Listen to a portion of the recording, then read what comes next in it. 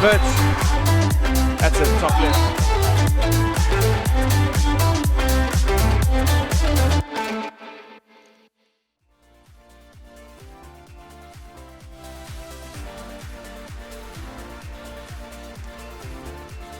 Well, good morning to everybody. It's 7 o'clock in Grahamstown here at the St Andrew's Shield Water Polo Tournament. This is day 2 of the tournament, yesterday being the first day. It's going to be an exciting day coming up here. There's a number of games. 2 pools of fairly strong water polo representatives from around the country here. I think the only schools missing in the top echelons are St John's, St Stithians, Jeppe and Kes, so the rest of the country well represented here. Glenwood House is up against Hilton in our game 1. Glenwood House coming from George in the southwestern districts. It's a fairly new school, co-ed, and they're doing well at this tournament up against schools with a lot of water polo pedigree. So it will be tough for them, but we are hoping for a very good Game 1 on day 2 of this tournament.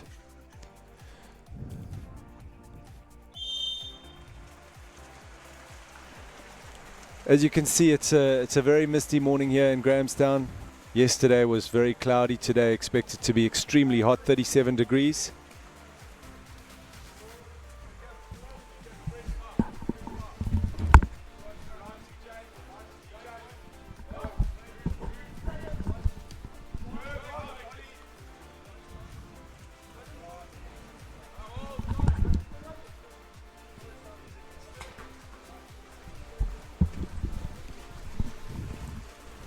So first shot at goal there by Hilton. Hilton from the Midlands in KZN.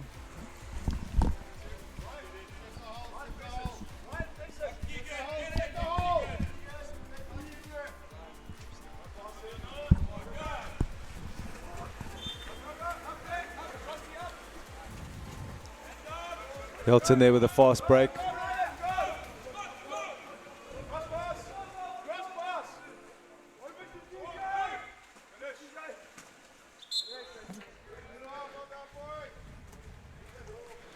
So Glenwood House keeping Hilton out in this first minute of Chucker 1. Stop-start 7-minute chuckers in this tournament. As mentioned, we've got the 2 pools. Pool A is Redham from the Cape, Clifton, KZN, Strong Water Polo School, coached by Paul Martin. Sax, another extremely strong water polo school from the Cape, Selborne College from East London, Stirling and Pearson. So strong Eastern Cape representation here. Pool B, I beg your pardon, Pool A is St Andrews. Pool B, Sax, Bishops, Grey High, Hilton, Kingswood and Glenwood. The female version of this tournament being played over at Kingswood, and the boys playing here at St Andrews.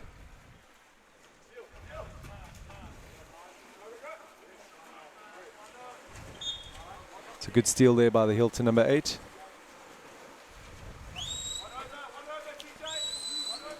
As mentioned, it's very misty here this morning. It's still fairly dark at the pool, as you can see on your screen.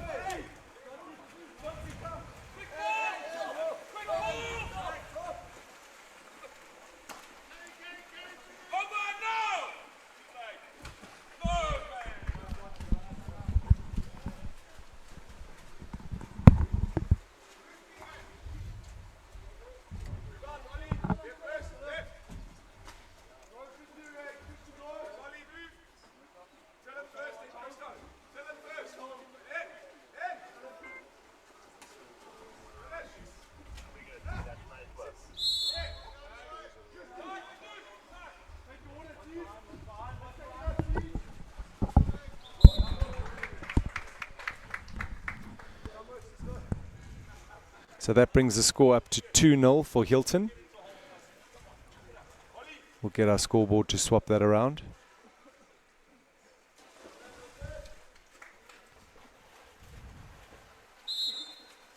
Here we see the replay here. Strong shot, top right corner.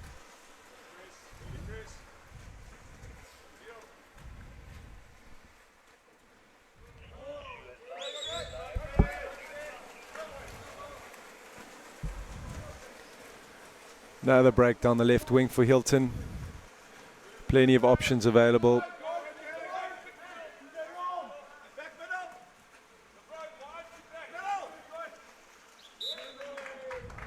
Straight through the keeper. Number 7 from Hilton College.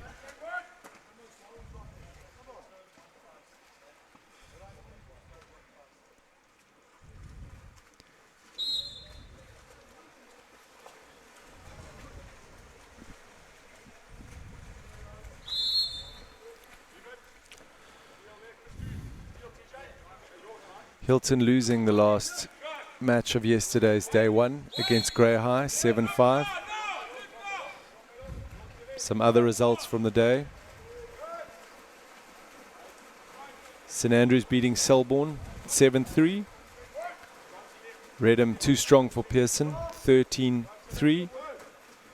Clifton also too strong, 14-2 against Stirling.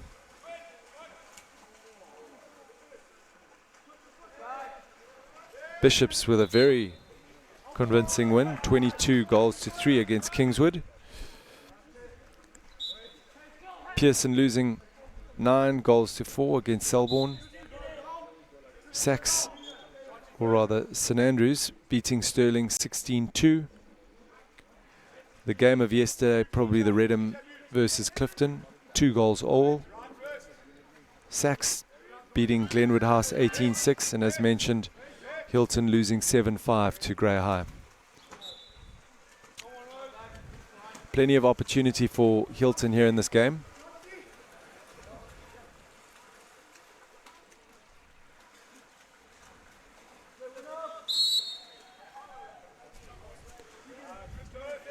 Coaching staff of Andrew Duncan probably a bit disappointed with the boys for not converting more of their chances.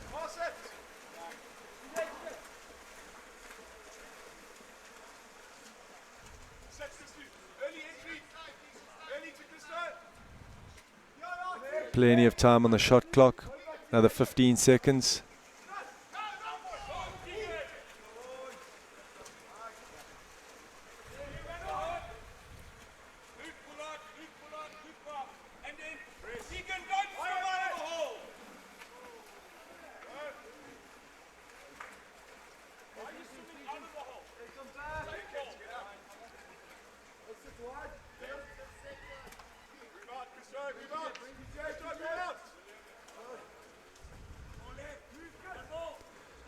So just to run you through the program, as mentioned, 13 games back-to-back today, which brings us into Saturday the 1st of Feb, where our knockout games will start happening towards the end of the day, and our final day, Sunday the 2nd, where our semi-finals and finals will be taking place. Sunday, the first 2 semi-finals up at 7 and the next one at 8, and then our final to take place on Sunday at 11:10. So lots of water polo to be played over this weekend.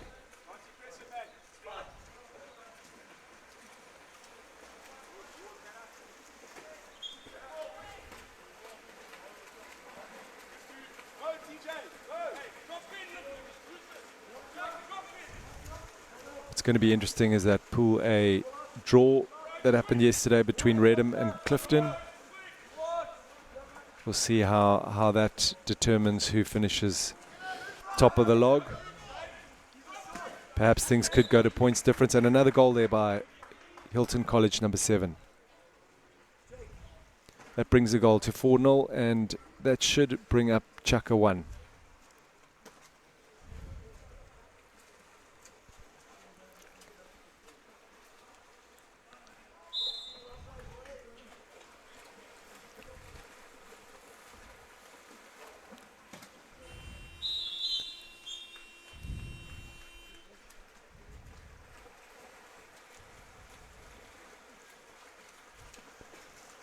And that's the end of the first quarter.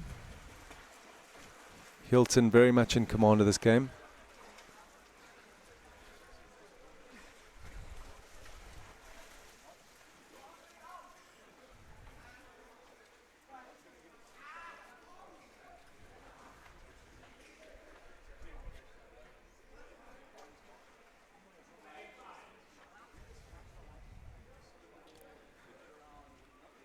There we see the Hilton coaching staff. One or two spectators. It's, as I mentioned, it's very early here in Grahamstown, and if we weren't up here, I think I'd be in bed having a coffee, or even watching on screen, as you're probably doing right now. Andrew Duncan, the water polo coach for Hilton, also a provincial coach, went to Russia with the SA under 16 girls side last year.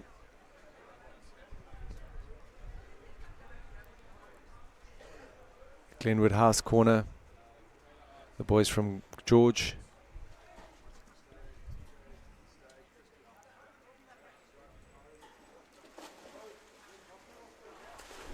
So much learning and development happens at these tournaments. Lots of water polo gets played in a short space of time. And it's a venue to learn from your mistakes and improve. There's a goal scorer, last goal in the first quarter. We'll get his name up on screen.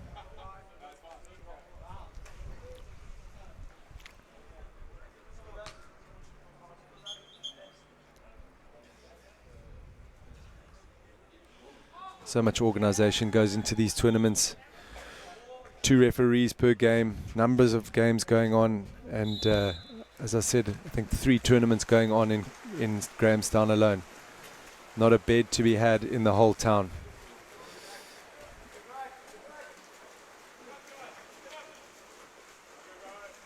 Glenwood deciding to drop off on the swim off. Some good defense there from Glenwood House.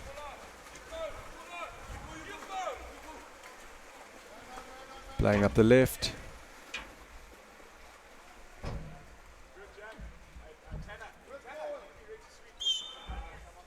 Playing the foul nicely.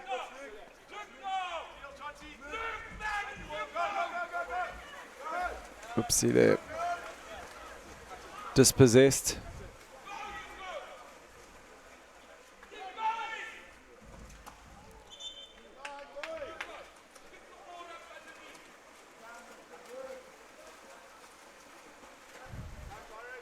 The Glenwood House number 6 redeemed himself, defending that goal very nicely.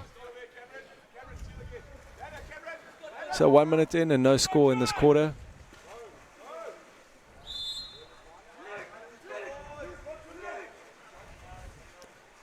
The drive in the middle.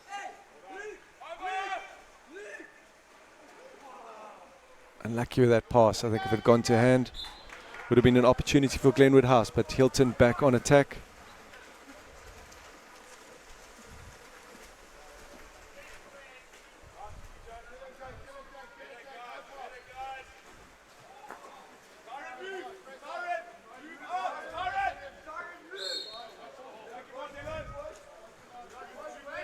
So the teams in this Pool B: Sachs Bishops, Grey High, Hilton, Kingswood and Glenwood House. Based on the results from yesterday, it would seem that Bishops, Sachs are top of the logs, as well as Grey. Bishops not losing, Sachs also not losing, and Grey High undefeated at this stage. So still early days, anything can happen.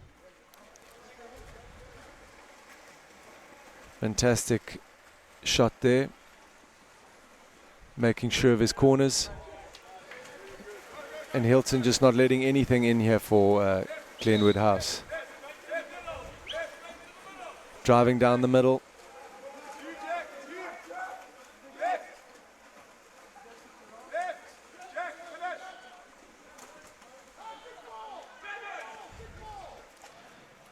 Plenty of opportunities for Hilton. Still 5 goals to 0. Just that goal penalty from Hilton in this quarter.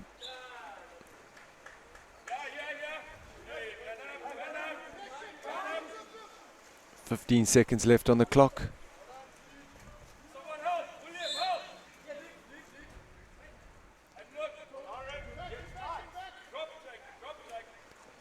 They'll have to take a shot now.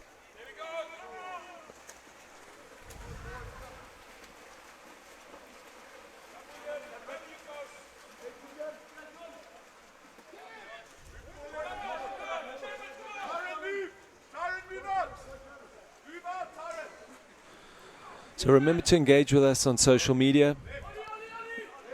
All these streams will be on YouTube, Facebook and Twitter. Highlights on all those platforms as well as Instagram. And our final will be broadcast on DSTV Now, on the DSTV Now app. So if you're a subscriber, you can tune into that. That will be on Sunday at 11 o'clock here from the St Andrews pool, the DT Hudson pool.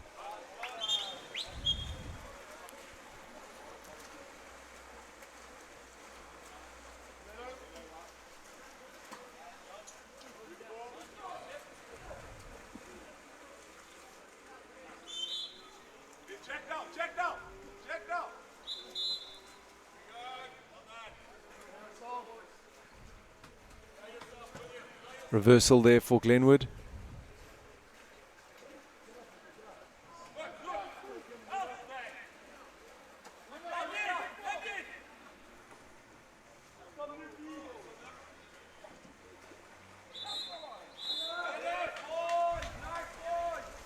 Exclusion there, and this could be Glenwood's first goal.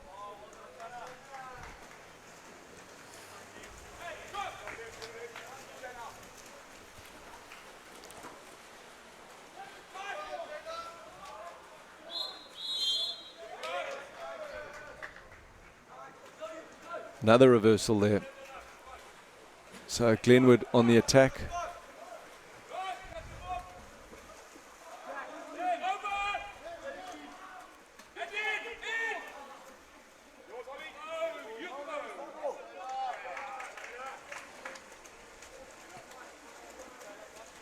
Centre forward heavily marked there.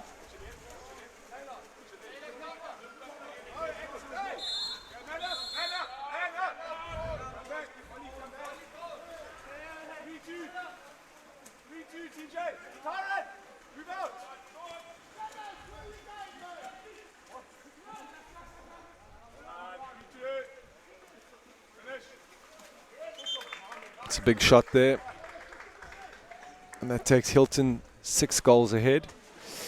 Next game up is going to be Kingswood versus Grey High, so Eastern Cape affair. Kingswood will be looking to improve on the performance yesterday, the loss to Bishops. After that game, it's a big Cape derby, Sax versus Bishops, and I think that could be one of the games of Pool B, determining who comes out on top there. Sax and Bishops haven't lost yet, so that game will determine the log leader. However, if Grey beat Kingswood, then they would also not have been defeated in these preliminary games.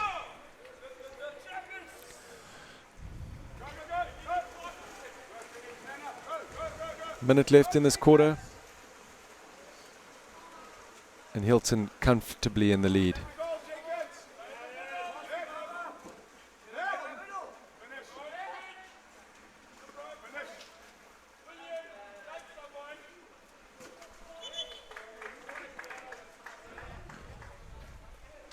Well worked goal there by the number 4. Water in front of him, walking it in and making sure of his shot. Here we see the replay.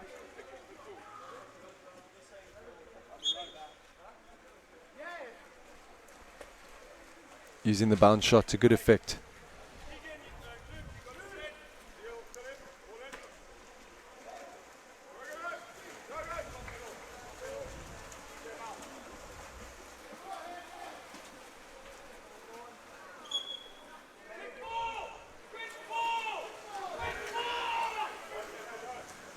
Glenwood House, number 8's got some space. There we go. So Glenwood House on the board. The centre forward from Glenwood House has been threatening to score all morning. He gets his first goal for his team.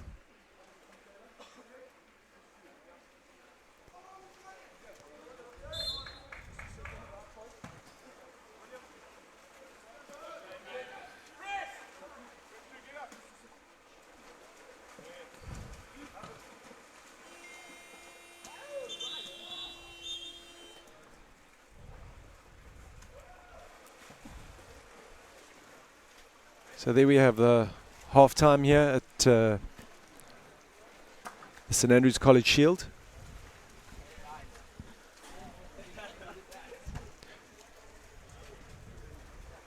We're going to take a break. Thank you.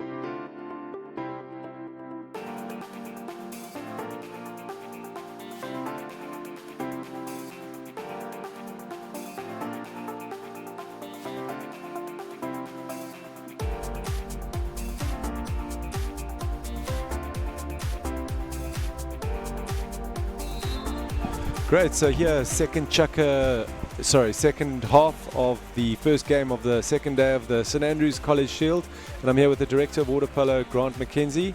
Welcome, Grant, thanks for having us at your tournament. Cheers, thanks VC. Great to have you guys here for the first time. Yeah, it's a very varied weather here in Grahamstown. I think we're expecting a little bit of rain later on this evening. Today 37 degrees, although I can't see it getting to 37 degrees. It's a pretty misty morning. No, we've had interesting weather. We're very grateful for the rain. It's been very dry over the past few years.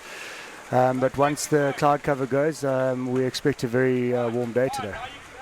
Grant, you're new to your role as Director of Water Polo here at St Andrews. Tell us about your Water Polo road, obviously being at Redham before this. Are you enjoying being up in Grahamstown? The Eastern Cape's been great. I moved here for family, and it's that opportunity for my kids and everything like that. It's been an awesome road. I was 19 years at Redham, so it was a sad state to leave, but the opportunity and the change, I think, was necessary and good for me. Yeah, I think the state of water polo at Redham is obviously, you had a lot to do with that. 19 years building water polo at Redham, which is which is their primary sport, and they do very well at it in both the girls and boys. It must be quite an achievement for you, and looking back at that, you must be very proud. Very much so. I think I was very lucky. Actually, my teacher when I was at Saints, Dave Pricken, was the headmaster, and he gave me an opportunity when the school opened. So I think he set that bar quite high, and I just followed suit. You're going to be taking a bit of that IP from Redham and implementing it here at St Andrews. What sort of programs you got in place? So my aim was more to have a look at what St Andrews offers before I make any changes. I mean, they are an established school. They're one of the oldest schools in the country. So I just had a look at what we offer here with the boarding. It's obviously slightly different. We've got more access to the boys. However, there's a lot of red tape in terms of, kids have to be in the boarding house at certain times.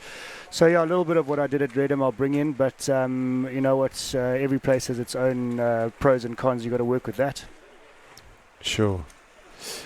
Your side looking quite strong this year. I see at the Saints tournament, almost a podium place, fourth or third? No, actually we slipped out, so we ended up coming up 8th.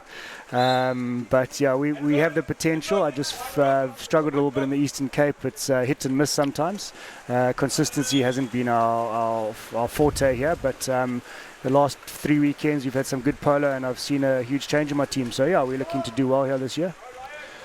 Grahamstown at full capacity, not a bed in the town, and 3 water polo tournaments going on. Is that right? So there's 2. There's Brian Baker, which is held at Kingswood and DSG, so it does get all our pools full, and then obviously Sack Shield here. So yeah, and it's O week for roads, so it's a very busy weekend in Grahamstown. Lovely. So lots of water polo to be had this weekend, and rolling in the final, as we mentioned, is going to be on Sunday at 11 o'clock. That's going to be on our DSTV Now app for multi-choice, and then also you can watch it on all of our platforms, Facebook, YouTube, and Twitter. And yeah, Hilton leading 10-1. Glenwood House mentioned is from George, a newcomer to this tournament. Yeah, we used to have a B section in this tournament, but about a few years ago the tournament took a little bit of a dive and we weren't attracting the best schools. So I took away the BT tournament and aimed on lifting these up, because Pearson seconds, they host a second league tournament the same weekend as us, so schools still get an opportunity. So we focus on trying to get the best schools here, and we pretty much at capacity. We probably try and get 2 more schools next year from Joburg, and that will be us. Nice. The referees, difficult to arrange, and obviously it's a big sacrifice for them. How's that been wrangling your refs, and who's reffing this game? So the refs have been great, actually. Last year they were committed. So Warren Buster is from Durban. He's on screen at the moment. And Luke Crawford, one of the great coaches, he's on the other side. But yeah, the referees have been a good buy-in, and I don't know, the Eastern Cape hospitality, I think, excites them, so they come back for a second round, and it's been great. So every year we'll lift that level and keep the same refs coming back and try add a few more. Nice. Big game yesterday, the Clifton Redham game, going to a 2-all draw. Talk us through the points differentials and what happens if there is a tie at the top of a pool. So if there's only a 2-way tie, then it will go down to goal difference. If there's a 3-way tie, it only goes between the 3 teams. And the team with the best goal difference between those 3 will go through first, and then it becomes a head-to-head between the other 2 teams. So yeah, but I'm sure there's going to be a few more upsets today and a few more changes, so we'll have to wait and see what today brings. Going down to the knockouts, the quarterfinals, semi-finals, what happens with a draw? Straight to penalties, 5 per team, and yeah, and hopefully we don't have too many of those. I think it does add a bit of excitement to the crowd, but I think for the team that loses, it's not the greatest place to be in. She works so hard to get there. And consistently 7-minute stop-start chuckers throughout the tournament. That's correct, yeah, whole tournament. And once we get to the playoff games, the knockout stages, we'll have timeouts for the coach, 2 per game as well.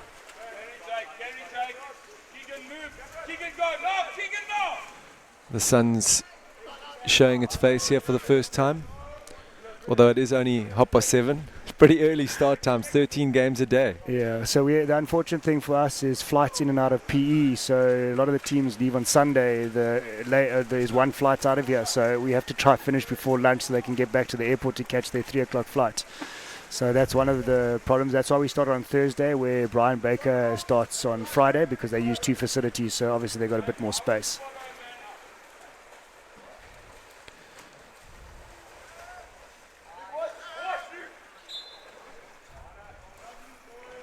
We mentioned that Sachs were the winners from last year.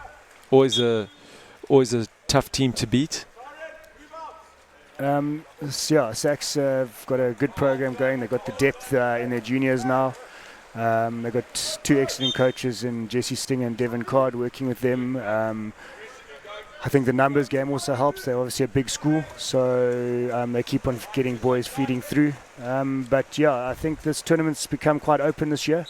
I think there's 6 sides potentially that can win it, as long as you don't slip up in 1 or 2 games. But yeah, you can see with the draws yesterday, Redham won Saints last year against Sachs, and they drew with Clifton. So I think there's a big opportunity for everyone. And there we go, another goal by Hilton, who are firmly in command of this game. Here we see the replay, bounce shot off the water into the top left goal. Well done, Hilton.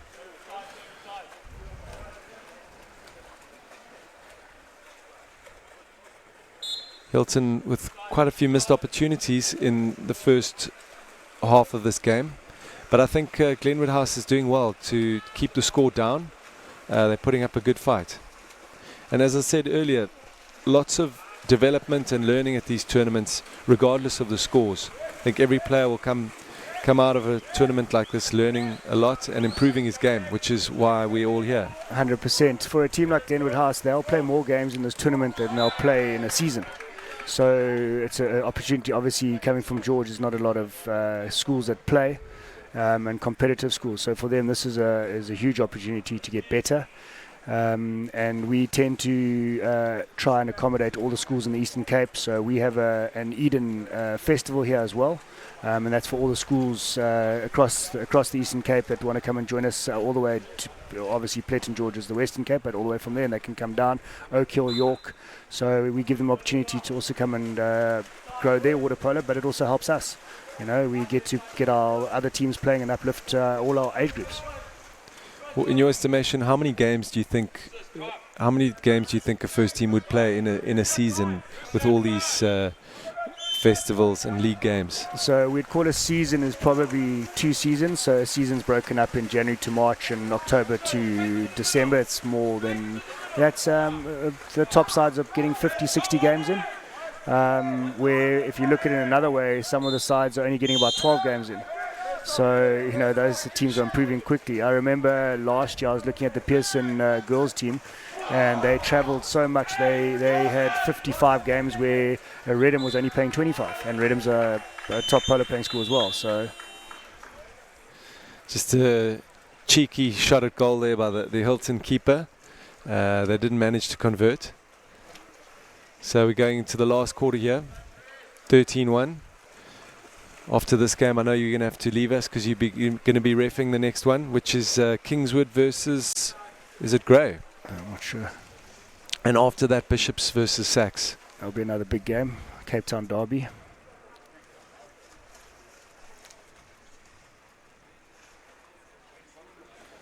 There we have it on our screen. So next up is Kingswood versus Grey High. Sachs versus Bishops after that. Clifton playing Pearson High School. The hosts, St Andrews College versus Redham, which should be a good game. Selborne also looking strong. I don't know if they've lost a game. To us yesterday, the opener.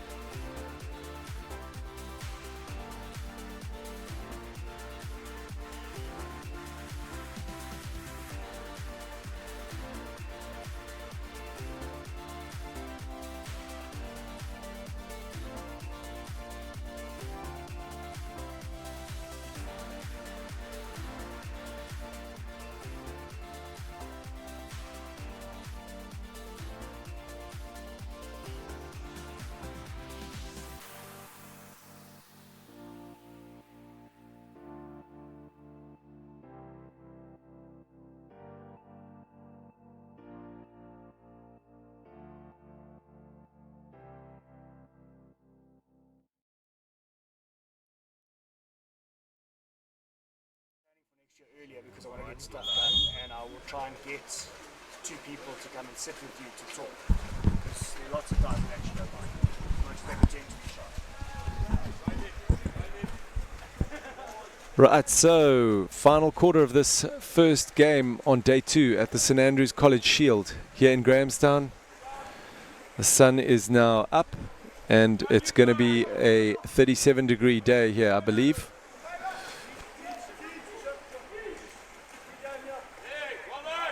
Hilton are firmly in the lead here and narrowly miss their first opportunity at goal. Andrew Duncan, coach for Hilton College, sending out the instructions. And Glenwood House moving it up the pool.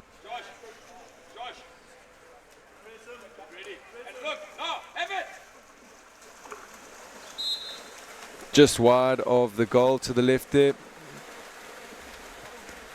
Bounce shot off the water. You can see our social media ticker on the left there. If you want to engage with us, please feel free to write comments, give us information, shout outs to anyone at this tournament you'd like to have a few words for or with, and we will bring it up on screen. Thank you, Tane, for the kind words there. I think the streaming is great. The commentary is questionable.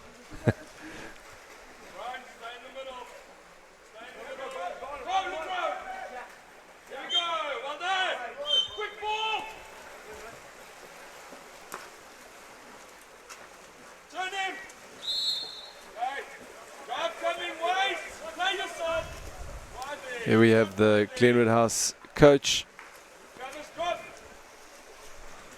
Water polo coach is very vocal on the sidelines.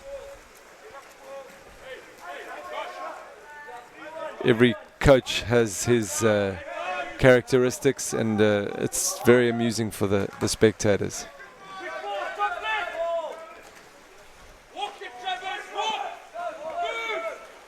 There we go, Glenwood on a break now, and definitely a chance to convert here off the top bar.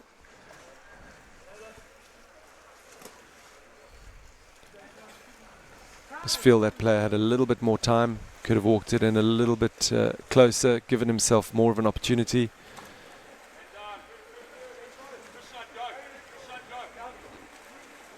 Hilton numbers in the D.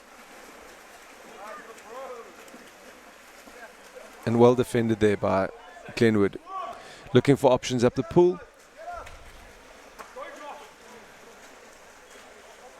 Keep going. Hey. Josh, quick ball here. Yeah. Good shot, Josh. Josh, shoot.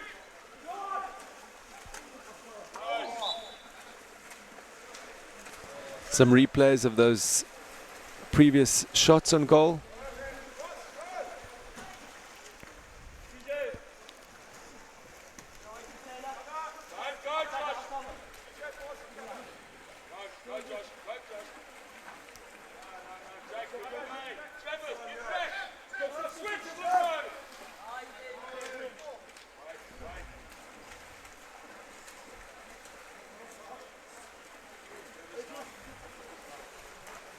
Keeper for Glenwood House.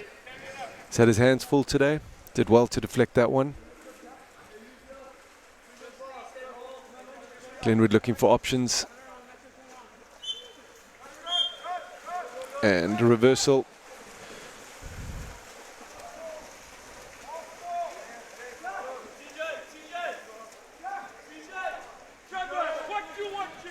Some space in the middle.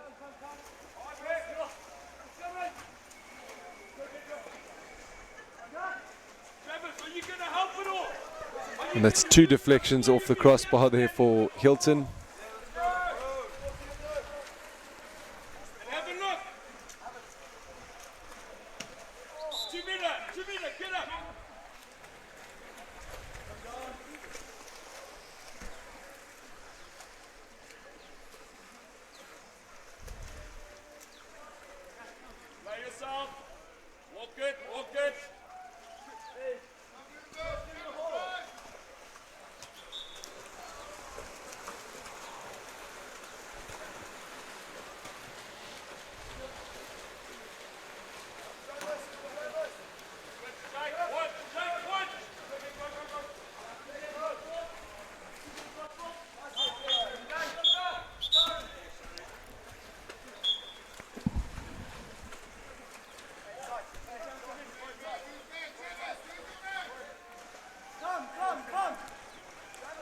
Hilton taking it in from the corner.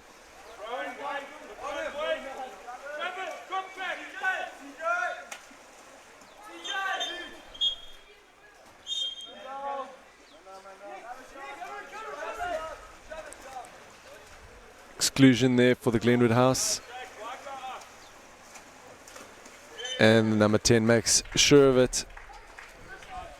That'll bring up his confidence. Well done. Hilton College, 14 goals to 1.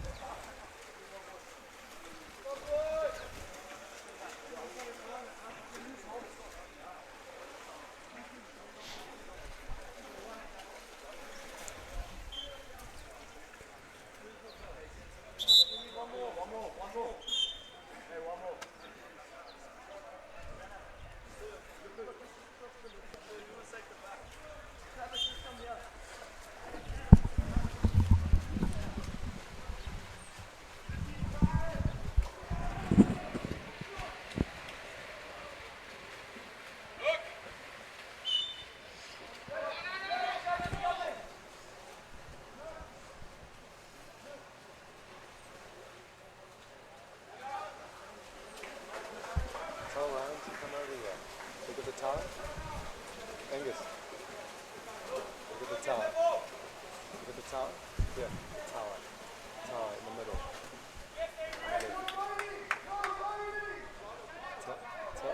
Tell Ryan to come over chat. We want to hear about Bishop's water polo. Yeah. Brett.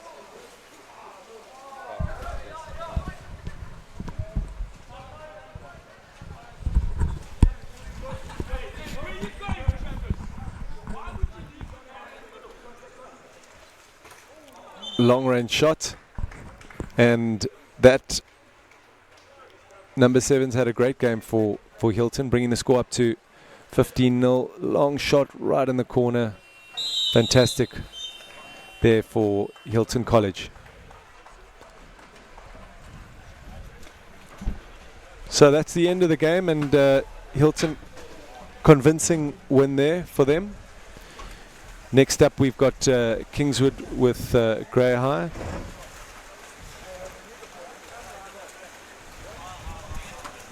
And we look forward to bringing you the next game. Thanks for watching, and join us for Kingswood College versus Grey High up next.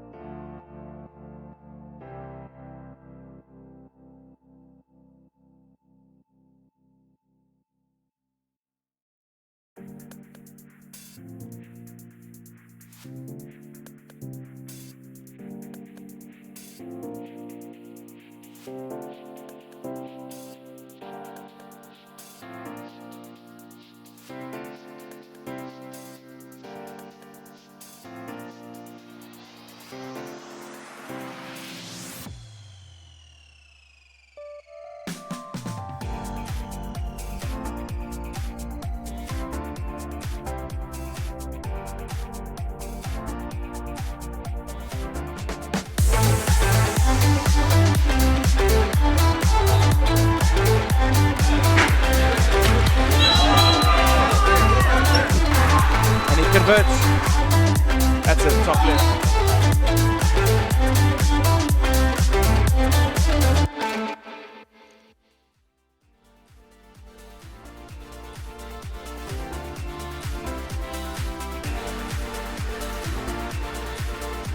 Shield Water Polo Tournament here in Grahamstown. The first game of the day, Hilton defeating Glenwood House convincingly 15-1. And I'm here with Brett Snedden, the first team coach of Bishops. Bishops are up against Sachs in the next game, I believe. Welcome, Brett. Oh, thank you to be here. Thank you for having us. Should be a great game up next, and this also should be a great game to watch. Bishops doing well yesterday, convincing win against this Kingswood College team. Up on your screen here, Aidan Chamberlain, Bill Francis, Russell Taylor, Callum Tradesman, Tristan Haller, Alex Brousseau, strong player, the captain, Liam Webb, Luke Claassen, Thomas Butterworth, Connor van Rensburg, Liam Lacey, and Connor Hufke. How's your stay been in Grahamstown so far? It's been a great stay here so far. Last night was our first night here. Came up early yesterday morning, but so far no complaints. Loving it so far. Fantastic.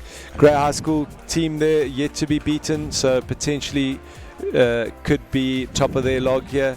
Grey coming from Port Elizabeth, very strong school, very competitive in the water polo pool, so this should be a good game to watch. Brett, tell us, Sachs up next. It's going to be a tough one. It's an old derby game for you, and Sachs been getting the better of Bishops lately, or what's the latest on the score sheet? Yeah, it's a long-standing rivalry. I mean, between the schools. I'd say our last result went Sachs's way, unfortunately. It was at the St. Stithians Festival. They took us in the semi-final, but give it to them, they played better on the day. So hopefully, if all goes to plan today, we should hopefully get a narrow victory, I think. Great. But it will be a hard game to win, unfortunately. But as it goes, it's good for the sport. Bishops played Sachs in a league fixture. Was it last week? No, we played Redham. We still have to play Sachs. I see. I think we're playing them in 2 weeks' time, possibly. A lot of history between the two schools, Bishops and St Andrews. Annual game that gets played on the rugby field. And have you played St Andrews this year at all? No, we're still waiting for our first game against them. We'd love to get a game here against St Andrews, especially with the whole St Andrews crowd. Also a great rivalry. The rugby is always a big one. Fortunately, I think the St Andrews boys took the last rugby game. So hopefully we can get a chance to get them back in the water polo. Folks, if you're watching out there and you want to comment on our social media platforms, please feel free to send messages on Facebook and YouTube and Twitter, and we can pop them up on the screen here. Brett, how long have you been coaching at Bishops, and are you enjoying the setup there? What are your plans for the future? Yeah, I've been coaching here since I left school. Not the first team. I've only been coaching the first team for about a year and a half, or half a year, roughly. I'm loving it at the moment. I mean, always enjoyed water polo, played water polo at school. Can't have any complaints right now. In terms of future outlook, maybe another year. Unfortunately, I think my studies are going to get in the way of it, but we'll have to see how it goes. Studying at UCT? Studying at UCT, yes, currently. Playing at UCT? Playing for UCT, yeah, still very involved with water polo all over. Right, so the boys are in the huddle under the goals and ready to swim off in this second game of the St Andrews Shield. Brett, are you familiar with some of these players? Mostly with some of the Grey players, because we've played them a few times. Unfortunately, I'm not too familiar with the Kingswood players. I've only played them once in my coaching career with the first team, so I'm mostly more familiar with the Grey boys. What were your tactics yesterday? You had a good win against Kingswood. What were your tactics? What did you say to the boys? I just told them to focus firstly on defence. Everything starts with a strong, good defence. If you don't concede, you will end up winning the game. So that's where I like to focus a lot with my team, is starting off with a good defence, try not to concede goals, get up quickly, lots of intensity, and then try to score as many as possible.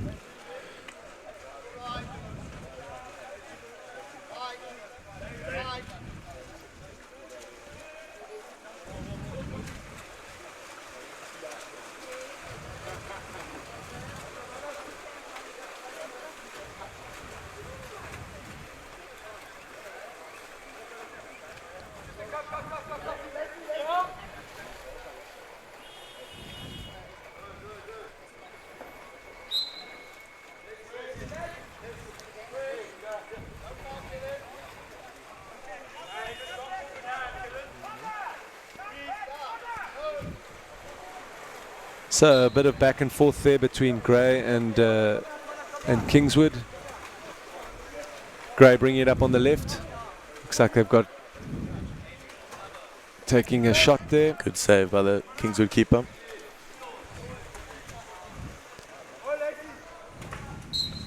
And Kingswood off the mark there. It looks like, is that Alex Brousseau, the Kingswood captain?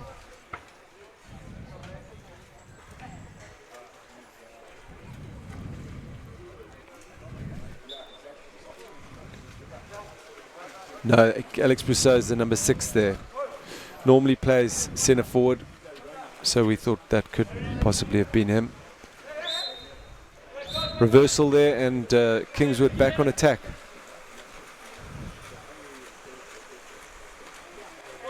That's Alex Brousseau with the ball at the moment, the captain.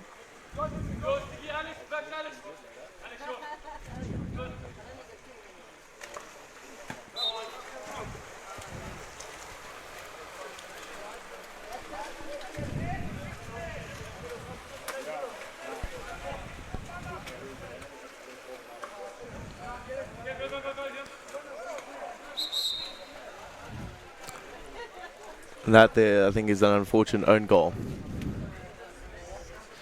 Can happen in water polo and soccer. Yeah, unfortunately, it does happen.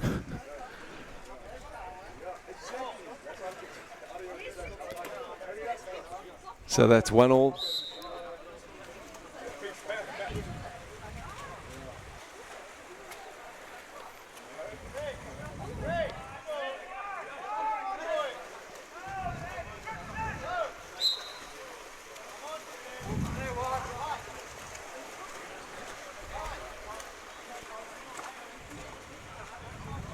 So the score is 1-1 to Gray. As Brett mentioned, it was an own goal by Kingswood.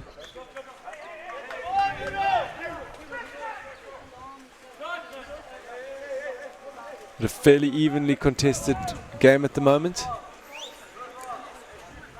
Both sides feeling each other out.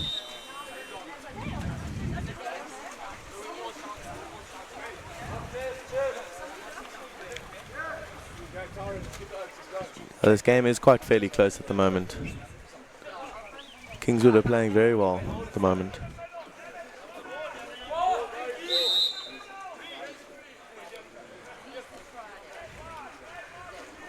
The girls' equivalent of this tournament happening over at Kingswood and at DSG. So 3 pools happening in Grahamstown at the moment. Lots of action in the town. And a good goal there by the number 7 from Kingswood, which puts them into a 2-1 lead. Here we see the replay on our screen. Just talk us through that, Brett. It's a great playing of the new rules there. He got the foul, played himself, took 1 or 2 books, and then finished in the top right-hand corner. Excellent playing of the new rules there. Some other new rules that have come into play this year. It's the whole 5 meter foul and shot has now changed to the 6 meter. It's also another great shot there by the Grey boys. And now with the introducing of you allowed to now play yourself and then walk it in as far as you possibly can go before a defender stops you. I think it's changed the game for the better. It's a lot more action, a lot more better goals. And it's very interesting to see at schoolboy level as well. So these rules coming from FINA? Yes, I think they've been passed all the way down.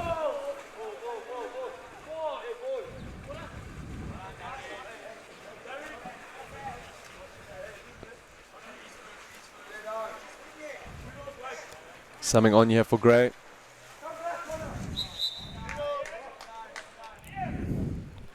Great goal by the whole man there, using his left hand to finish the ball into the bottom left.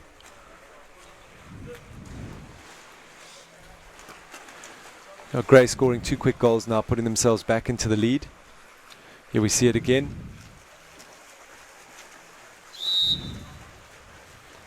Using both hands. Very good finish. Very good finish from the young man.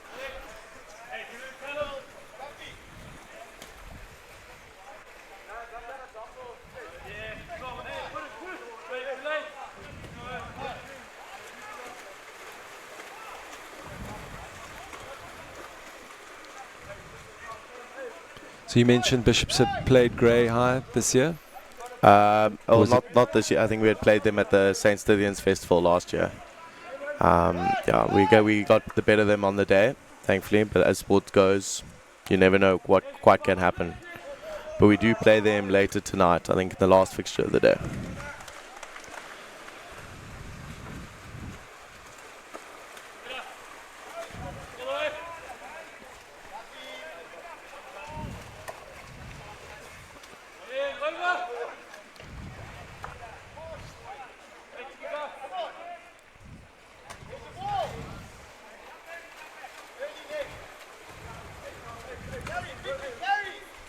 Yeah, that's right. Bishops playing Grey at 20-7 this evening, last game of the day. Should also be a great one to watch.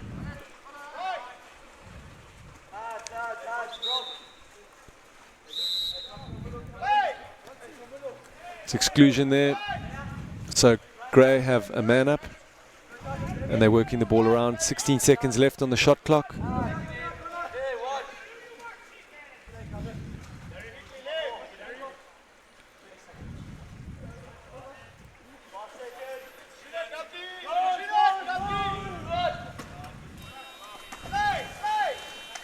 Grey using their time nicely there, but obviously not converting. Having another chance. There we go. Good finish. Good finish from the wing position.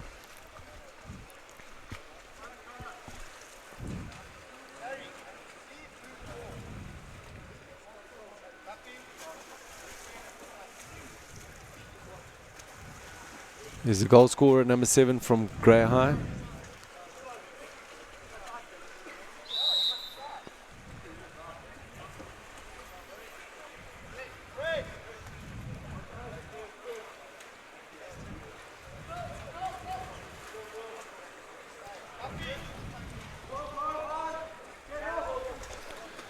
So 30 seconds left in this first chukker. I think we're gonna say goodbye to Brett. He needs to get his team ready, but it's been good chatting, and we'll see you back up on the mic here again. Thank you so much for having me. We'll see you in the next game. Thanks, Brett.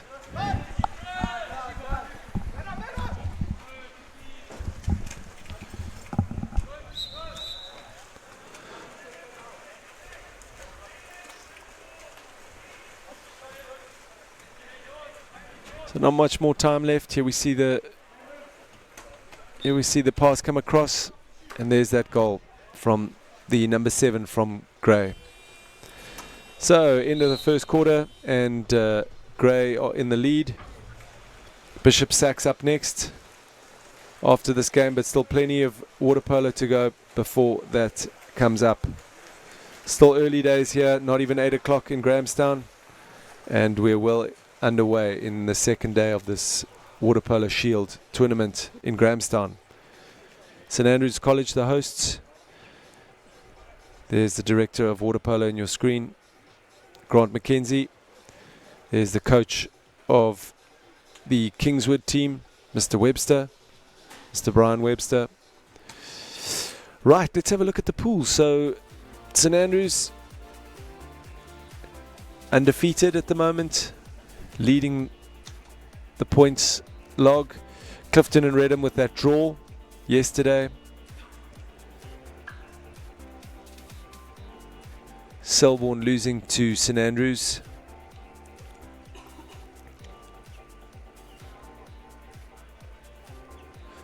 Pool B.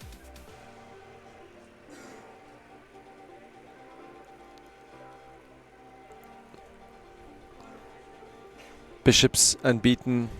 I think that needs to be corrected. Hilton College losing to Grey High yesterday. So top of this pool would be Bishops, Sachs and Grey, as Hilton, Kingswood and Glenwood have suffered losses.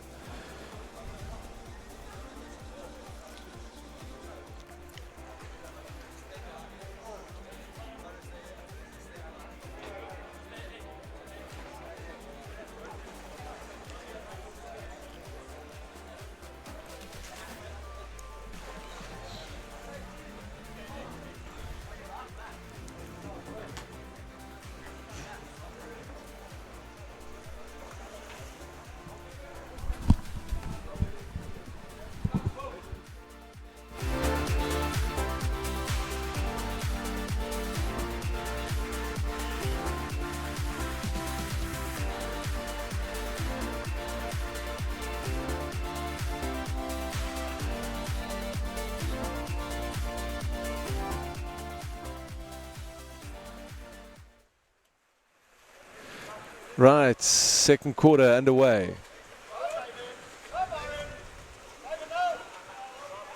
Ground attack. Fast break there on the left. Some options.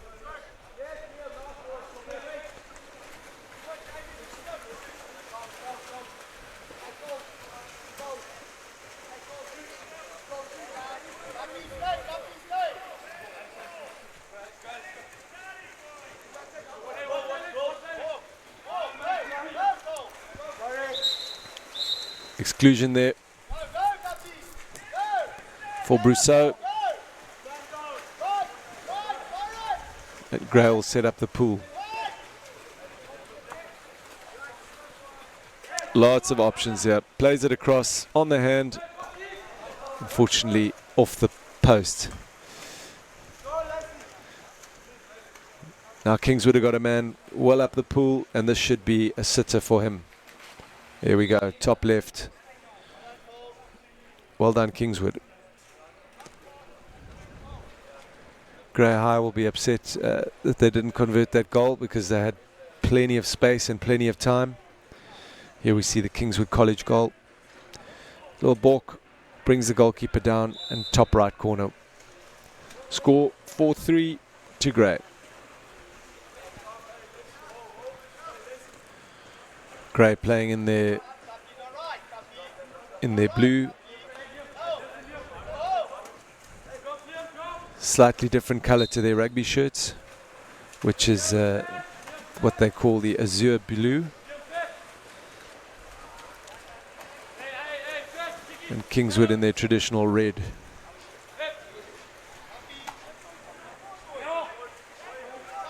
With the white cap.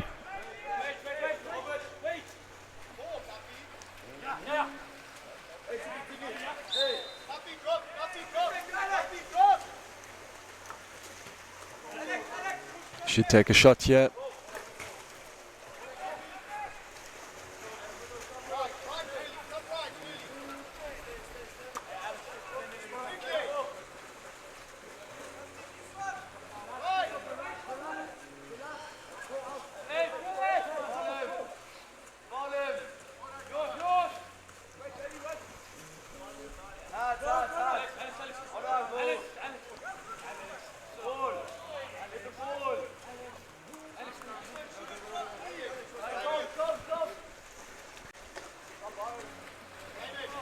Story of the day today. Teams not converting, but two quick goals there from Kingswood brings scores level.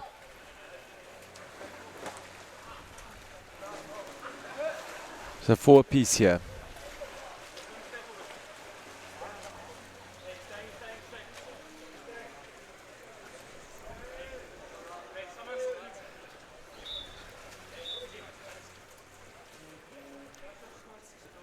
Both teams bringing boys off the bench, some fresh legs onto the pool.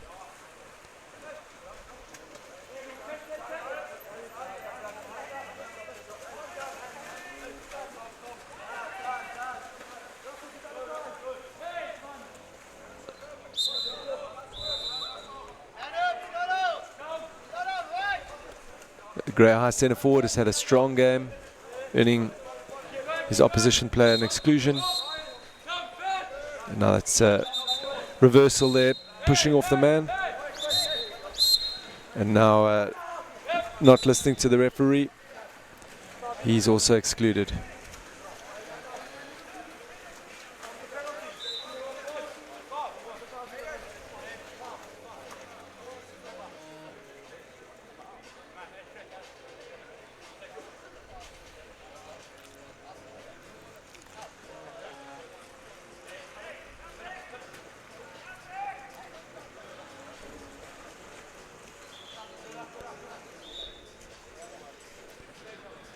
Here we have the captain of Kingswood taking his side's penalty for them, which will bring them into the lead. Here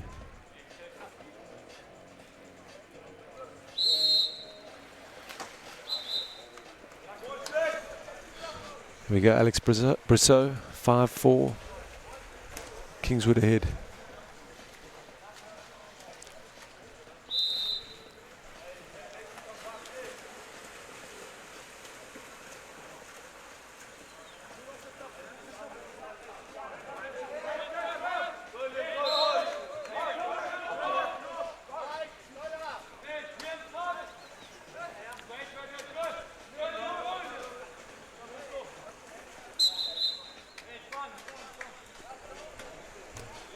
Fantastic shot there, back shot by the number 6.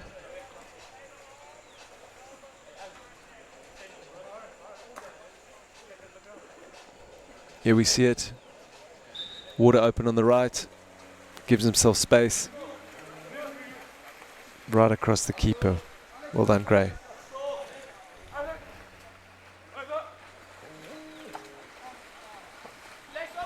Chance for Kingswood. No.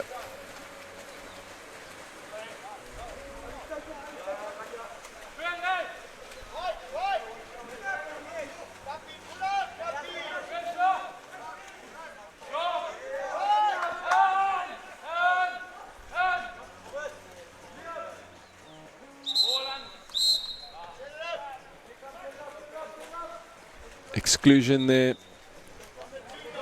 Gray with an extra man. Working the ball around.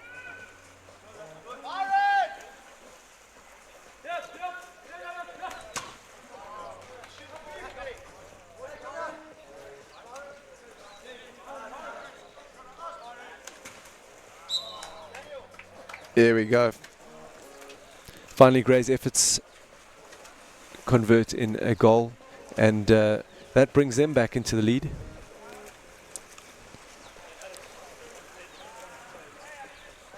Here we see it.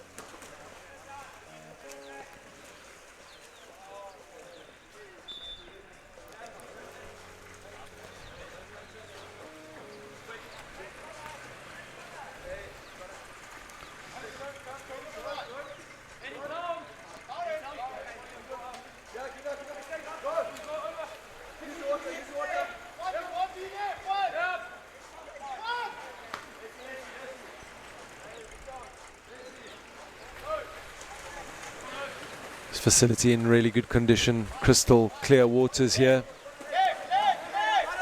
and it's set to be a beautiful day in Grahamstown.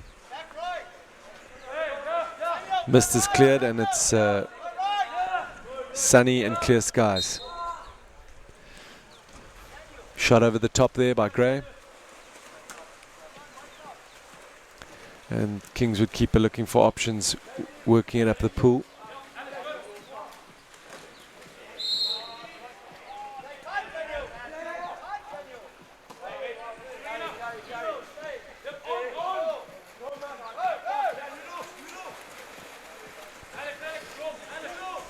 So pass not going to the Kingswood player, and Gray are back up on attack.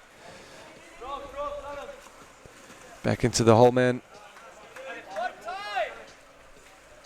That back shot not working this time.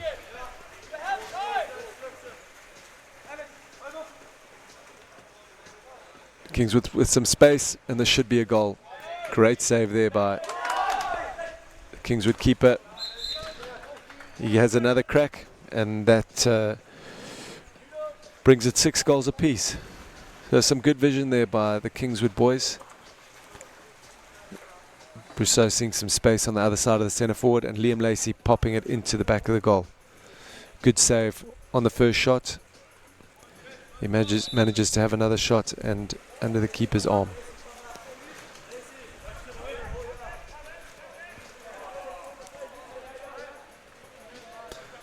So let's see if Gray can come back and go into the lead for the second half. 10 seconds left on the shot clock.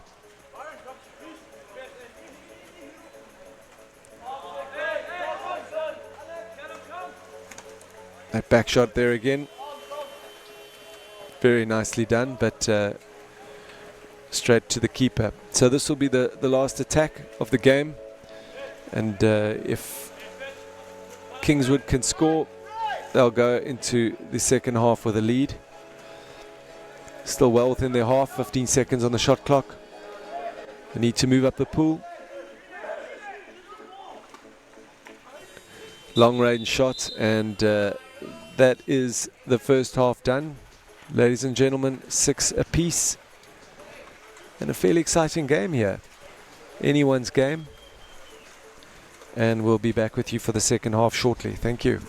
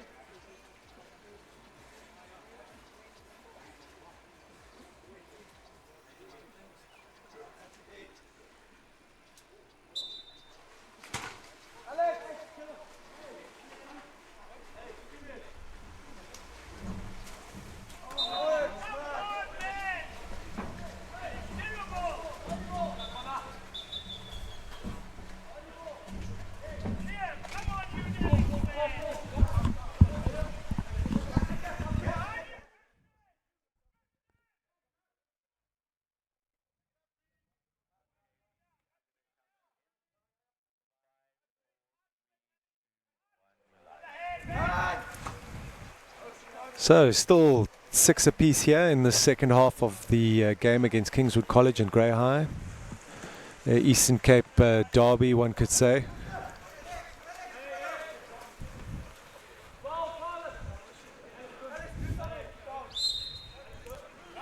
Kingswood on attack.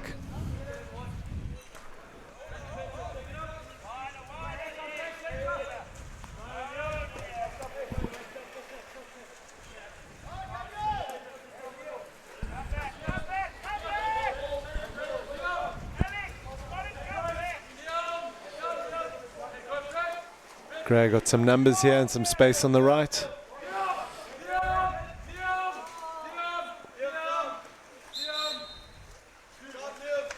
Unlucky there for the Grey High guys. Ball just on the fingertips there of the driving player.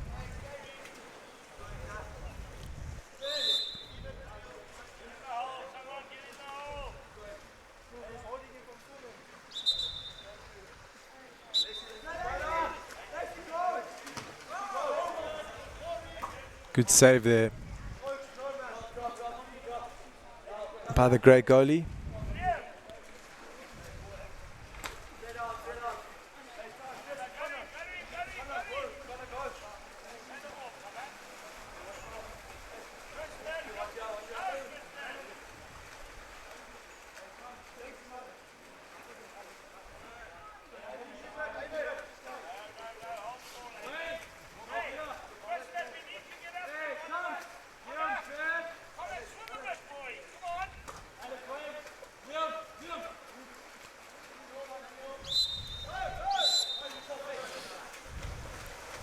Reversal there, so Grey back on attack. And another reversal. Now Kingswood on attack. They've got a player right in the middle, up in the hole, and he'll have a shot at goal. And this should bring them into the lead. So 7-1 there. Good goal to Kingswood College. 2 quick reversals and the Kingswood College player in a good position to shoot and take them into the lead. Nothing the keeper could do in that situation there. Plenty of time for the Kingswood player. So Kingswood really upped their game since they lost to Bishops yesterday. Perhaps Brian Webster, their coach, giving them some tactical pointers. Gray setting up the D. And a deflection there.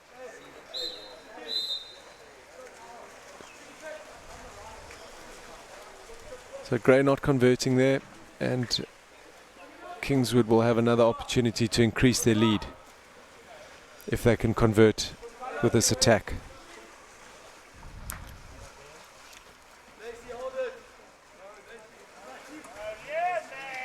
Liam Lacey trying to get over the keeper's head there with a lob shot. Unsuccessful.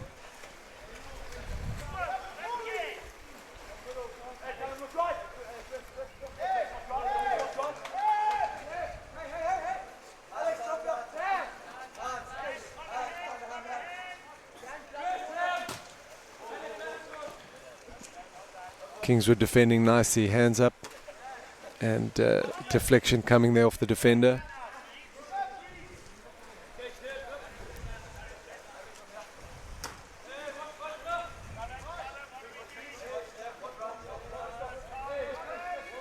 Gray setting things up.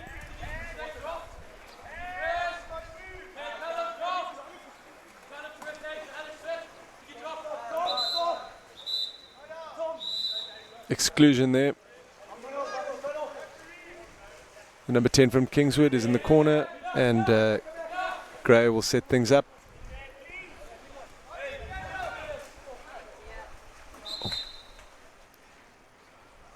And they converted that.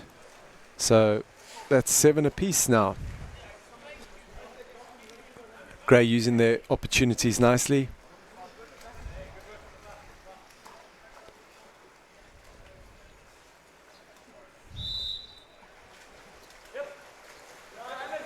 Here we see it again. There we go. pops it up to himself and puts it into the top left.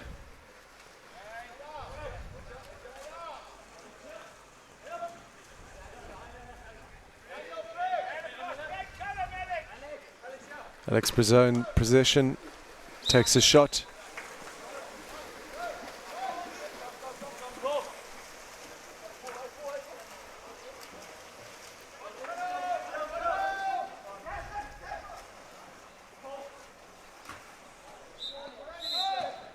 A lot of the shots not being on target today.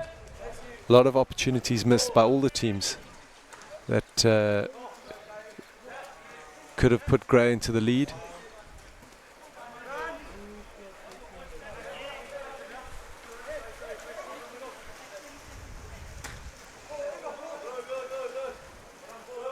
Grey seeming to be more energetic on attack. Moving up the pool quickly. Unfortunately, this lob shot not working there for the Grey player. Good goalkeeping just off the fingertips.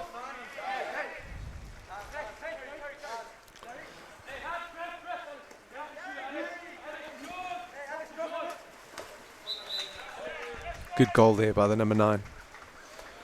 So that does put Grey into the lead. 2 or 3 opportunities in a row and they finally convert.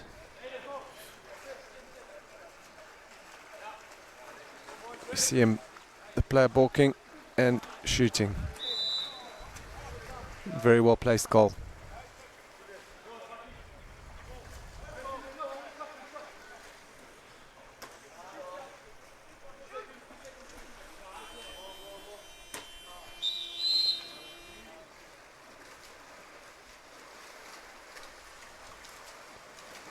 So an exciting quarter. 6-all going into that quarter. And a goal to Kingswood and 2 to Grey, which puts them into the lead.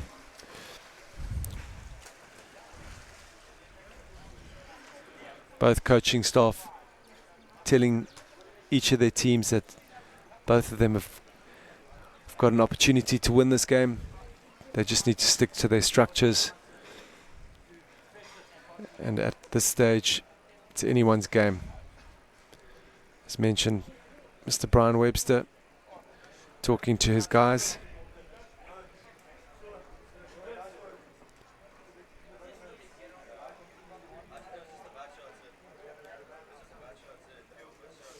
A lot of knowledge and information being passed there by the Grey High corner.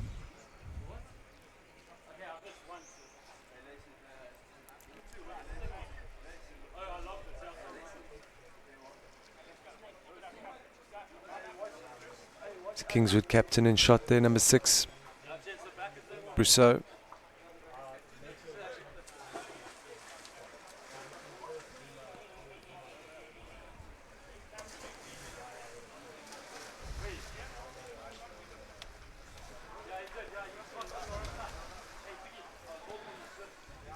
So this win for Grey will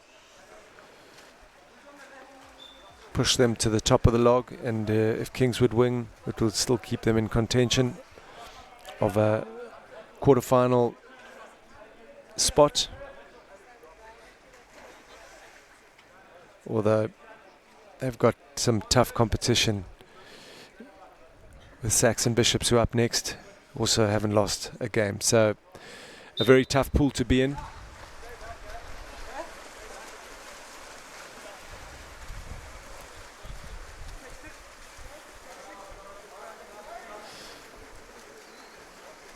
Grey High get the first bite of the cherry and win the swim off and up on attack. Is the goal scorer from that last quarter.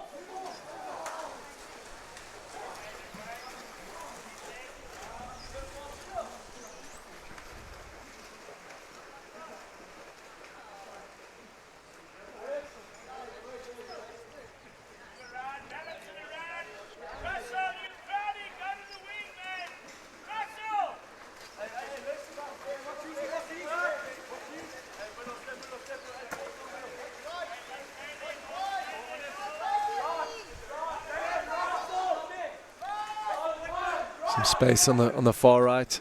He gets the pass away, and good goal there. It should be Daniel Butler, Grey High, scoring a good goal on the right wing, which extends the lead for Grey to 9-7.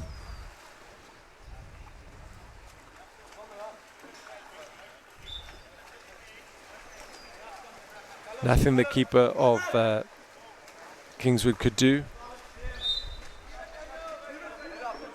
Aidan Chamberlain had a very good tournament at Clifton last year. And exclusion. So Kingswood with an opportunity. Unfortunately, passing, letting them down. And Grey's back up on the attack.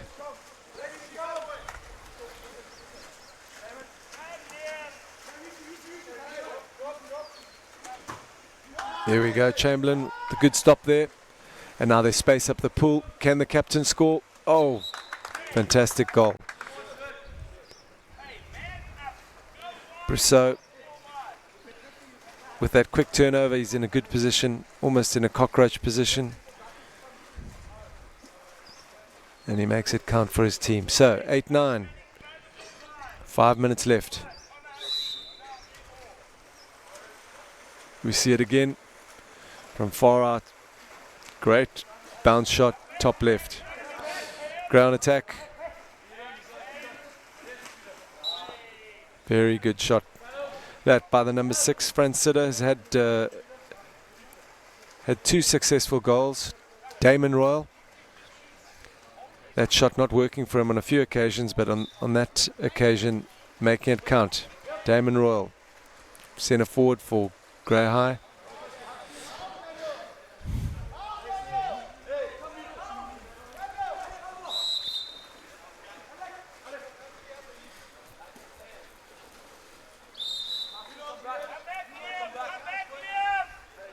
So Grey keeping Kingswood at just at an arm's length with this 10-8 lead.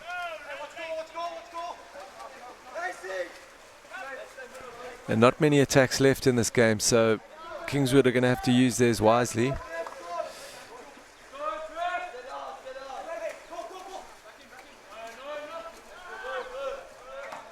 Here comes a shot, and that's a good goal there.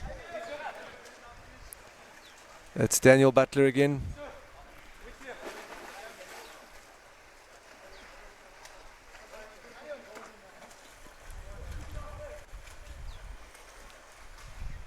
Here we see him in screen.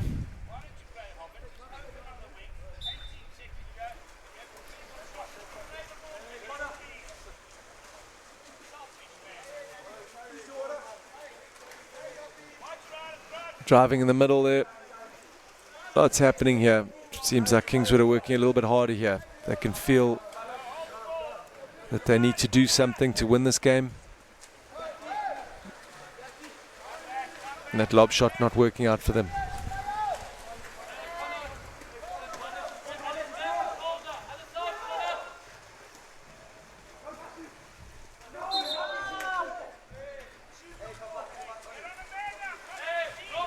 It's Chamberlain doing well there to deflect that goal.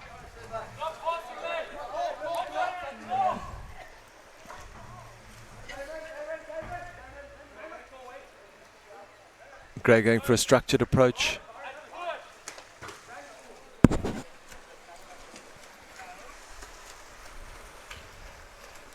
So what can Kingswood do now?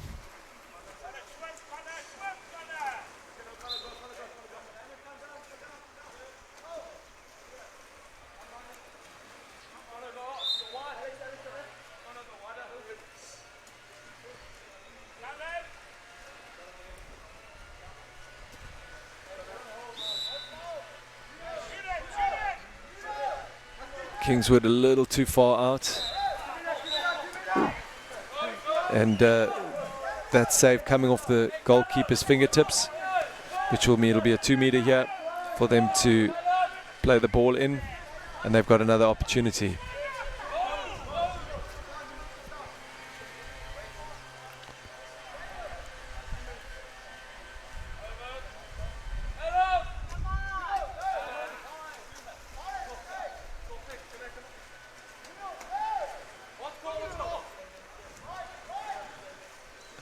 opportunity not working for them. And Gray back on attack here. Good save by Chamberlain.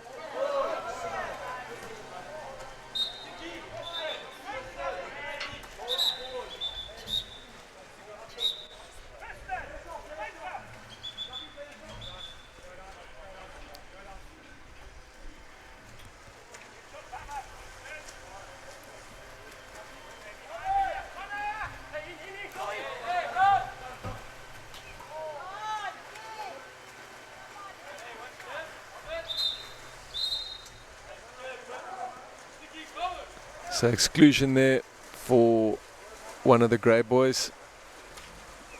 Kingswood will have a man up, and one would say if you don't score this one, then chances of a draw or a win are very slim, one would think. They need to use up their seconds, and unfortunately they couldn't convert.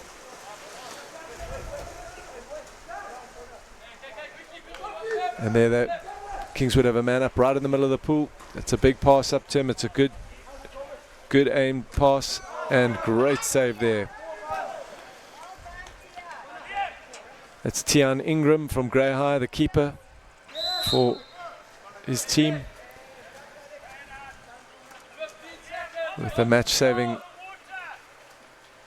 save there.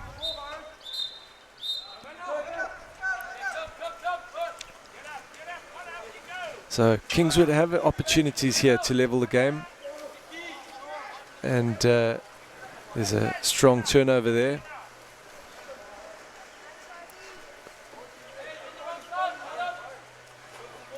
Some strong legs there by the Grey boy, and that's the number 6, Damon Royal again.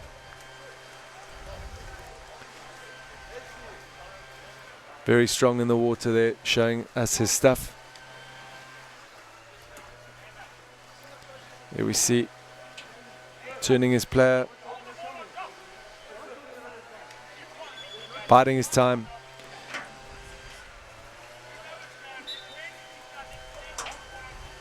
Grey with a comfortable lead now, 12-8.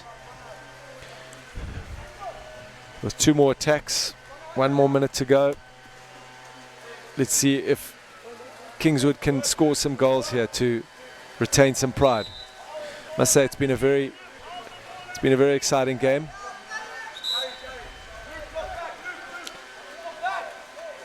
Lead changing many times.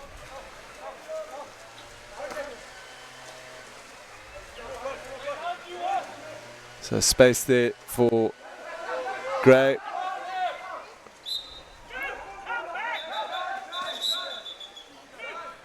Referee's saying no goal. The ball wasn't taken from the position, and there'll be a shot here. Oh, Chamberlain doing very well. Quality keeper. Exclusion. Number 10 for Kingswood. So Grey have got another opportunity, and there we go. And that's the ball game. So 12-8. Grey victors. As mentioned, exciting game here. And an even more exciting one up ahead, which is Bishop Sachs fixture.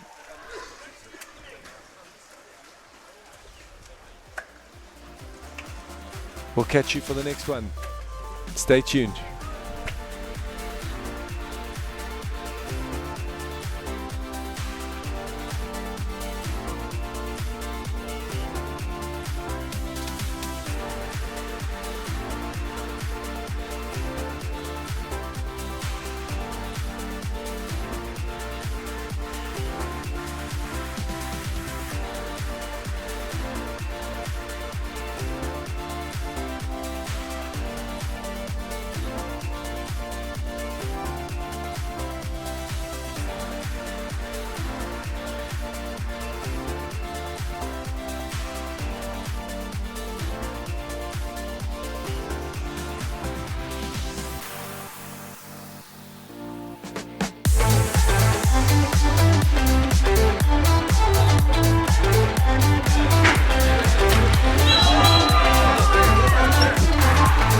converts. That's a top left.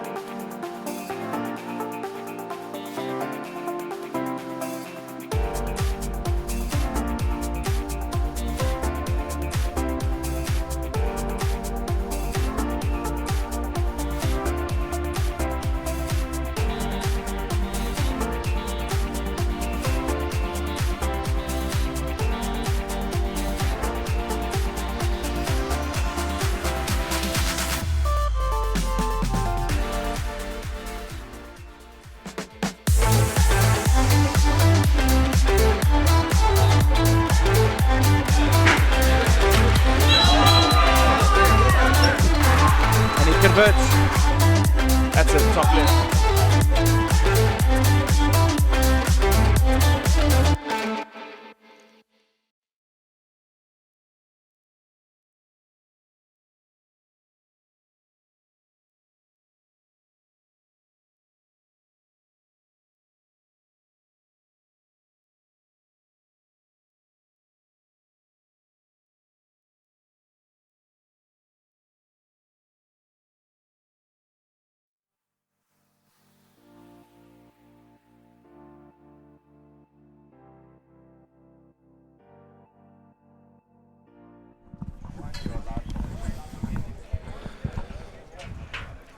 Right, welcome to game 3 here. This top of the pool fixture, Sax and Bishops both not losing any of their games here at the St Andrews College Water Polo Shield.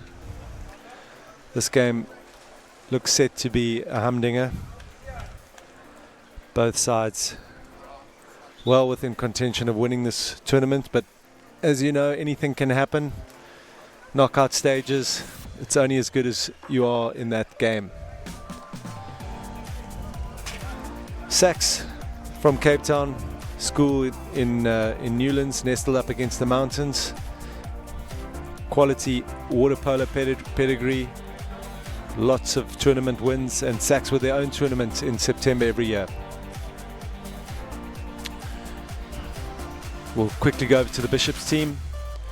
We are seconds away from swim off. Bishops also from Cape Town in the Rondebosch area. The winner of this tournament a few years ago. Sax, previous winners from last year. Bishops coached by Brett Snedden. Manager is Angus Firth. There's a healthy connection and rivalry between Bishops and St Andrews College, and even more of a healthy rivalry between Bishops and Sax. Their rugby fixture being the oldest in South Africa, and this is bound to be an exciting game. There we have Grant McKenzie, the director of water polo at St Andrews.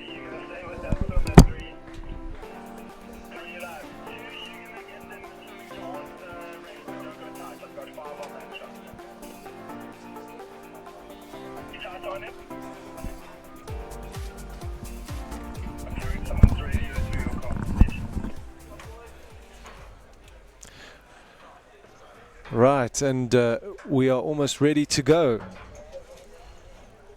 There we have it.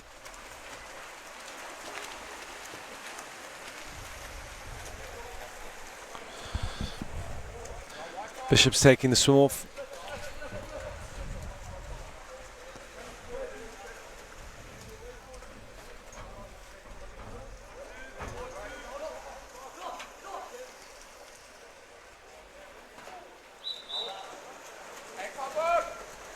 Bishops with the first shot at goal. Both teams feeling each other out.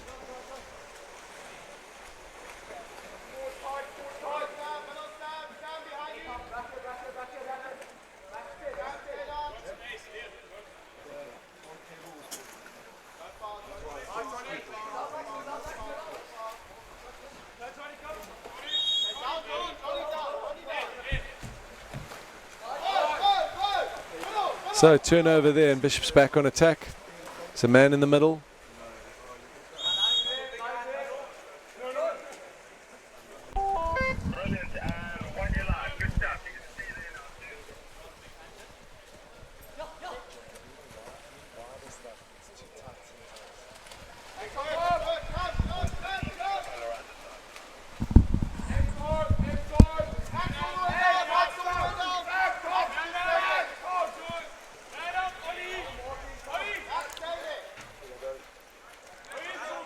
Sax setting it up.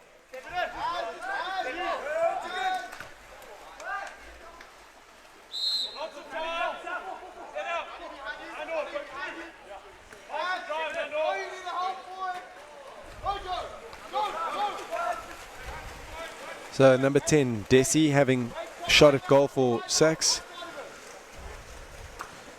And Bishops have got space in the middle here. This should be a goal, if not a 2-meter.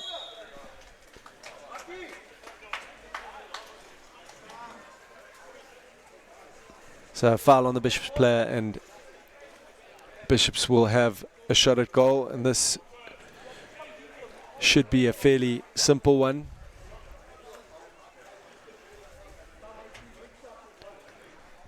For their captain, Mikey Ford.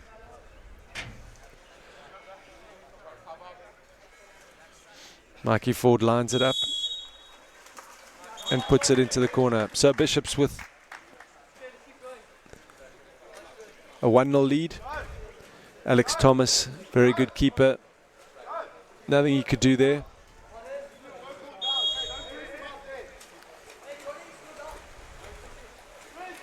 We see it again. Bounce shot off the water, and Bishops are in the lead.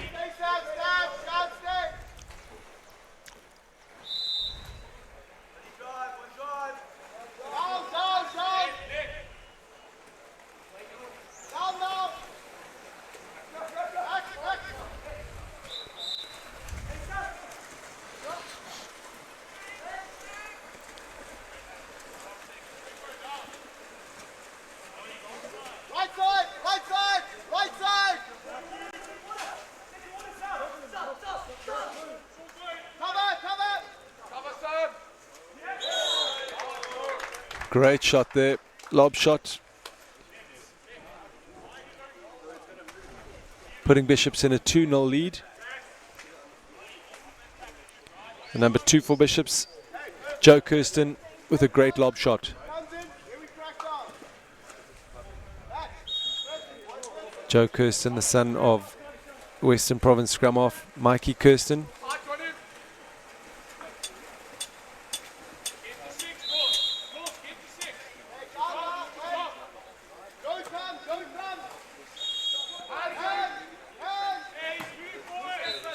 Good deflection there, good defense. Bishops hands up. Here we see the previous goal here from Joe, the lob. One more right, one more right. Top left. Bishop setting it up.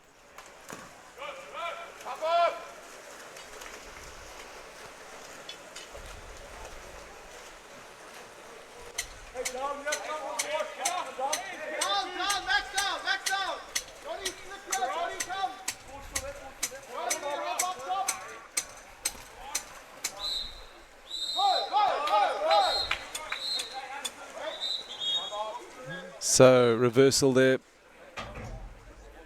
Referee Grant calling a timeout, calling for the ball.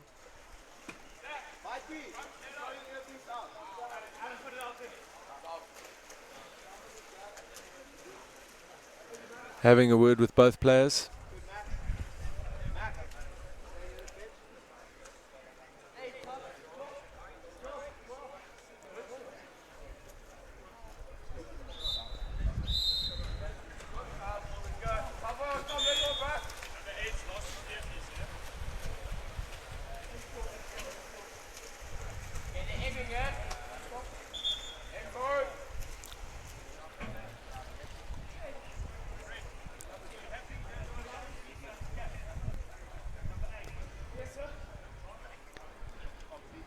Seems that the Bishop's number 8, Mikey Ford's lost his earpiece. That's what the refs are chatting about.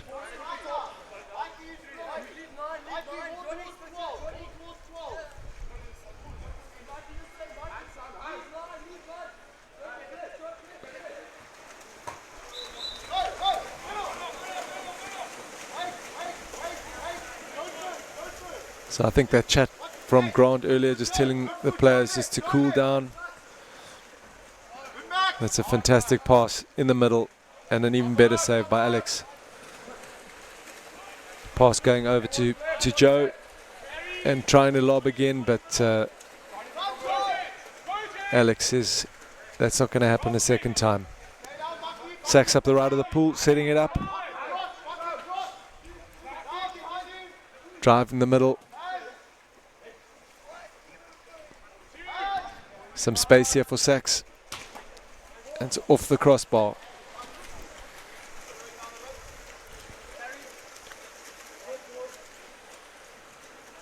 Right and go, right and go. There's Max Carey with the ball. Looking for options.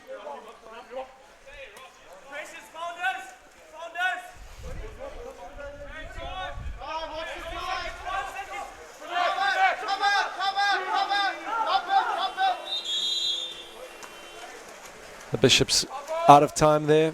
They dump it in the corner.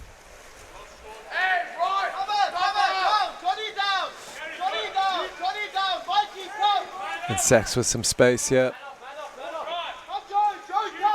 They've got options. Should take the shot. The man he passed to took the shot. Definitely had less of an angle than what he had. Top right now, top right now.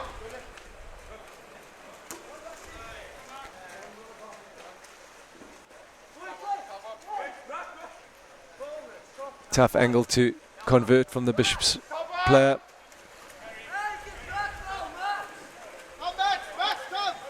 Max Carey.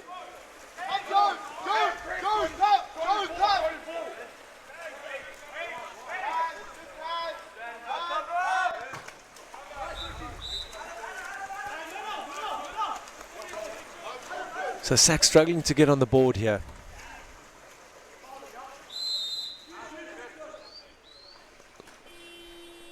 And Chaka one done. Bishops up 2-0.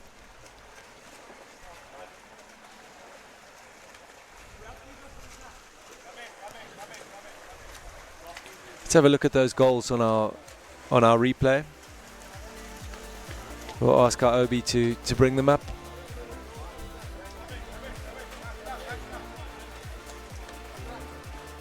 Here we see it.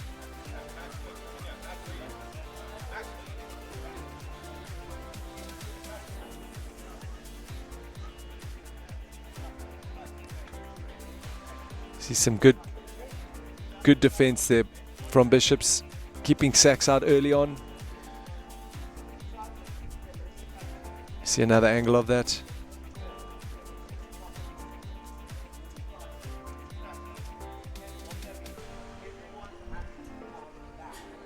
Here we go, the penalty by Captain Mikey Ford. That was the first one.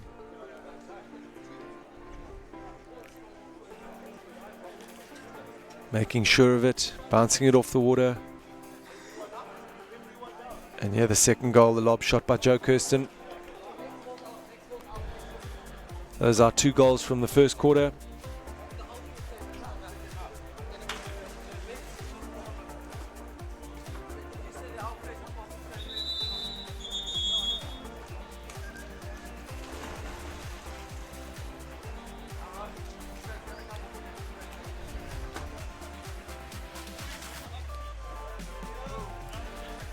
Here we see the Sachs coaching staff, Devon Card.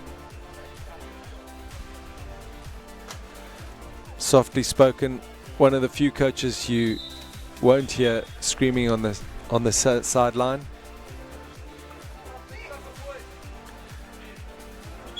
Which seems to be a characteristic of water polo. Keeps the game colourful, keeps it entertaining.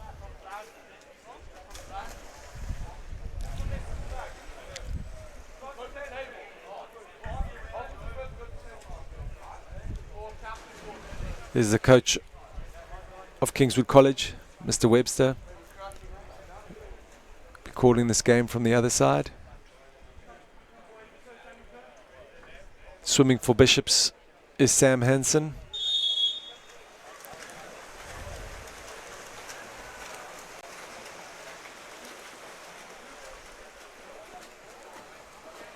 Sachs winning the swim off.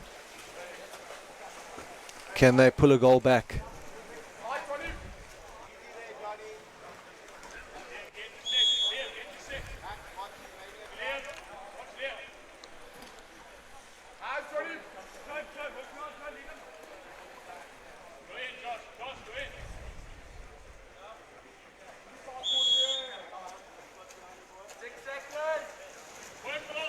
Yeah, 6 seconds from the corner of Sachs. Good back. Hey, match first. Carry boy.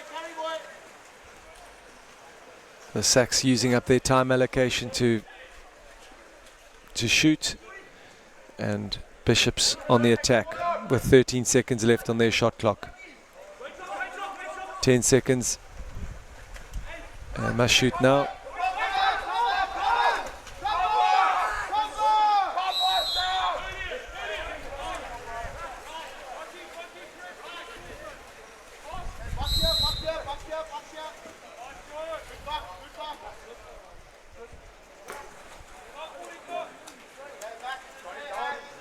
Number 9, Nick Solko with the ball. Remember to engage with us on social media. Please send through comments, messages to boys, to players, other people watching. Build the community. Tell us where you're watching from.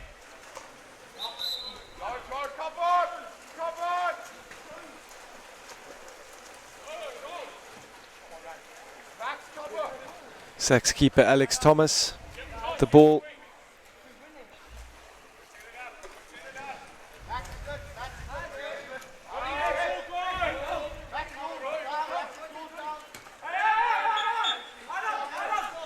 Shot there by number 9, Nick Solko. Now Bishop's number 2, Joe Kirsten, looks to shoot. Balks, and in for his second goal. So Bishops extending their lead 3-0.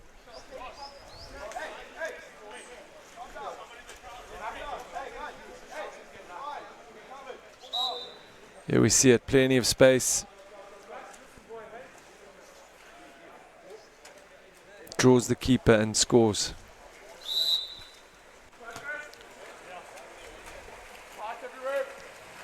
It's still early days, but Sachs must be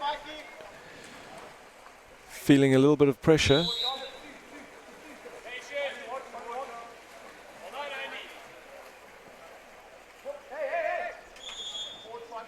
Bishop's defense holding up very nicely.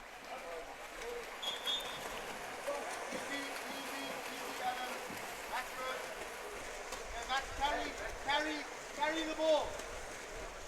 And every attack with no result, the pressure builds and builds. You have time. Go look to cover. Move, Max. Cover. Everyone come back. Cover back. Middle.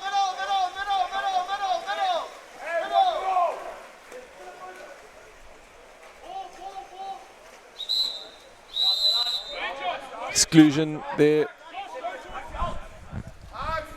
Sachs are man up, and they've got 20 seconds to score.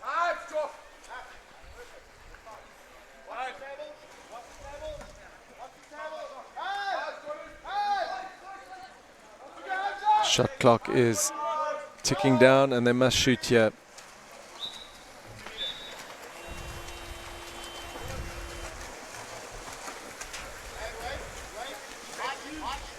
So Sachs not managing to convert with that extra man. No. Just carry it.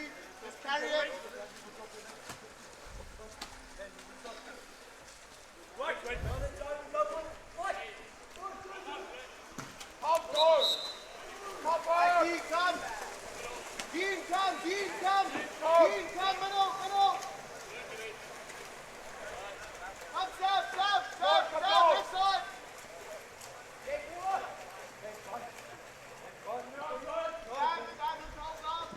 Andrew Good, the number 2 with the ball at the moment.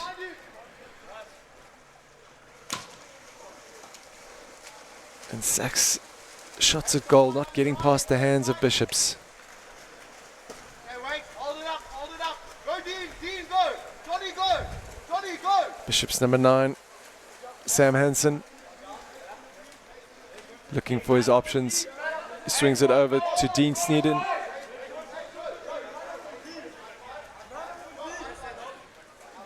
Back to Hansen. Back to Snedden. Team playing the foul. And dumping the ball.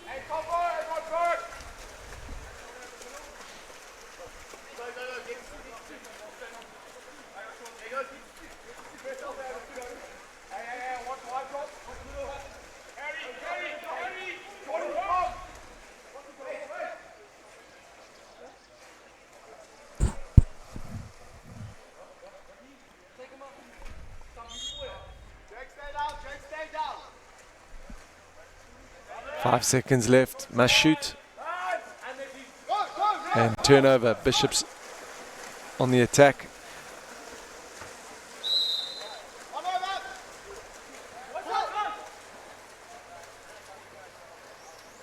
And that's Sam Hansen.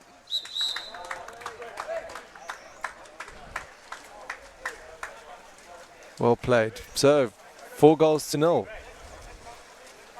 There's the goal scorer in picture. Hansen. He gets out the pool. Hey, come right side. Here we see it again. Just using his speed. Biding his time. Big, left, Johnny, stay home. A great goal there by the winger. So, 2 attacks left in the second quarter. And Sachs, nothing to show.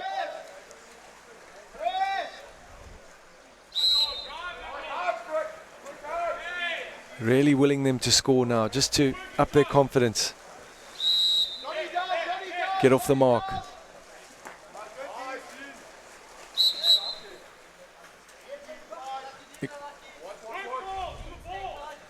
Sachs lucky to keep that one.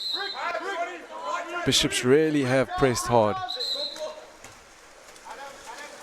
and effectively, and it does show on the scoreboard. Here we go, the Bishops keeper, Adam Duvall. Full attack.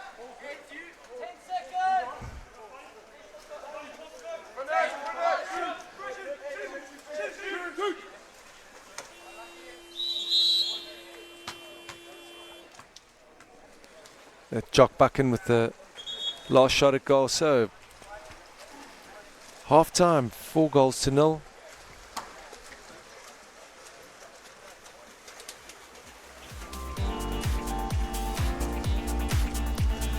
And one thinks Sachs does need to change their tactics in order to get back into this game.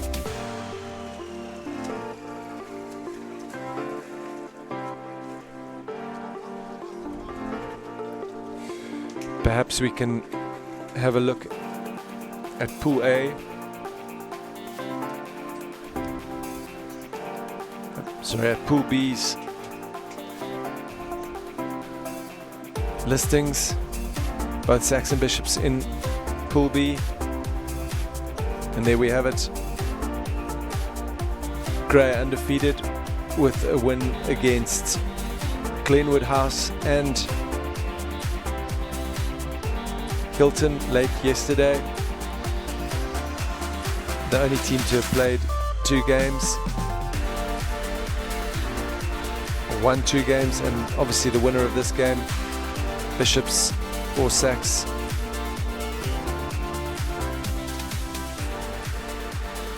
Will go top tie with Grey, should they win.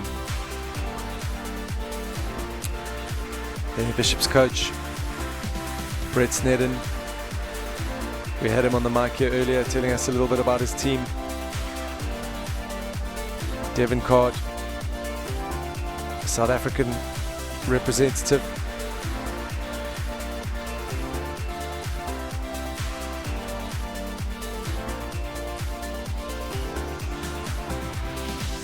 Explaining what needs to be done in order to turn around this game. As mentioned, Sachs, the winners of last year's tournament, so lots to play for them, and winner of many tournaments in their history. Sachs tournament happens in September every year. It's a fast format tournament, 2 chucker tournament.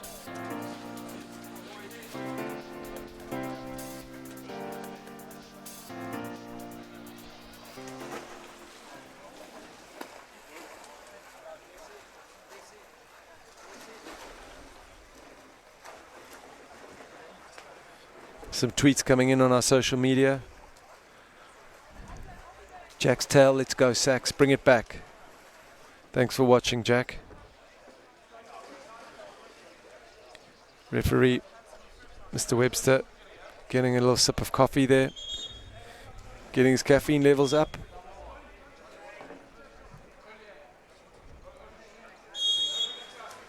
And they're off.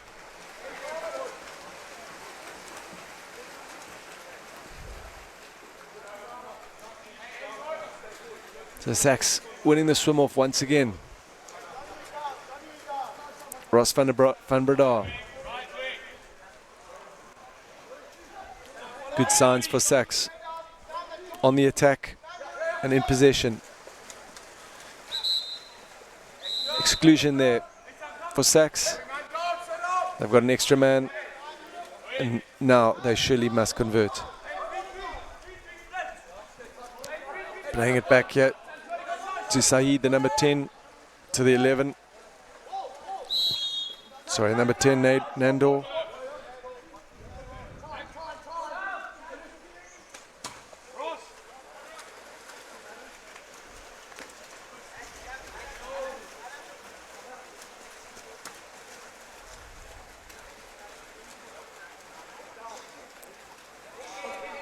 Jock Buchanan bringing the ball up, the number 6.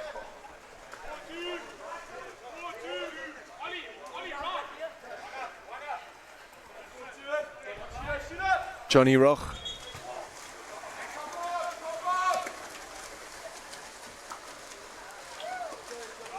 Johnny Roch or Johnny Roach, I'm not sure the pronunciation there.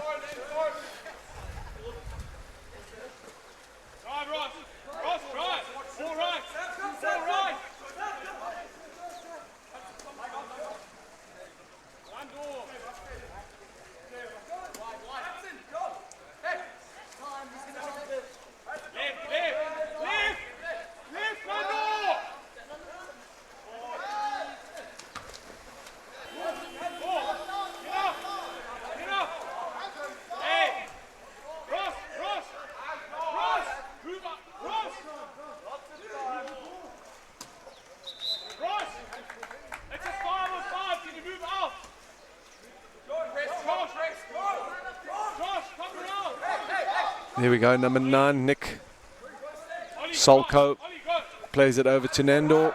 Desi.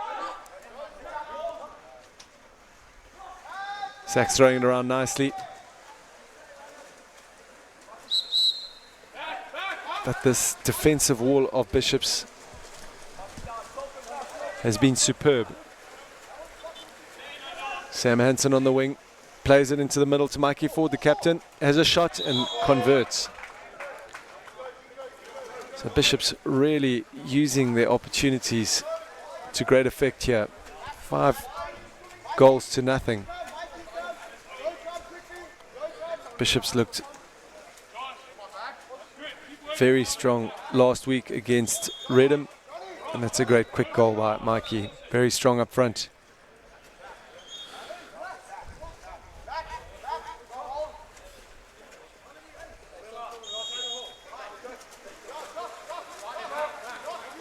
Liam Dawson getting them underway, bringing it back to Oliver Hartley, looking for space on the right. It's Nick Rightford, dispossessed by Bishop's number 4, Dean Snedden. Plays it back to his keeper, Adam Duvall. There we go, Hansen on the left, looking for someone in the middle, takes it up himself.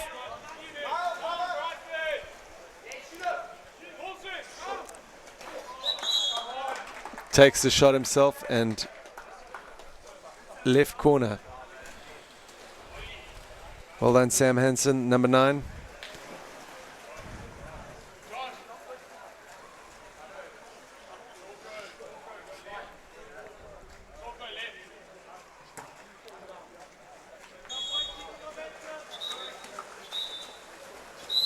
Here we see the replay. Looking for the pass, deciding to just take it himself. Keeper anticipating the pass to the left. It's just caught short. Here we have it off again.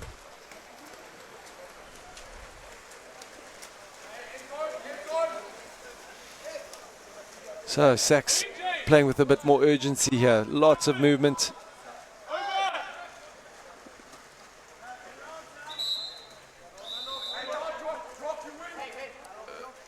Man out now. Man up for Sachs. Plenty of time. What will they do? Top keeping there. Top keeping from Adam.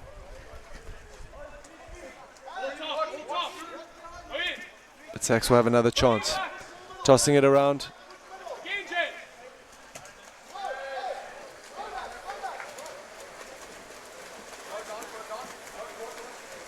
Bishop's very composed. Nothing looks like it's going to be getting past that keeper.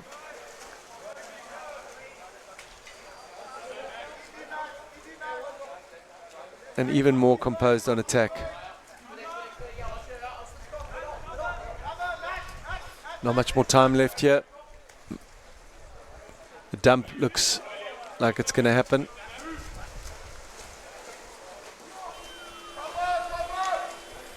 Opportunistic lob shot there.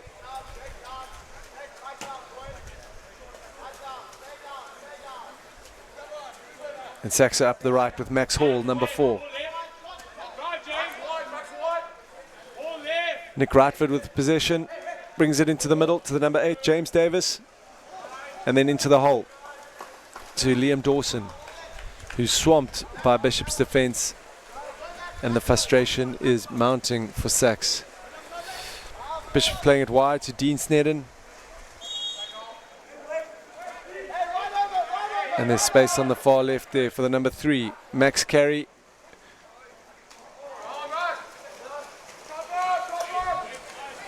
Ball seemed to slip out of his hand with the balk. And Sachs with a chance here. There's space on the left with the number 12, Ross van Breda. And they cannot score. It's unbelievable. That one off the timber. Good break by Ross. Unlucky not to convert that goal. Here we see it again. Strong shot. Didn't have a hell of a lot of time, so he did well to get up there.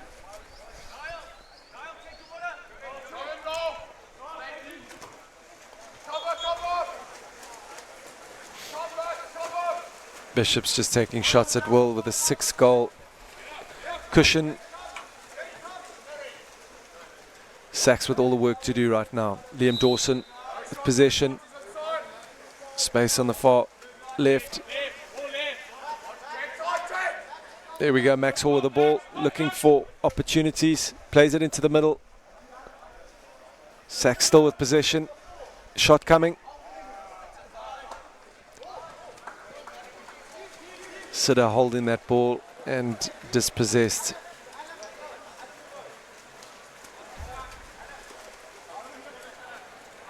So this will be the last attack of this quarter.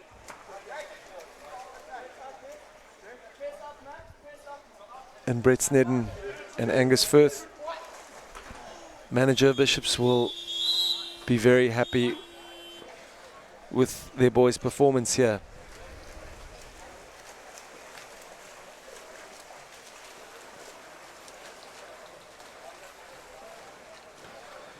So next game up today is another big gun, Clifton playing Pearson.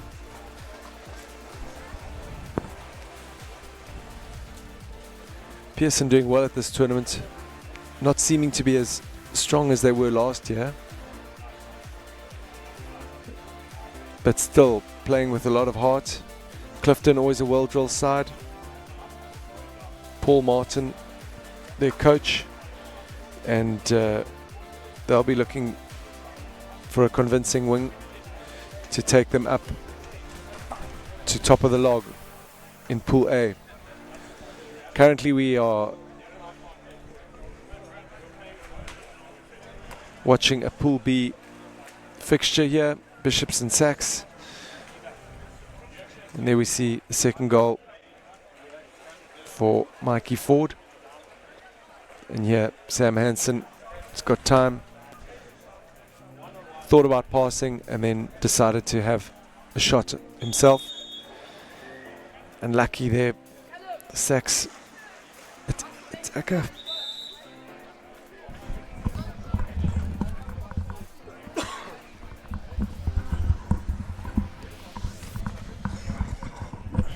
One would seem that the win is out of Sachs's reach, especially going on these first 3 quarters.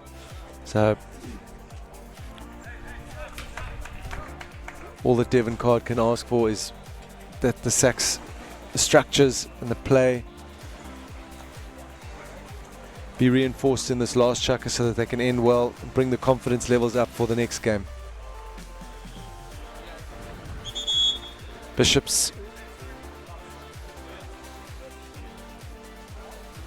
or more technically known as Dawson College, all boys Anglican school in Rondebosch, Cape Town. Not more than 5 or 10 kilometers away from Sachs. Are in the lead here at the second day of the St Andrews College Water Polo Shield Tournament.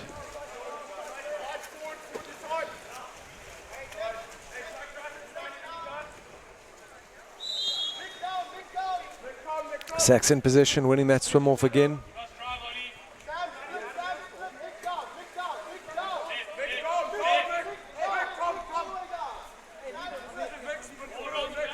Swinging it around.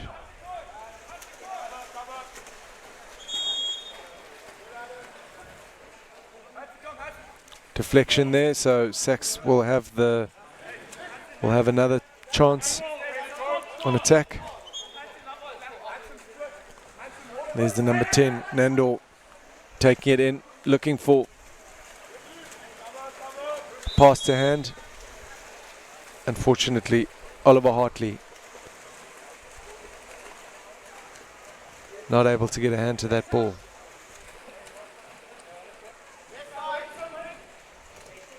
Sam Hansen swings it across to Joe. Joe's looking for more options and back to Sam.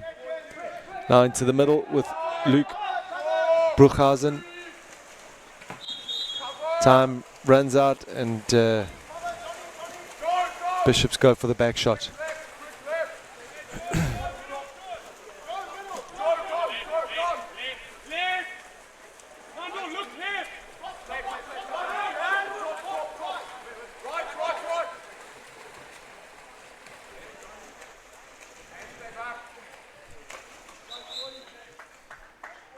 Mikey Ford with his third, I believe.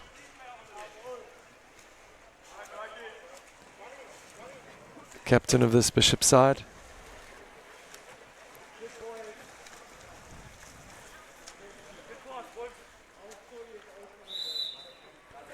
Here we see it very composed. Keepers very rarely have a chance to save goals in those situations.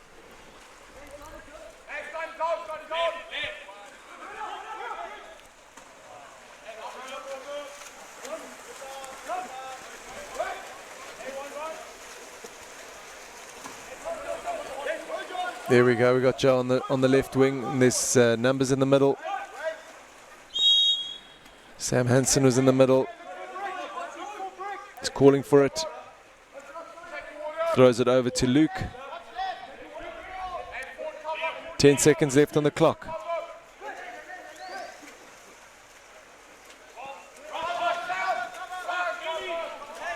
Dispossessed. Sachs looking for eye contact there. The player going up the pool. Number 3's available to shoot. Max Denabriga.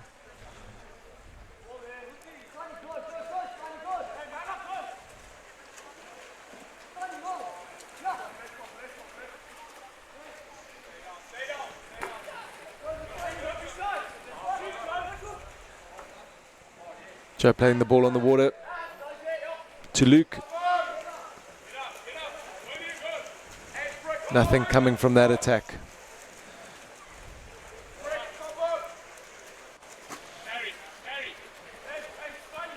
Bishop's not having to do too much here. Sachs with all the work ahead of them.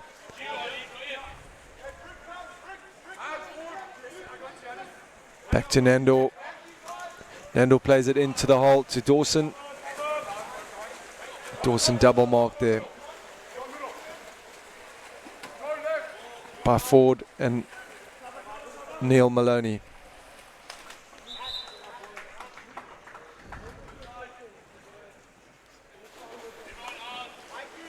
So good swimming there again. Joe Kirsten scoring another one. If I'm not mistaken, he and Mikey have scored 3 each. There we see the replay.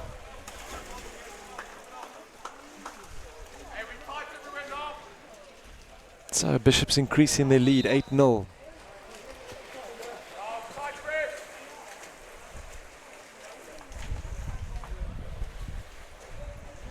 If you told us at the start of this game that it was going to be 8-0, I don't think anyone would have believed you. Bishop's making a statement here in the early group stages, playing the current Shield title holders from 2019.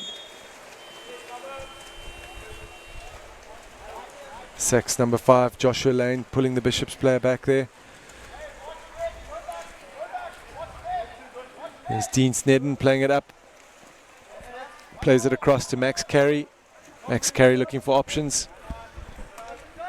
Plays it back to Luke Bruchhausen. 10 seconds left. Neil Maloney. Ball just slipping out there and Sachs are back on it.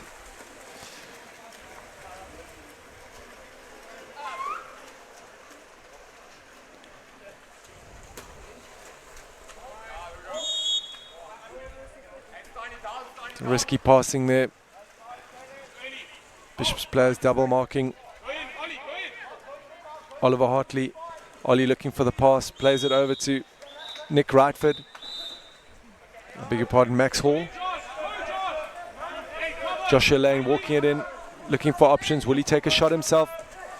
Deflection off the Bishop's player. How many times have we seen that today?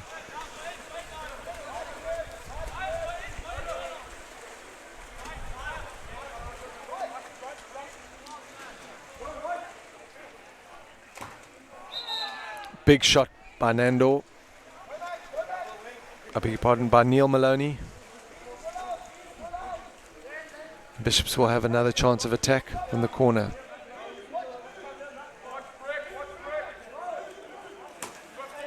Bishops not doing too much work. They're well in the lead here, so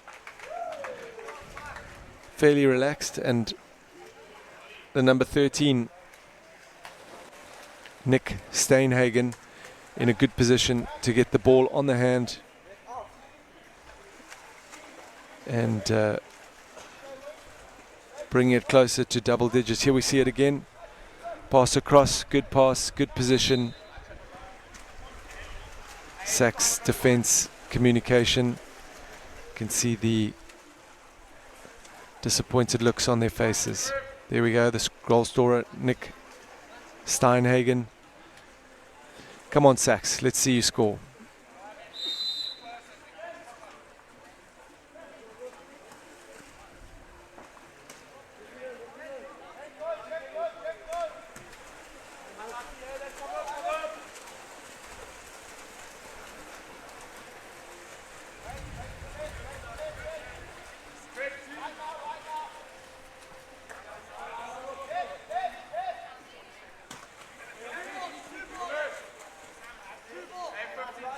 Matt Lowe with the ball, swings it over to Bruchhausen, who then plays it to the number 12, Jake Stewart.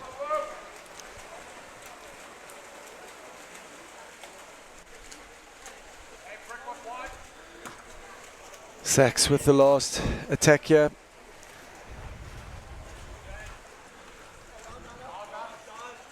Post this game, it would be good to have a look at the pools and see how things are stacking up for Pool B.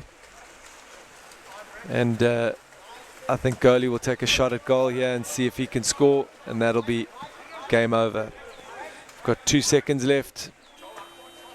Here we go. So who would have called 9-0 at the beginning of this game? A very unusual result for Sachs, with a side with a lot of pedigree and a definite title contender, but that will take the wind out of their sails slightly and give Bishops a lot of confidence.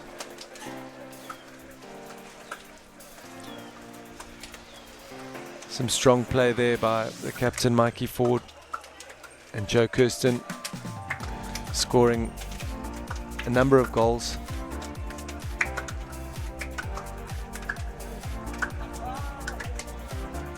Don't go anywhere. We'll see you for the next game between Clifton and Pearson, I believe.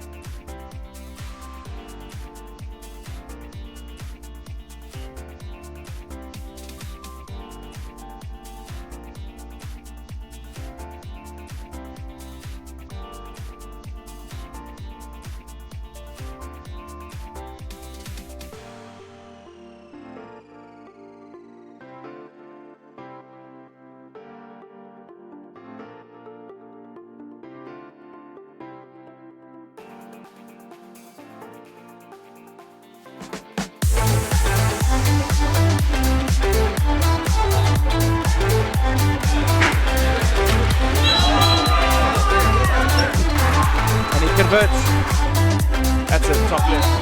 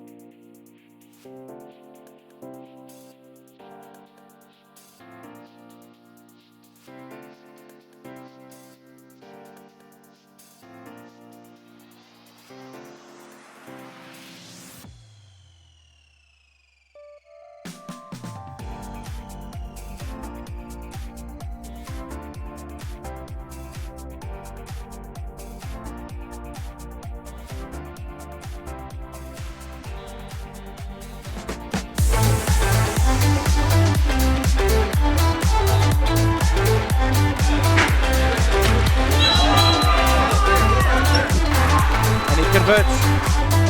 That's it, top left.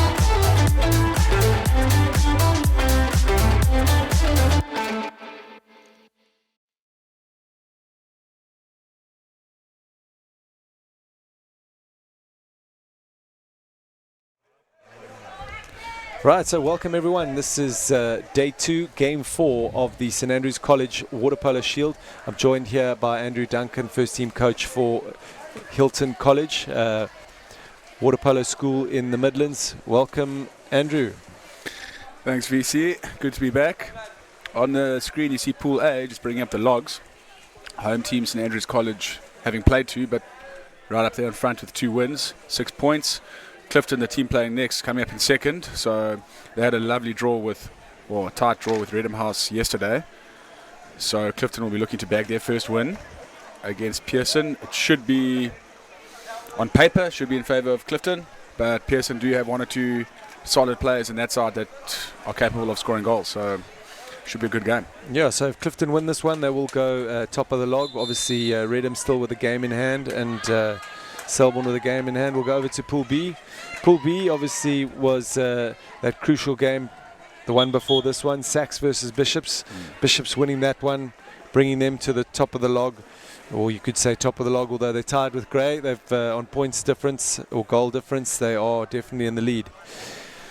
Right, up ahead here we've got Pearson, Clifton, and Clifton school with a lot of water polo pedigree. And it's going to be an exciting one. I think Clifton potentially the stronger team in the water. Certainly more experience in these situations. Swim off 1 there by James Perry, very fast swimmer, number 7. Pearson moving immediately into the zone type defence, a top 3 down. Obviously backing their keeper and hoping Clifton are going to take pot shots from the outside, exactly what they want. Jack Aylward takes a shot, hits a crossbar. So it looks like Pearson going straight into the zone defence off from their attack with steal there from Simon Taylor, very Clifton's talisman. Number 10, he's cutting inside. He'll look to finish from here. Ooh, little ball control there. Yep. Exclusion on Noah. Ditz, number 8. And from 2 meters, he makes no mistake. 1 fake cross cage. Buries it bottom right. Sloppy there. Pearson got a little out of jail free card when Simon dropped the ball in front of the goals. Simon Taylor, but landed straight in front of Noah. Noah being held with 2 hands, draws the exclusion, 1-2 and a finish. Almost feel like Simon should have netted that first opportunity, and it's what I've said early on in these games, and especially in your HILTON game. I think a lot of frustration, a lot of opportunities going a-begging. Absolutely, yeah. Sometimes the guys take a while to find the radar. There's Andrew Roach, a reversal on him and an exclusion. He is Pearson's go-to centre forward, very strong man, plays for Eastern Province, but a little bit high on the right elbow. Clifton got an extra man. There's Riley Hardwick carrying the ball.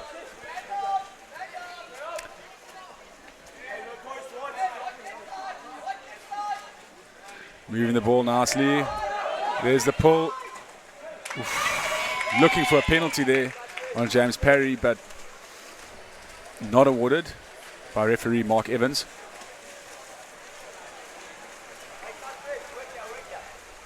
As Pearson go up on the counter.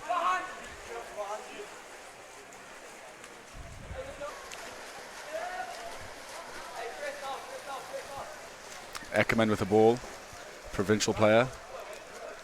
Who's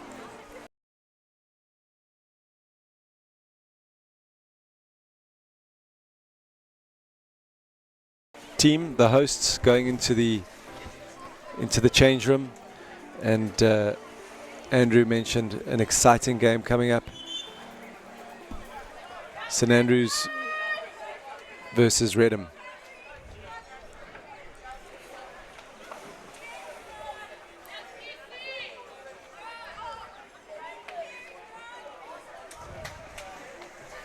Really is a cracker of a day here in Grahamstown. Temperatures are expected to go up to 37 degrees and not much wind. Beautiful scenes for water polo in the city of saints and scholars. The town riddled with universities and schools really comes alive during term time. Grahamstown, an old haunt, old jaunt of yours, Andrew. Yeah, it's the old stomping ground. Cut my teeth here.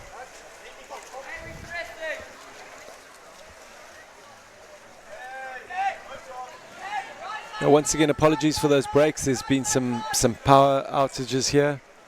St Andrews seems to have it under control now, so we're back. Clifton operating a full high press. Really choking out the Pearson side on attack. You could take the shot here. Oof. Good option, but here's the Roach again. Poor outlet pass, unfortunately, from the goalkeeper, and that's what Clifton need to be careful of, taking pot shots and the Roach on the other side. Yeah, if that pass had the legs, it would have been a very likely goal, and Pearson conceding. James Parry on the score sheet. On the counter-attack, picks up, doesn't hesitate. Little grass cutter under the goalkeeper's arms. Bounce shot, bottom right corner. That'll do. Clifton extend their lead by 2. Here we see the replay here. Kept low, but keeper was not there.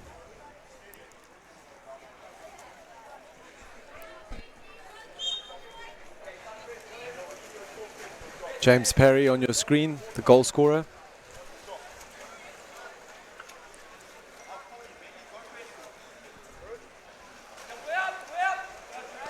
A little bit one-dimensional from Pearson. Clifton go on the counter-attack again.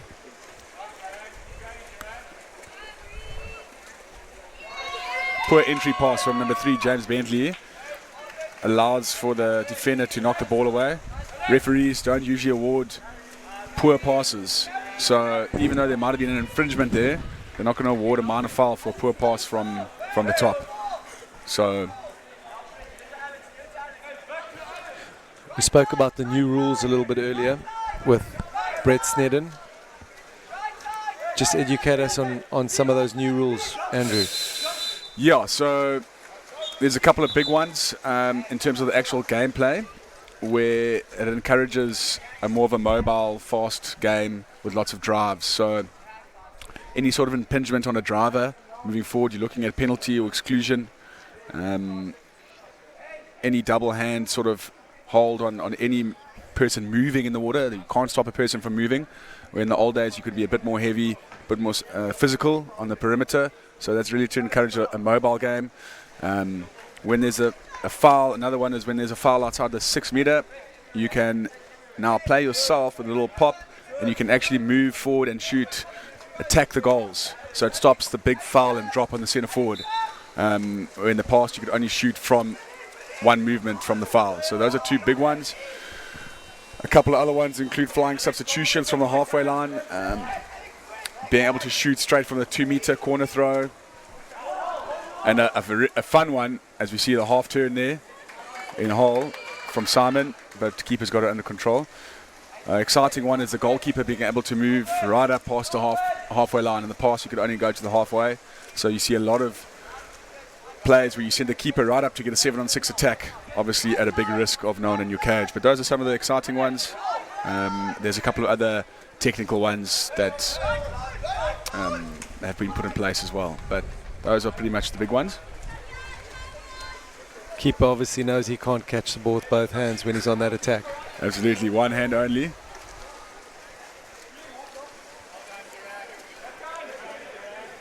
So Pearson really keeping Clifton at bay in the second quarter.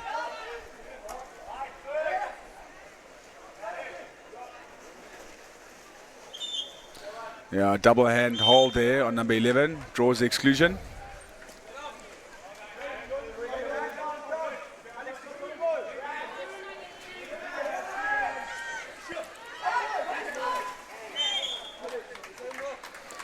James Parry nets another one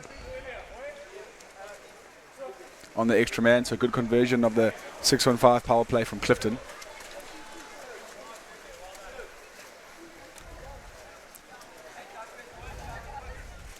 James looking for a substitution there.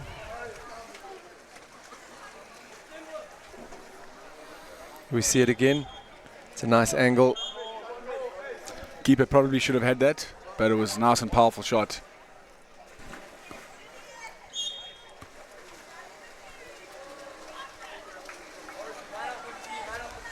When would you tell a player to put it on the water and when to put it in the top corners? The general rule of thumb is, and it's just what people say, but the further you are away from the goals, top corner, no bounce. The closer you are, bounce. So if you got outside the 5 or 6 meter, top corners is usually better with no bounce, and if you're closer, probably put it off the water. Sure. That's a general rule of thumb, but not everybody sticks to that. As you see, Clifton going on an early counter from the extra man. Draws a 2 meter at least. Pearson. Clifton still with one person in the exclusion box, but he won't be in there for much longer. And he's already back in. But can Pearson take advantage of this? There's the cross pass. Plenty of time. Not a bad wrap shot.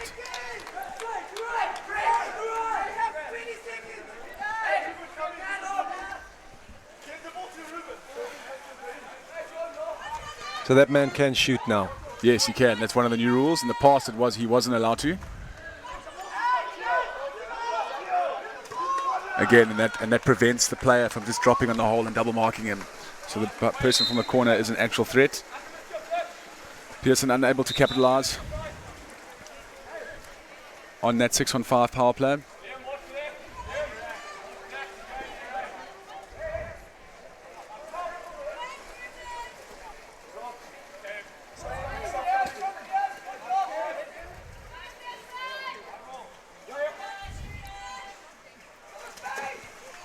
Very good shot.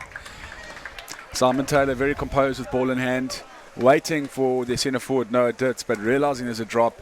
But he's very, very composed and wrap shots that in the side netting. You almost get the feeling that he's intentionally bounced it off the timber to cut into the goal. Absolutely, posted in, as they say.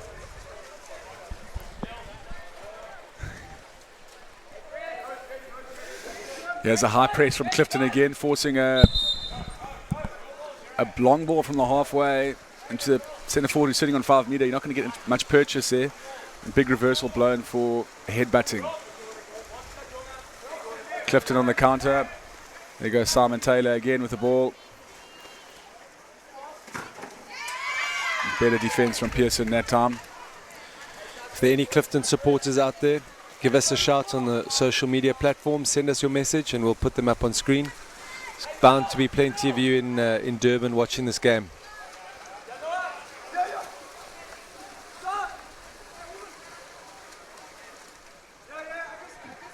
A bit of loose play there from both sides.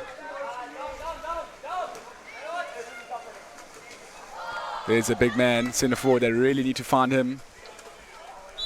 Number 12 for Pearson.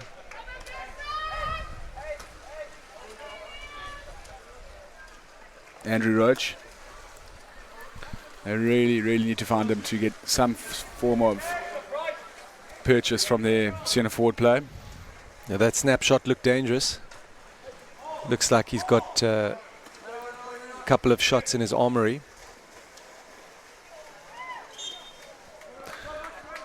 Yeah, penalty awarded. Simon Taylor gets the half turn and Pearson defender just 2 hands on him.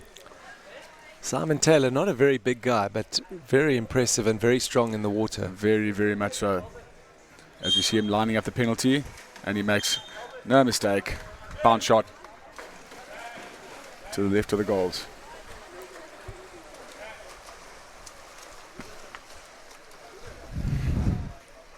So Clifton doubling their score from the first quarter. Pearson losing their stronghold on Clifton here, and Clifton just opening it up a little bit here in Grahamstown. Really starting to get hot here around the pool. Very misty morning this morning at 7 o'clock, but 10 o'clock sun is in full blaze. Misty morning, school bells ringing for roll call. Beautiful scenes in Grahamstown. We have been going through a drought in the Eastern Cape, but I hear they have had some rain recently. It is looking a bit greener. Here we see that shot again from Simon. Thank you for that replay. Clifton on the attack again, moving the ball nicely.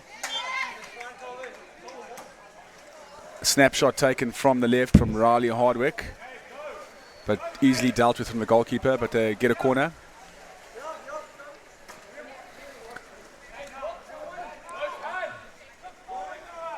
Clifton throwing it around. There's the high zone from Pearson again. And the big crash on the hole on Chad Ace. It was a good pass from Jack Elwood, number 5 from Clifton, but it was just too predictable.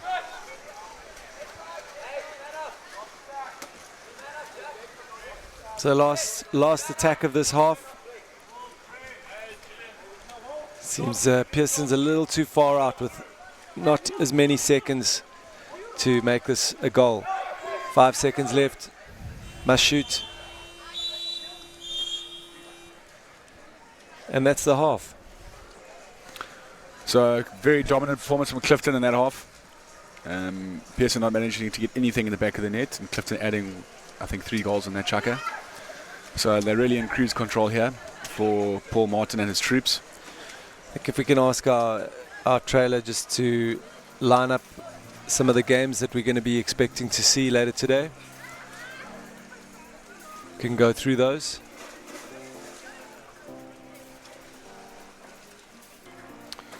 So some of the results from earlier. And big one coming up next with St Andrews, the host, taking on Redham.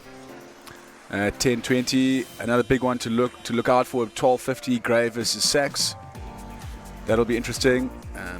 Bishops and Grey at 6:40. Clifton St Andrews at 2:30. And Hilton Sachs at 5:50. Those are some good matchups to watch out for. But a mouth-watering lineup coming up. Always tough to play the hosts here, St Andrews, when they bring out the whole school to come watch. Yeah, that back bench is filled with the whole school. Makes it difficult for our cameramen, but at the same time we enjoy seeing the support at the side of the school. And St Andrews definitely a contender for winning this tournament. As we mentioned earlier, the pool stage is happening today and tomorrow afternoon. That's when we start going into the quarterfinal knockouts. And then Sunday, first 2 games, semi-final 1, semi-final 2, followed by the final, which will be happening at 11:10. Please also remember that game will be shown on DSTV Now's app. I think OTT 241. So if you want to watch on your cell phone, you can tune into YouTube, Facebook, Twitter, or on the DSTV platform. Here we see the clubhouse at the top of St Andrews, the DT Hudson pool. That's what it's called. And there we have the Pearson coaching staff.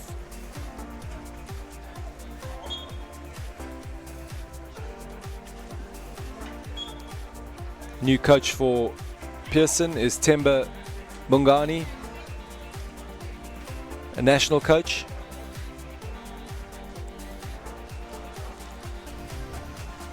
I think Temba coaches some of the lower age groups.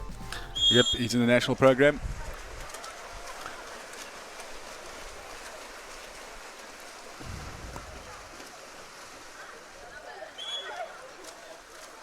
I'm sure with a comfortable 5-goal lead, Paul Martin will be looking to play some of his more youthful players, perhaps give his big centre forward a rest in preparation for their game later against St Andrews.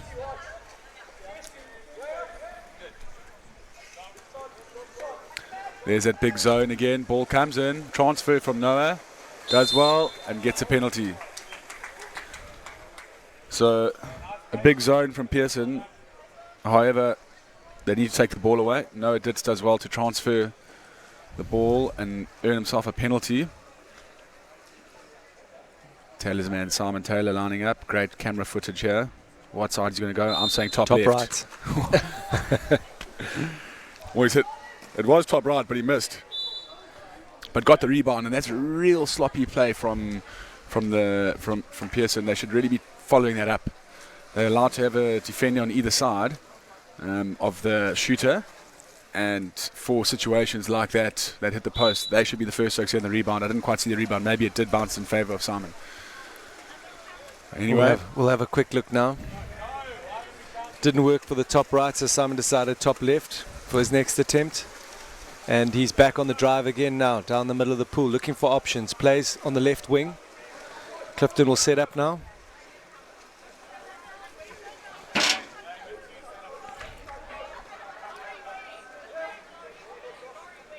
Still going. Jack Elwood gets exclusion, and a great finish from Jack. KwaZulu-Natal in the 16A last year. Himself and Chad Ace, both of them in the national under-17 training squad. Very experienced, Jack Elwood. That's your team for KZN. That's right. Andrew? Had them last year, December. Came third with a bronze medal. Great finish from Jack.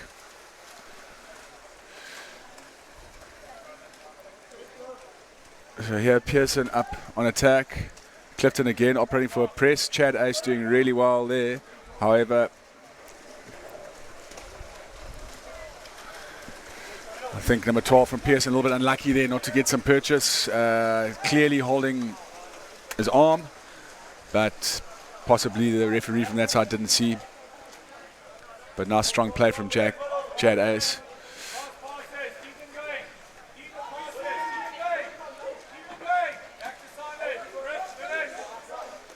5 seconds. Nice composure from the outside, but good finishing from Jack Elwood again. Gets another one. Jack with a double. Jack Elwood with a brace in the fourth quarter. You see it again. Beats the blocker on the near side. If we dial back to that Clifton tournament last year, you see that Clifton Jam, which is technically the second side for Clifton. Probably a lot of those players featuring now in this team, and invaluable experience at that tournament. Absolutely. Giving them that sort of exposure. And I think it pays dividends when you come out to a tournament like that, having that experience and having that sort of game time under your belt. 100%. It's a great move from Clifton. This is a really, really good counter-attack goal from Clifton. Elwood drawing in 2-3 players, keeping control of the ball, not taking pot shots, playing out to Chad Ace, fakes a keeper, back to Jack, and that's just 3 in a row for Jack Elwood. So a huge impact he's made off the bench. And a textbook counter-attack goal from Clifton. Here it is again.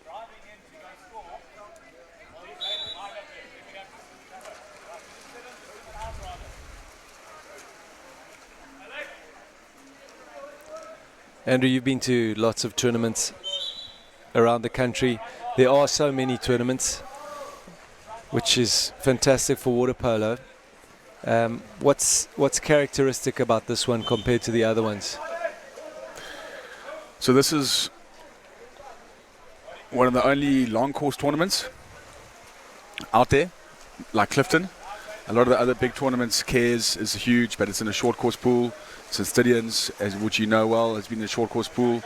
Vardy's a short course. Sachs is in a small pool. So the long course environment makes it really real and grueling and tough with being up and down. So that's definitely one of the characteristics of it. It's also run alongside, in a small town, alongside a top girls tournament across the valley at Kingswood, which makes it really cool. So there's top girls schools around as well, and they can come and support their brother schools or schools from the same town. So that's definitely one of those two top characteristics. And the small town is also another feature where all teams are sort of staying either in the same hotel or around each other, etc. And so those are two real characteristics of this tournament. A lot of the Joburg schools not here. Yeah. Actually, none of them here. What's the reason for that? Yeah, so I suppose it is far away from the Joburg schools.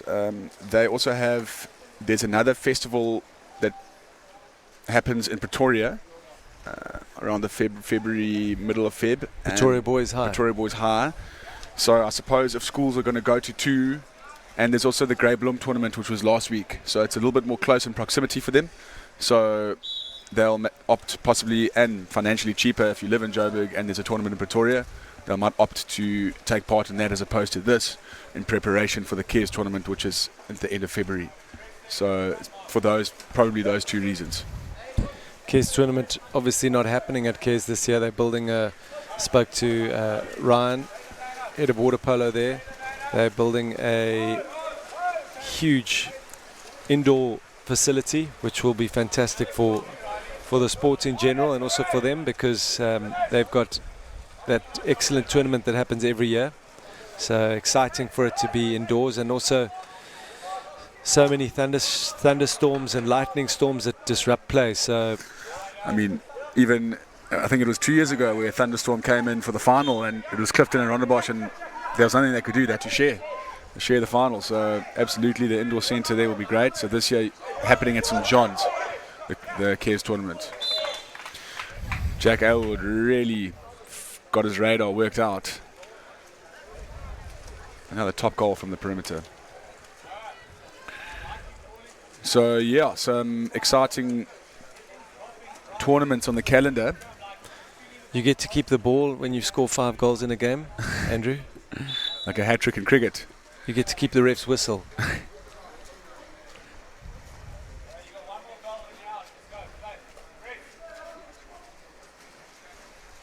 So Clifton really pulling away, like I said, in the 3rd and 4th chukker. Any future developments for a tournament at Hilton? I know there's so many of them. I know you have the under-14 tournament that happens every year. Yeah, so the under-14 tournament's quite big. A lot of big schools there. You got your Joburg and you got your Cape Town schools, and from the Eastern Cape. So you're looking at St John's, St Stithians from up north, Cares. You're looking at, you got Redham and Bishops from the Cape. You got St Andrews from Grahamstown, and then you got your KZN schools. You got Hilton, Clifton, Westville, Kersney. So some mouth-watering matchups there. But yeah, so we will focus on that under 14 section. It's become quite one for the calendar. In terms of the under 19, I mean, it's quite saturated. You know, the calendar is so jam-packed that there is no scope for another under 19 top tournament, really. Sure. You know, so the nice thing is that tournaments are getting bigger and better with more sponsorship. Getting School Sports Live on board makes a huge difference. Ups the ante of it. So yeah, so the calendar is very jam-packed, and that's not even considering, you know, national training camps, school fixtures, Curry Cup and provincial water polo. So you add that all into the mix, almost every weekend is something. Sure. And it's costly to travel, so Absolutely, yeah. every tournament you need to get to the tournament. Stay somewhere. The referees need to be paid. So Pearson pulling one back, scores 12-2, and they're back on attack in this 3rd quarter. Big match up next, St Andrews versus Redham.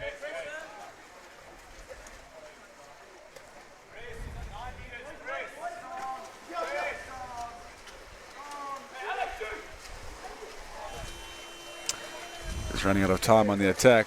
Attacker did well to get it in, but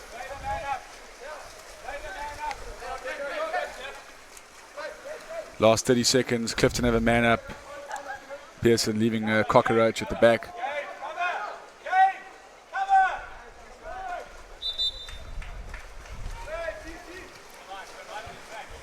Need a quick pass up there, but I think they've lost the advantage. The captain's now marked. So in an opportunity like this, you can send a goalkeeper up, either for Pearson or for Clifton. It doesn't look like they are operating or opting to do that.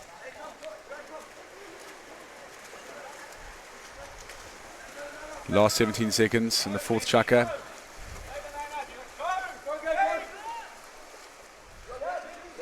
Clifton with another opportunity to play extra man. Pearson leaving a man at the top.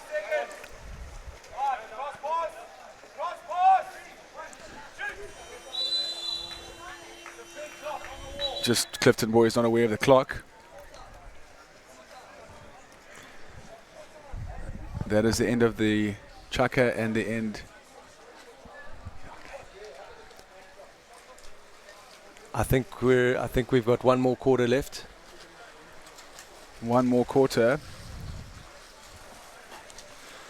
So it would be nice to see that those goals from Jack Elwood. Maybe we can ask our trailer to just rack them up. There in picture we've got Paul Martin, Director of Water Polo and Coach at Clifton.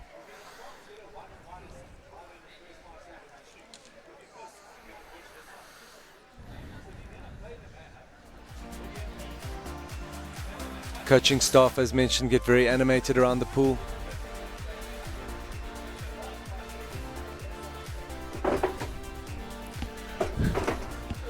Here we see some goals from that. James Parry rips this one in the left corner between the two blockers. It's too much power on that shot. Went through the keeper's arms.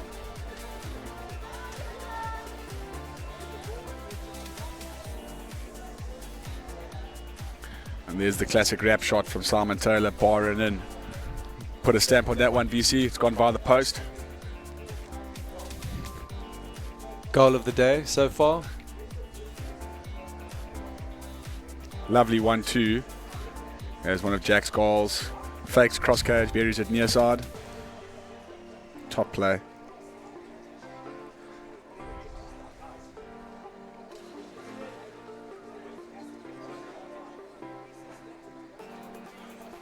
We see another one from Jack, biding his time.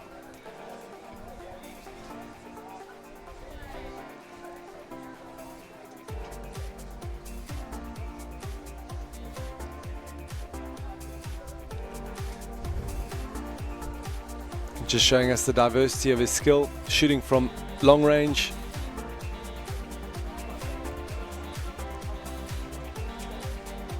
Developing a relationship with that left corner. There's the clubhouse at the St Andrews pool, the Hudson pool. Someone having breakfast there on the top of the pavilion.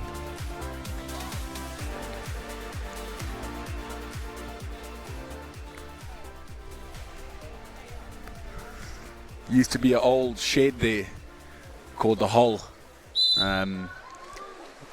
Yeah, so they've kept the same name, but it used to be just an old little wooden shed for a bunch of balls, and people would change in there, and it's obviously been redone into a lovely pavilion. It's a very nice setting here at the pool.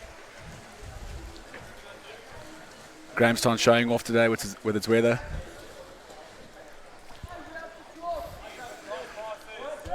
So Clifton in cruise control here. Pearson still operating for a deep zone. They're looking to cross pass and move the ball. Unfortunately, the pass that's jammed in from Simon didn't quite stick and skidded past. And here we go, Pearson on the counter, but Clifton tracked back nicely, double team in number 10, make a steal.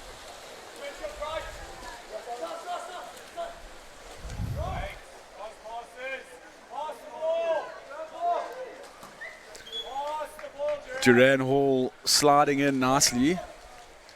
Goes for top corner, but keeper's got it under cover.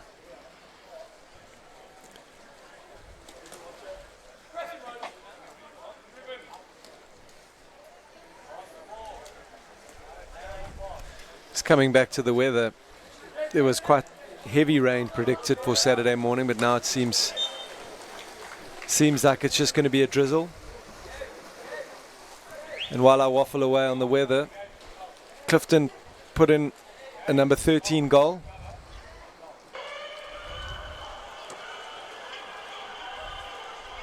That from Simon Taylor, the number 10. Stalwart of the Clifton College team. Little pass there when he wasn't looking. Lars Gabriel showman to make the steal. Here they push on the counter. You see the top left position pushing all the way. Was that the right move there for Absolutely right pass to make and right time to pull the trigger. But Radar was slightly off, bounced the ball a little bit too close to himself, and it skied over.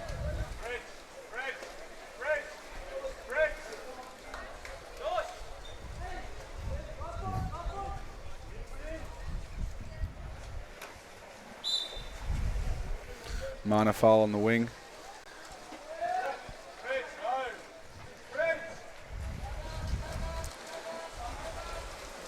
It's a big crash on the hole. It's very static from Pearson.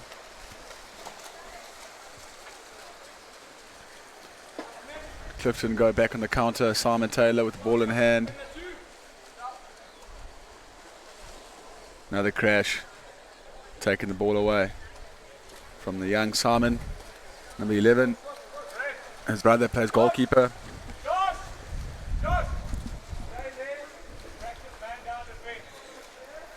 You hear the call from Mr. Martin.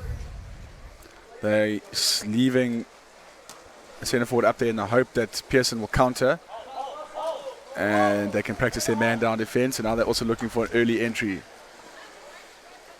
He's turned him nicely. He has. He's done well to show his hands. He takes a back shot, but he probably could have done a layout shot. That's what their coach Martin is saying.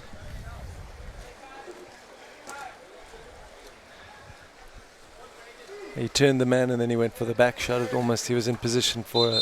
He could have just rolled over on his other side of the hip.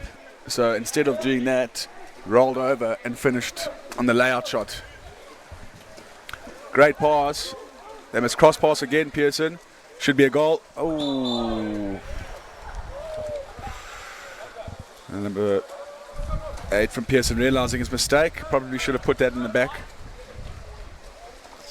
Here we see some of the Selborne boys in picture.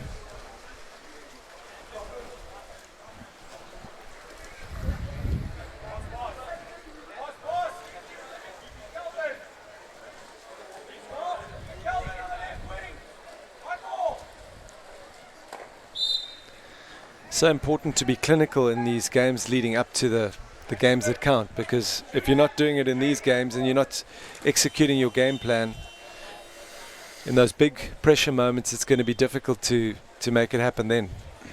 Absolutely. Clinical is the name of the game in all situations. You want to be as clinical as possible.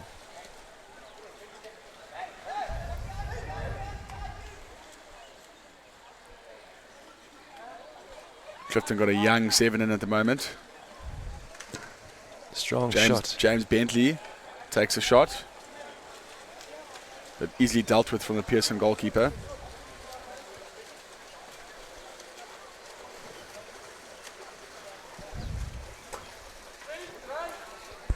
Here we see the replay.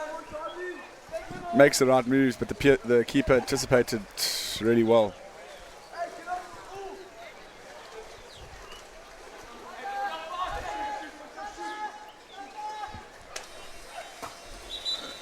You see that lefty took a shot. The clock was run down, so he needed to fire it.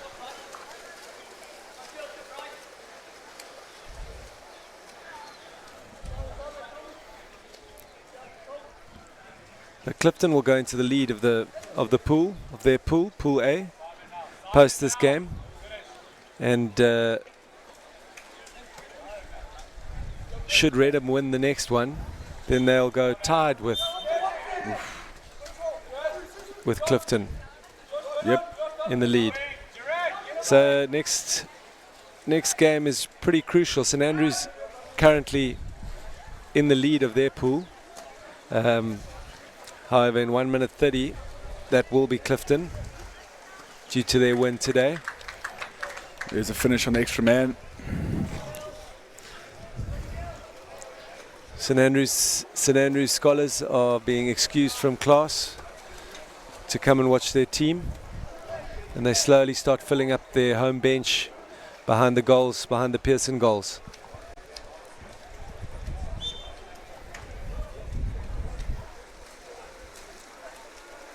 See this replay. Fantastic goal there. Yeah, really well done from number 12, Gabriel Shome, and fixes the keeper and tips it over to the left wing, making it an easy shot.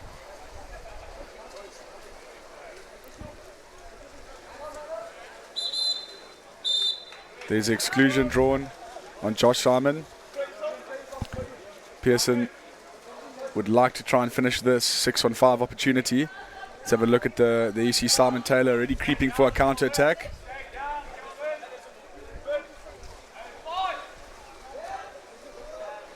There's a cross pass. Oh, good and goal. Finish.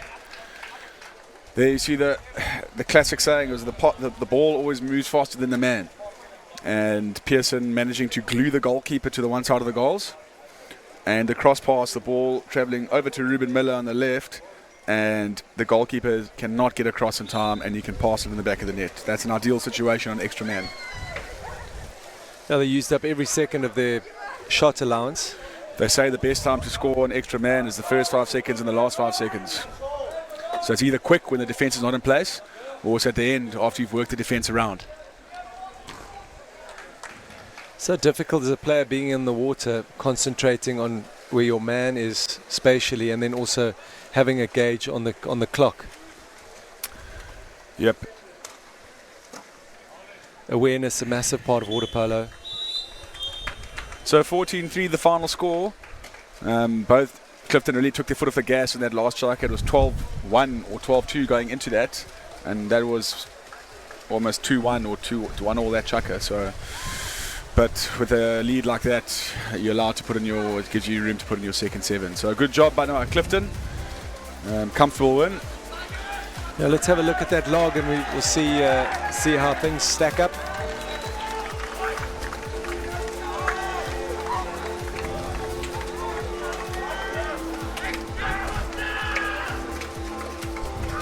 I think we're just going to take a break here in the commentary.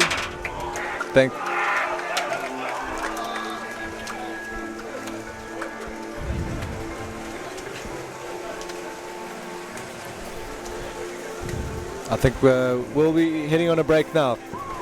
Thank you.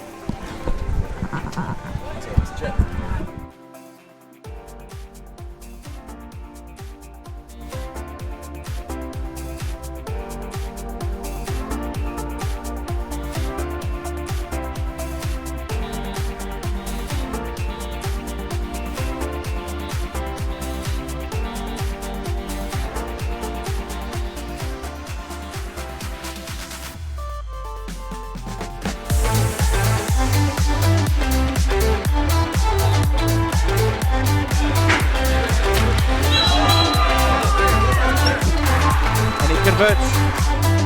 That's it, top left.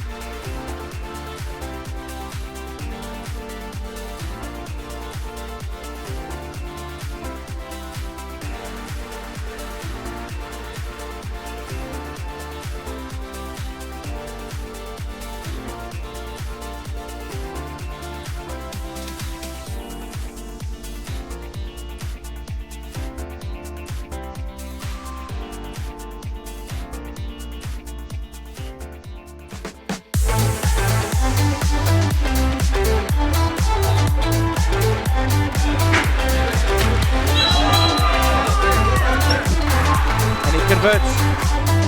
That's it, top left.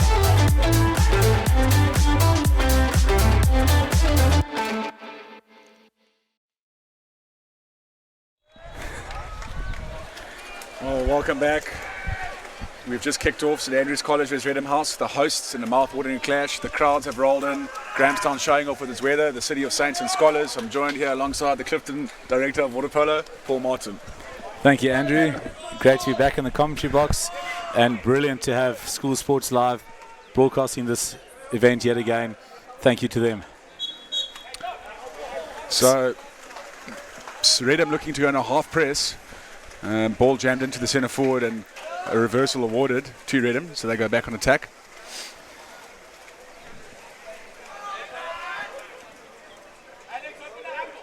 See big patient play here by Redham. St Andrews going a deep three-man zone.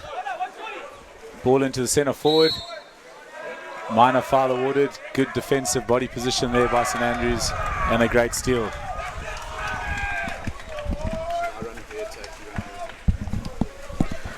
So St Andrews on the counter. Well, not such a half fetch from them. And a big lefty, number 7. No centre forward at the moment, so Redham can be in a big press. There number 7 comes in, I think it's Hillary. Big boy. Very static play from St Andrews. Redham are now dropping off the right, and they fire a shot. Number 2 for St Andrews fires a shot right over the top. No real purchase on that attack. You see Redham slowly controlling the ball up the pool. Not much movement, very narrow. Allowing the St Andrews defenders to go into a deep zone.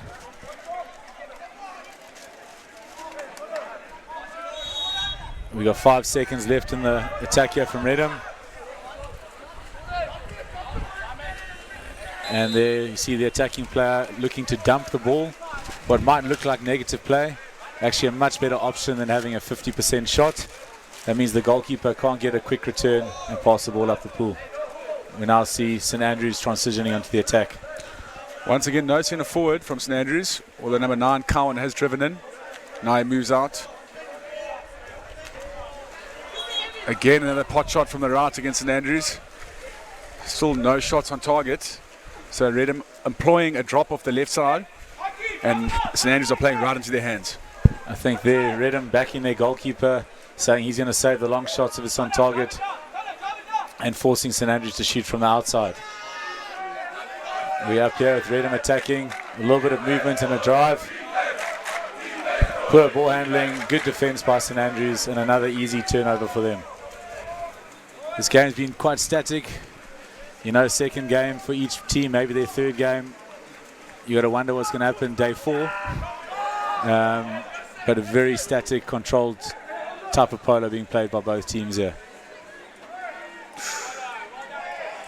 Number 11 possibly looking for exclusion there, but nothing awarded from referee Wiley.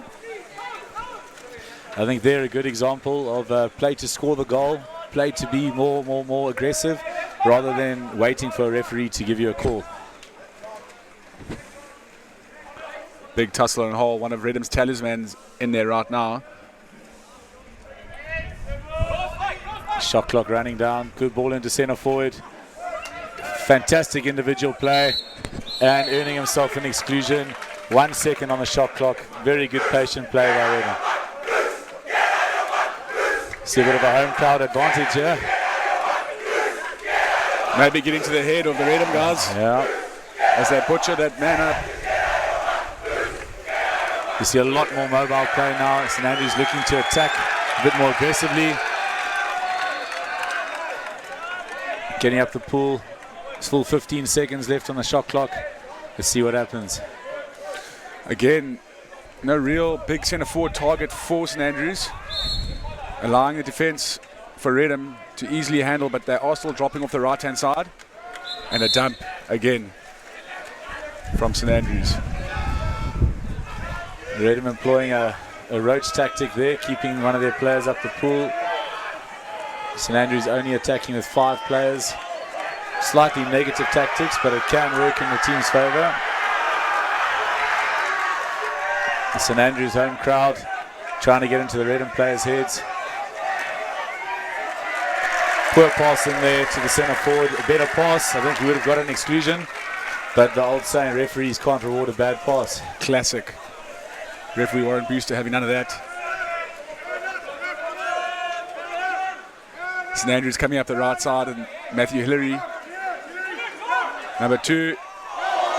Still haven't found the target, have St Andrews. Bit of a nervous start for both teams so far, Paul. I think so. Both teams trying to find out or see exactly what defensive pattern the other's playing, but just poor quality of outside shooting so far. Pressure, nerves. A big game in terms of the context of the final placings of this pool. And a very good individual goal there by Redham. Jordan. Well done, Jordan. Geordie there, number 9. So Andrew, while we've got it, we'll see the replay here. Ball coming in. A little bit of lazy defending by the centre back there. I think he thought the Redham player might be swimming it out to the side, but a good, I suppose, poachers or centre forward goal. Centre forward always looking to be hungry, looking to score. Defender has to stay awake the entire time. Yeah, the quick snapshot also catch a keeper off guard. He didn't hesitate, just banged it straight on the corner. Very good individual finish. Redham in a big drop here. Referee judging the keeper to have saved that. So it's our first corner of the game. St Andrews get another 20 seconds. Not 30 seconds as it was previously, another 20 seconds. But Andrew, that also shows the the importance of getting the shot on target. Absolutely. Although it wasn't a goal, the first shot on target by St Andrews, and they earn themselves another possession. From that position, they now earn themselves an exclusion up front. So what can St Andrews do on this extra man? The key is to move the ball, keep it dry, be in that double threat position all the time. Takes a snapshot, number 7, and goes straight in. Definitely the St Andrews talisman there. Hillary on the wing. I think some poor blocking there by the Redham player. Ball goes on the outside of the blocker, should never happen. Keeper's got to be able to trust his blockers. We see here from the replay, quick ball out to the center, to the wing, and we see the Redham wing defender there being guilty of committing too much to the postman instead of committing to his channel, which is making sure that close corner never gets scored through. 1-1, closely contested game, last minute of the first quarter here. Yep, exclusion on the drive there, too heavy on Hillary. Too heavy, Ackerman gets the exclusion. So when a team plays a deep drop like St Andrews are doing, need to be mobile, and a good drive there by the Redham side, forcing the defender to commit. A little bit predictable. But we see there the value of that good block by the St Andrews defender, covering that near corner, forcing the shooter to go cross cage, which is a much easier save to make for the goalkeeper. Bit of a 50-50, going for the action shot rather than just calming down. They're still at a full 15 seconds there. St Andrews now on the transition on the counter-attack. Cowan's got the ball, just controlling, 4 seconds on the clock. Almost bounced favourably. So, kind of what we expected in the first chukker there, Paul. 1 each. Both teams just feeling each other out, seeing where the weaknesses are, seeing where the cracks can be opened. A couple of exclusions each side. We see here on the replay, good long shot. Redham players thinking that the chukker's over. You never stop playing until the final whistle. Ball bouncing in front of the St Andrews player. Unlucky for him, he couldn't get the rebound there. So Andrew, 1-1 into the first quarter. Quite a big game in the context of this pool, with the Clifton side having drawn to Redham yesterday. St Andrews having to play Redham and Clifton today. Those 3 teams looking like the 3 teams to fight for the top position of the pool. So this game very big in the context of the final positions of Pool 1. Absolutely, especially a good old-fashioned draw throws the cat amongst the pigeons. So who knows what could come out of this, as we see Coach Ryan Vaderman giving some instructions on the bench. We see here, looking at the pool standings for Pool A, Clifton and St Andrews.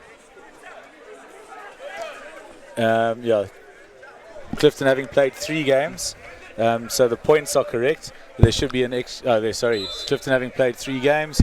St Andrews only having played the 1 so far. The 2 so far. Sorry, they're 1 game behind. This is their 3rd game.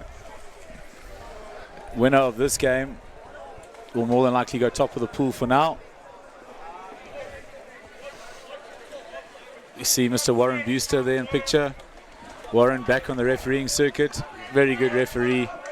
Referee for many years, top level polo. Took a bit of a break, and we're very happy to have him back in refereeing. What a privilege. You can see he's one of the more experienced referees handling these big games. And his refereeing partner on the other side, relative youngster to the game, but really keen, committed, passionate referee. Coming a long way very quickly, Simon Wiley from Cape Town. And St Andrews win the first swim off of the 2nd quarter. Let's see what they can do, first possession.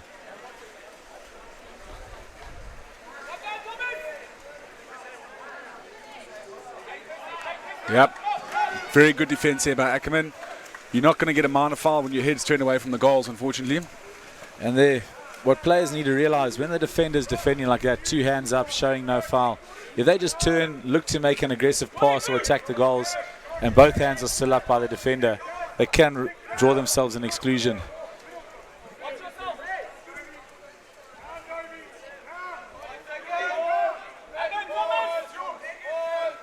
One second on the shot clock, quick release, good save by the goalkeeper, aware to that outside shooting from Redham. We see transition here for St Andrews. Definitely Mackenzie telling his team to pick up the pace of the game in the 2nd quarter. Let's see what happens. Redham diffusing that counter-attack with some good communication and a good switch. And here we go, big counter here by Jordan. He knew the shooter was going to shoot, and he gets on the other side of him and kicks off. This is a very dangerous position here. He should make no mistake. And just rushes it a little bit with the claw grip, and it goes straight over the top. A lot of the time, Andrew, players have a lot more time than they think. Right there, you can see the Redham attacker not once looking behind him to see how close the defender was. He had time to maybe throw in a balk or 2. And with these new rules in place, attacking the goals, waiting for that defender. If the defender pulls him back, he'll earn himself a penalty. Well, that's exactly it, especially with the new rules. You said it.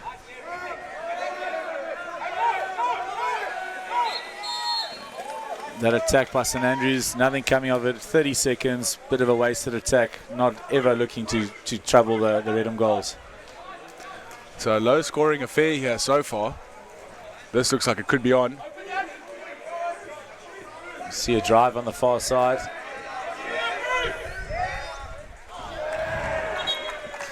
The shot was on earlier, but there's a hesitation. Defense gets back in place, and he tries to force a cross cage, but not wrapping it enough, sailing wide of the goals. Often at schoolboy, and I suppose any level, it's your first reaction or your first instinct's actually the one to go for. Sometimes if you slow things down too much, overthink it, you end up confusing yourself, so to speak. Often just go with the flow of the game, react. Good ball into centre forward. The Redham centre back having to take an exclusion there. Avoid the action goal. So St Andrews scored with the last extra man. Let's see if they can do it again. See their big number 7, the big left-hander, Hillary, is not in the pool at the moment. So that pass to the wingman won't be as dangerous. Some sloppy passing so far. Shot possibly on there. Really weaker passing on that extra man. Struggling to capitalize. I know definitely with my team at the moment, Andrew, maybe it's early part of the season still, but the finer skills really haven't been too good at the moment. But as I say, maybe early in the season still, that'll come as a bit more fitness and game time comes in. Absolutely. Great preparation for the upcoming tournaments, the KS tournament. Again, St Andrews very comfortable to force the long shot from Redham.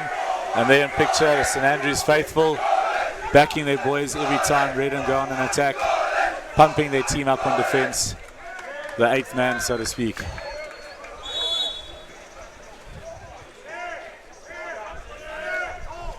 So Redham kind of in a high press, but not very physical.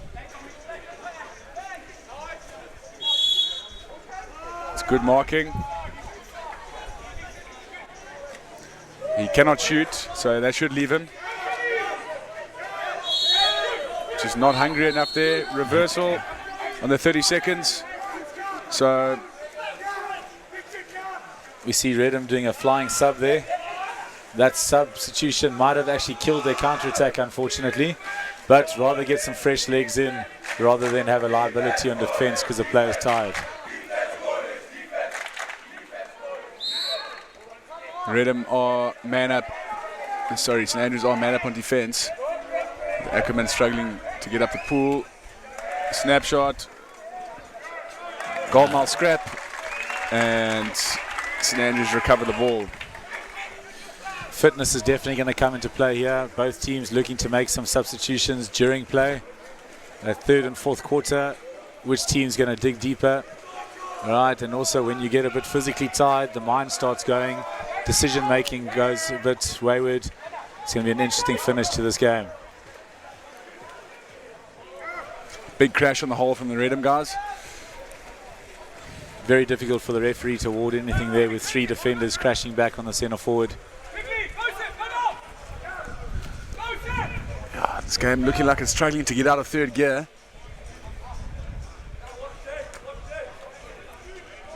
We're down to 10 seconds in this possession. A little bit casual there from the Redham number 8. Just flicks it over to no one. Gifting possession back to St Andrews. Number 11 for Redham, Sebastian Riley Nielsen, a talisman for them. They'll need to look to him to get some form of purchase in front of the goals. There's another ball jammed in. Strong play from the number 3 from St Andrews, but we see there the big counter-attack from Redham, but the St Andrews goalkeeper reading that play. Often there, the goalkeeper with the ball doesn't look at the opposition goalkeeper, and possibly there the shot was actually on from the goalkeeper, catching the opposition keeper coming out to steal the ball.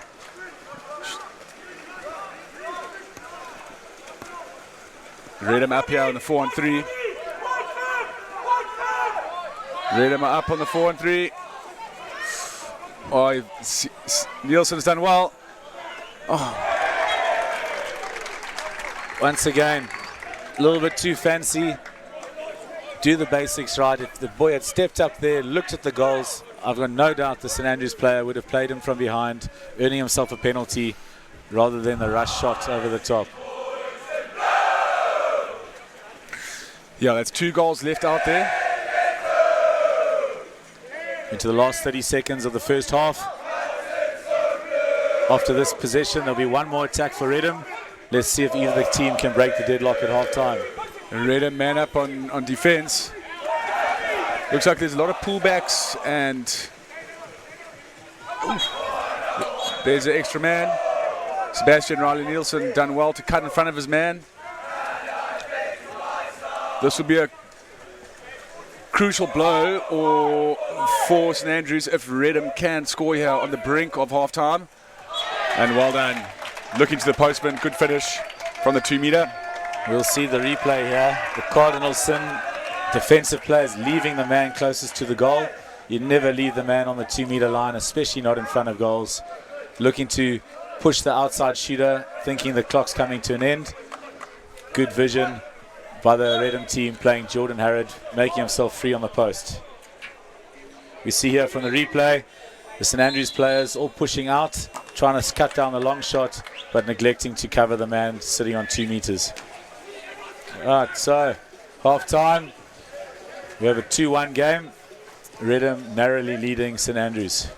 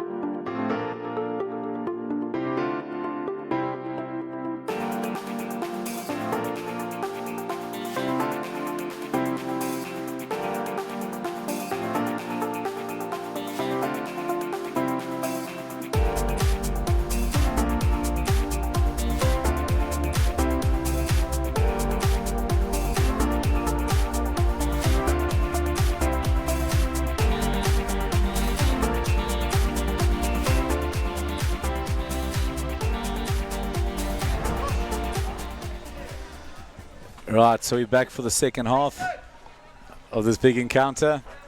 We have Redham from Cape Town leading St Andrews, the hosts here from Grahamstown, 2-1. Very big game in the context of the final pool standings for both teams. And St Andrews with the big swim off, earning themselves the first attack of the third quarter. Already St Andrews starting to play with a lot more intensity. Big cross drive trying to open up that second post. You can see St Andrews do this a lot with their big left-hander, Hillary. Starts out on the wing, big cross drive in, and he rolls into that second post centre forward. Redham on the counter here, pushing hard. They currently do have an extra man. They haven't seen it though. Good scramble, cover defence by St Andrews. See there, big drive by Ackerman down the middle. That's a second off the ball exclusion for Hillary. Needs to show his hands there. Yes, the Redham player slightly ducking under, but poor defence, allowing him to get in front of him. Should be showing his hands up at all time. Redham with a 6-on-5 power play. Some good defensive play by St Andrews here.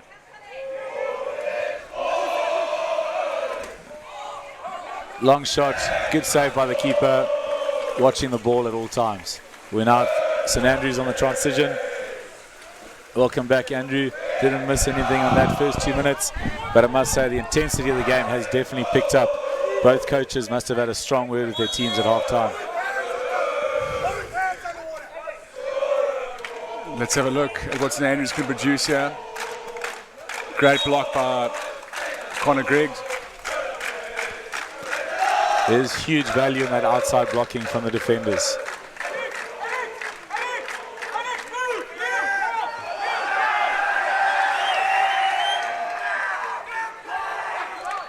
Redham operating to post up with 2, but St Andrews are man up on defence, so no purchase coming out of this. Only 10 seconds left in the attack. And here we go, he has a threat. Riley Nielsen, he's going to tread up, he jams it in. Pass is just astray, as Mr. Martin said in the referee signal. You're not going to award a poor pass, just out of reach of the centre forward. Unfortunately, no purchase there for Redham. Definitely the right tactic and the right idea, just unfortunately poorly executed. There we see it again, another poor pass. You're going to get nothing no matter how much you splash or you held. Redham on the attack very slowly. St Andrews, 5 players back, covering the 3 or 4 Redham players, slowly making their way up the pool. Very deep zone employed here by St Andrews.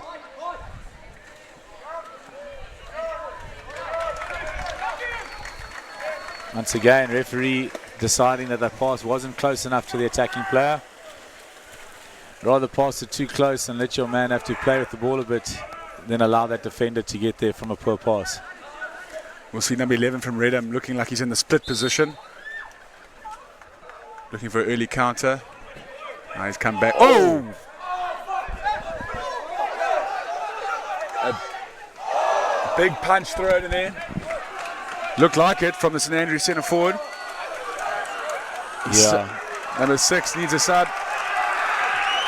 Not picked up by any referee. Maybe some theatrics. Nobody knows. I think if we see the replay, that was a massive punch above the water there. There's a replay here. He's left in front of the goals and he can't score from there. Once again, the individual finishing from both teams hasn't been good enough from the outside. Another big field block, helping the goalkeeper out there.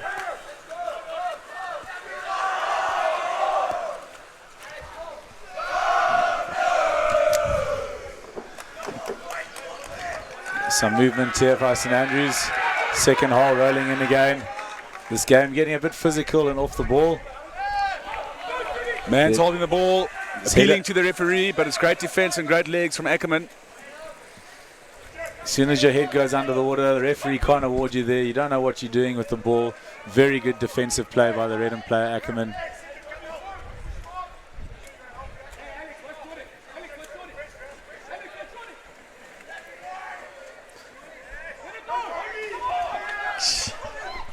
Ball still a scramble up front. Minor foul awarded there.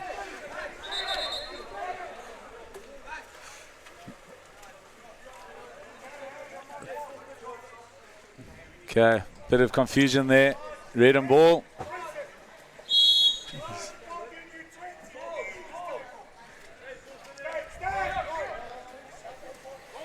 A little bit frantic here. Still 10 seconds left on the clock. Lining up for the big outside shot. Goalkeeper had that covered.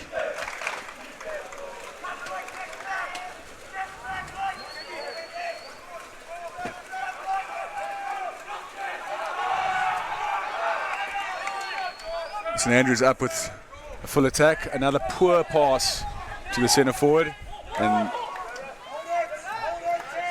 good reaction there to help his teammate out. Kick off. Yeah, right call from the referee. Attacking player, kicking off the player to get in front of him. It's a game of chess, this one, Paul. Very close encounter indeed. I do think, though, whichever team decides to swim a bit more and play a bit more mobile game will actually come out on top. Great save there by St Andrews, goalkeeper. But once again, those saves are a lot easier to make than that bounce shot off the water. Keeper not knowing where that ball's going to end up. The straight shot, a lot easier to save.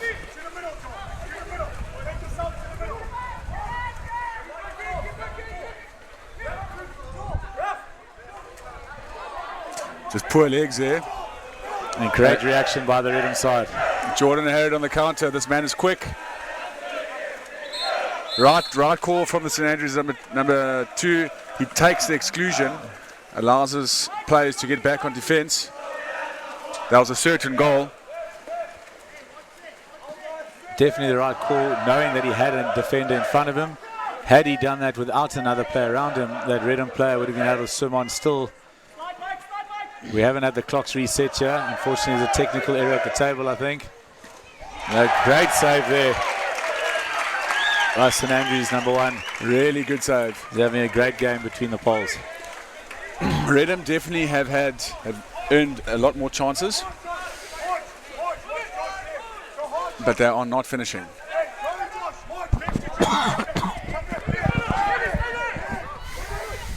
Frantic, we see here St Andrews are a man up. Poor shot. Redham now on the counter attack. They have a man free. Will their keeper see the big pass? He goes for the shot himself. As I was saying earlier, hey, right idea, just poorly executed. Yep, definitely the right idea. St Andrews now in a man-up situation. 5 seconds.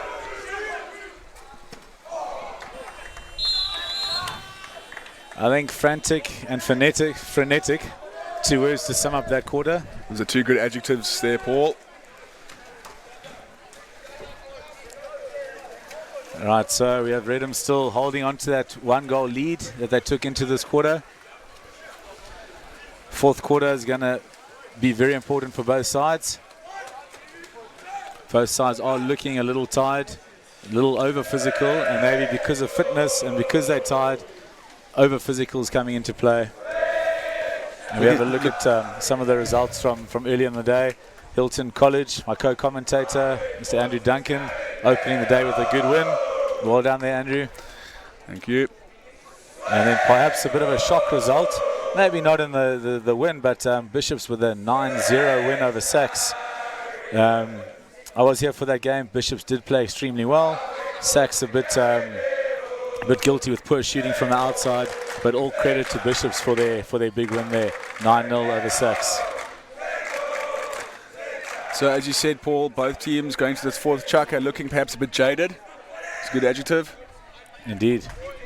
Andrew, you can talk us through this pool again. I got things a bit confused earlier. I'll leave this one up to you. Have a look at Pool A. You can see that Clifton have won 2 and drawn 1. So they've played 3 in total, leading the charge here with 7 points. The winner of this game will most likely, if Redham win, they'll go tie top with Clifton. If St Andrews win, they'll go ahead. So having all played 3. So it looks like a shootout between those 3 at the moment. Although never underestimate Selborne College. Indeed. Putting a couple back there. Rich history of water polo at Selborne. Big, strong boys from the Eastern Cape. As we go over to Pool B. Pool B, as I said earlier, Bishops with that big win this morning, getting themselves onto top of the table with goal difference over Grey. And Good encounter last night with Grey High versus Hilton. And that pool looking a lot more competitive and closer at the moment. Lots of big games coming up this afternoon, still to play to decide that pool. As we know, well, if we don't know, this tournament is a slightly different format to other tournaments, where the top 4 teams in each pool will go through to the quarterfinals. How that will work, the winner of Pool A will play 4th place in Pool B, and then 2nd place in Pool A plays 3rd place in Pool B, and vice versa. So you do have a little bit of wiggle rooms, if you want to call it that. You can lose a game or two and still come top 4 and give yourself a great opportunity in the crossovers. If you're watching School Sports Live, please engage with us on Instagram, Twitter, YouTube, Facebook. Send in the comments, send your hashtag, and we'll read them out for you. Let us know what team you're supporting. Is it Redham or St Andrews in this game? St Andrews winning that swim again. It might be a small thing, but that first swim off of every quarter just gives you that extra possession. Often a lot can come from this first attack, especially after a break.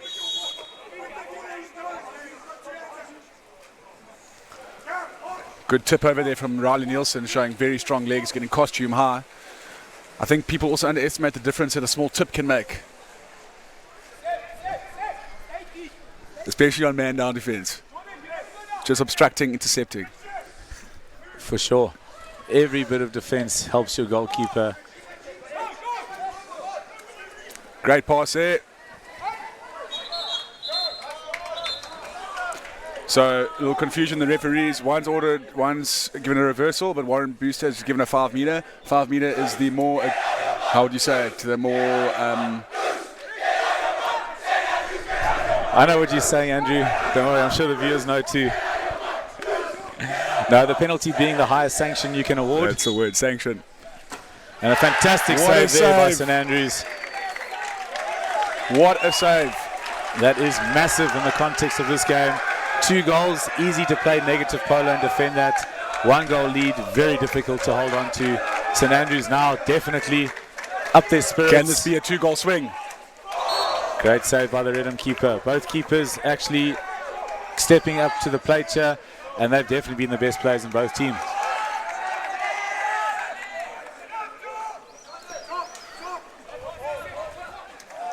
Poor pass there, good reading of the play by the Redham defender, sitting slightly in the lane, maybe cheating, trying to get the attacking player to throw over him. Very good body position and a great steal by the Redham defender. Big counter here. Oh, another poor pass. The game has been riddled with poor passes, or perhaps excellent reading on defense. St Andrews with a 4-3 opportunity here. Can they counter? Outside players slowing down a bit early. Individual one-on-one play there.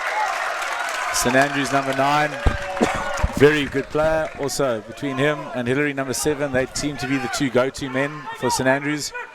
Let's see if they can take advantage of the 6-on-5 power play. Redham defending in a 4-1 split. Looking to push a counter-attack, which they've just done right now. Great defensive play there. Redham on the big counter. If this goes in, there's no bigger heartbreak for a team than going from a man down to a goal another way. Unfortunately, can't finish that, and the postman coming to the rescue for St Andrews. Wow, wow, wow. That's 2 1-on-1s now. This game could have been dead and buried for Redham. Just shows you the value of that individual finishing in these tight situations. It's unbelievable scenes here at the Hudson Pool.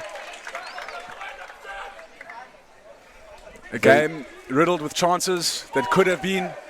Poor passes. And Redham stealing that ball yet again. There they go on the counter. Jordan Harrod shifting into 5th gear there.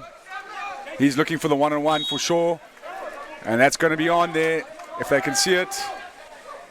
A little bit slow on the foul. Still 15 seconds left in this attack. Good legs by the St Andrews defender. We see Harrod trying to work off the ball up front, seeing if his... Yeah, and he's eventually earned an exclusion for his hard work.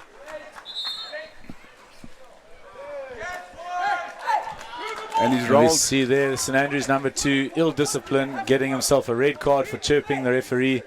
Not happy with that decision. Unfortunately, my boy, referee's decision is final.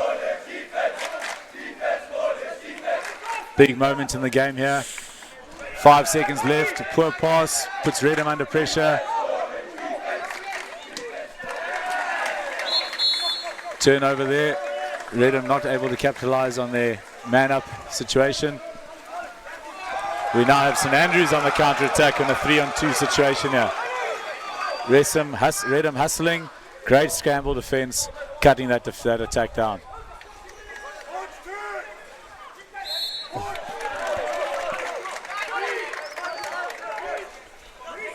Still lots of time left in this game. Ball under. Ball under there. And here go Redham on a 3-on-2. Jordan Harrod carrying the ball nicely, cutting and looking to cut in front of his defender. Good jump there, and unfortunately Jordan doing too much, getting purchased by going over the defender, and a turnover ball. Right call by Mr. Warren Brewster, lifting his shoulder too much on the turn.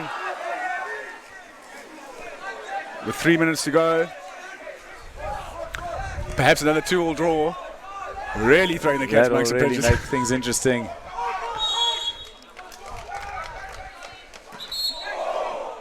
The foul being adjudged inside the 6-meter area. You cannot shoot the ball directly. Referees have to be very aware of where that foul is, and a correct decision there by the referee. Big outside shot, although it didn't count. A fantastic save there by the Redham goalkeeper. Goalkeepers always having to make sure they're awake regardless of the situation in the pool.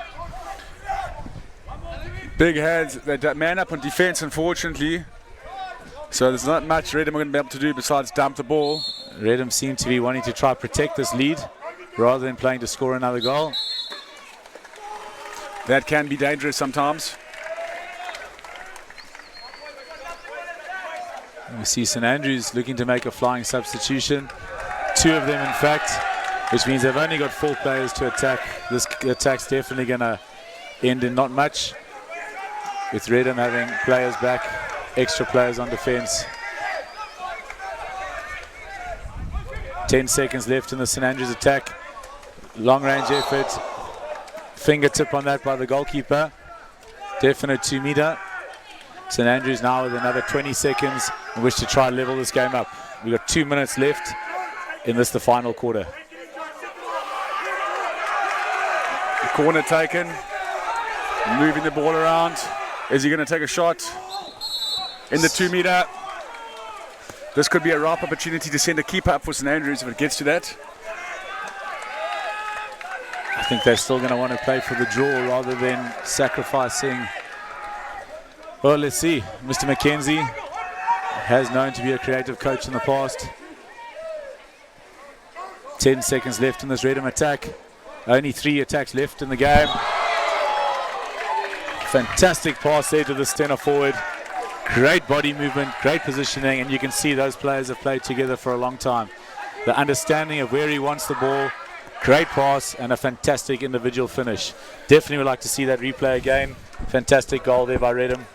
Highly skilled from Sebastian Riley Nielsen. As you say, the chemistry between them, as we see here, he knows he wants it in the air, and just a little reverse tip over into the corner.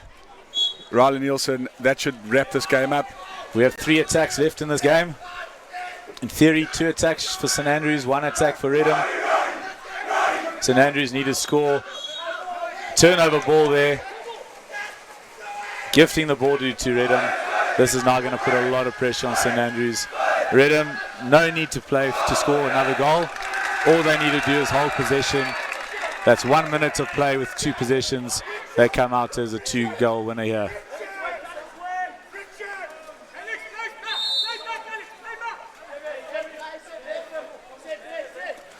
Redham will just control this attack for sure. That save. We now left last minute. Yeah, exclusion there, number 7. St Andrews need to score quickly here. If they can get a goal in the next 5-6 seconds, That puts a lot of pressure on Redham to try hold on to a lead, but they need to play with some impetus here. They don't have a full 20 to use. They need to try and score this. The shot early. needs to come within the next 5 seconds to get another possession. Great block on the outside. There's that fingertip coming in again. This game should be Redham's. All Redham have to do now, hold the ball for 30 seconds. That'll mean 4 seconds left in the game. They come out winners.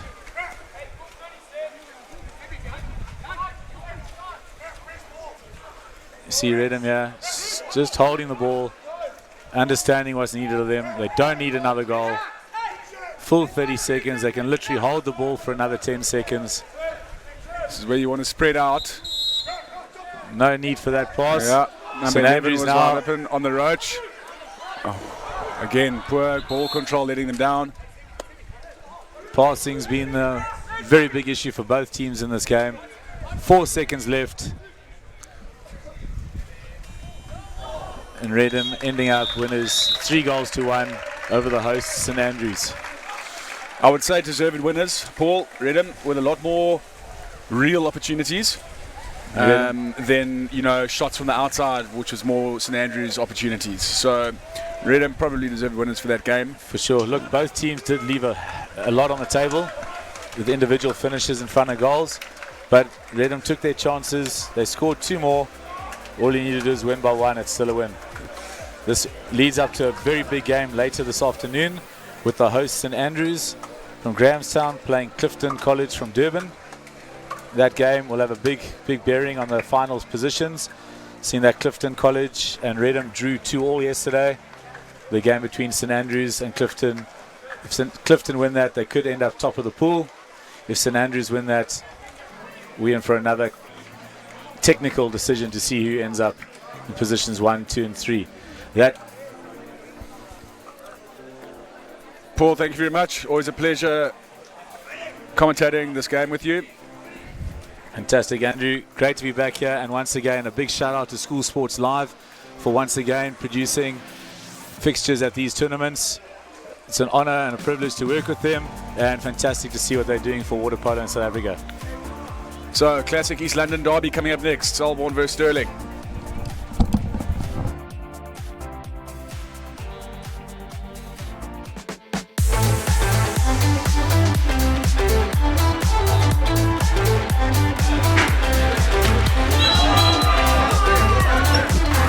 And he converts.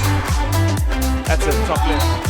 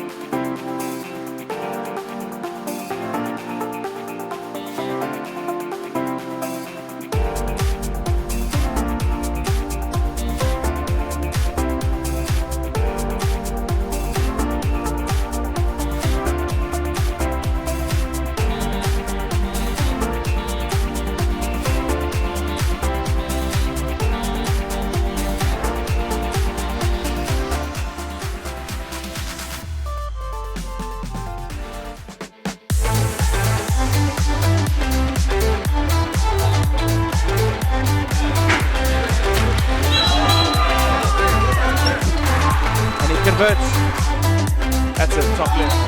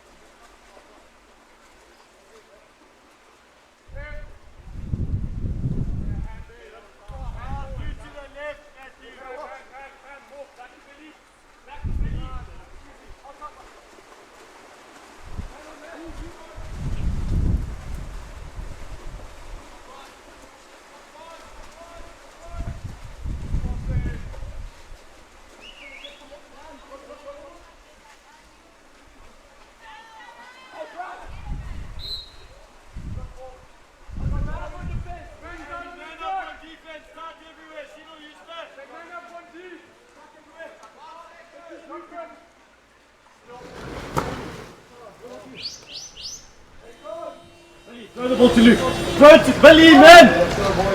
Everyone's down, everyone's down! All the open space and we throw the ball back to Bradley.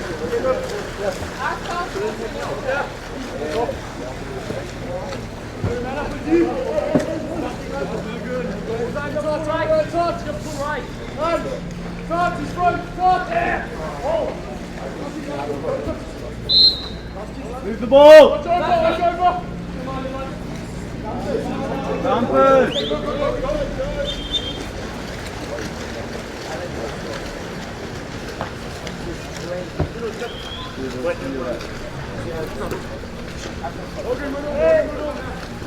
Work hard, Billy. Work hard, Billy. Stay where you are, Sino. Sino ball. No! No! You had no chance of getting that ball. Literally threw it to my defender and you reward poor pass. So what did I get kicked off for? I don't even know how to do wrong.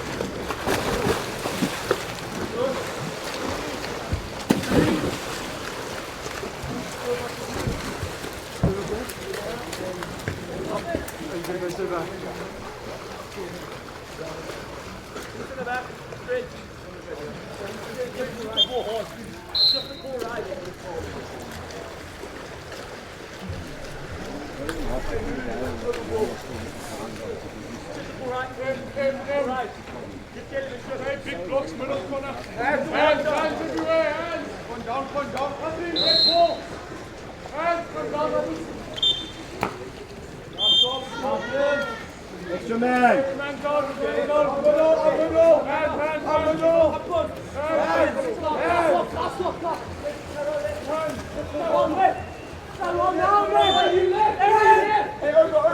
Over.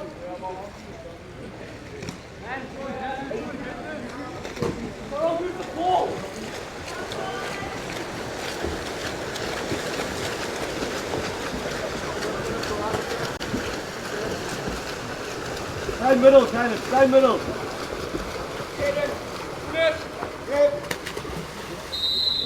How is it possible that we have a counter after counter after counter? We're playing so negative, but yet they're still countering. Acts of ball watching.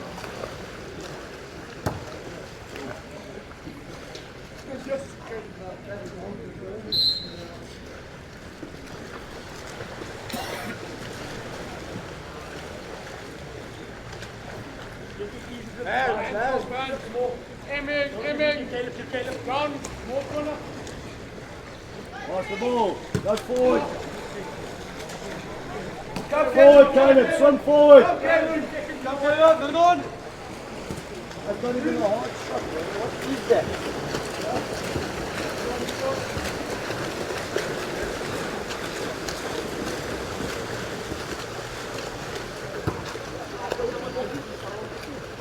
Caleb, there's not even a shot that you had there. Lots of time.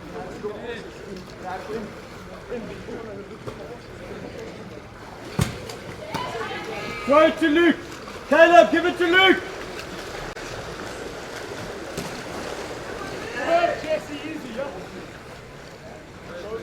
Caleb, I had to say 3 times pass it to Luke. He's got water. Give it to the guy at the front.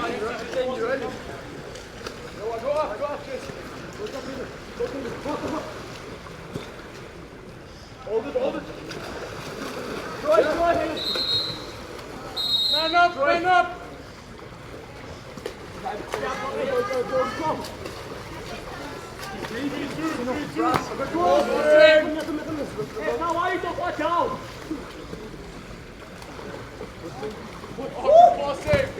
Hey, come. I'm in, sir. Cross the bench.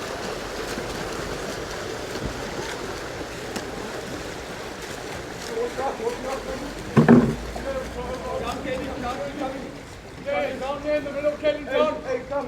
Kelly. Wait. Caleb, go forward. Now back to Trent. Go forward. Look now. Good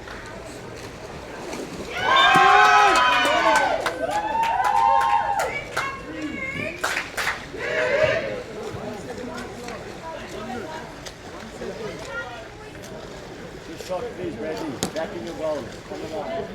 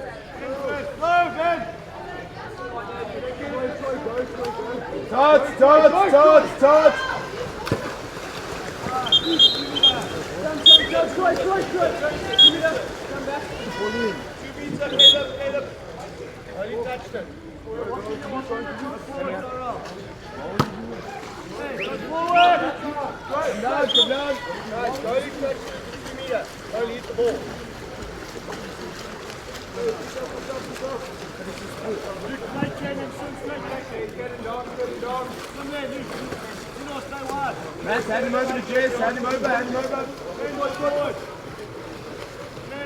Troy, that's you,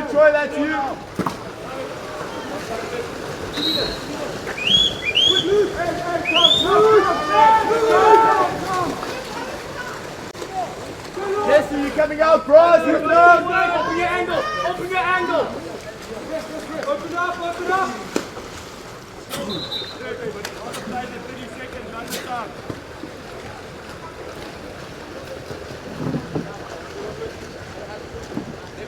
Kevin, forward, boy.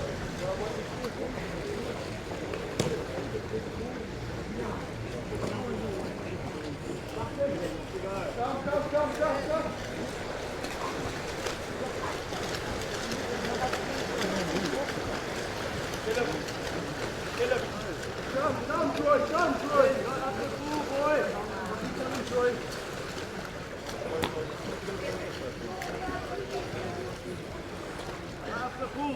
Up the pool, then. You're halfway line, boys. Hold that hand, stop, everyone. Hand. Troy, stay over. Troy, stay up. Troy, stay there. Stop.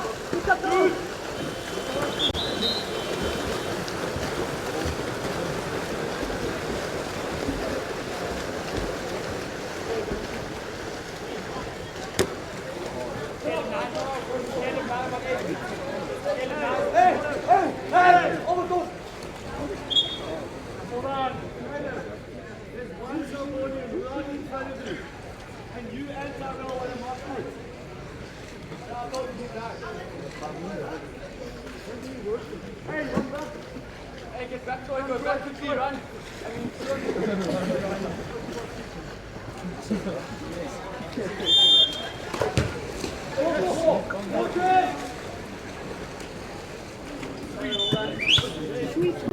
Who changes?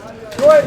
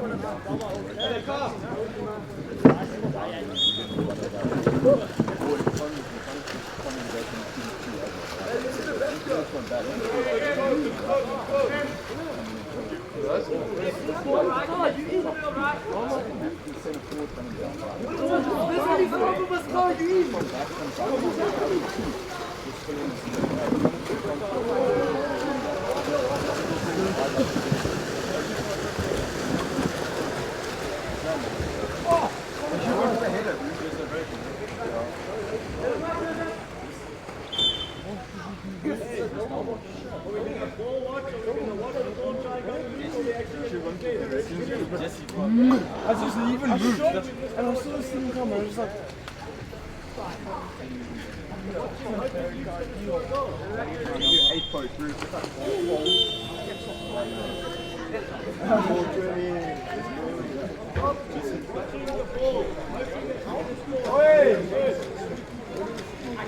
Stop! Tick Tom!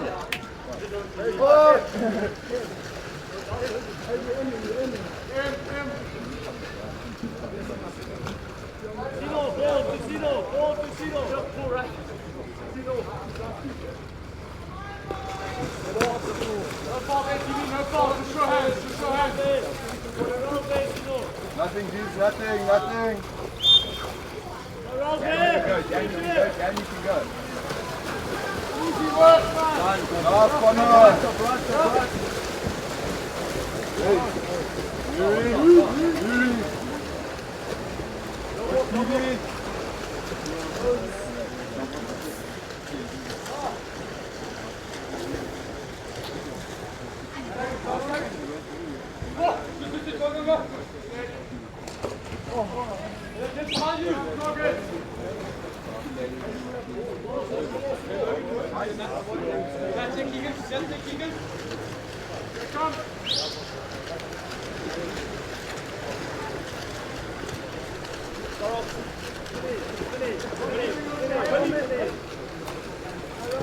Keeks, down to split.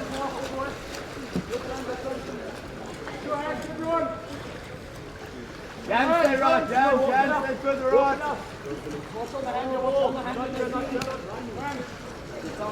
Hit!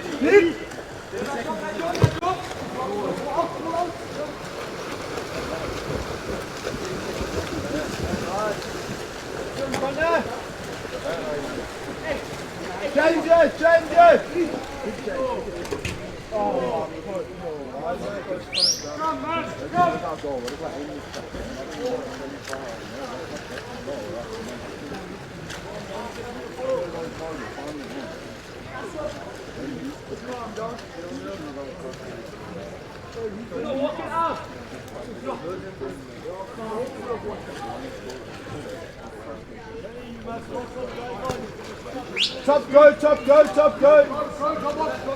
Keegan go, Keegan go, Keegan go.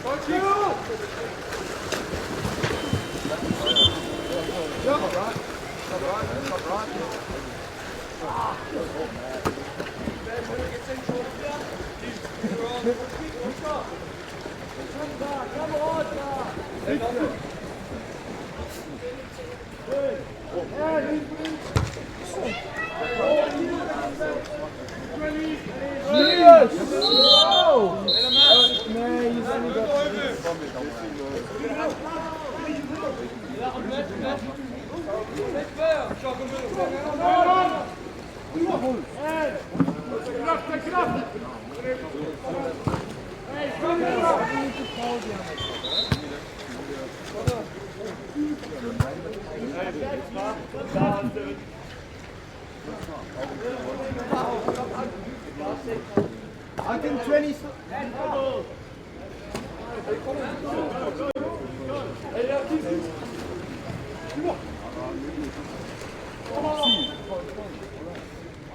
That's all we need. No celebration. No celebration.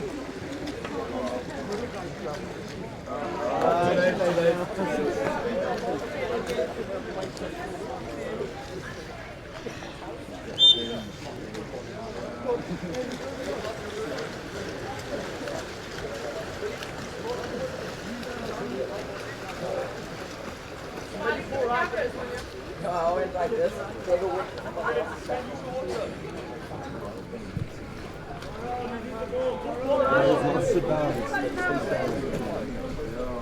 Connor, stay on two. Connor, stay on two. Keep Z. Keep Z.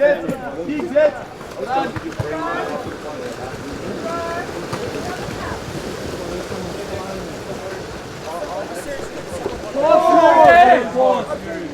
Celebration. Yes, sir. No one bought. Yuri, what's the celebration?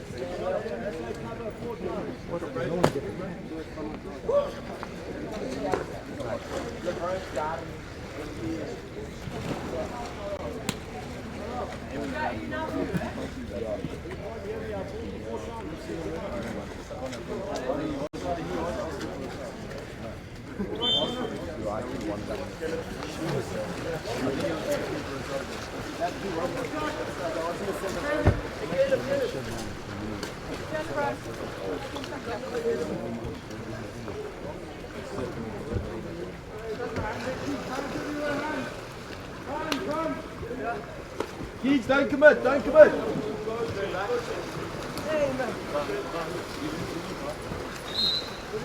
Top left, top left, top left. Yeah. Tom! Tom! Shoot it! Shoot it!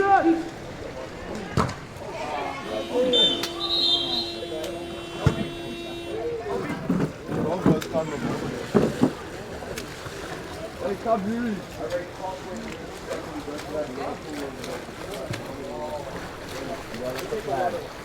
Then we'll go here. We don't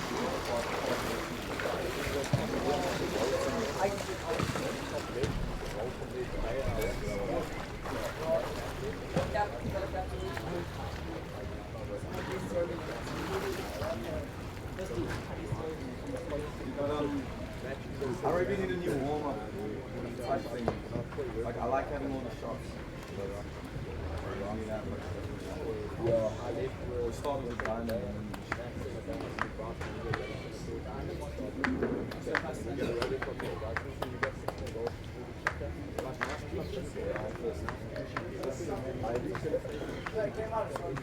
what's 11? Keegan. Someone. Right, so welcome back everyone. We're here at lunchtime on day 2 at the St Andrews Water Polo Shield Tournament in Grahamstown. Currently we've got an East London derby here. Selborne College from East London playing Stirling. Selborne College with the ascendancy here, 14-4. So things aren't looking too good for Stirling, but they're putting up a good fight, and it looks like Selborne will be taking the victory today. We're going to have a look at some of the fixtures that were played today.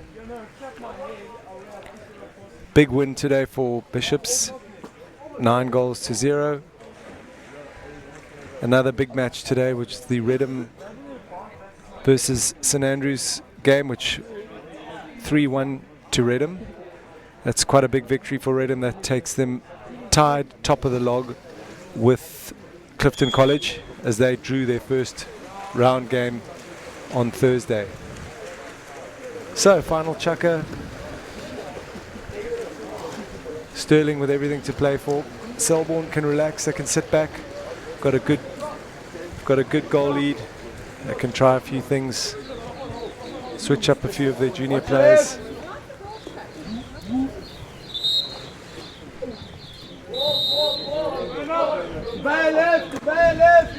It's extremely hot out there, 37 degrees.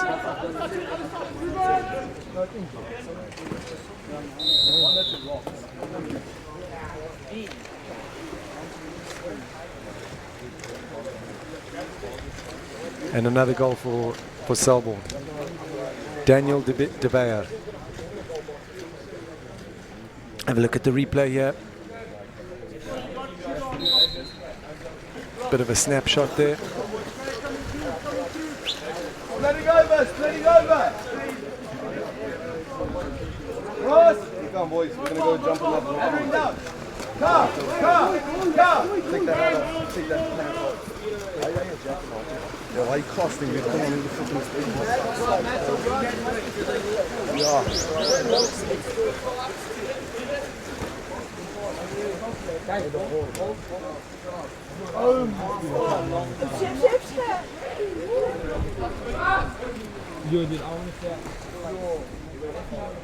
That's 2 kickers.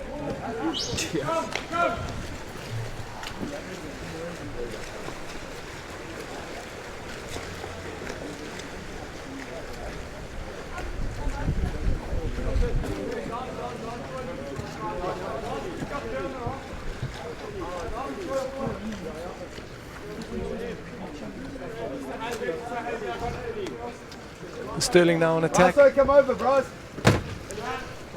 Sterling drawing men in. There's you. Top go, top go, top go.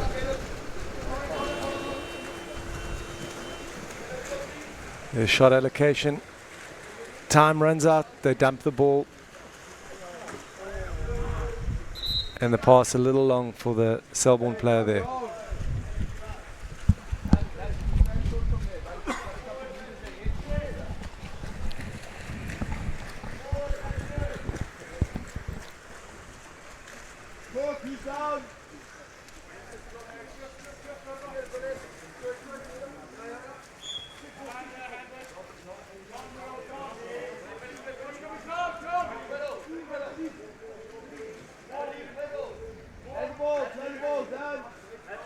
Sterling not managing to get into that scoring zone.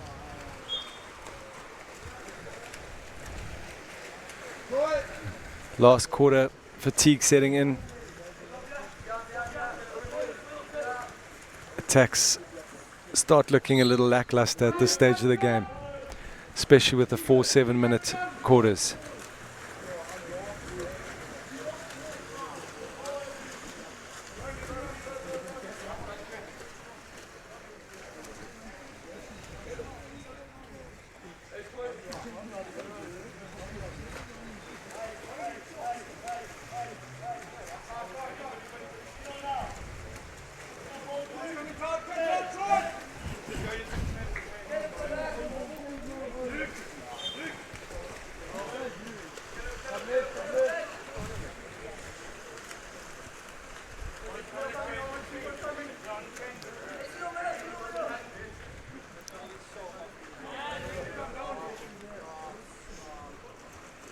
Selborne walking it in. Powerful shot there in the top right.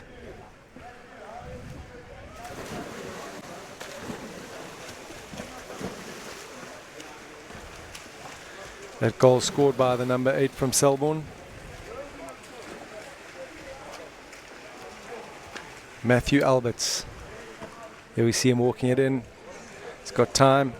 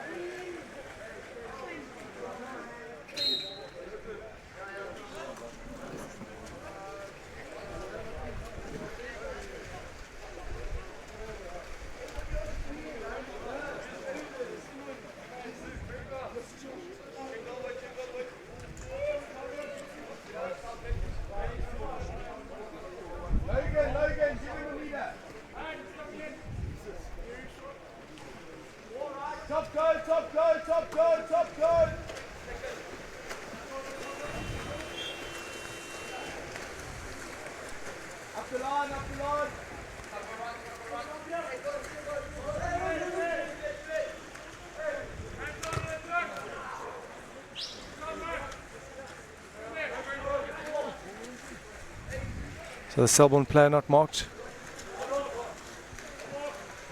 But Sterling keeper does well to keep that one out. Sterling on attack.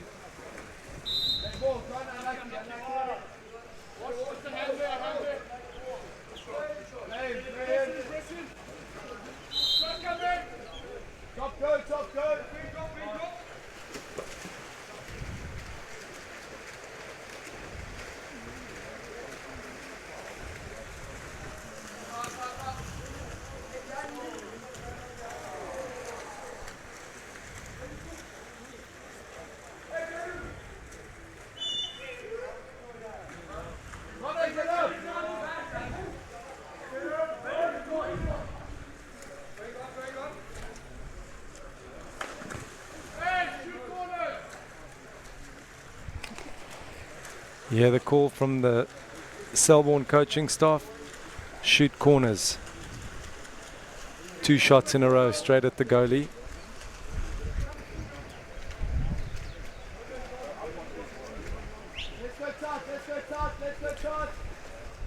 Goalkeeper we have on paper is Brad Ratters.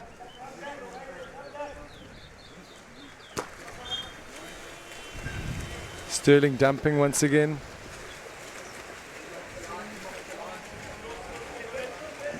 Matthew Murray, the keeper, plays it up to Daniel Dalbach.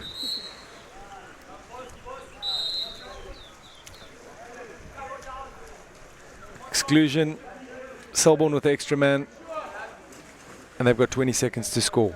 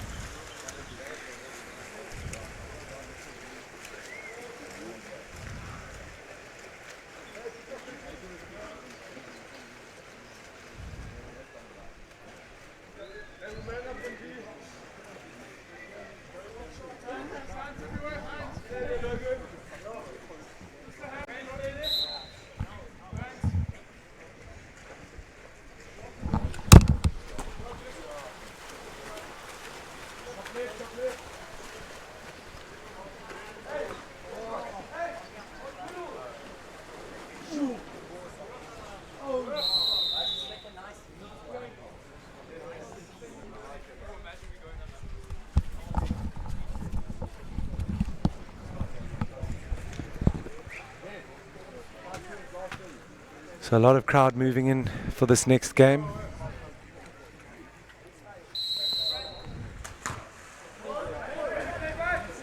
Bishop's currently the team to watch, with a convincing win over arch rival Sachs.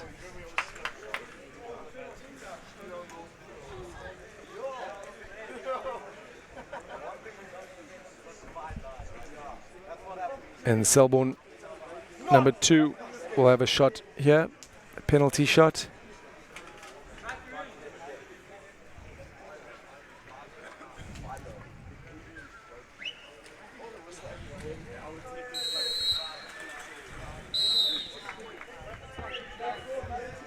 And he makes sure of it, bringing the score to 17-4.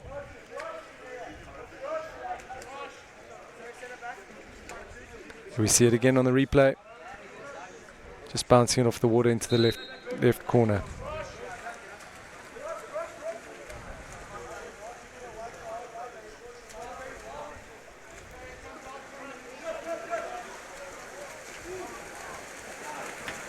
Some strong skills in the water there by Selborne.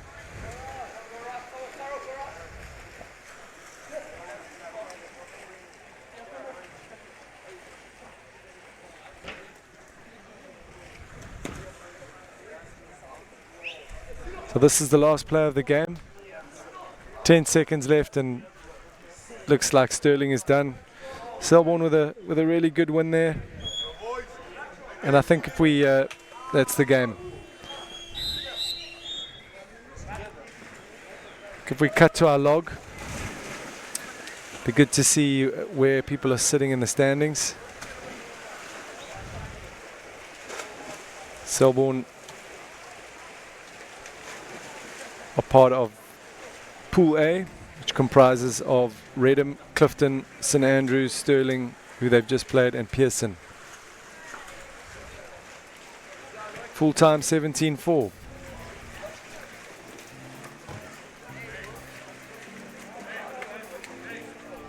That pool we were speaking about, Clifton, College and Redham on the same points, but the goal difference keeping Redham out. St Andrews only losing now to Redham, and then Selborne picking up some more points here, tied with St Andrews College, 6 points each. If we flip to our other pool, you see Bishop's up. It's a top versus the bottom clash here. It's going to be tough for Glenwood House to hold their own against a strong Bishop side. So Bishops and Grey, the only two sides not to be defeated yet. And that game coming up a little bit later. But thanks for joining us for that past game, and we're looking forward to hosting you for the next game, Bishops versus Glenwood House. See you in a minute.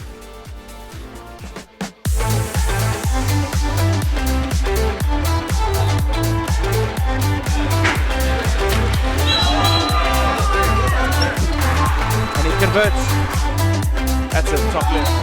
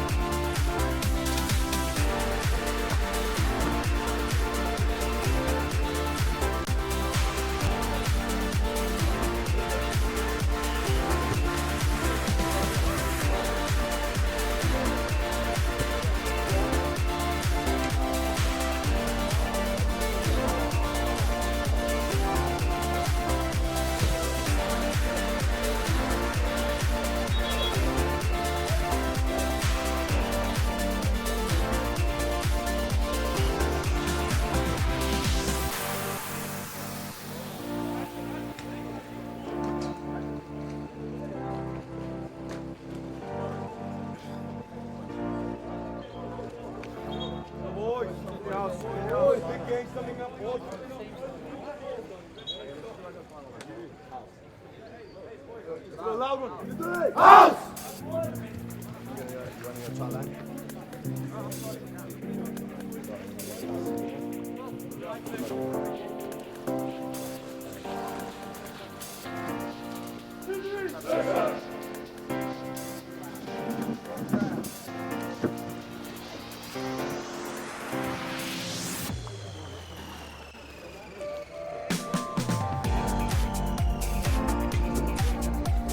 welcome back to everyone watching here. Bishops is having a good day. They've had a spectacular win over Sachs earlier today. Glenwood House from George, fairly new school, 15 or 20 years old, is having a tough tournament so far, but they are definitely putting their best foot forward and trying their best. These tournaments are all about growth, development of players, and participation key. Glenwood House first team we see up on the screen. Good luck to both teams today. This a top and bottom of the table clash. Glenwood sitting at the bottom of their log and Bishops at the top. The only other unbeaten side in this pool would be Grey High, and that game would be Bishops versus Grey as the last one today. So if Bishops can beat Glenwood, then that should be a humdinger.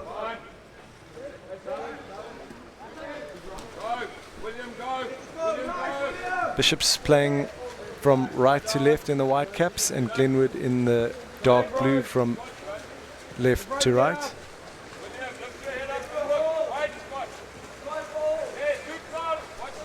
Glenwood House on attack. Glenwood House obviously no connection to Glenwood High School in Durban.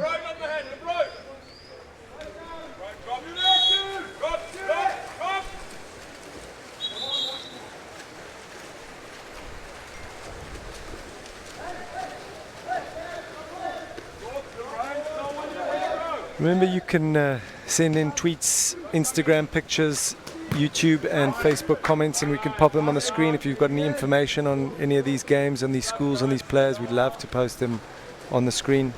There are hashtags you see on the screen there. It's the Bishops bench in your picture.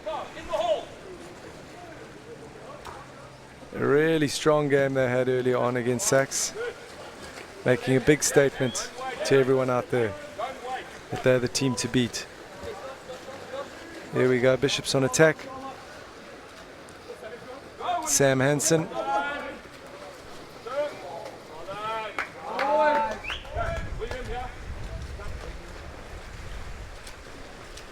Key feature of their game, Bishops, is their defense. We'll see if Glenwood can get one past them. Mikey Ford, the captain, in possession, swimming it up.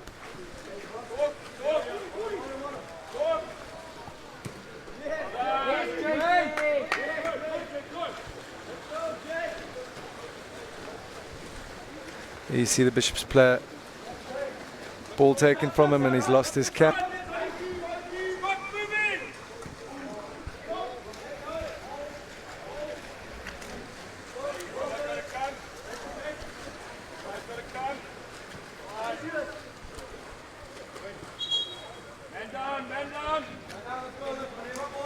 Extra man now for Bishops. It's the number 2, Joe Kirsten, passes it to his captain. Mikey Ford, back to Ford, big deflection.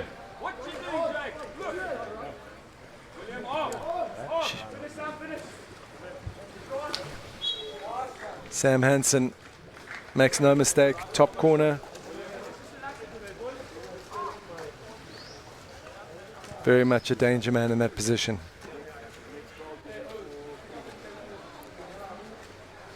So Bishops in the white caps ahead by 1-0.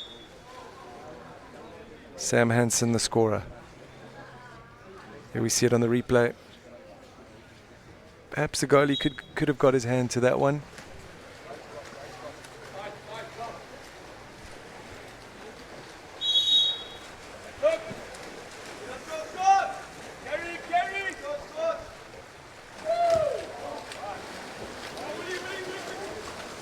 Scott Smuts-Muller having a crack himself.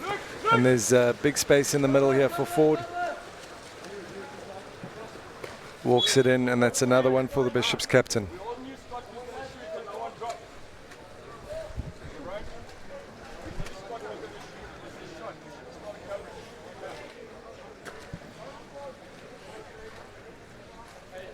We see from the reverse angle,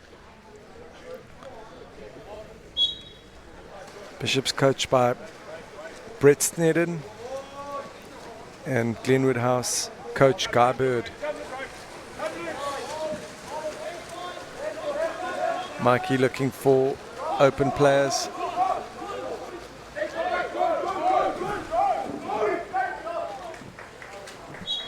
Pops it over to Sam Hansen, and he gets his second.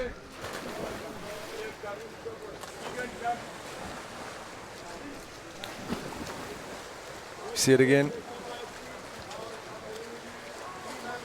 Keeper way out of position. And 3 goals to 0.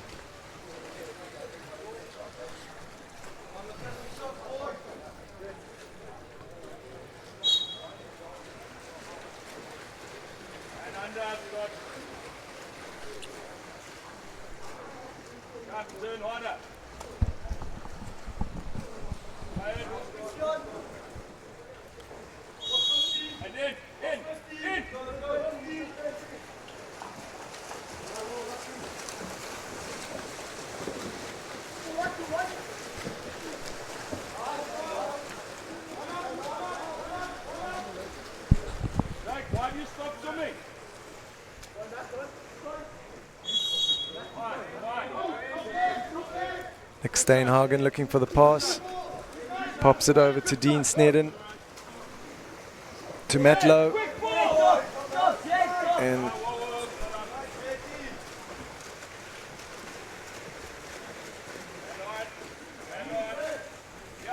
Max Carey dispossessed in the center. So Glenwood House back on attack. Let's see if they can score a goal.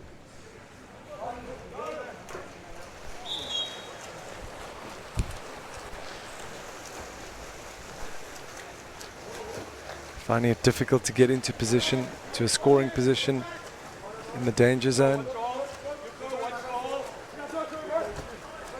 The allotted shot time there, number 3, Max Carey.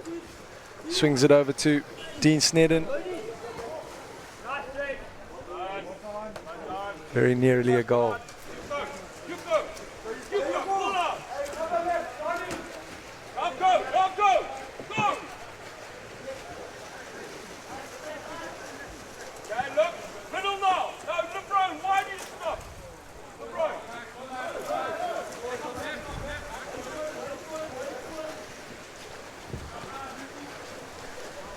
Max Carey looking across the pool, swimming it in. Probably take a shot himself.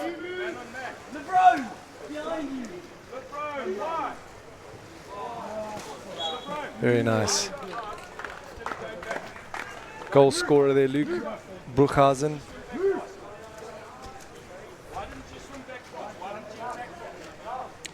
Bishops moving the ball around nicely, and that resulting in goal number 4 for Bruchhausen.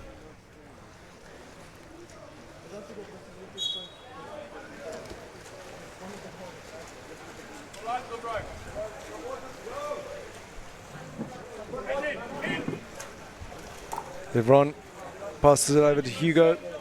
Hugo Nordier in possession. Looking for support. Plays it back to Levron. Levron van Wyk. Levron right in front of the ref, pushing off his man and penalised. Right, Dean Snedden on the fast break. Exclusion there for the Glenwood House player. And Bishops on the front foot once again. Matt Lowe swings it over to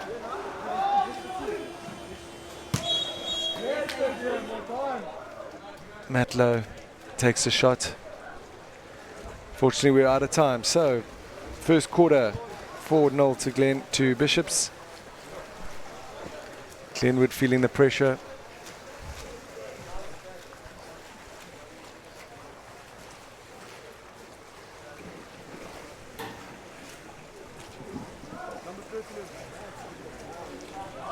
Right, let's have a look at this pool again. As mentioned, if Bishops win here, they will go ahead of Grey, who will then play them in the last game of today. Grey do have another fixture in between, which is against Sachs. So if they do win that, and Bishops does win that last fixture of today is set to be an exciting one. Sachs completely stunned by their performance earlier today. It didn't seem like they had an answer to the defense of Bishops and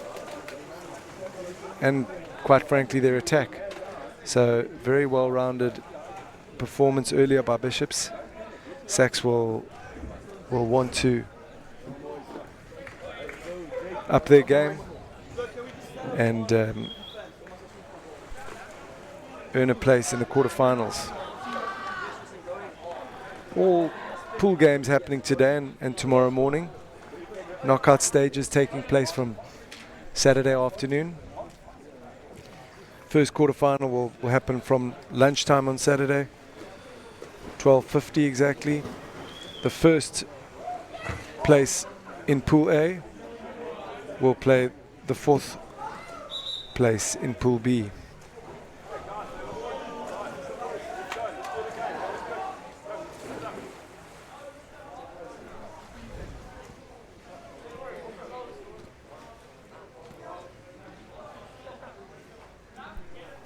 Right, second quarter underway.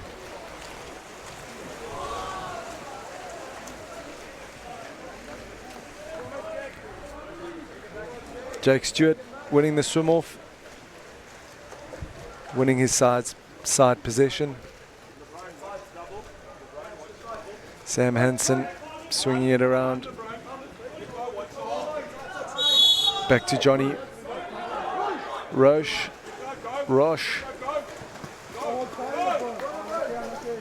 And Jake Stewart takes it into the goals. Still in possession, still fighting. Well done there to the number 4 player from Glenwood House. Levron van Wyk, who's had a strong game so far. Definitely noticed.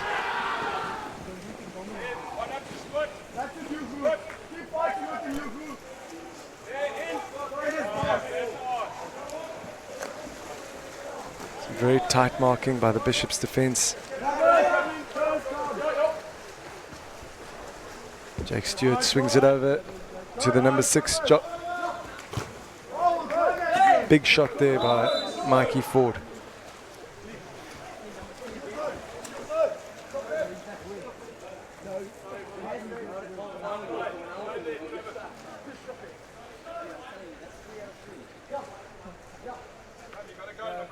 So Grey High and Sachs up next.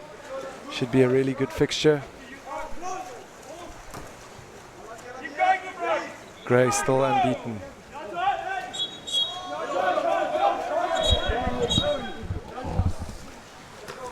One feels that playing a wounded Sachs, very dangerous prospect for Grey High.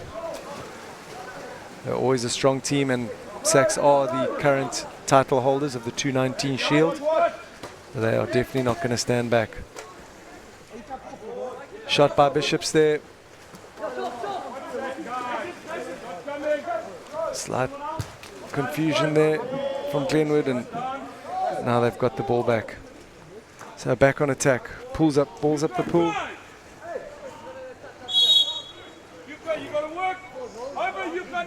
Centre forward working hard. Ball into centre forward, but reversal.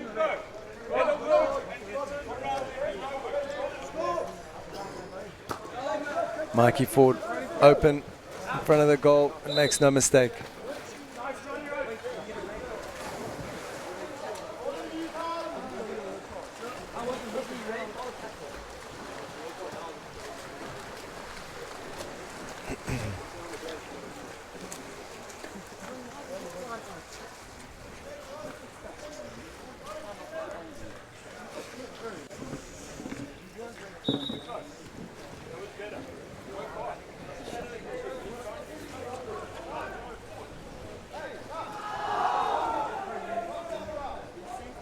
You see it again.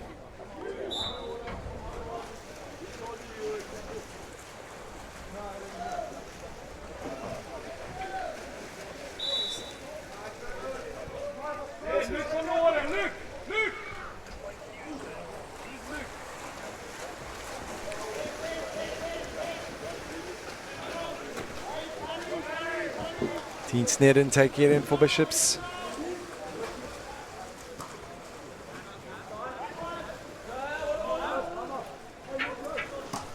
Great shot there by Matt Lowe.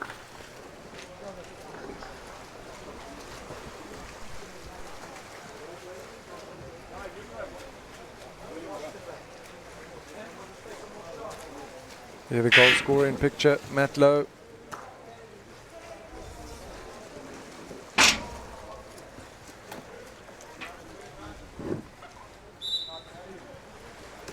This is the goal earlier by Mikey.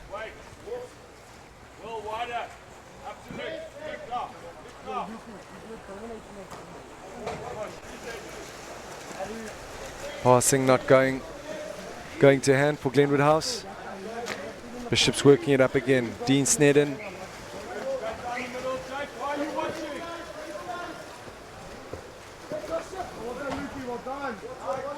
Glenwood House player just getting in between the pass. Luke Marriott Doddington.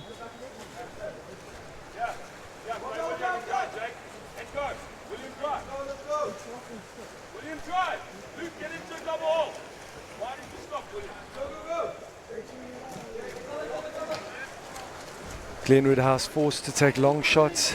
Bishop's defense keeping them out of the danger zone, and now plenty of space here for Bishop's Max Carey. Ricochets off the top bar. So Glenwood House has some space. There we go. Good pass, but yes, good pass. Thought the Bishop's keeper was going to come in between that, but Glenwood House players need to work here. Need to give their players options.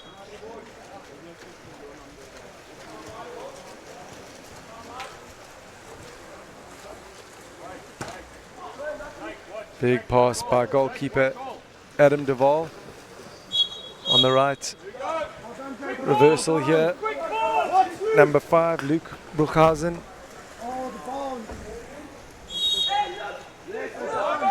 Passing a lot more effective by Glenwood House. This looks like it could be a goal or a penalty.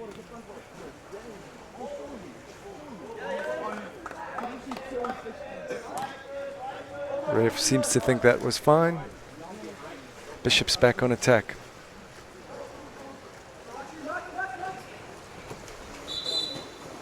Exclusion. Bishops have an extra man, and they'll set it up.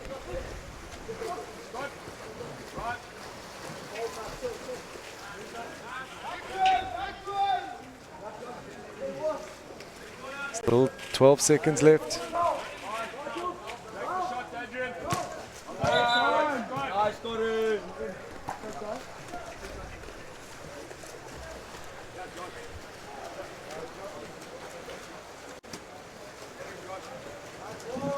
Neil Maloney there with a shot.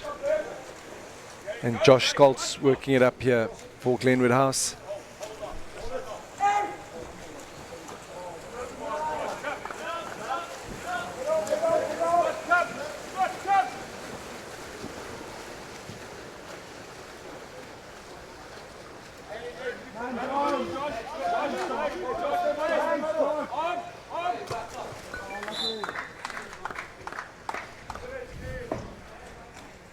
So another goal there by Bishops.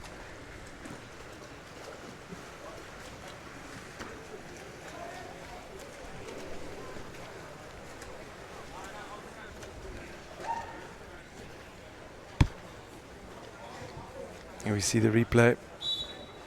Looking for the pass, sees he can shoot off the water to the back of the net.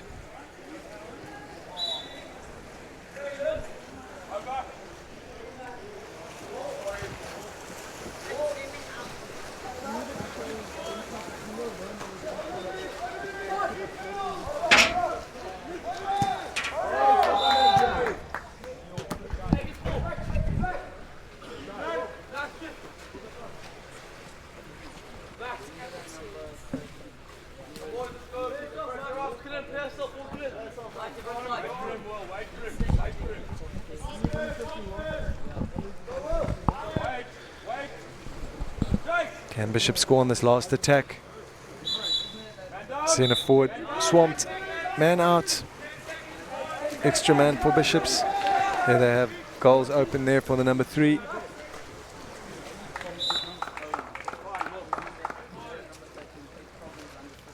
And Max Carey makes no mistake.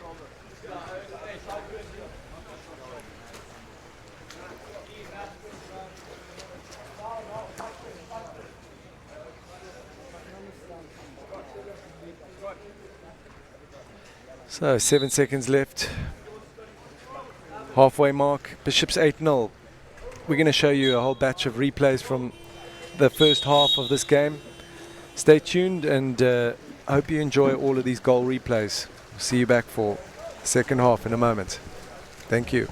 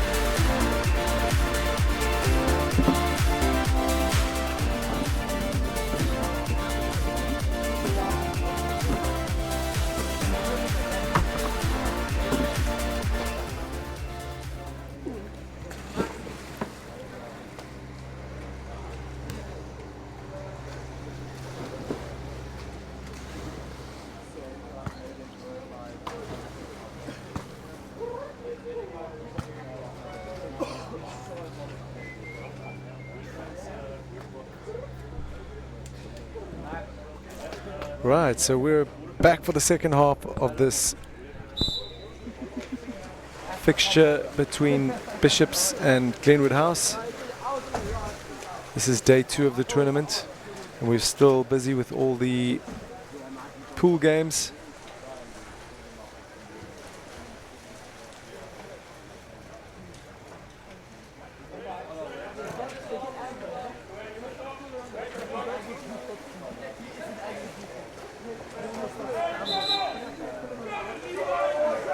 Pool B is Sachs, Bishops, Grey High, Hilton, Kingswood and Glenwood House. Shot at goal there by Glenwood House in the blue caps, just going over the top of the goal. Bishops keeper Duval working it up the pool. Bishops with plenty of time now and a big 8-goal lead. Just have to carry on doing what they've been doing this game. They definitely have their tails up. Playing with a lot of confidence on attack and defense. Just reinforcing their structures. And there we go. Great stuff for Glenwood House. They're on the board. First goal. The centre forward doing well there.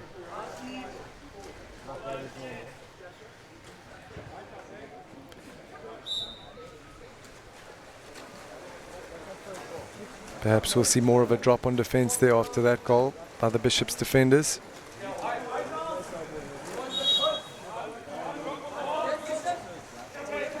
Jake Stewart with the ball, the number 12. Sends it over to his captain, Mikey Ford, who then puts it over to Sam Hansen. Bishop's working hard, Mikey Ford looking for work, swinging it over. And a good shot there by Jock Buchanan. Space now for Glenwood House. That last goal seemed to have galvanized them slightly.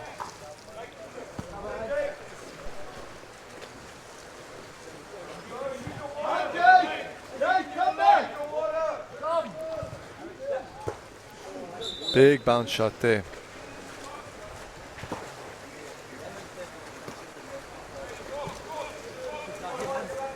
Good place to be right now is in the pool. It's extremely hot here in Grahamstown. 30 plus degrees. And the pool facilities here look magnificent. Pool sparkling today. St Andrews hosting a very well run tournament.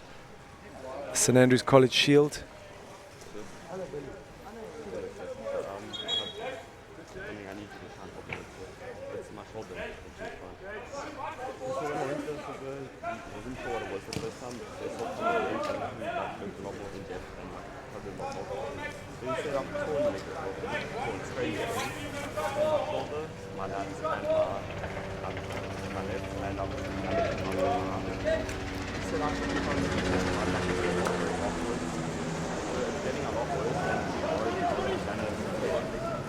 Passing not as efficient as it could be.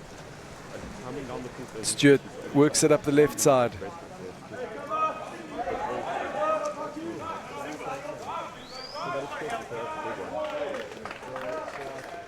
Glenwood managing to keep that one out.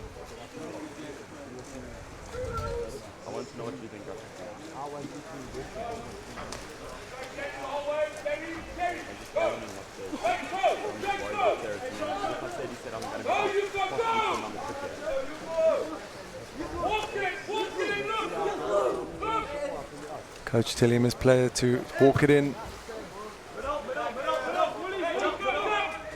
It's a bit better from Glenwood. Shots on target, but there is the cockroach up the pool. And that is Joe Kirsten with an easy goal for his team.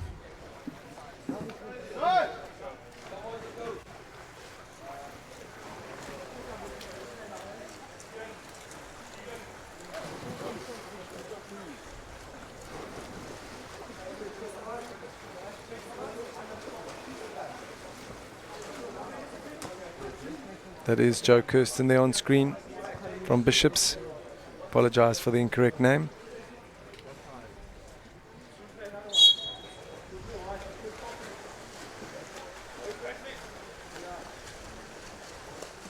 So 9-1 the score. Glenwood House with just that single goal coming.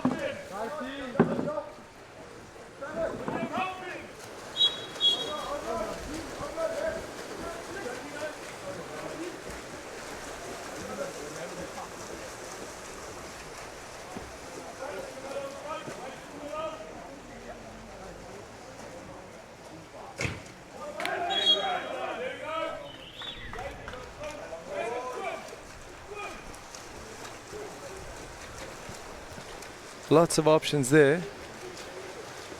Unfortunate for Bishops not to bag that goal.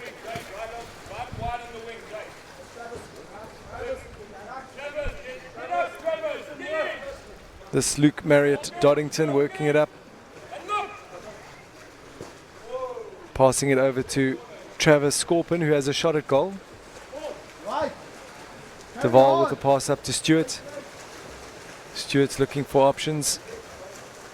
Bishops are working very hard on attack. Lots of movement. One more. Finish. There we go. Pass to their captain, number 8, Mikey Ford. And that brings up double figures for Bishops, 10-1. Mikey Ford is the captain of the team, if I'm not mistaken.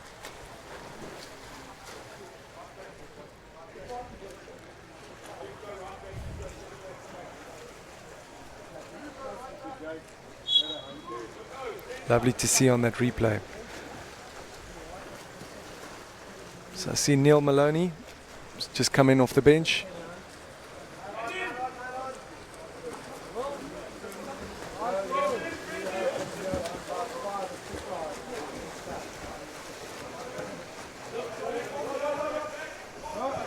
And fresh legs of Neil Maloney. He's open on the right, although the pass won't go to him. Passes it over to Jock. Back to Dean. Dean Snedden looks for Neil. Niall. If anyone's watching from Bishops, is it pronounced Niall or Neil?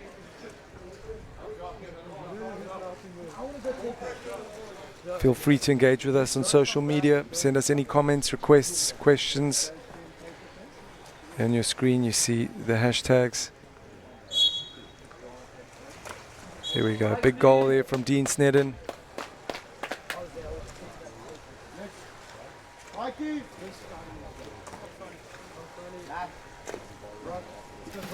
If you prefer to have no commentary, you're more than welcome to send that comment through as well. It is lunchtime. I would like to head over to the lunch hall.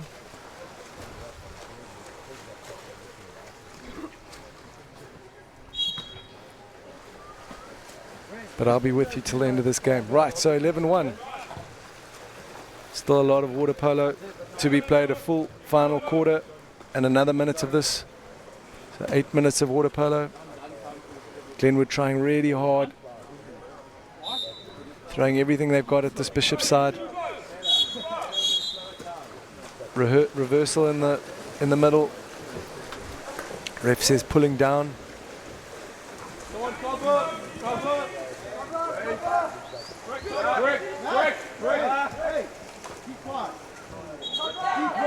Neil now with the back shot.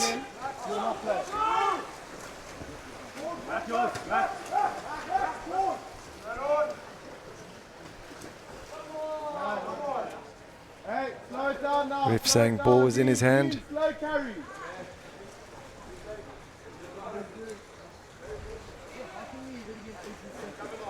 Pity the Glenwood House have had a few opportunities in this last bit of the quarter.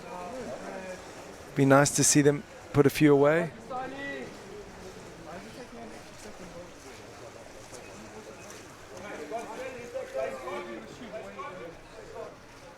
And that'll be the end of the quarter. Takes a shot at goal. Oh, very nearly puts it into the back of the net. That's the Scott Smuts-Muller from Glenwood House. Very good attempt in the dying seconds of that quarter. So, final chukker. Let's have a look at some of those goals in our replay package. Coming up next.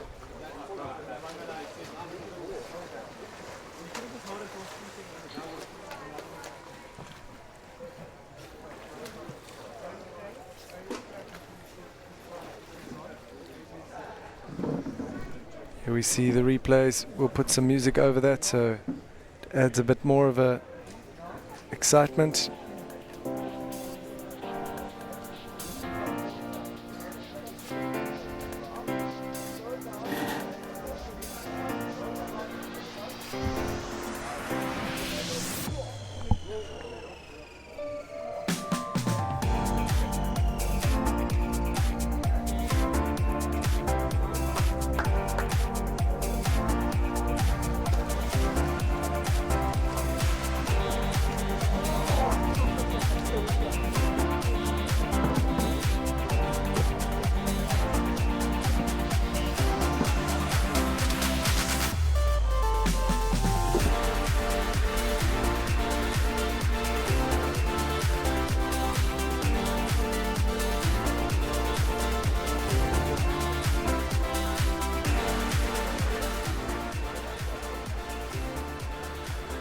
We haven't had a look at the Bishop's team sheet today.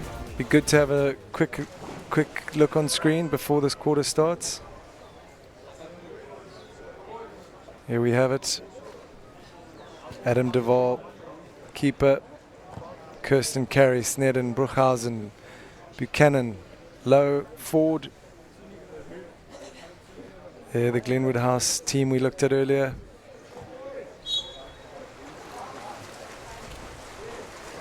And we're off.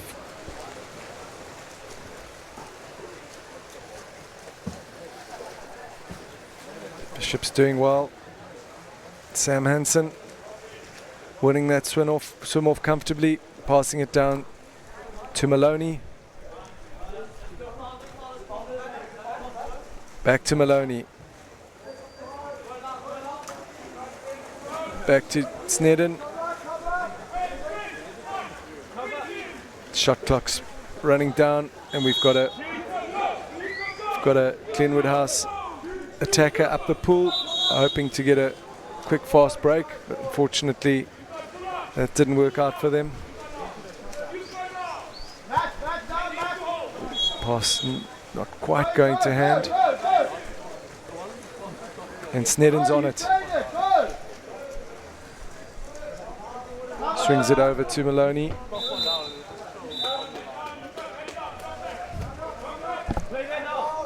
Exclusion there. Bishop's on the attack, extra man. Throwing it around.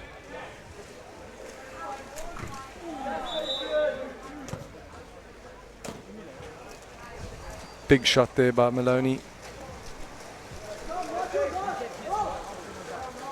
And Adrian Hemstra, keeper from Glenwood, bringing it up the pool to his number 10, Jake Mentz. Mentz looking for help. Plays the foul.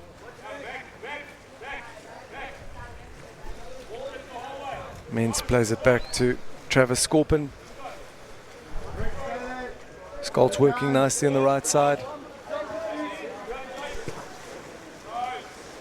Right foot.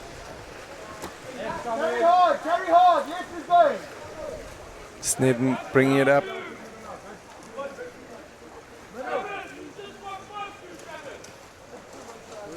There we go. Nick Steinhagen scores for his team. The number 11 from, I beg your pardon, the 13 from Bishops. It's Nick in picture there. Let's have a quick look at this goal, which is looked really nice. You see it looks for the pass. Nick drives in the middle.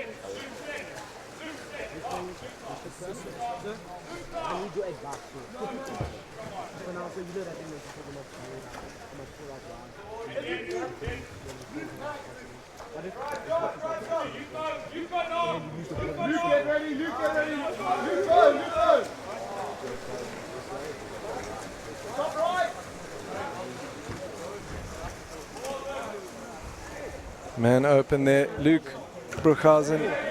Great save there by the keeper, Adrian Hemstra. Bishop still have it.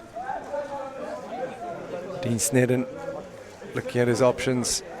Probably take one himself. Off the timber.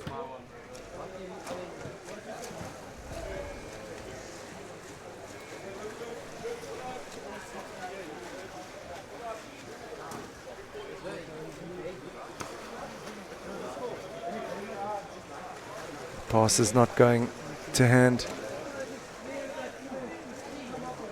Same can be said for Bishops. Similar situation there. Luke Marriott Doddington works it up into the middle. Bit of a bun fight there. Seems like the concentration level's dipping slightly here towards the end of the game. Passes not going where they're meant to.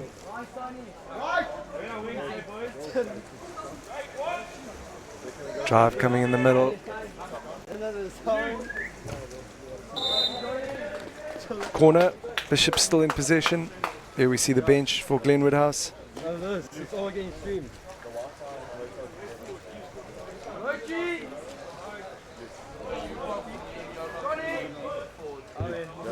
I'm with. Use your time. Use your time. Coach telling them to use their time. There's still 10 seconds.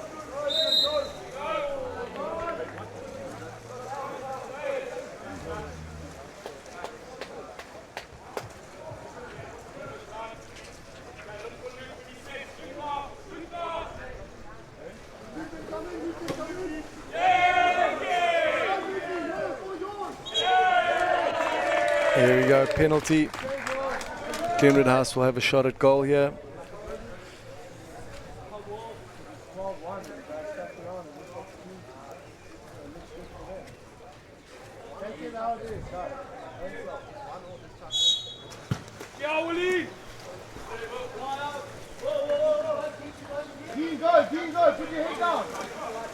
Glenwood House unfortunately not able to convert there, and now there's a fast break on the right. Max Carey swings it over. I think that is Sam Hansen without the cap on the wing.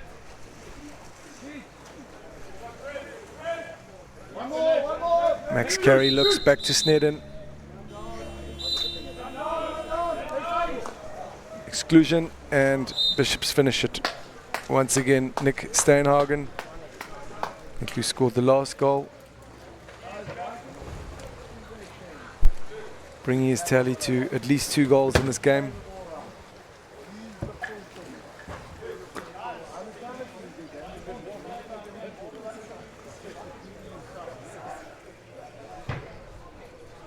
There's the coach, Brett Snedden. I assume the Snedden in the team is a relation, maybe a younger brother. I'll have to ask him later. Snedden happy with his boys at this stage. However, when it gets to knockout stages, no matter how well you've played in the pool games, if you don't win those must-win games, your road to the final is unfortunately over.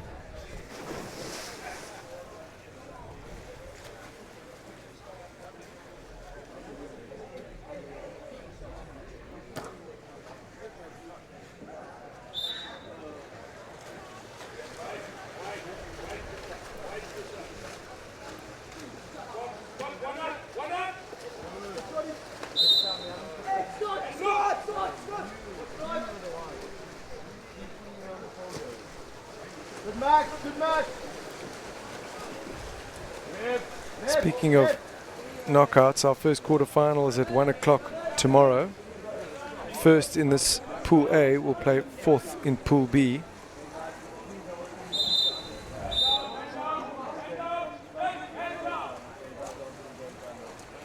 This Pool B fixture. So first in Pool B will play the last quarter-final, which will be fourth in Pool A. Pool A's fourth position looks likely to either be St Andrews or Selborne. So Bishops could be up against St Andrews or Selborne, more likely Selborne, and that's going to be an interesting one. Like I said, you need to win those ones. It's no use finishing top of your log in glory and then not performing when those fixtures come along.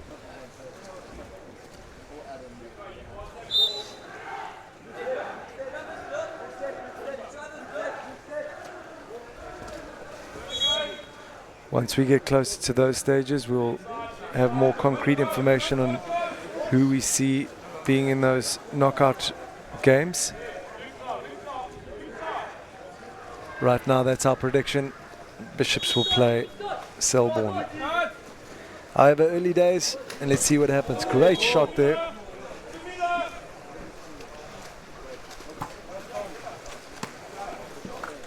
Glenwood House waking up in the last minute of this game.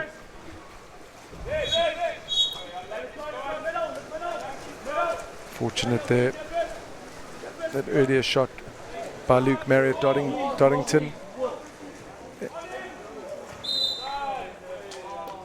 Ooh, and there it's Nick Steinhagen again.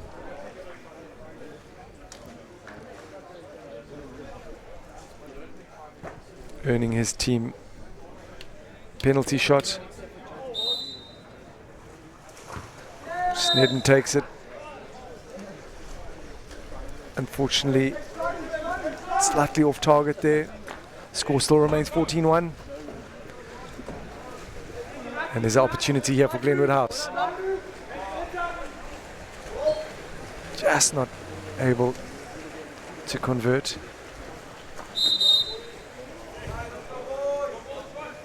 And a reversal. Glenwood back on the attack. Ref seems to have spotted something off the ball. 1 second left, and that is the game. So a fairly convincing win by Bishops against Glenwood House.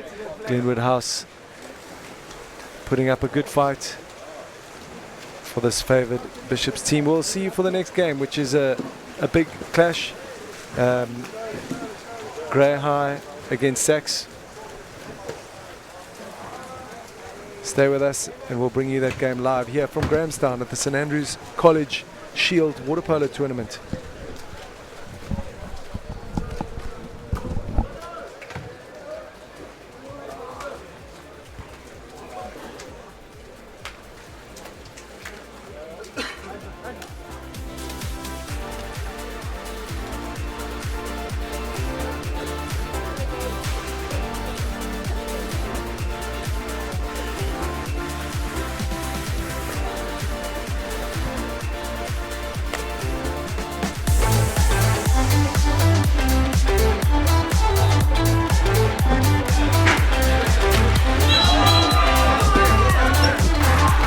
Converts.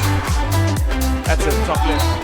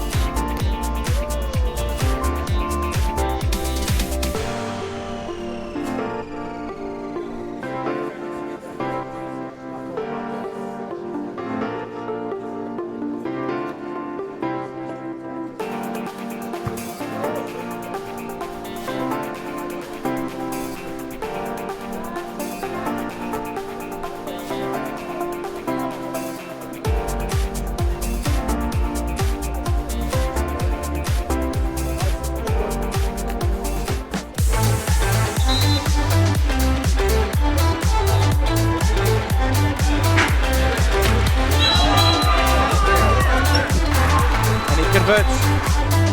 That's it, top left.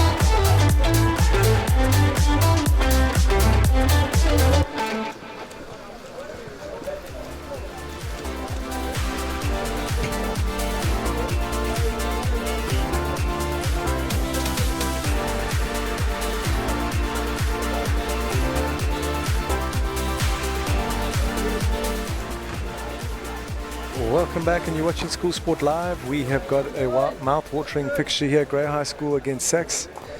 This is a must-win for Sachs. Grey High unbeaten at the moment in this tournament. We'll have a look at those team sheets. Grey High from Port Elizabeth, Tian Ingram, Cole Edworthy, Keelan Jones, Matthew Delanger,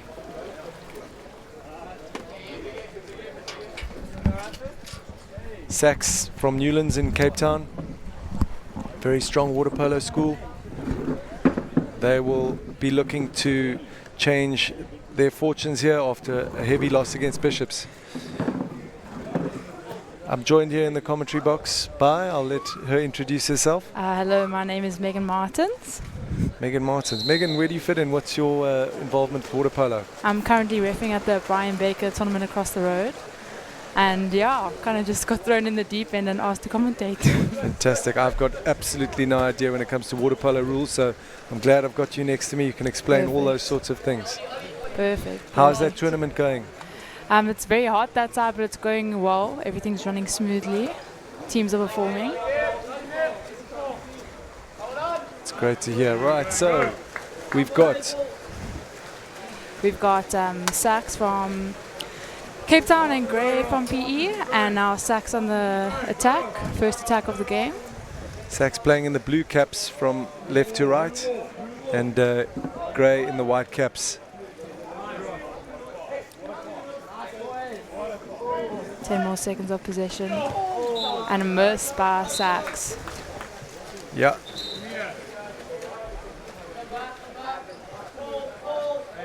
Felt like there was a touch by the keeper there. There could have been. I think ref changed the decision. It's a 2 meter. Grant McKenzie, the head of water polo at St Andrews, overruling the decision there. Definitely, I heard a finger to that ball. So Sachs will have another 20 seconds to score. Let's hope they can use it. Nice 4-2 setup, very wide. Looking for that postman pop. Grey going on the counter with 4 seconds left.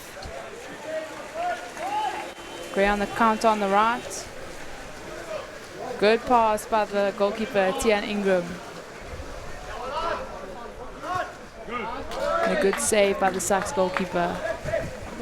I'm impressed with that first save from the Grey keeper, Tian Ingram. Have you seen a lot of him? Yes, I've seen him grow up as a goalkeeper at Grey. Helped him through the years. Yeah, he's been amazing. He's just made the SA squad to attend the trials in Johannesburg. And yeah, good shot by the number 9 from Sachs.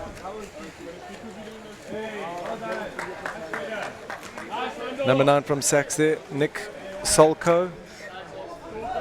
I don't think many keepers would have saved that one. It was a very tough shot. It's very hard to save a post and in.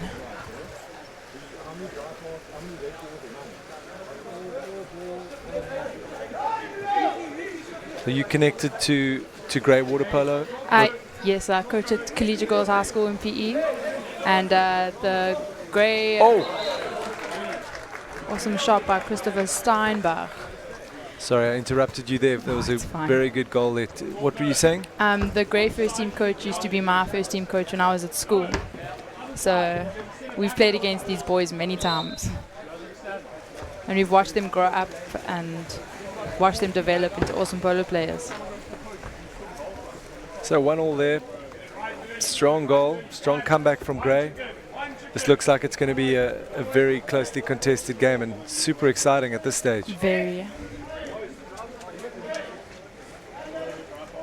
Good defense by Keelan Jones in the hole. The counter on the left and on the right. Good pass by the goalie Tian. Reese Hancock's there with possession.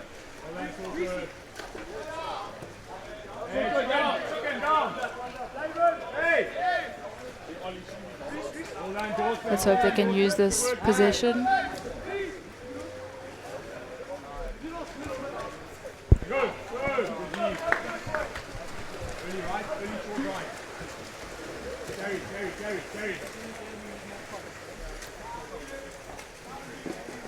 Gray running out of time.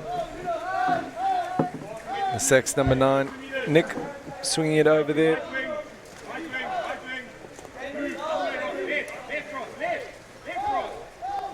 Take it into the 2 meter, looking for that overpass. Good save by Tian Ingram, saving it from the 2 meter as well. Tian having a good game. Pass slightly behind the player there. Dareth Scott.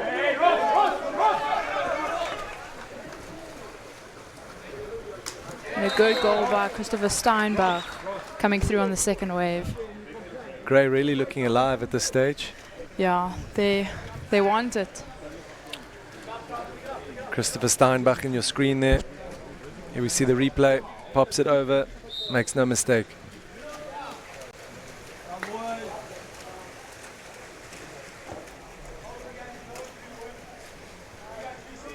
Let's hope Sass can come back with a goal.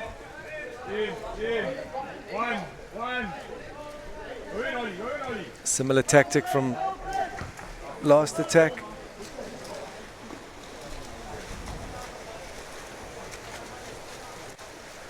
In your opinion, what are these two teams doing differently on their attack? I feel like Gray's trying to play the counter attack very quickly instead of setting up and waiting for a second wave or a drive to come through, whereas Sachs is setting up the full 6, the full D, and playing it around and shifting the defense. But here we see Cole Edworthy, a national player in the under 16 age group, I think, scoring an awesome goal there. A lot of movement by Gray in the middle. Yeah. Creating a lot of opportunities for themselves. Keeping Sachs on their toes. They're setting nicely up on the 2 meter and then filtering around and balancing the pool very nicely. So how's your team doing at the other tournament? Well, I'm not coaching. I'm reffing. So. And is Collegiate playing? Yes, Collegiate's playing. They, as far as I know, I think they've won 1 game and lost a game. But hoping for the best for the rest of the tournament for them. Oh, good goal by the number 7 from Sachs. That's Nick Rightford. Awesome goal. Very accurate shooting from him. Yeah, top 90 and in. Most goalkeepers won't be able to touch that. Here we see it again. Sees the gap. You really have to be on target to get it past Tian. Yeah.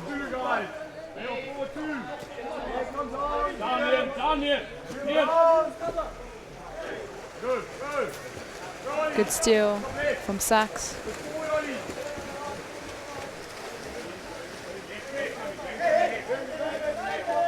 Ball to the left.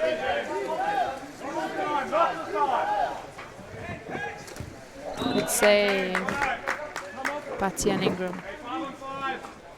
Here we see the Grey High bench. Yes, Luke Crawford. Also an old boy from Grey. Sachs take the corner.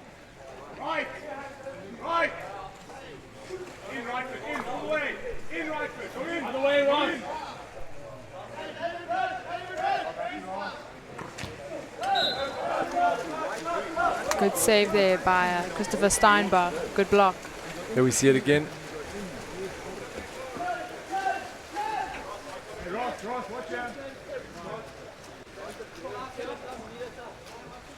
Nice, Radford. Good position.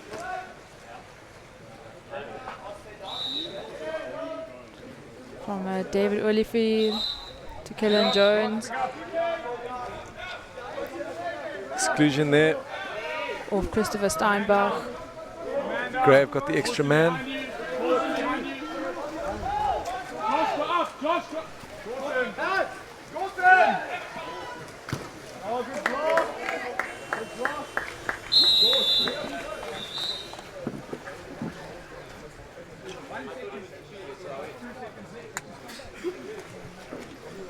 And that's the end of the first chukka.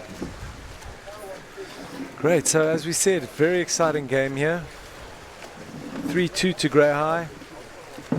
Let's take a look at some of those goals from the first quarter.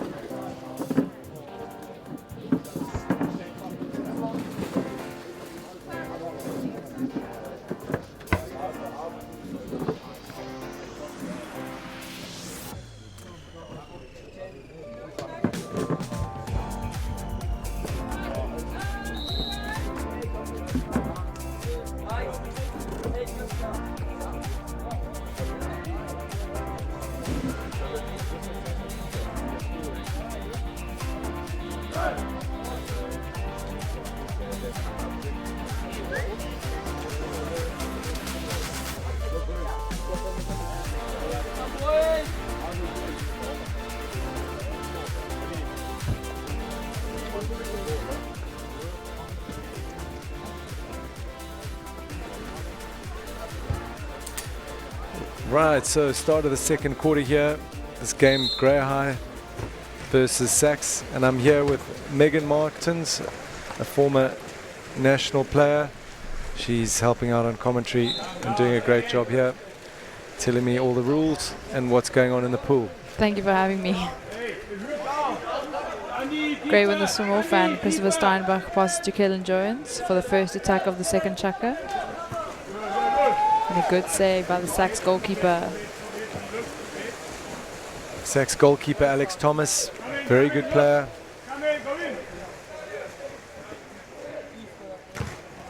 Another awesome save pulled off by Tian Ingram. And another good goalkeeper there. Such a vital role you have in the pool. No side is ever going to do well without quality goalkeeping. Grey really are looking exciting.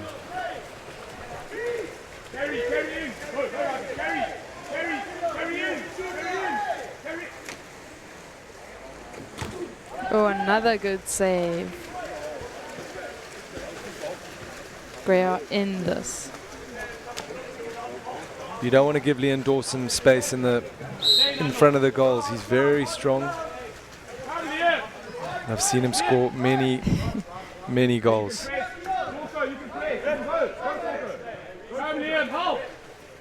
And a bad pass by Christopher Steinbach to give Sax another attack. So Ross van Breda taking the ball up, swings it over to Oliver Hartley on the right.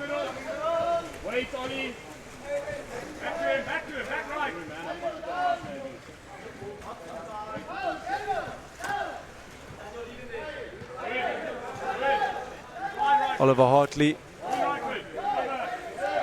to Nick Rightford, and then Nick Solkoy takes a shot.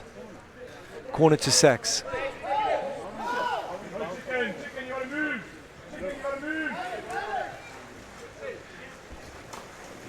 Liam Dawson in the middle. A good drop by David Olivier and Daniel Butler. Daniel Butler on the left on a counter.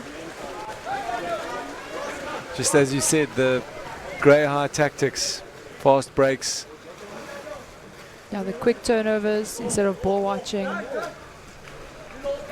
Good work there by Grey, trying to keep the ball on attack. Oh.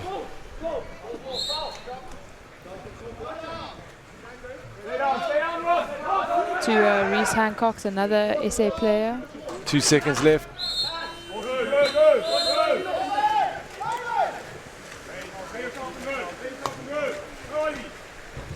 That pass, that great pass, just skipping on the water and disorientating the player. Hello.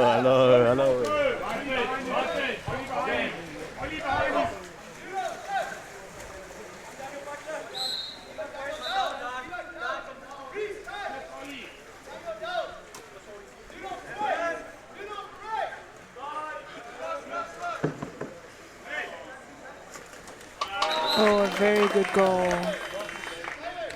Strong work there by Ross van Breda, and we'll take another look on our screens.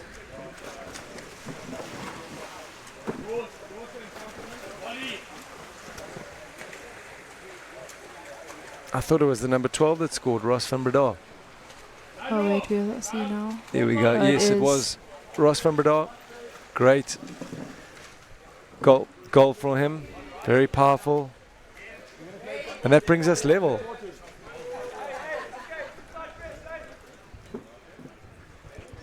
So if Grey can win this game, they will be tied at the top with Bishops. Yes, I think so. Yes, and then I think it might come down to goal difference. As far as I know. Still a few more pool games, but then Grey will play Bishops the last game of today in this pool. Yes. So that will be exciting. But I think Grey's still got a lot to do before they can call themselves winners of this game. Yes. 3-all. There's still another 2.5 chuckers.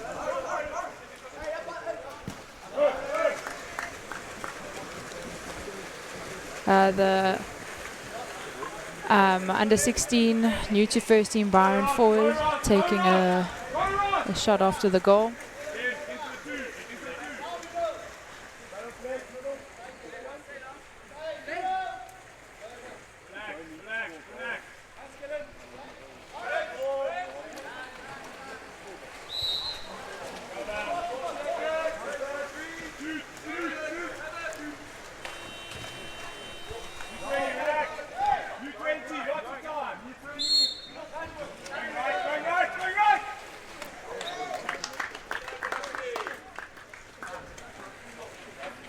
Very good shot there from the number 12, Daniel Butler. It seems that the 13 we have on our team sheet for Grey High, we've got Nicholas Brooks, but it is in fact Byron forward. Yes, Byron the forward. 13 for Grey High is Byron forward. Here we see that goal. Grey caught napping. But yeah, they've got another chance. So Grey on attack. Sachs in the lead, and they've got possession. To me, this sounds like the pool of death. Sachs, Grey, and Bishops, and Hilton. I think both pools are tricky.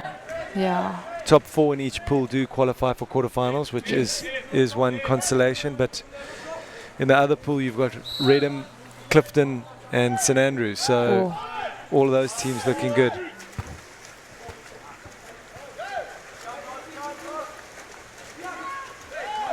Keeper doing well there, Tian. Tian Ingram keeping that ball safe, like goalkeepers should.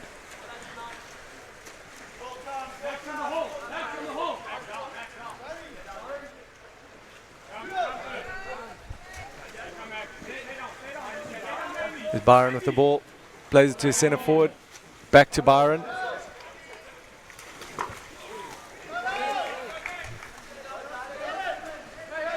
Got another 20 seconds. To Damon Royal. Fantastic.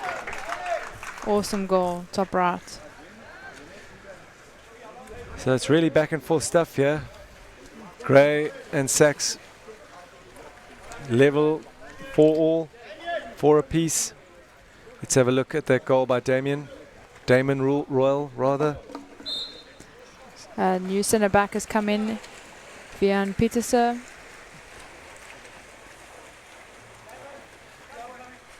The number 11 cap.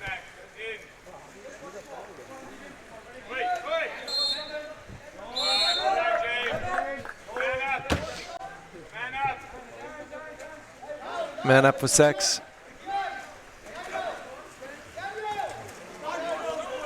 A good block by Christopher Steinbach, who's also in that SA squad for trials next weekend.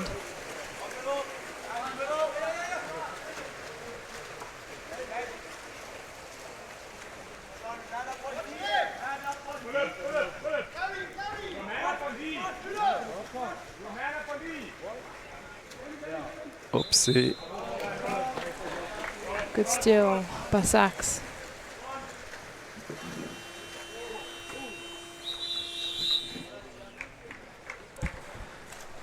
And there we have it, 4-all going into the third chukka.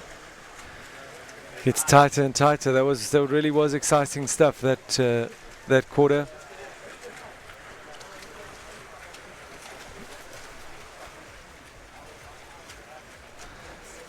So half time. Yes.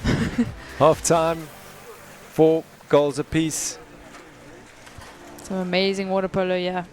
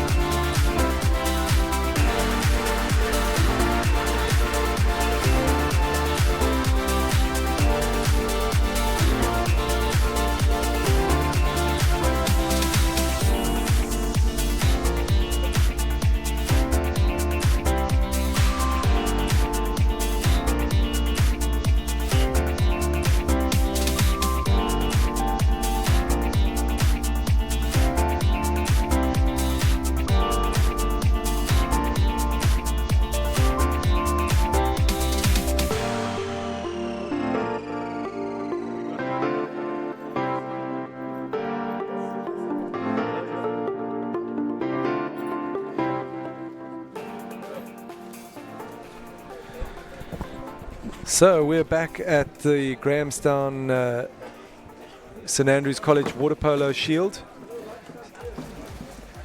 Some exciting fixtures that have happened today and some exciting fixtures to come. Hilton up against Kingswood in our next game, but right now we've got Grey High versus Sachs from Cape Town, Newlands. It really is an exciting day and an exciting game. I'm here with Megan Martins. Hello everyone. Megan's helping me in the commentary box and she's doing a fantastic job. Thank you. She knows all the great players really well and an ex-player, so that helps too. Great to win, I think, the third swim-off of the game.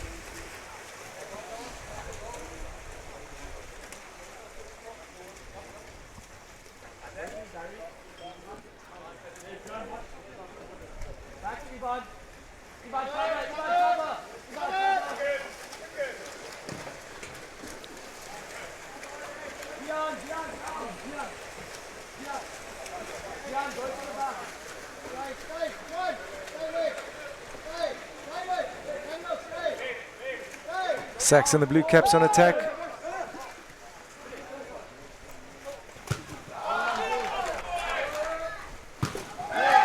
Wow, that is truly amazing, Tian Ingram. Tian keeping his side in the game with a double save there. I think we definitely need to be watching that on the replay when we have a break in play. There we see it again. First save. Second save. Wow. Fantastic. Grey High back on attack.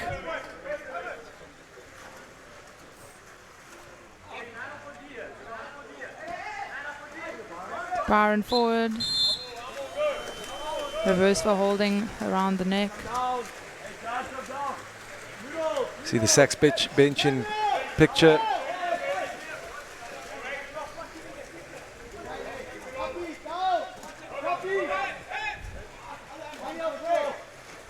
And Ordesi in possession, the number 10. Oliver Hartley got the ball.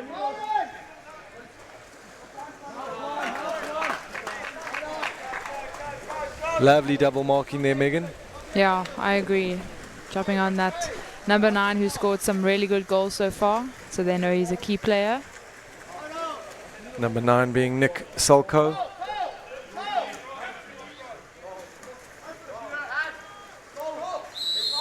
Gray with a chance to go ahead. Go looking for the shot. Very strong boy.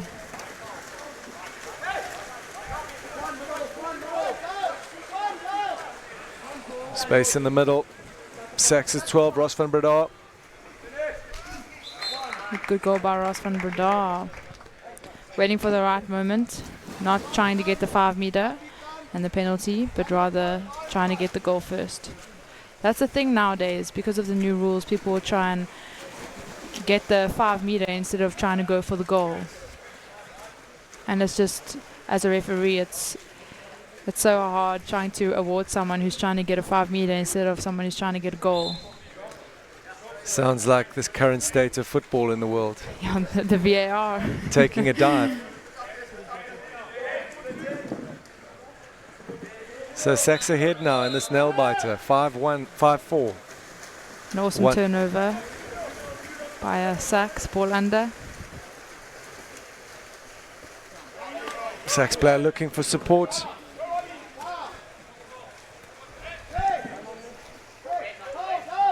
Nandor back to Oliver Hartley.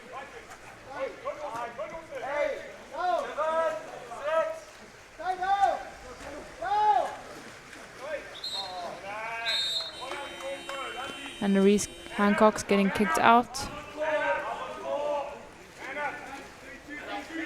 Let's hope Sachs can use their man up. And they can. Goal there by Liam Dawson. Sachs really just turning up the heat in this third quarter.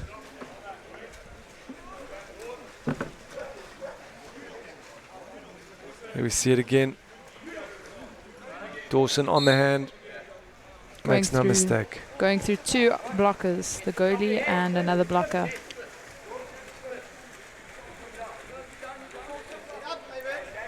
Great coach looking a little worrying, a little worried. Not sure there's been a 2-goal difference in this game. I think this is the first time. There's a counter on the left and right for Sachs. Gray know that getting 2 goals back is not going to be easy.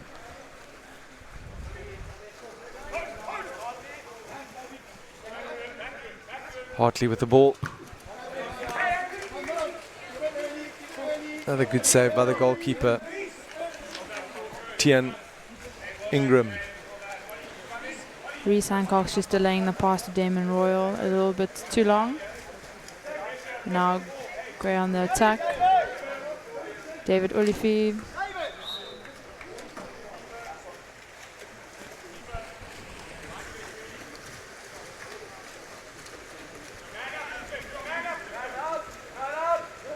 So a win here for Sachs will really change the standings on the log. That would mean that both Gray and Sachs would just have the 1 loss. It should make final results interesting. Who squares up with who? That's going to be interesting to see those cross-pool playoffs. 100%. Good play there. There we go. Pass from Reese Hancock to Damon Royal. Not looking for the 5 meter, but looking for the goal. Taking us to 5-6 to 6. Good goal there by Damon. Talk us through this one.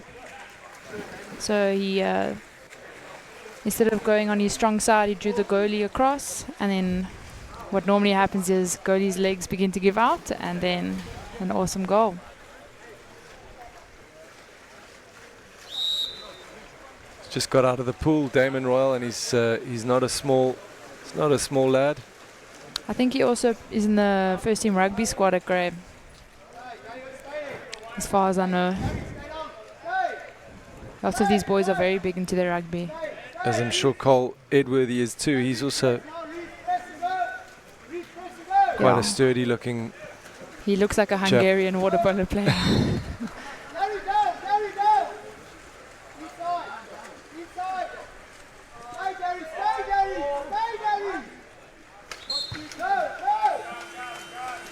That hand movement from the referee. That shows that you can't play yourself and balk and shoot if you are inside the 5 meter, and that was for him being inside the 6 meter, new rules. So he was inside instead of being outside. I see. Is this Dareth? Yes. Dareth Scott.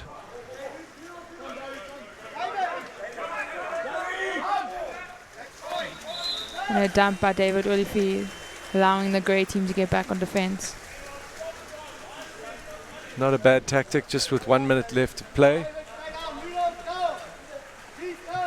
So after this, Grey will have the last striking opportunity to level it up for the quarter, unless Sachs obviously score here. Right, so last play of the quarter. Last attack for the game. Let's go.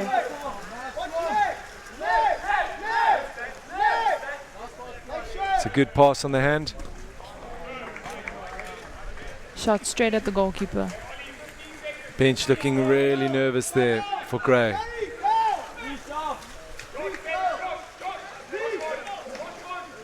Five seconds left of play. Good marking by VM Pieterse in the hole. 1 second left. The chances of the goalkeeper taking a shot is very likely. And the referee has called it. That's an end of an exciting chukker. Anything can happen here. It all depends on the mindset going into the 4th chukker. Boys can't become complacent. Grey definitely got their work cut out for them. Here we see them gathered around the coach.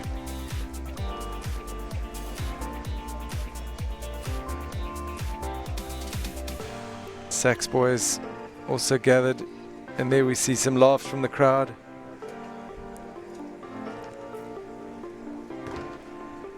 It is still a weekday.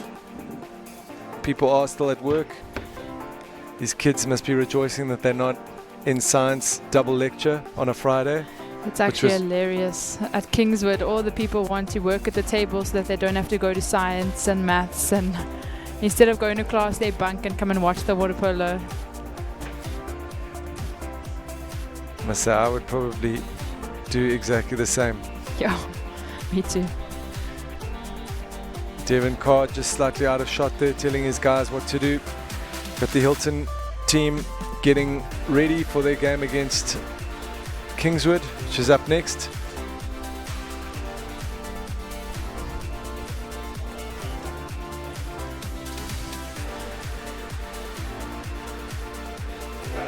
Devin Card, also a national player.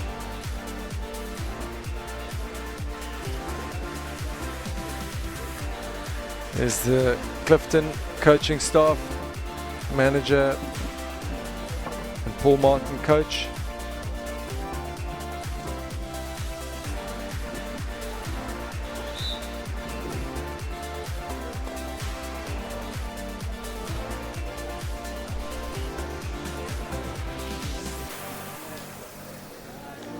manager of Clifton, Merker to Blanche, and they're the director of water polo at St Andrews College and of this tournament, Grant McKenzie,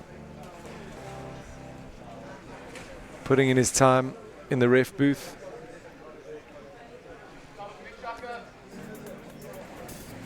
On the screen, we'll change it to fourth quarter, as it's the fourth quarter of this game. Here we have it. And the final 7 minutes. And Gray win the swim off for the first attack of the fourth chukka. And we'll bring the music down for you.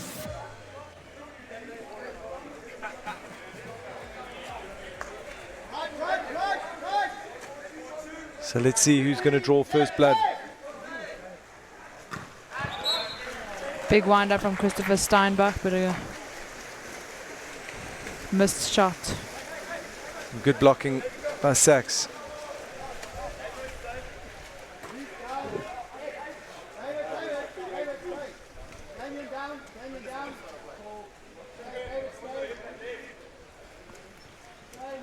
Just heard someone say 38 degrees as they walk past our table, and it really is hot here today. Yesterday particularly cool, 100% cloud cover. It looked like it was going to rain, but today I don't think that's going to be happening.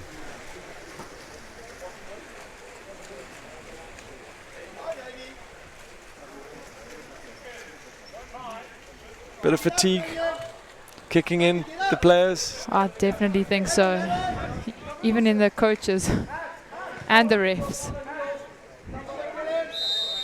Grey High being very active on attack, working hard for their goals. And a dump by Grey High School to allow them to get back on defense.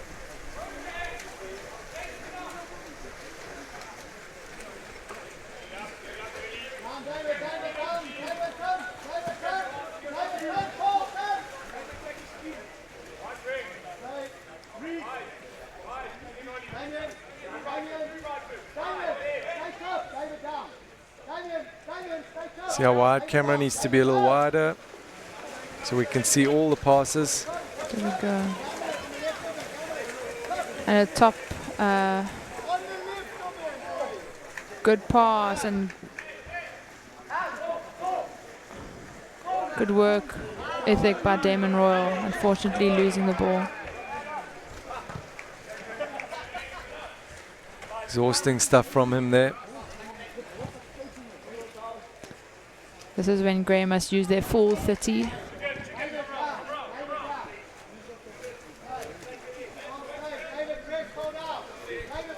Big defense is needed from Grey High School. It's good defense there. There we go, David Olivier. Excellent. Ooh. That will look insanely close. Damon Royal's having a fantastic game, isn't he? I definitely think so. And those passes into hole are coming perfectly.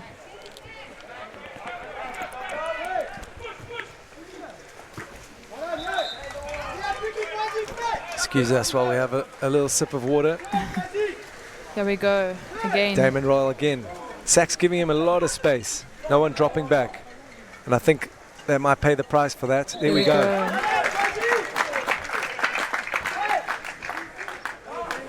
Damon Royal, incredibly tired, looking for a substitution. Working hard for those goals. Here we see it. A lot of churned up water. 2 men on him and still manages to score. One of the goals of today. 6-all with about 4 minutes left. Cameron needs to move up the pool, widen up for the goal.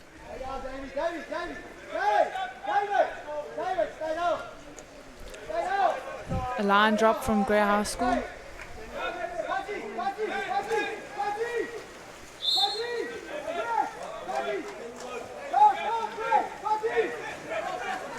And here goes the counter attack. Oh, awesome shot.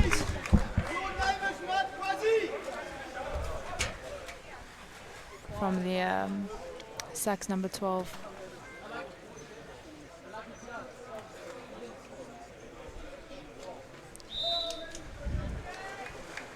boys need to dig deep if they want to draw or win.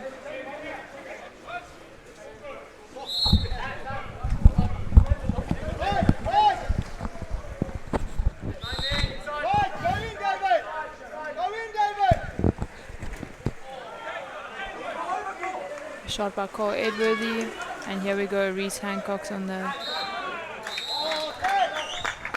kick out by the Sacks number 3. This could be the moment for Grey. If they score here, almost feels like if they don't use this opportunity, the game will be lost. Yes. Although a lot can happen in those 2 minutes. Wow.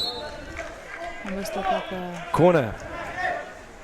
The Sacks' excluded player comes back into the fray.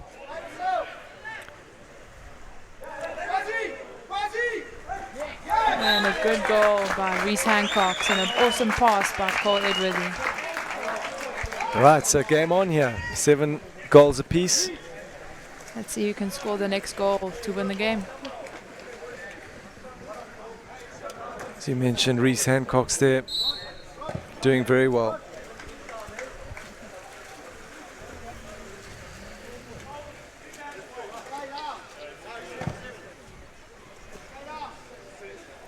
And also a very well placed line drop from the Grey boys, forcing the shot to come up from up top. Passes it over to Joshua. That was incredibly Good close. save by Tian Ingram.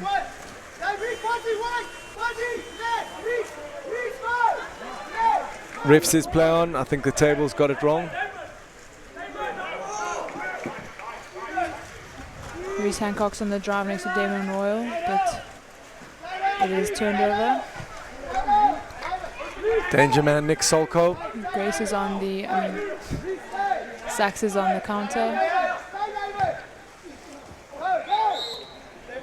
And a lob that just goes over the crossbar. 2 big boys working up front for Grey. Grey centre forward seems to be double marked.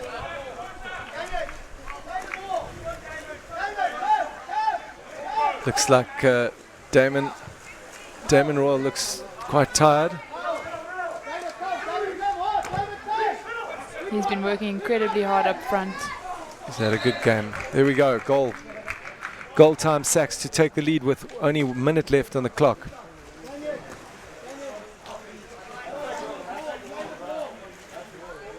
The score is 8-7 to Sacks. I'm going to swap that around. 8-7 to Sacks on the scoreboard. Not 8-7 to Grey. There's the goal there from the Sacks player.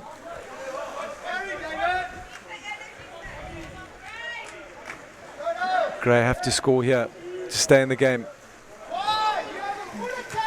Grey rushing the attack after they have 30 seconds. This is, in times like this, when it's you 1 goal down, you should use your full attack. So if Sacks use their full attack, there'll only be 8 seconds left. Yes. Probably not enough for Grey to seal the draw. Not at 5 all. seconds left. Sacks will no doubt dump the ball. Here we go, and we've got 9 seconds left. Let's see what can happen here.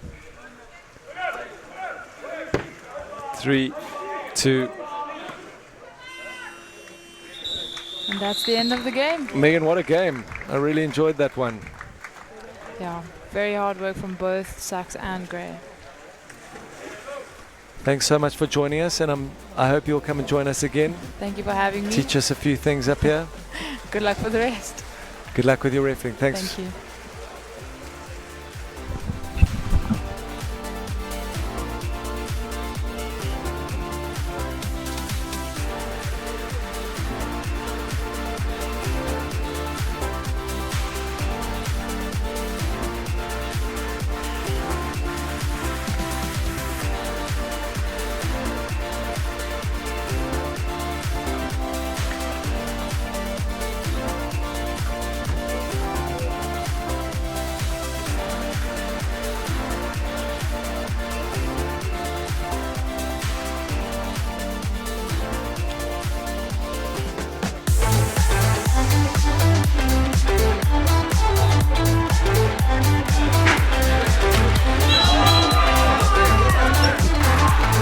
converts. That's it, top left.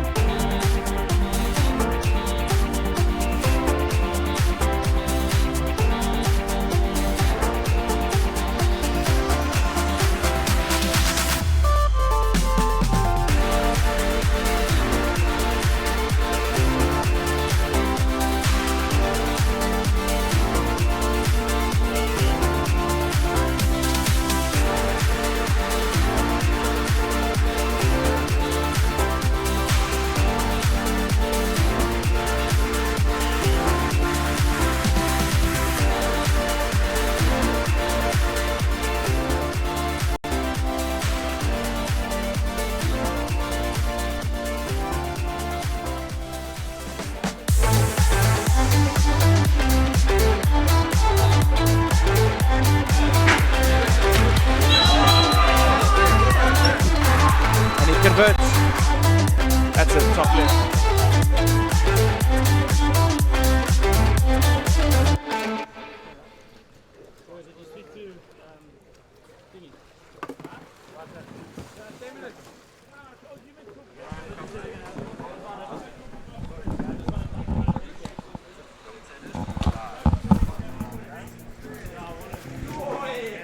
Right up next, we've got Kingswood College from the town of Grahamstown. We're currently broadcasting live from Grahamstown, School Sport Live, and they are playing KZN Water Polo School, Hilton College from the Midlands. Should be an exciting one. It's always good to see teams from different parts of the country who don't normally play each other play.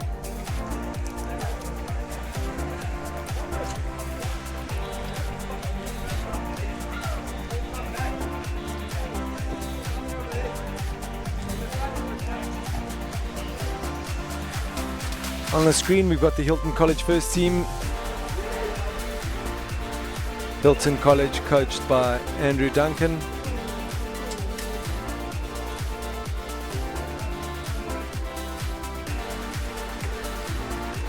Andrew Duncan, an old Kingswood boy, so that's quite an interesting matchup, playing his old alma mater, Kingswood College of Grahamstown.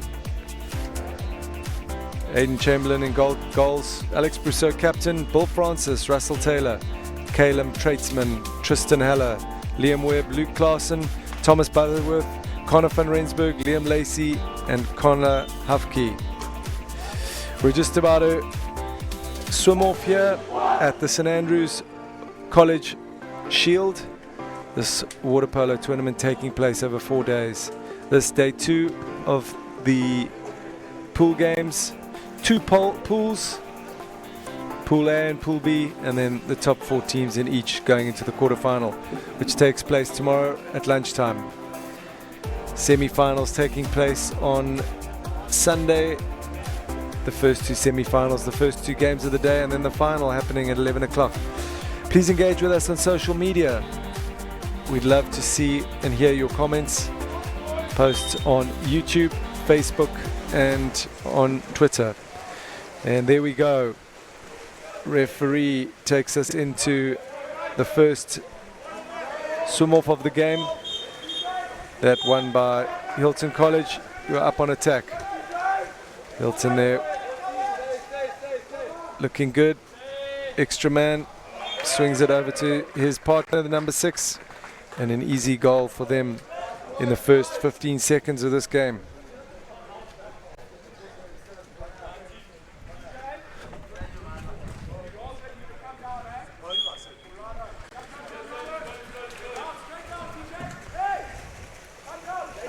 So Hilton going to the lead, 1-0.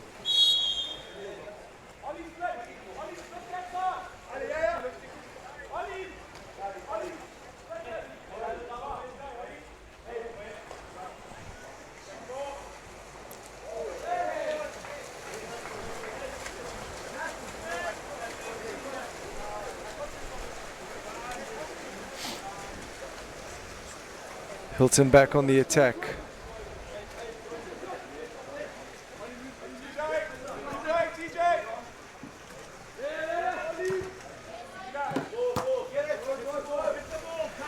TJ Hubert with a shot at goal. And still Hilton's ball. The number 2, Christoph van Lagerberg, got the ball. Plays it over to TJ. TJ looking. Unfortunately, that one going over the top.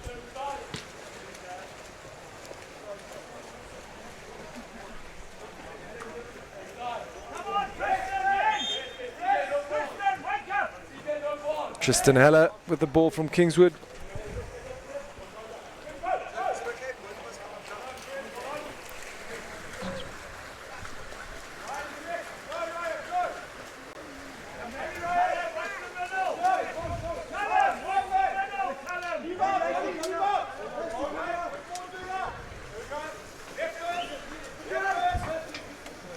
So Hilton back on the attack. Good shot at goal. And another goal by Hilton. Good stuff by them. That's the number 2, Christoph van Lagerberg. I'm joined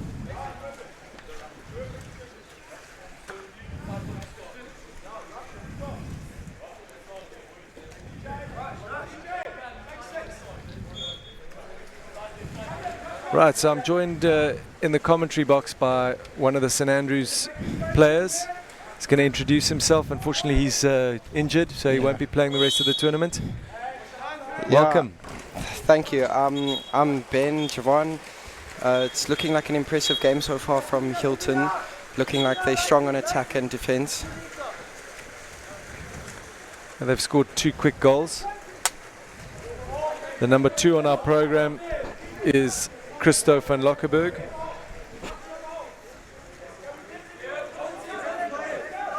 We seem to have scored the last one, but I'll have a word with Andrew Duncan afterwards and see if that is his name. So how's the tournament going for St Andrews so far?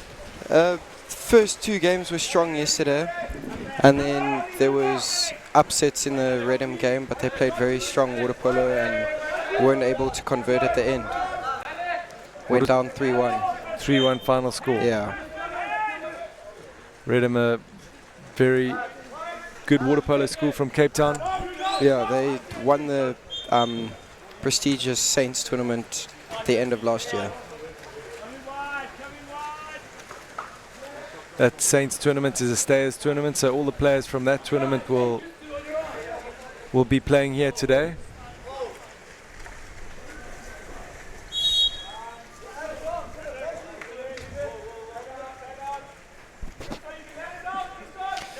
Alex Bouchot is one of the danger men for Kingswood, number 6. He's a very good player. Kingswood, your arch rivals? Yeah, play them relatively often. We haven't been able to play them this year because just mix-ups in schedules and things like that. So hopefully we'll get some game time against them soon. Oh, brilliant goal. There's a Christo van Lochenberg.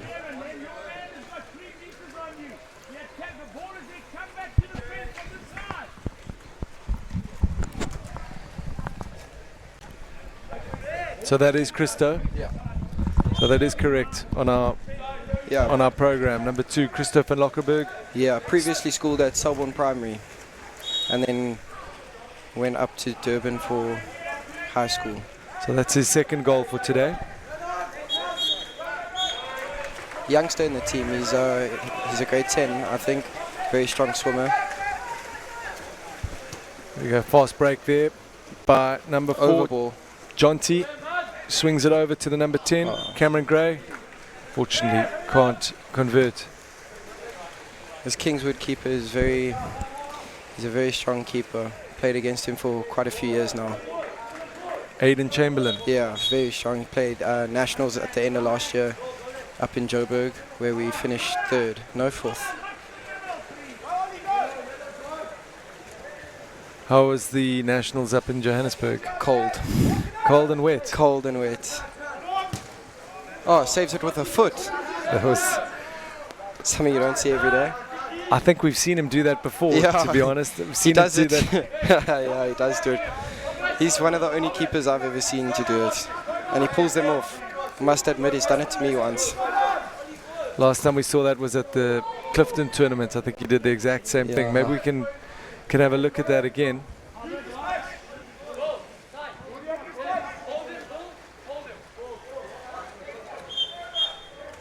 Turnover. So Kingswood back on attack. Ooh.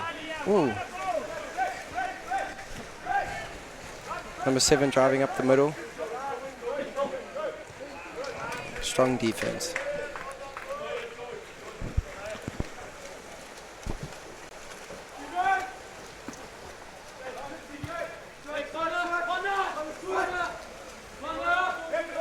Hilton, number 7, TJ with the ball.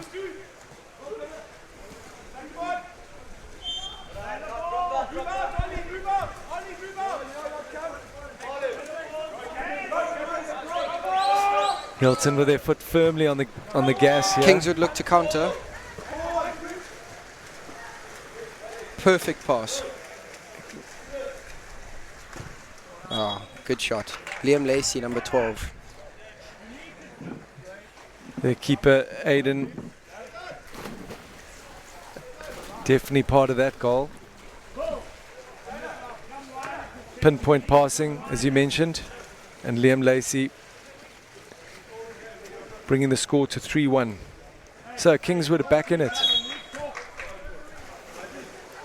It's a very young Kingswood outfit. A lot of grade 10s in the side. How did you injure yourself? It was in our second game against Sterling. I popped out my shoulder on defense, actually, funnily enough. Is it painful, popping your shoulder out? Yeah, I don't know. It was quite a...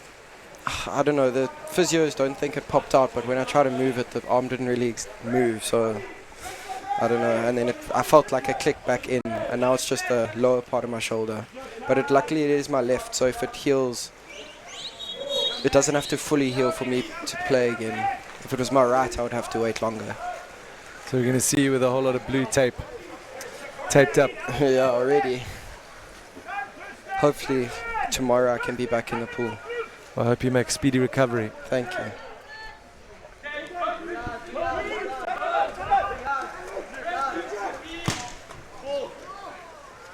Good save. Not much getting past Chamberlain. Yo, he's having a storm of a game. Feet, hands, head. Long shot. Oh, just going wide. Right, so end of the first quarter. And scores are 3-1 to Hilton.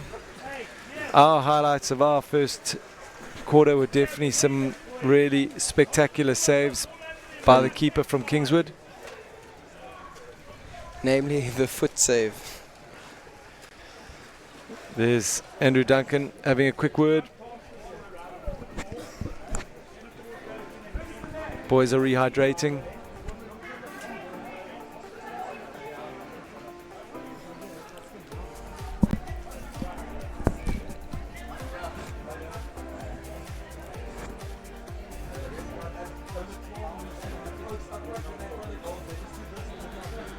What you've seen so far today. Hilton playing their second game today, having a good first game against Glenwood House, and then Kingswood playing earlier against Grey, who had a fantastic game against Sachs, just losing 8-12. And some big fixtures coming up later. For you, which is the biggest fixture? Clifton coming up next.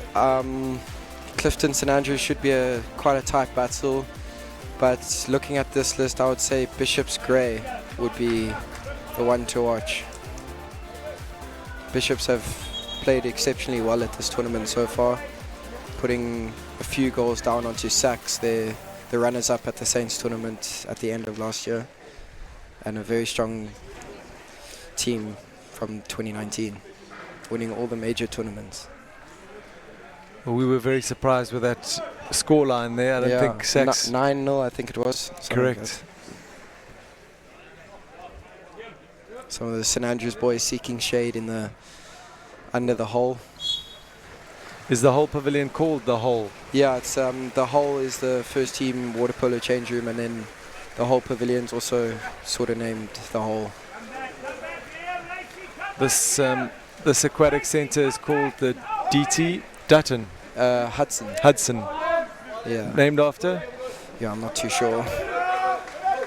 But the Hole, there used to be almost like a wooden cottage sitting in the back towards the right of the pavilion, and the pavilion was constructed in 2017. A new pavilion.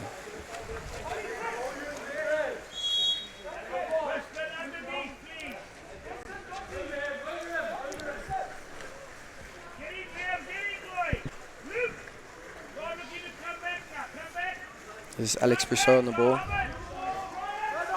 If he does... No. Alex in grade 12? Yeah, he's in a matric, yeah. He's played for this Kingswood first team since grade 10, I believe. And before that, he was at Grey PE. And then he moved in in the beginning of grade 10. Or end of grade 9, something to that effect. Oh, perfect. Luke Tillum with the goal, number 12 from Hilton. Luke whipped that in. Some good passing. There he is in picture. Here we see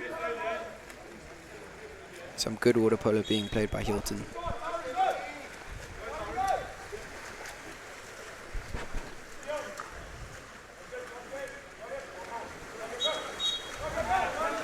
Have you experienced such a hot day in Grahamstown this year? Sadly so. Next week I think it's getting up to 39. Oh, good finish. Yeah, it does tend to get hot here in the early months of the year. So back-to-back goals there from Hilton. That TJ Hubert scoring his second. Kingswood want to stay in this, they would have to score very soon for a confidence boost.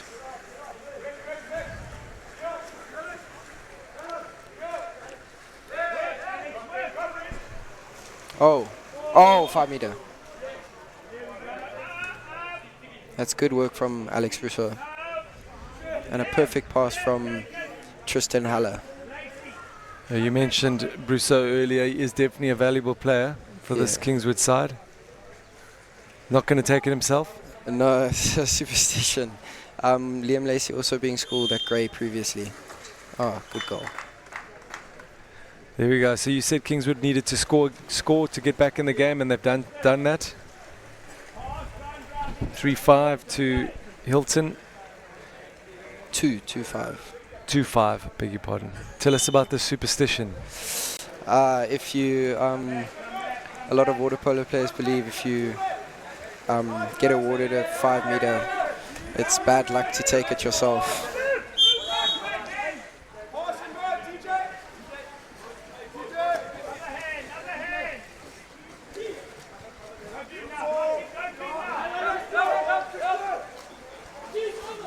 Yeah, good goal. That was a good drive from TJ.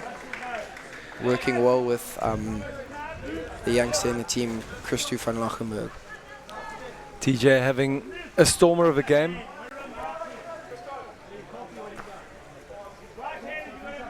Three goals, we think. Here we see it again. On the hand. Oh, it's a good goal. Posting in. Tough to get that.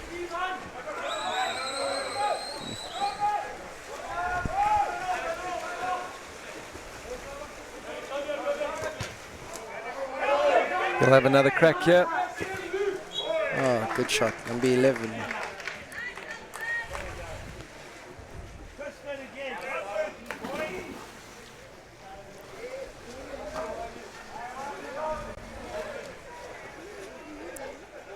According to our team sheet here, that is Tyrone Anderson. Yeah, he misses the first shot, has another crack, and makes sure.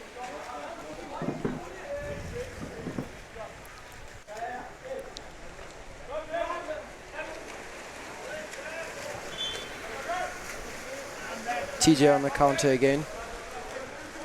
Waiting for ball in from number 4.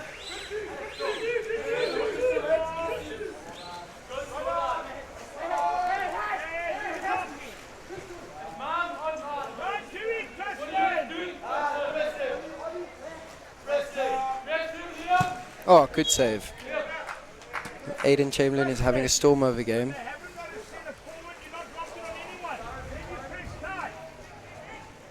Aiden playing for Eastern Province? Yeah, he played for the Curry Cup side at the beginning of last year and then into the IPT team at the end. Good goal. Number 2, Christu van Lachenberg again.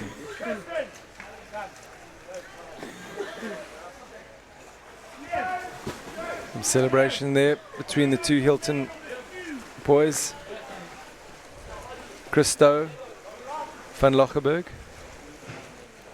Van Locherenberg.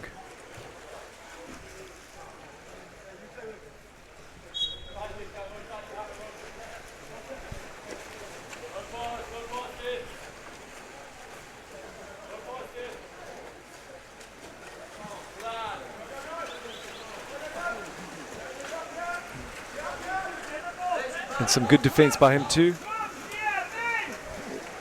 This Hilton side looks to be extremely fit, countering almost every attack.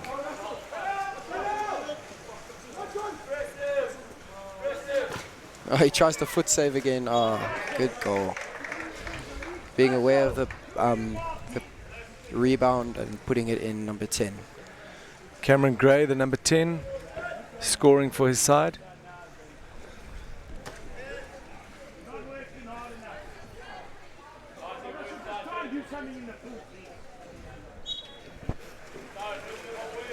Here we see it again.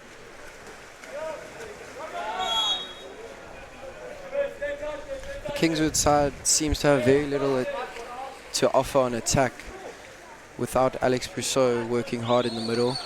barely any of them are getting up past the halfway.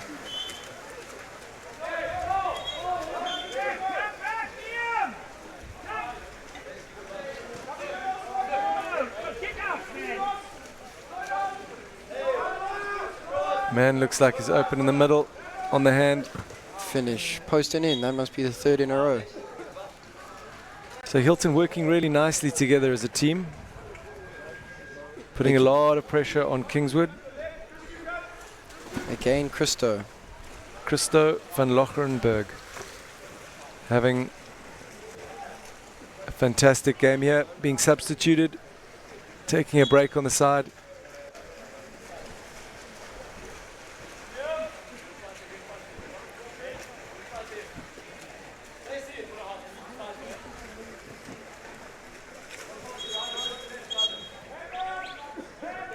Exclusion for number 9 from Hilton. Chance for Kingswood now.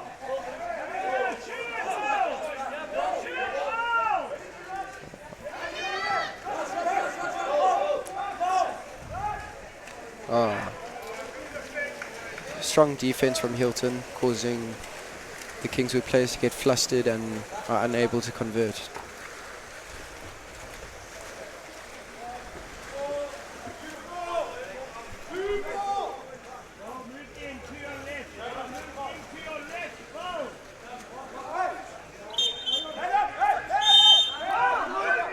Right, so man up for Hilton.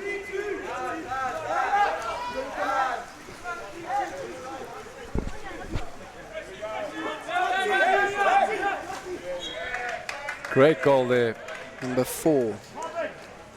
John T. Alexander scoring for Hilton.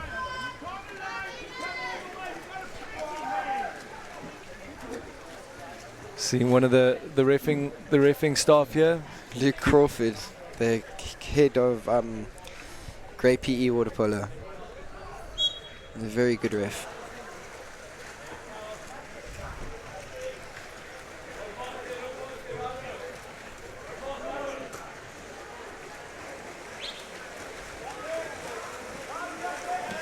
Hilton just being a bit stronger on the ball and retaining possession and putting Kingswood under a lot of pressure. They're unable to form an attack. Good defense.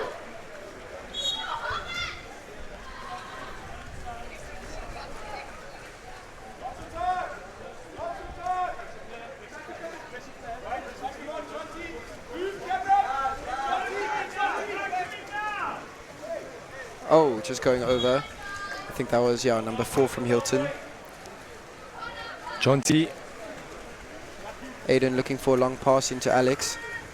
Alex should be a foul. There we go. He was fouled inside, so he won't be able to take the shot inside the 6 meter. Oh, just a foul. He's looking for an open player. Also fouled inside the 6 meter.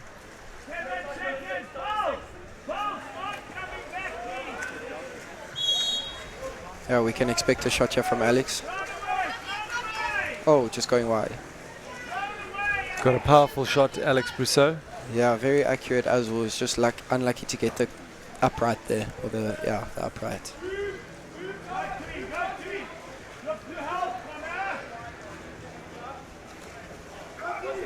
Oh, strong turn. Yeah, 5 meter. John T, I think it is, number 4. Showing good leg work there. John T. Alexander. Yeah, John T. Alexander from Hilton. Very strong leg work. So is John T. going to be taking the penalty? I doubt. Number 11, it looks like. Here we go. Must be a superstitious team. Number 11, Tyrone Anderson. Oh, good save. Brilliant save from Aiden. Kingswood mounting a counter attack. Oh, and he takes the long shot. Oh! Just out. That was a brilliant save from Aiden. Exciting end to the quarter there, Ben. Yeah. Half-time ending 11-2 to Hilton. See the St Andrews bench filling up. There we see that missed penalty and the big throw over by Aiden. Yeah, the DSG girls filtering in with the St Andrews College boys, getting ready for a bit of a clash later on.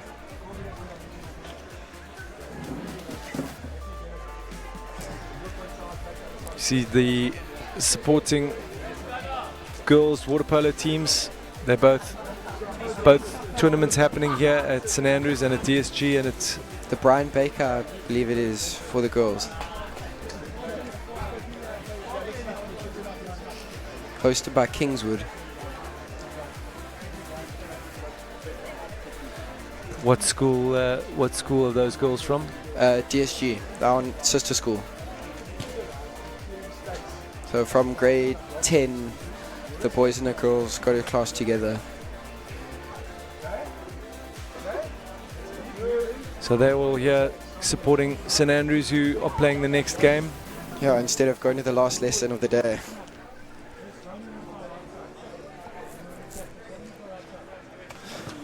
We'll have a look at the pool standings here before we go into the second half of this game. See Hilton and Kingswood both in this pool. Hilton looking like they are going to be winners in this fixture. The Bishop's outfit topping the pool so far, playing very strong water polo. If Hilton do win, then it looks like it will be all tied at 2, 3 and 4 at 6 points apiece.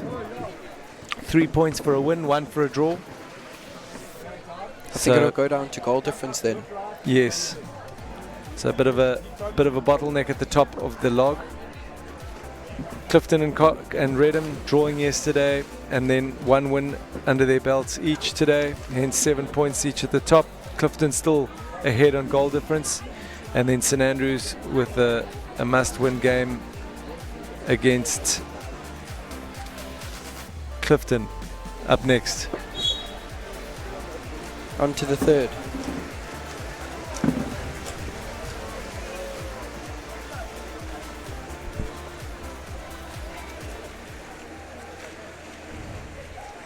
So welcome back. Luke Tillum looking to feed in. Kingswood with a drop. If they want to change, they're going to have to look for a drive. There it comes from John T. Alexander. TJ should be looking for the left hole. Into Christo. Strong finish. Been Christo and TJ working well off each other today. Yeah, very well.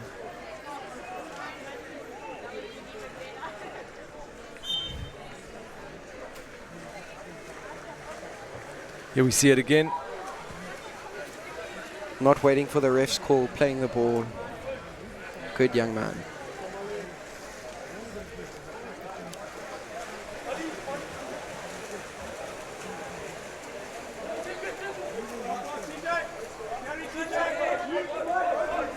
TJ looking for a shot. Strong save.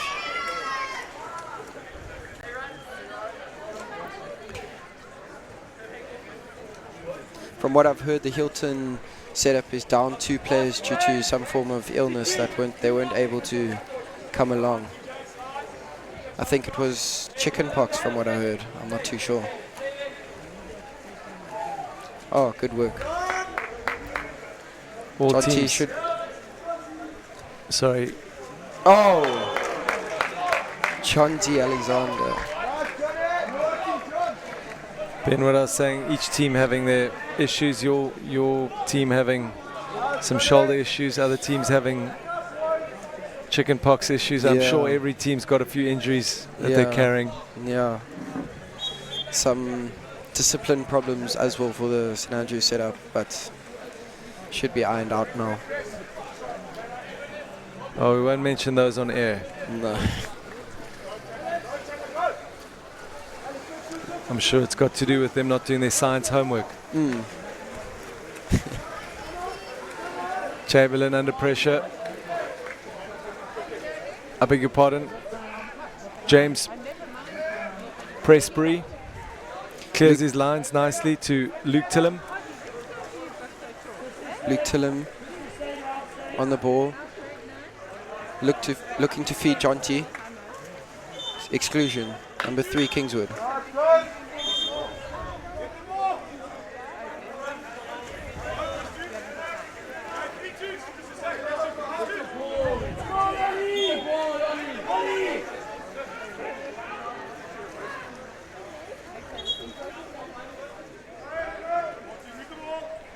Jonty Alexander gets them going.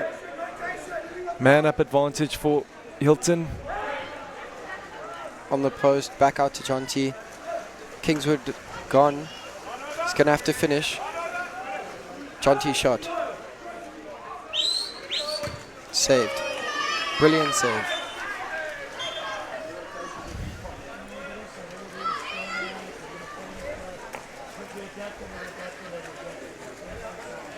Tristan Haller on the left. Drive in the middle. Good defense from Luke Tillum.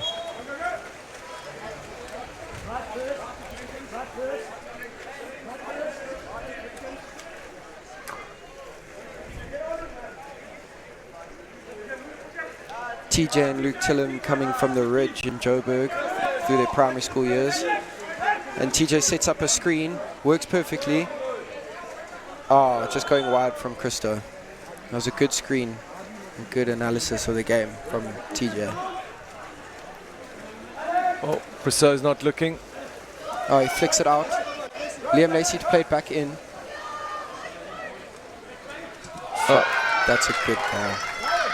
Thought it was going to be a 5 meter. Great goal from Brousseau. Can't give him any space.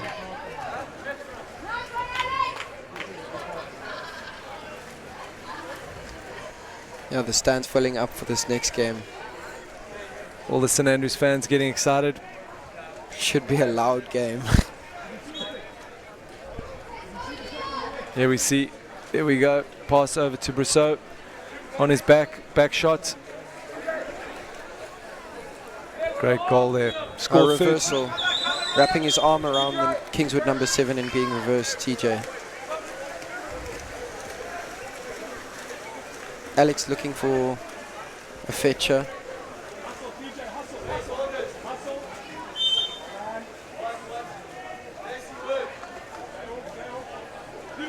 Kingswood looking like they're lacking a little bit of structure up on attack. That's a good steal. Here we go, and there's a man open on the far left. TJ and Christo working perfectly together again. How many times have we seen that today, Ben? Yeah, that must be Christo's 4th, maybe 5th goal.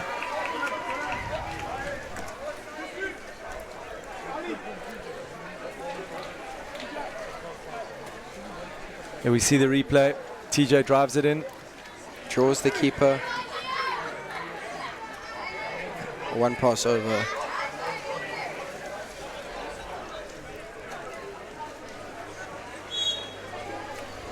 Hilton looking like they've got a lot of team chemistry.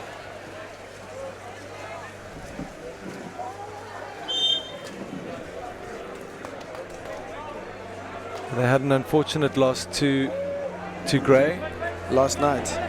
7-5, and then Kingswood also losing to Grey 12-8. Oh, that's a close game. Oh, that's a brilliant steal from TJ. TJ looks like he's got some gas, and he's got a man on the left. See what he does here. Will he take it on his own, or will he give it the pass? Should be giving the pass. It's a very fit player, TJ. I don't think I've seen him out the pool yet. Goal scorer number 9, Ross Taylor.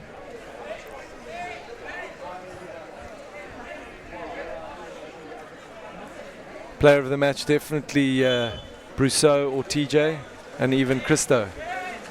Here we see it again. Draws him in, pops it across.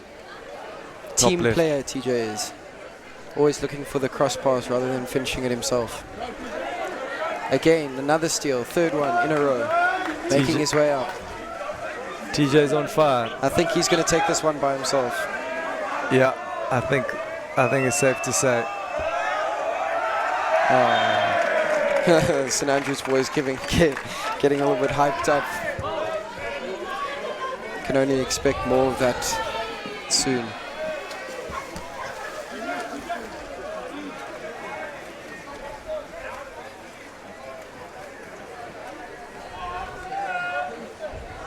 Here we see TJ on the break.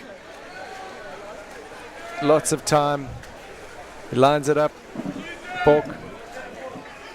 Using his legs to get out and finishing. I would say player of the game would go to TJ. I think I want to agree with you on that one, Ben. As you mentioned, all the Hilton players very fit, very fast. Oh, strong finish. A lefty.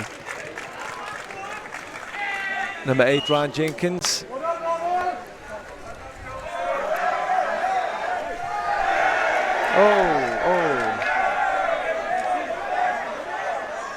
Aiden getting a little bit angry at the St Andrews boys. Does get it a little bit angry and flustered, I would say, Aiden does.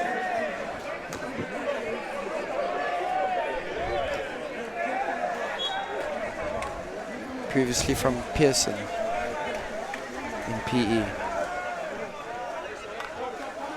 It's not a easy crowd to have right behind you as a goalkeeper. Yeah, I've heard it's quite a difficult thing to do. Just keep a clean head and play properly in front of a crowd like that.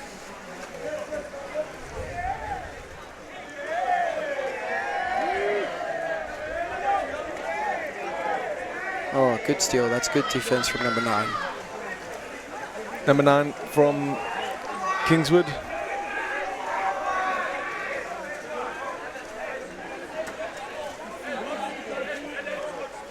Liam Lacey on the left. Playing into Alex. Oh! Good defense there by Jack Waterhouse from Hilton College. And he makes his way up the pool. Jonty up. Looking at edge, Liam Lacey. Oh, good save. Aiden getting his confidence back. Oh, exclusion. Definitely. The Hilton number 8 excluded. Number 9. Let's see if Kingswood can convert.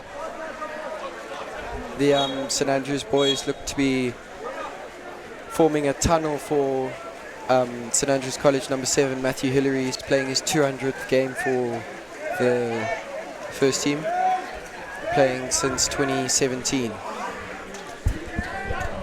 Amazing achievement. He's got 4 more to go to be the most capped player at the school. That going to Matthew Andrews.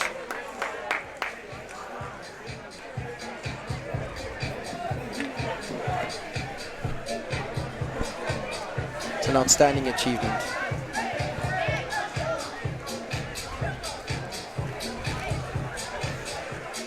End of the third, 17-3 to Hilton.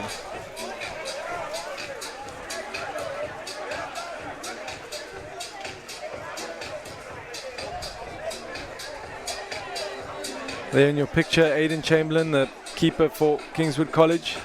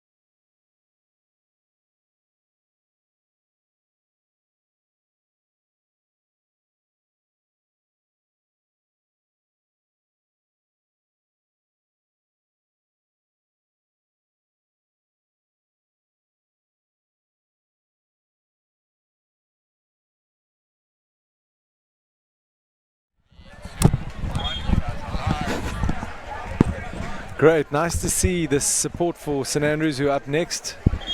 Be good to see see the crowd growing behind the St Andrews goals. And started the fourth with St Andrews coming in, Matthew Hillary leading them. Outstanding achievement. As Ben was saying, 200 games for his school first team. And there he goes, walking down. Oh, brilliant. Brilliant interplay. Oh, even better save.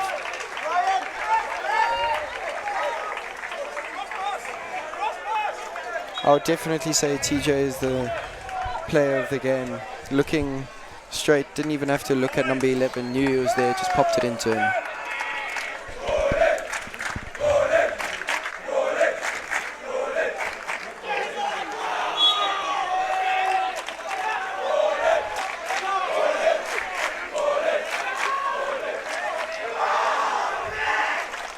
Oh!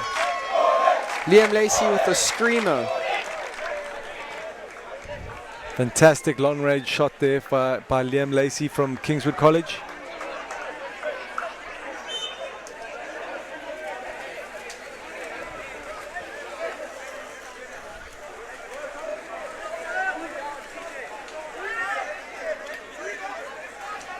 Hilton back on the attack. TJ calling his troops back before he takes a shot. Should be looking for a violent shot. Oh! Not a bad attempt.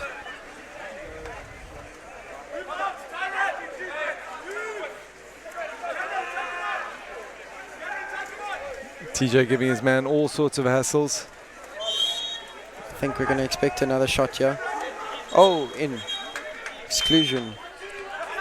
4. Number 9. Probably a pullback.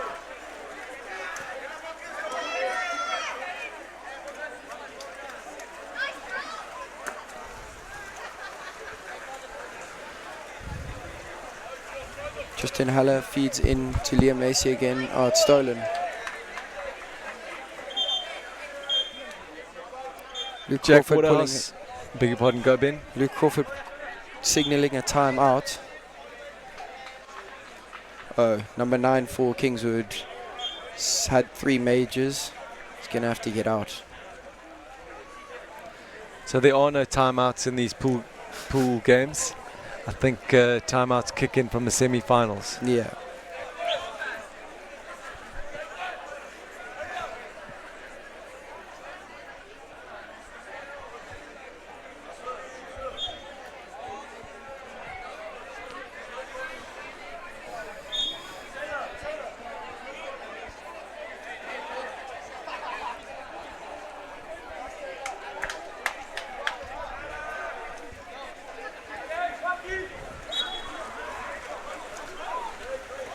Play on. Reversal on Liam Lacey for a pullback. And TJ's TJ back. with a spin. Full turn attacking the goals. Oh! Classy.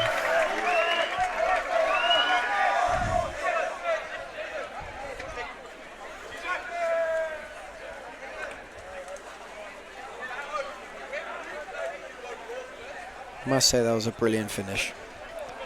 He's had a really good game, has TJ. I think the difference between these two sides comes down to fitness. Hilton looking well conditioned and fit.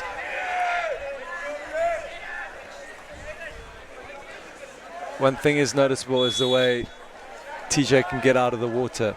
Yeah, very He's got strong. extremely long arms.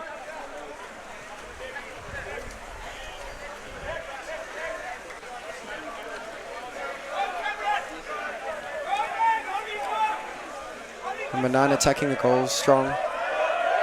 Oh. That's not going to go down well with Aiden, the shouting. Ross Taylor there. Ross Taylor, the goal scorer, number 9.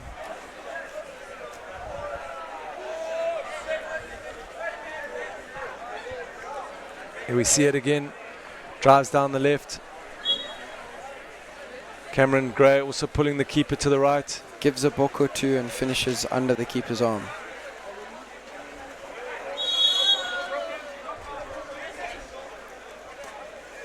Yo, good defense from Hilton. Hilton making very few mistakes on their defense and strong passes, pinpoint. Oh, that was brilliant defense from Liam.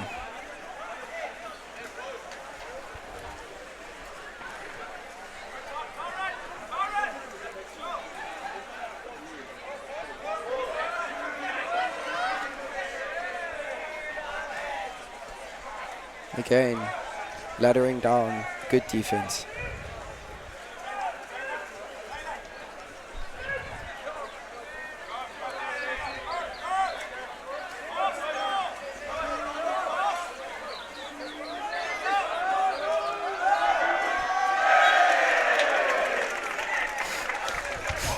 Jack Waterhouse putting it in there for Hilton.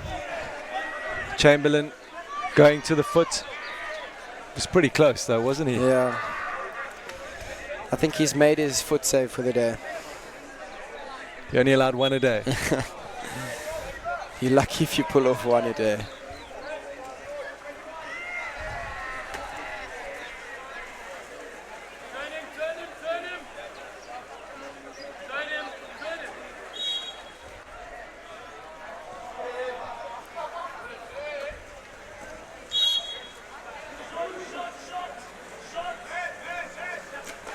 Oh, just going off the top from Alex. Even though the pool does have lane ropes, it does become a little bit wakey, so the bounce shots are quite tough to get in.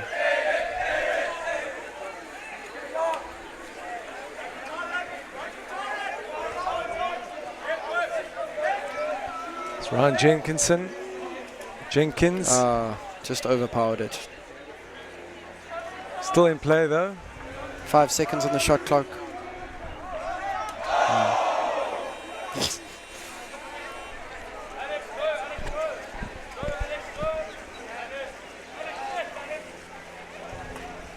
Is this your second St Andrews Shield tournament? It's my third.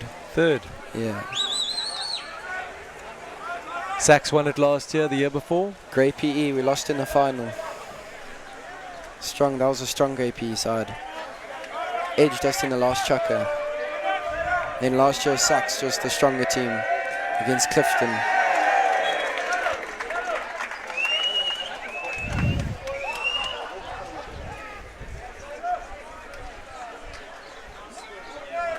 So Hilton convincingly in the lead.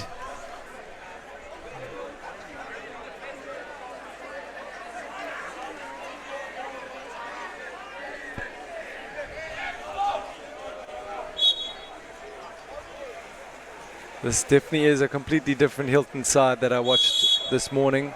This morning they weren't taking their chances.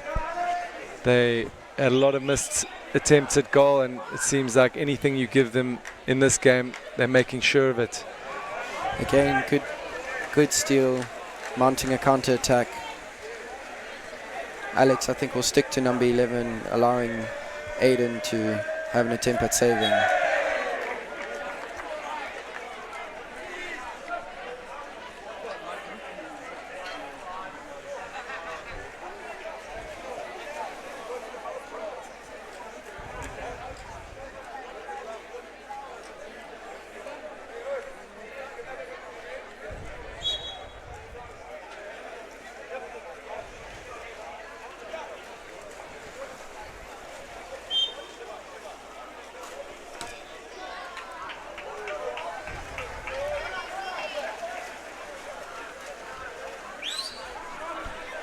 Five seconds left. Take a shot.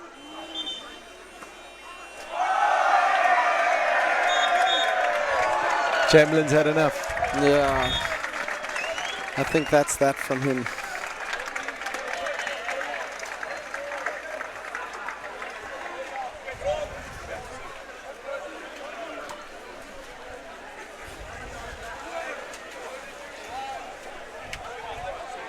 Ben, so convincing win there for Hilton over Grahamstown's Kingswood College. Yeah, I think they were just a bit stronger on the ball and mounted better attacks than Kingswood did, and had a stronger structure, allowing them to score numerous goals. But an exciting one up next, and stay with us because we will bring you that game live from the DT Hudson pool. Thank you, Ben.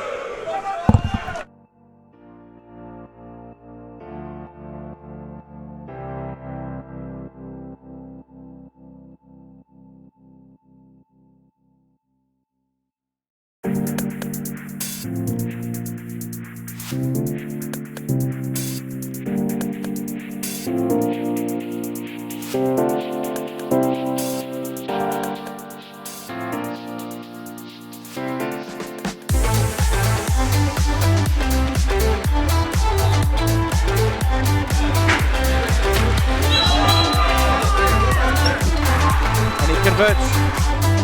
That's it, top left.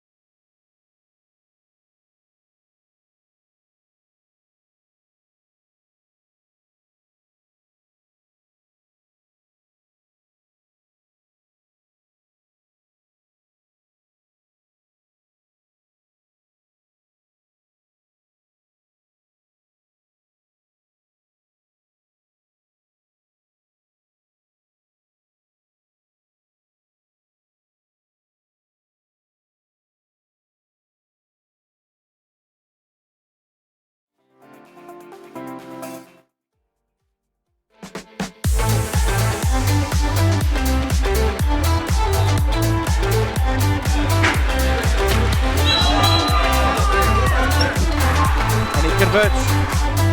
That's it, top left.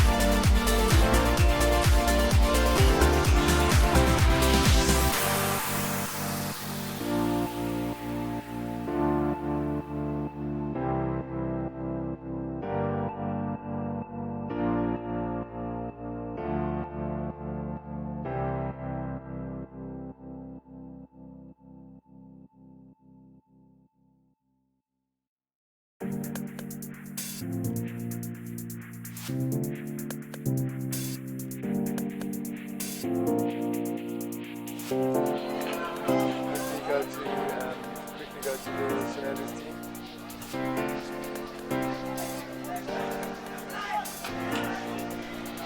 Maybe 5 seconds to bring me in and commentary. Commentary can go.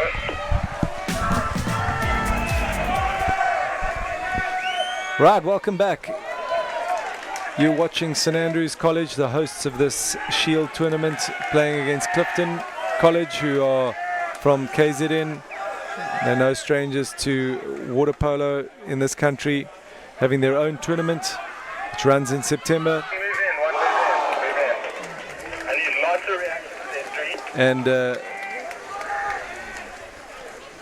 and a finalist in this tournament for many years. I'll need to have a look at the Shield to see when they won this tournament last, but currently Sachs are the 2019 defending champions.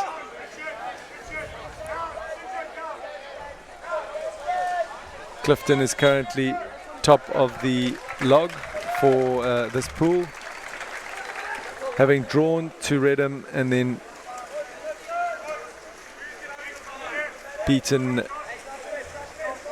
been undefeated so far. So one draw and many victories.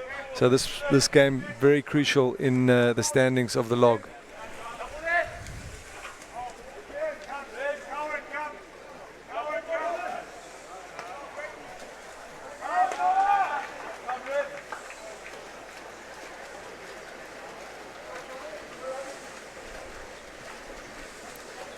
Clifton defeating Pearson early on today, and St Andrews going down 3-1 to a very strong Redham side, who's second on the long, only on points on goal difference, as they've got the same number of points as Clifton. Fantastic goal there by Clifton, number 9. Riley Hardwick. I beg your pardon, it's Noah Ditz, the number 8.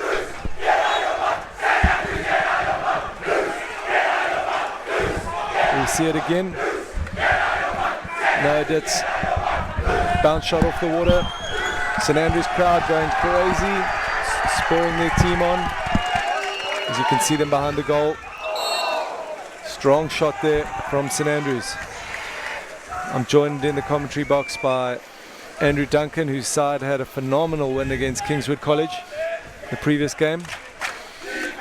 You see, how's it? Huge atmosphere at the Hudson Pool for this game. Friday afternoon, sun at its peak. St Andrews crowd has rolled in here as a home team. It's electric. Clinical finish there from Jack Aylward. He really has found his radar. So Clifton taking an early 2-0 lead. Clifton playing with intent. That goal silencing the St Andrews crowd slightly. Here we see it again, long range, boom, 2-0. See if St Andrews can reply to this. Lots of mobility in the front of the D, driving through to clear the drop. And a 3 from St Andrews, legs up high, but hits the post. There's a replay. He sees a top left corner open, but just cannot find the net. Cross passes on for Clifton. James Perry takes a shot, but the goalkeeper was set already. Easy save.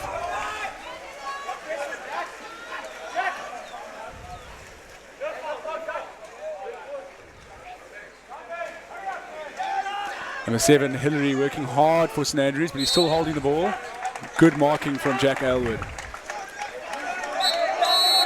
Reversal in the hole. A little bit too aggressive from the St Andrews centre forward. Clifton pushing hard in the counter attack.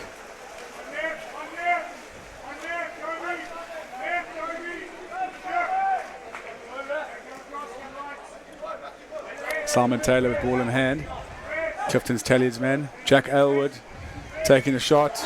He really has found his radar. He nets another one. He is raking them in.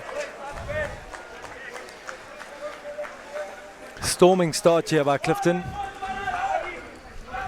Here we see the replay. Jack drawing it in. He's got that fake that it looks like he's going cross cage, and he just brings it left at the last minute. Fools all the keepers, including the blockers. That really blockers should be doing a better job there.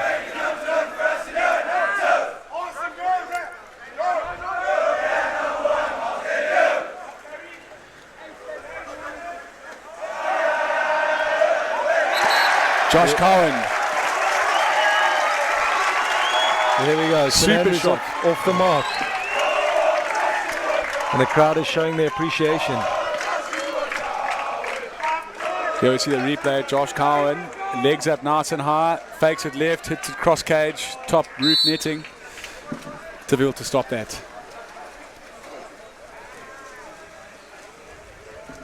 So St Andrews back in it. They needed that. Clifton driving through from Chad Ace, breaking the drop.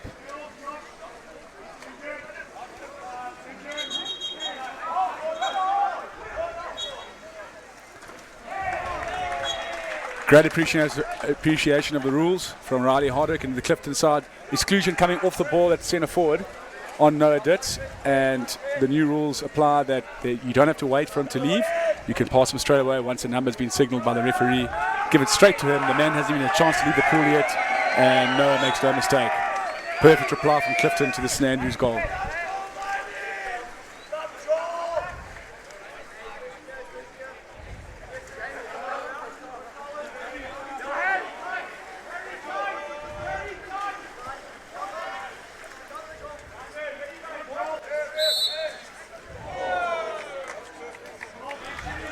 Minor foul on Hillary. St Andrews really looking to clear the space and roll the left-hander in there.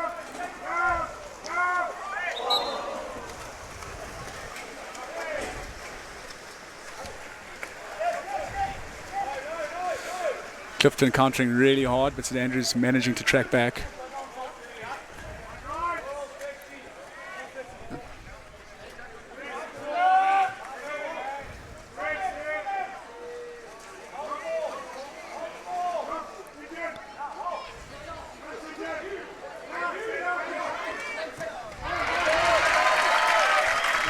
I think the wrong decision from the right there. Chad Ace had front water, could have popped in, probably exclusion for Clifton. So just the number 9 from Clifton, a little bit rushed. Presenting St Andrews with the opportunity as Hillary gets front water. Draws exclusion on 7. Definite exclusion there. And what is St Andrews going to do with this extra man?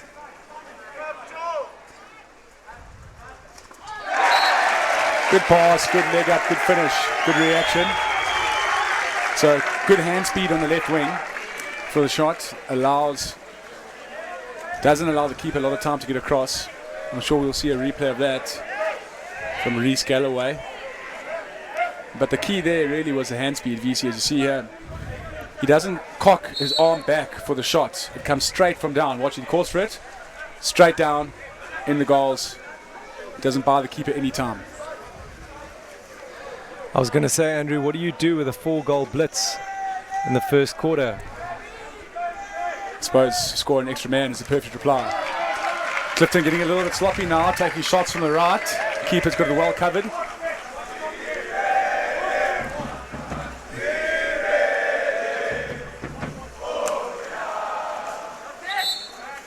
Ball under. St Andrews lucky. They got that possession back.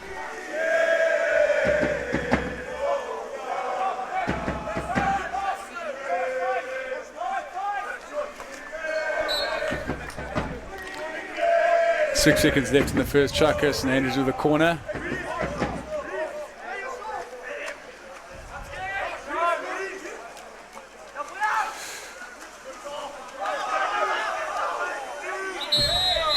Pass was a bit short there for Josh Cowan. He was doing good work. Chucker ends 4-2 to Clifton. So Paul Martin will be happy with that start to score 4 goals in 1 chucker. Yeah, an entertaining quarter of water polo. Spectators are enjoying it. It's the fullest we've seen the crowd. A lot of DSG support, a lot of St Andrews support.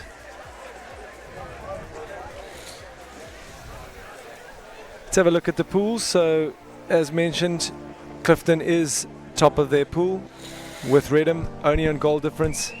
And if they had to win this one, they would then go top, although Redham do have a game in hand to claw back. So, interesting Pool A. Clifton and Redham looking like the favourites at this stage.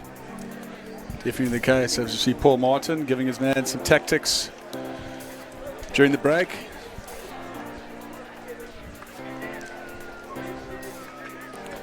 St Andrews faithful behind the goals, creating quite a hostile environment for any opposition. While we're in the break, Andrew, tell us a little bit about your game. Yeah, I was happy with the way the guys played. They were clinical with their finishing, which is always nice, especially against a really good goalkeeper. And the defense was good. They were out there helping each other. They weren't just worrying about their own man. They were looking to help anybody and anybody around the pool. They really played as a team on defense and pushed the counter-attack hard and scored some really nice, unselfish cross-pass goals. So, yeah, happy with the guys. Need a rest now for a big game later against Sachs. Ben, my co-commentator, was mentioning the fitness levels. He could noticeably see how fit the Hilton guys were. TJ having a stormer of a game, and Christo van Locherenberg also having a cracker. That's good enunciation there. I have been calling him Christo van Locherenberg, but now I noticed that the ER needed to be mentioned.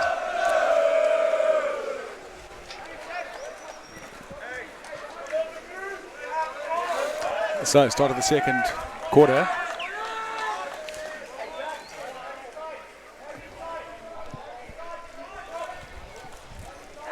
Looks like St Andrews are setting up their big man in the middle of the cage now instead of rolling him in from the right.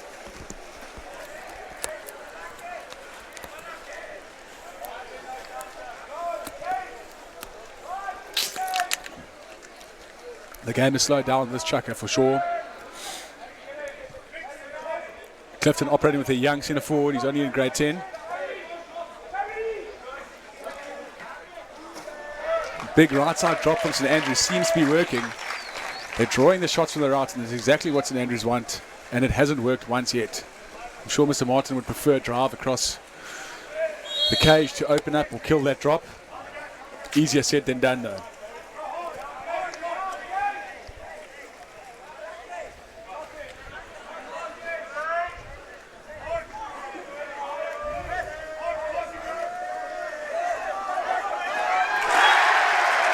Good finish there from the clip from St Andrews number 7. He's a big man.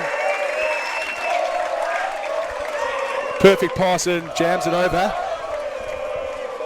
And Nicholas had a lot of work to do there. I think that's Matthew Hillary, I think. I saw the pass coming and I thought, gee, if it goes to him, he's going to have to work very hard. It's great ball control to bring it across. 4-3 game on here. His right side drop. Let's see if Clifton can break this up.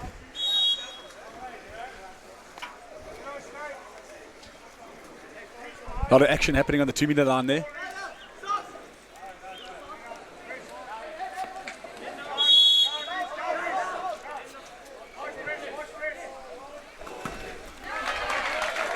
It's good defense from St Andrews.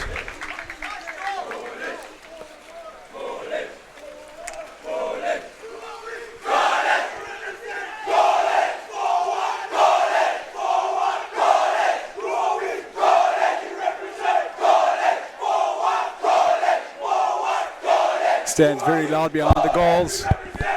St Andrews just looking for 1 or 2 cross passes. There goes a drive. Oh, not really. Not really much going on there on that attack.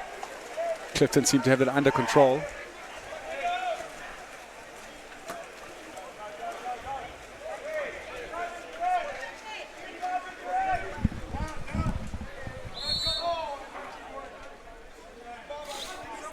A minor foul.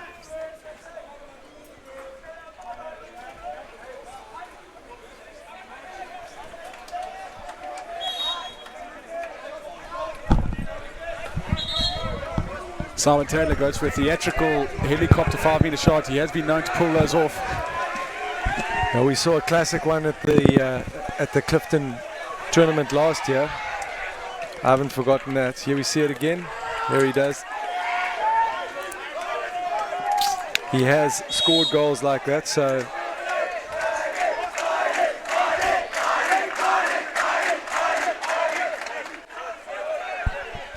there's a good cross pass, but the shot's not quite on. Up on the right for Clifton. They can move the ball up the right. They have an extra man here. Gabriel Showman needs to attack inside water, which he does, but defense gets there in time.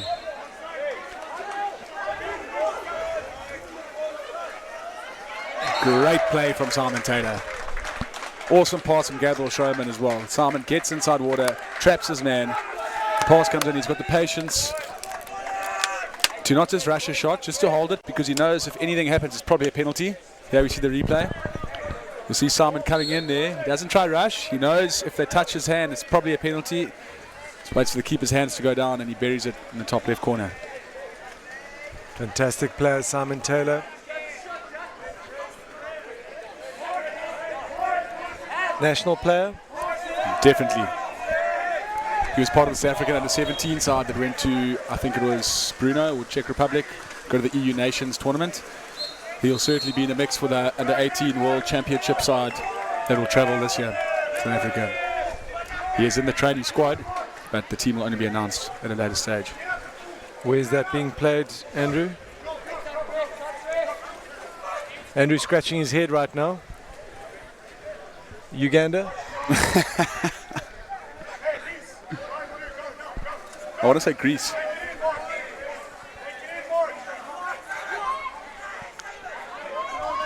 Caught from behind, good ladder from Simon Taylor. So things slipping slightly for St Andrews. They had a good goal back early in the chukka with their Stenner forward, but Clifton just keeping the goals ticking along, and they're back on attack now, so big chance of them scoring again. A little bit predictable from Jack, throwing it into the hole with a big crash already. So easy pickings for the St Andrews defence.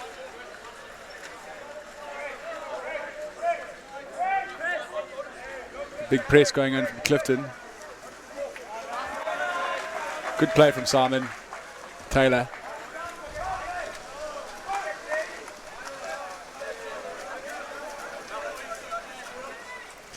I think it might be Israel at under 18 world champs. I'm going with Uganda.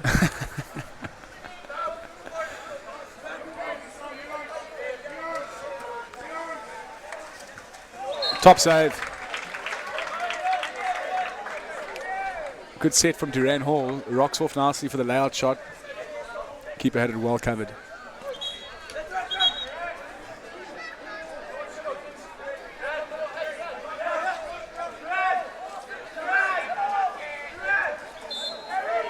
In the 2 meter. It's an offsides play. Oopsie.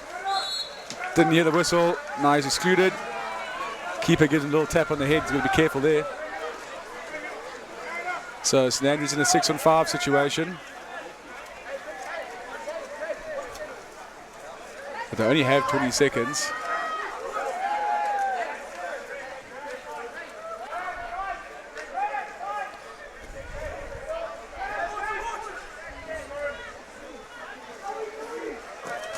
Good block.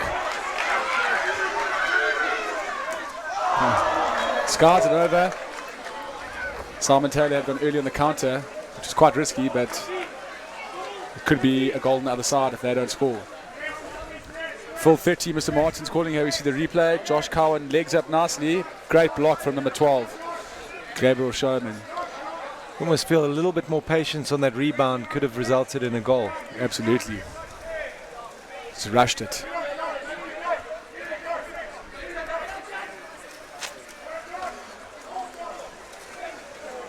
Simon Taylor going for another back shot, sitting on 5 meters, not easy to pull off.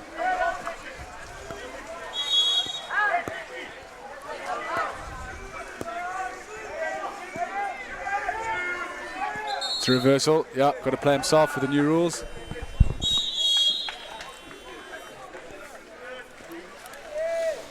So half time, Clifton with the lead on 5-3. Right, let's have a look at some of those goals and replays from the first half, and we're going to go into a small break here. Turkey's where the under 18 World Championships is. You hear that, Andrew Duncan? It's in Uganda later this year. Confirmed.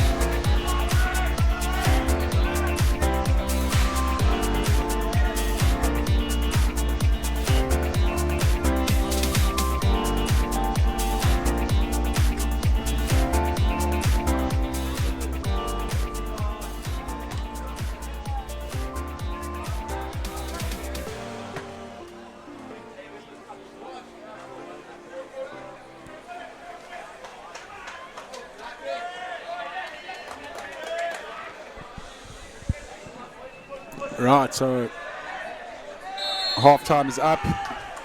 Short break. Clifton still leading by 2 goals. Swim off won by St Andrews. That swim off is very, very important for some people psychologically. It's just that extra 30 seconds attack which you get in the chucker, so it actually can mean a lot. Cowan looking for exclusion there, gets a half term. Coach not happy, thinks there should be exclusion there.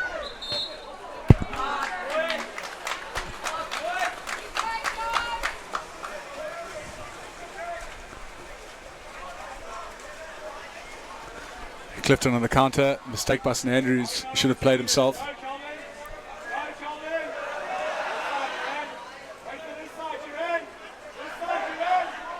Great breaking up of the hole, but possibly should have gone to the wing and in first. A little bit premature, and they're able to crash from the driver to sweep from the hole.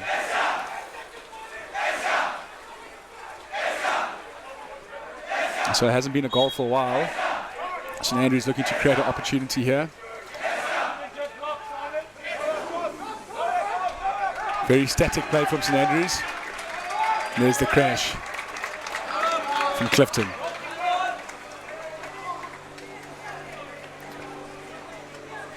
Chris Giles in the cage now for Clifton.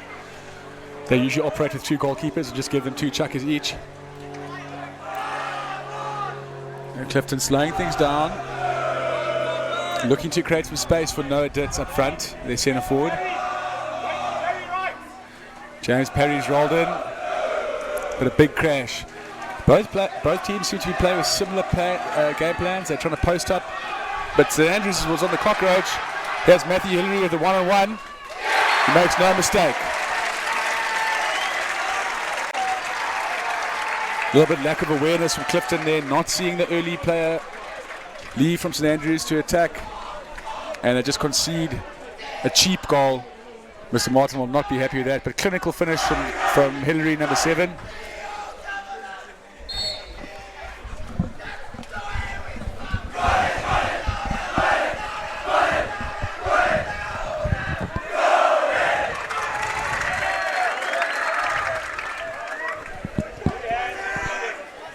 Oopsie. Yeah, there's the exclusion. No, Ditz doing well to stay up. He did not sink there, and that's why he earned the exclusion. Number 3 from St Andrews going over the top. That is not allowed.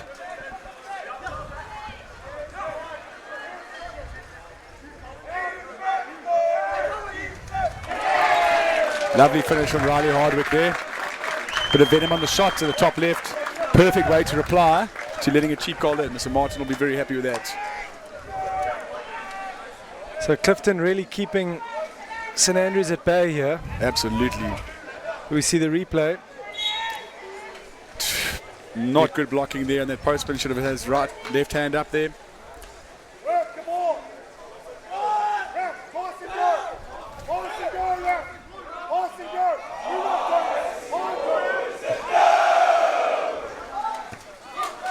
Good save. Shot was on. The 2-on-1 up the pool.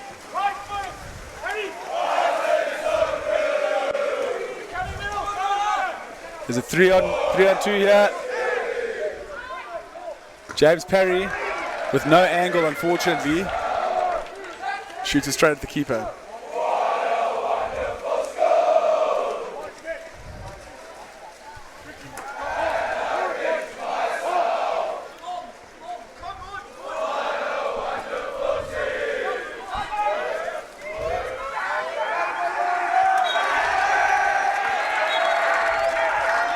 James Perry exclusion again.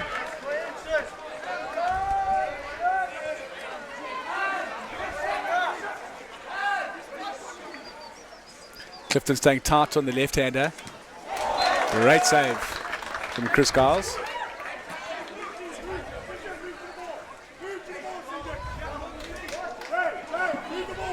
Clifton still have 1 man in the corner, then St Andrews is still extra man for a while. Can't be much longer, maybe 4 seconds. What a goal.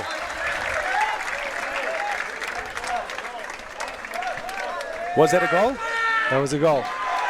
I'd like to see the replay here. If they'd crossed the line. It bounced off the back and then off the back of his head. There we go. Okay.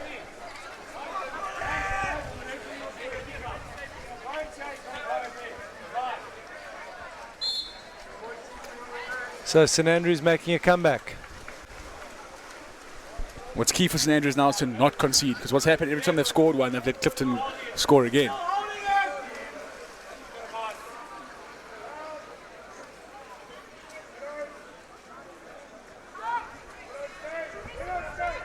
Lots of action going on there with Simon Taylor.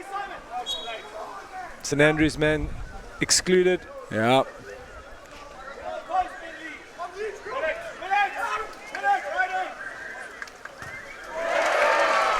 Lucky rebound. They've got to look for Simon Taylor.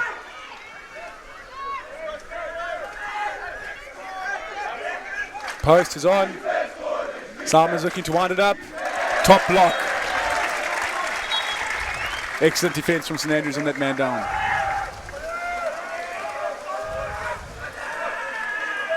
So if St Andrews can level things up here, we've got a proper game on our hands. Here we see the replay again. Good blocking.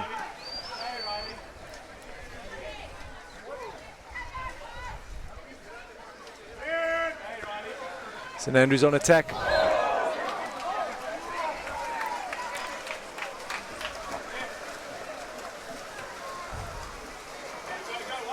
Simon looking for some options there.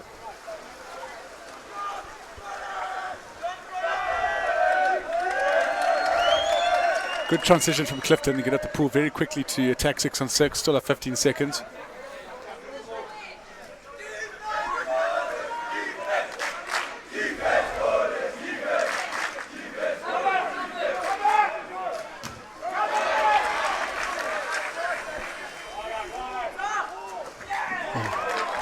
Shot was on.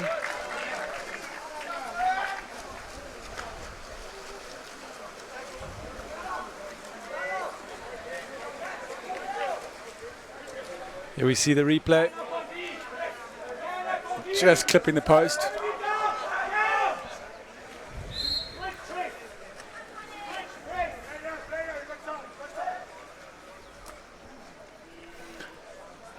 Very slow attack from St Andrews, making a substitution. So Clifton have been extra man on defense.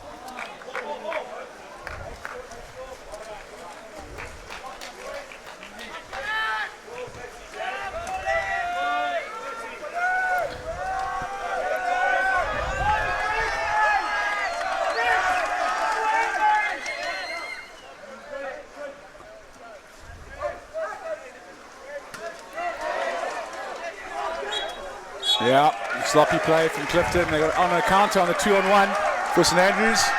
They've got to give the early pass. It's a little bit outside. It's allowed the defense to get up. He's taken it out from over the line. Very close. 10 seconds left.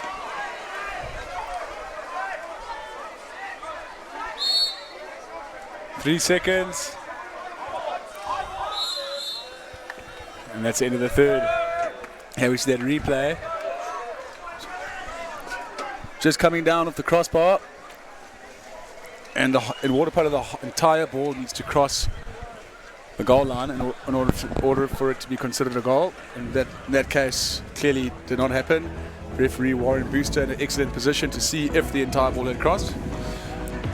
In the some of the World Championships and some of the professional leagues, the Champions League in Europe, they've actually introduced goal line technology or VAR. It's not goal line technology, but it is a VAR. So they can refer quickly to a screen on the side to see if the entire ball is crossed and award a goal or no goal after the play is finished. One of the new adaptations, but it's not an official. So that last goal, 100% not over?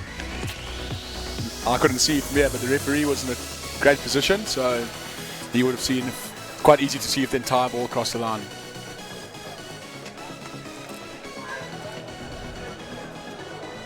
A lot of tactics going on. Paul Martin talking to his chaps.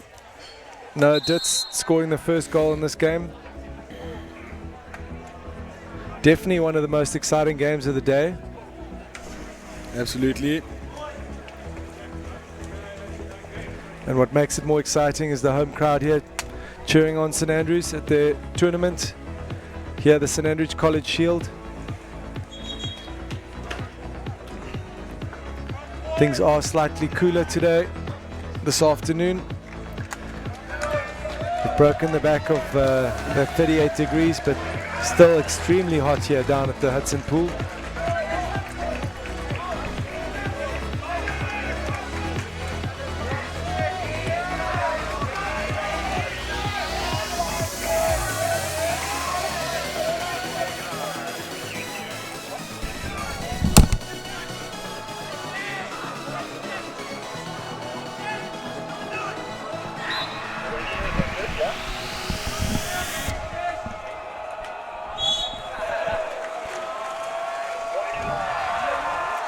Right, last quarter of this exciting game here, and St Andrews all to play for.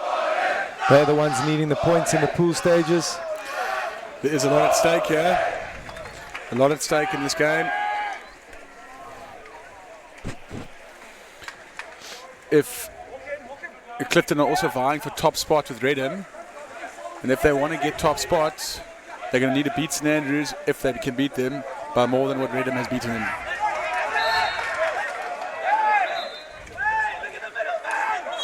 Jeez.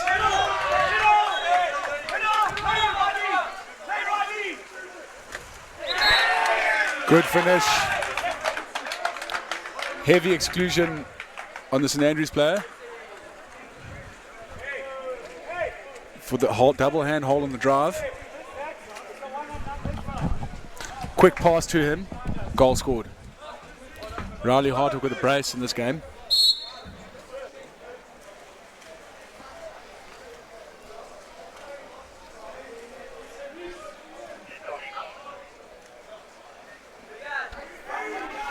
St Andrews through the drive through to break the zone. It's all very narrow for St Andrews here. Very, very narrow. And there's a 2-on-1 counter at the top from Clifton.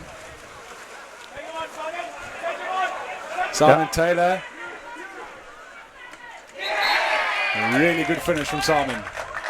Big minute from Clifton. Making it 8-5. What was the score between Redham and St Andrews? Was it 3-1? 3-1, Redham 1. So a 2-goal difference. So as it currently stands at the scoreline, Clifton, well, if they continue to win the rest of their games, they should top their pool with this current scoreline. But of course, there's still much more polo to play. You can never predict these type of results or events and how they may or may not turn out. So just like that, 3-goal difference. One behind having a shout, and now they are 3 behind and Clifton on attack. So lots to do for St Andrews in the last 5 minutes. Another counter on Simon Taylor again.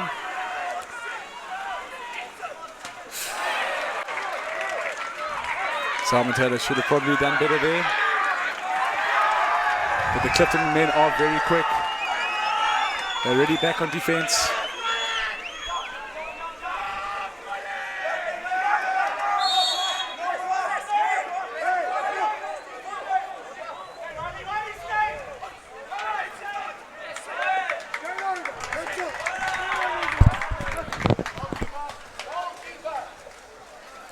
Coach is getting very animated on the side.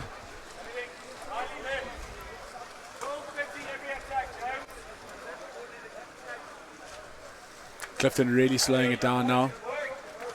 Going to use full 30 if they need to. They can dump it, control the game.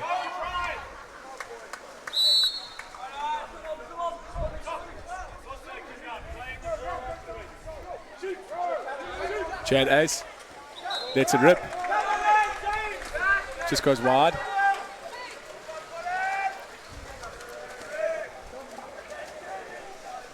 St Andrews looking a little bit jaded on the attack.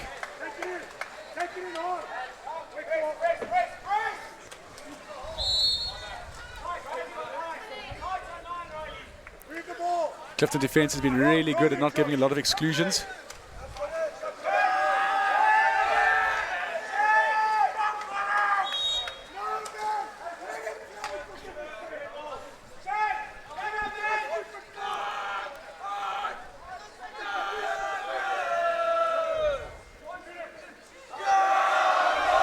2 seconds left on the shot clock. Keeper's got it well under control.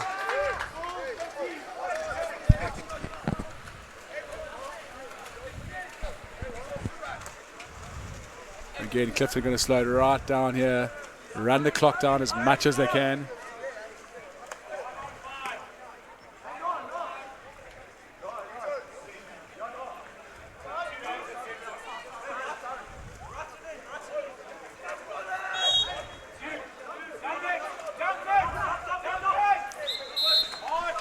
Jack Awood listening to the coach there. Clock running down. Instead of taking a pot shot, dumps it.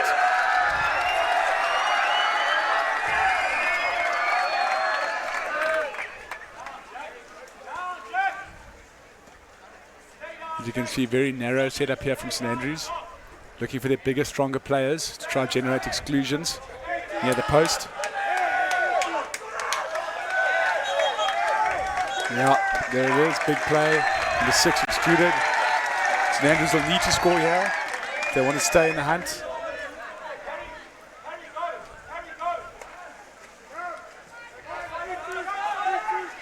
Yeah, good finish. Very nice passing. St Andrews back in it, 6-8 to Clifton.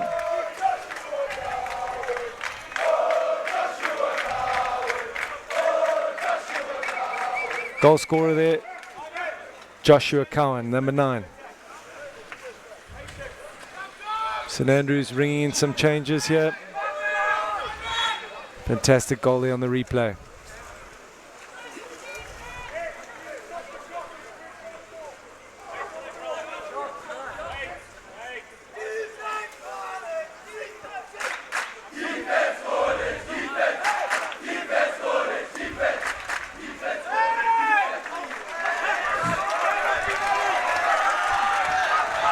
Coach screaming for the exclusion or penalty there. He's chucked it in to no edits. Referee indicating that the centre back had his hands in the air and he's got nothing. Nothing for that. 1:40 remaining in this game. St Andrews will need to score quickly if they want to try and sneak a draw. A win might be too much of a push.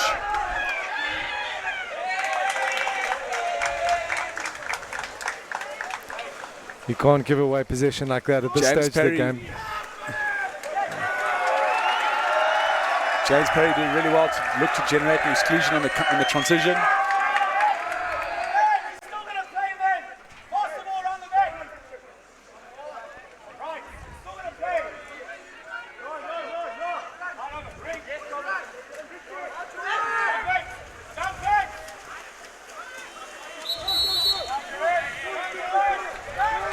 One minute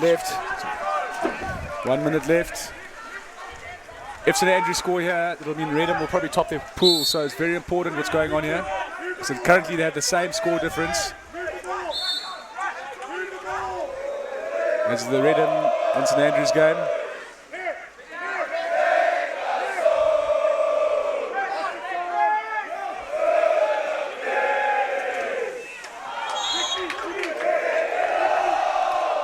So a lot at stake here, although it looks like this game is wrapped up for Clifton. They'll want to try and score one and at best not concede one, because that may impact the outcome of the pool standings. St Andrews with 15 seconds, taking pot shots, but a very good save by Giles. You see the replay here. A lot of venom on the shot from St Andrews, but very well kept out by Chris Giles. Back shot. And that's it. 8-7. The game is still probably wrapped up for Clifton. But Coach Paul Mott will be very unhappy to give away a 3-goal lead to now only 1 goal.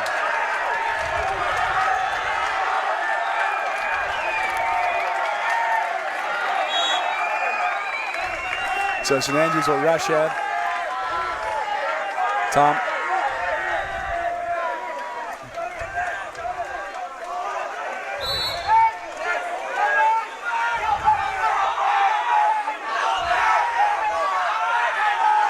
Shouting to cover. That's the game. What a lovely game, Andrew.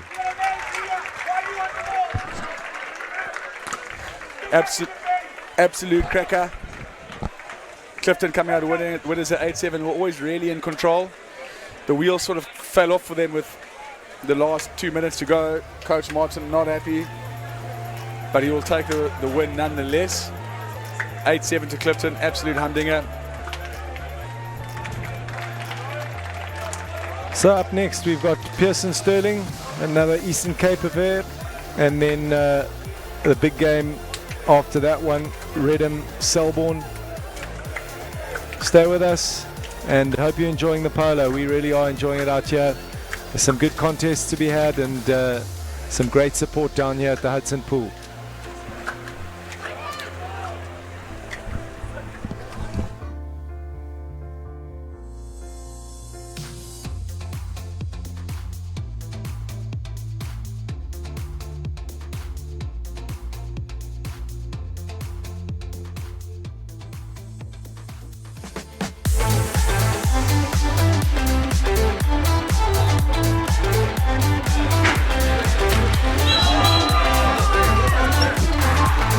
Converts.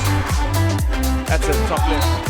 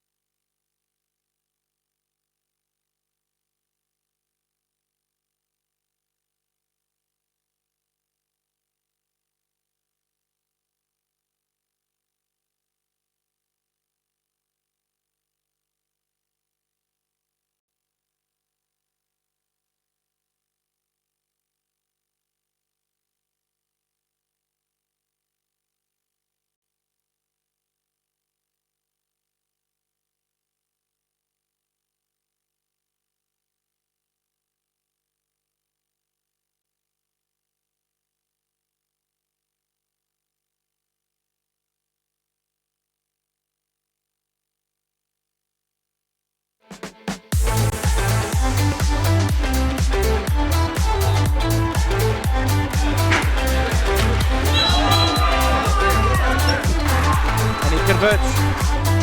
That's a top left.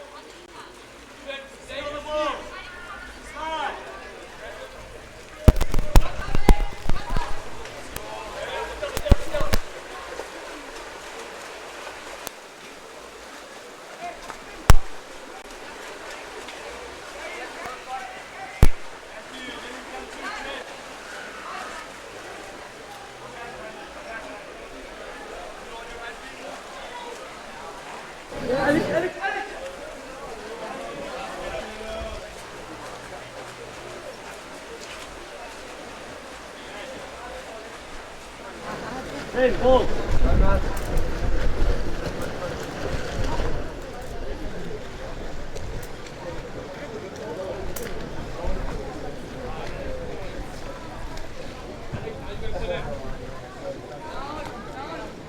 Hey, ball. Start, Sino. Start, Sino.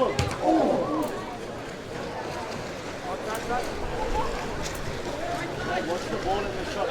Drop down and do that.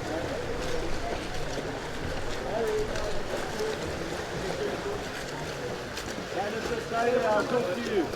Stay where you are, kind of big hand. Stay where you are, hand. Stay where you are.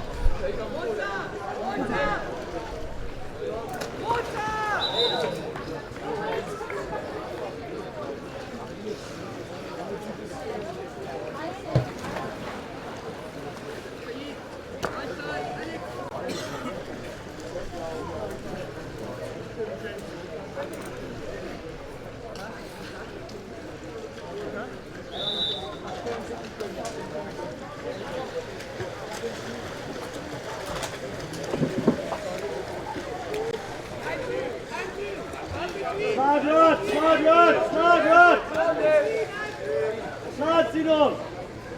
Go forward, Trent. Use the water. Now slide left. Sino, slide left. Trent.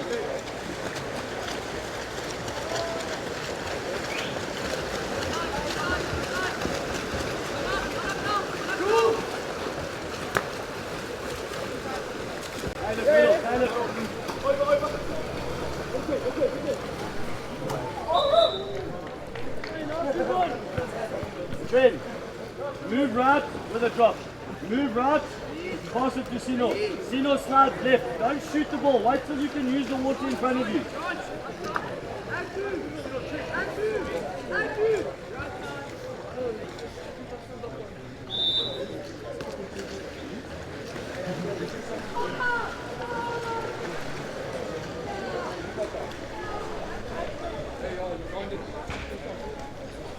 Slide right. Slide right. Go yours, Sino. That's fine, nothing wrong.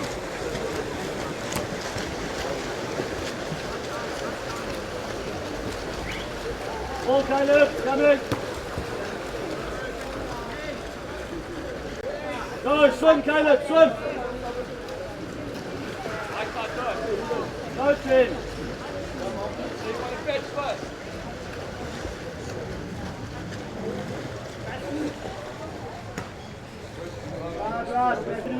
Go through 2 meters, Matthew. Caleb there. Caleb there. Sino, can you do something, please, man? Drop! All the way! Closer.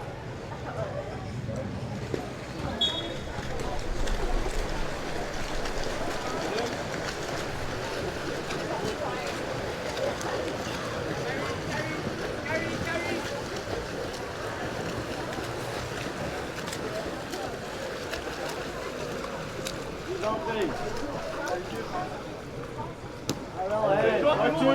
forward. Steal train.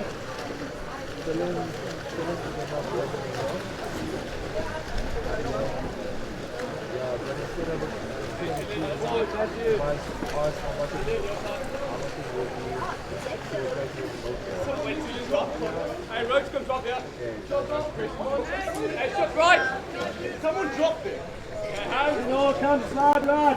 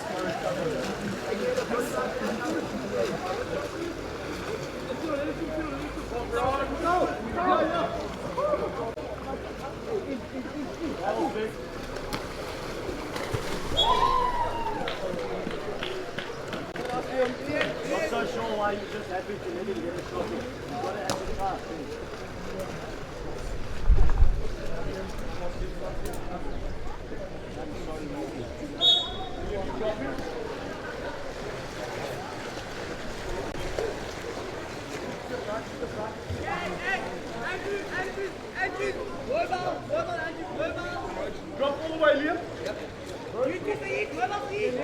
Go through, Tyrell. Go through, Tyrell.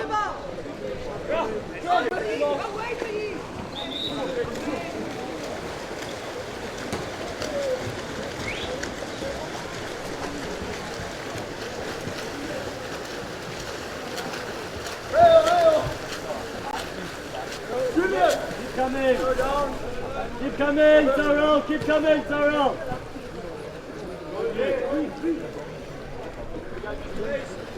Go to him. Go to him. Go to him. And Sino. Good.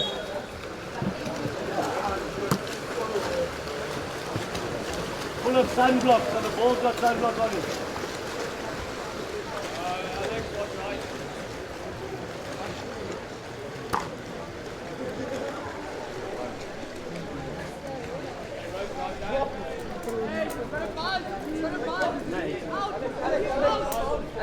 Dangerous, Jay. Drain the ball. Drain the ball. Julian, now, Julian. Now, Julian. He's gone.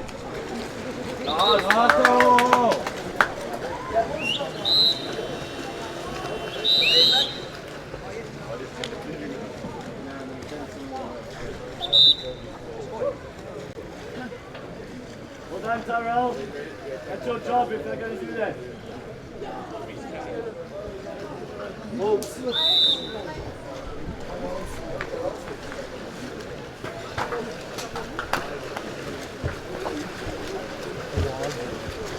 Luke, not too much.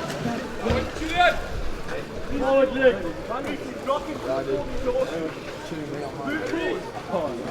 Luke, you're too far. Oh, across, Matthew. Matthew. You're too deep. You can't just be happy for that guy to shoot there, huh?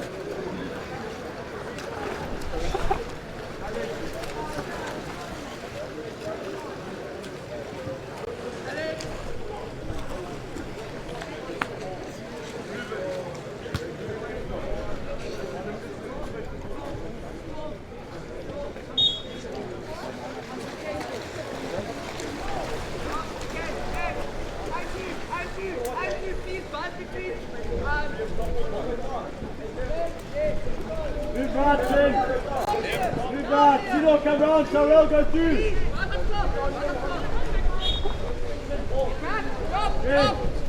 Tim, use the water. That's fine. Nothing wrong, Tim.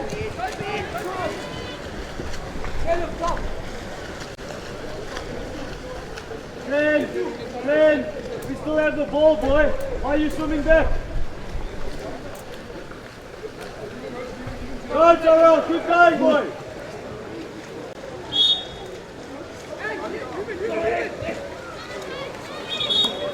Extra man. Tyrell, quickly. Let Tyrell, Luke, man.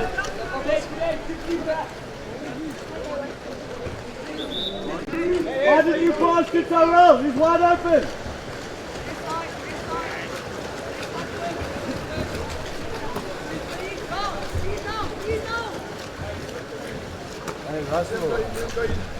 Trent, keep coming, Trent. Keep coming, Trent.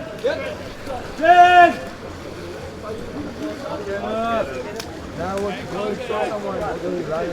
Caleb! Please. Yeah, please go tell him, please. Nah, man, just say someone go run the team. Sino good. Sino slide.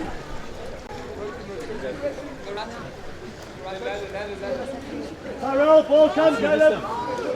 Shoot it. Shoot it. Tyrell, watch the clock, please.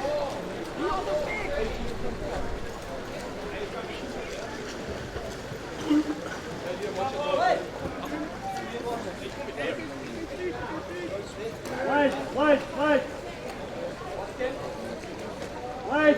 Luke's there. Go. Yes. Oh. Lucky, Sino.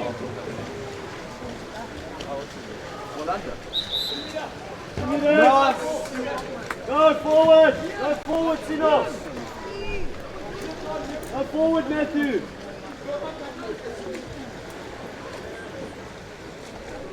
Go forward. Caleb, yeah. Go forward, Caleb. Go forward. Who's Matthew? Oh, yes, Caleb.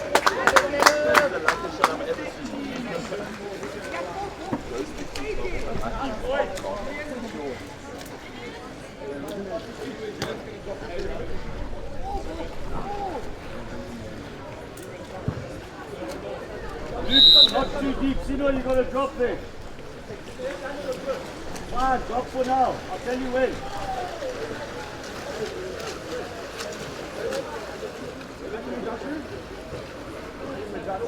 Caleb, bounce there, huh? Big hand, Sino, big hand. Got you in. Good. Luke's one top left, ready. Good. Go, Matthew. Sino's there.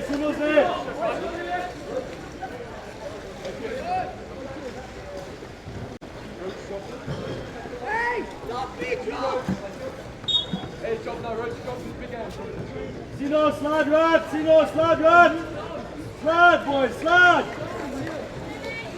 Sino, now! Do it! Yeah, Anaki, good work! Almost. Luke!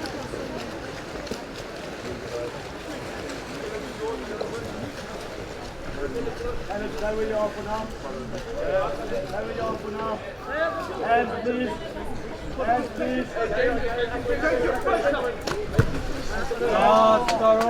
Sino, straight there. Straight, Luke, work. Straight. Oh, no, dude. Matthew's going. Now relax. Sino, keep going. Sino, right across. Sino, right across.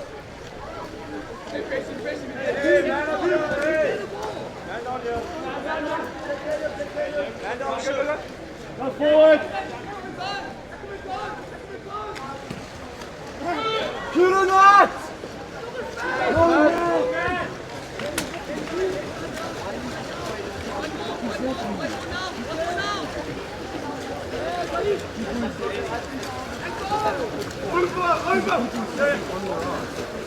Good Caleb, good Caleb. Shoot!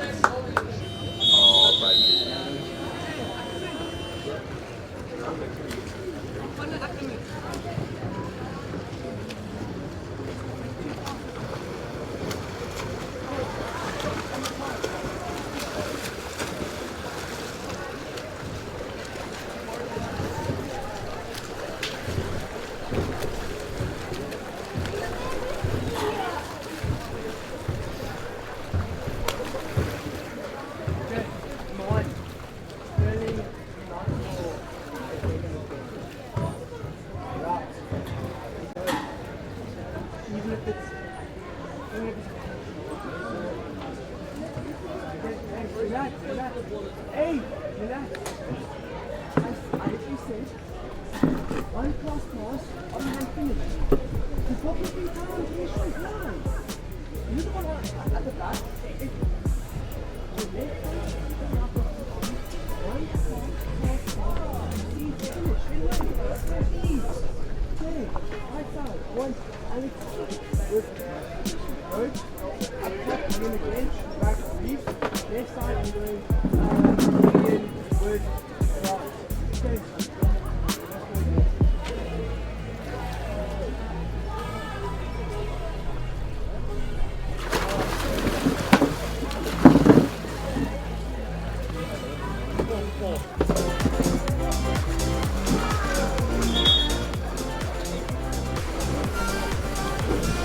Okay.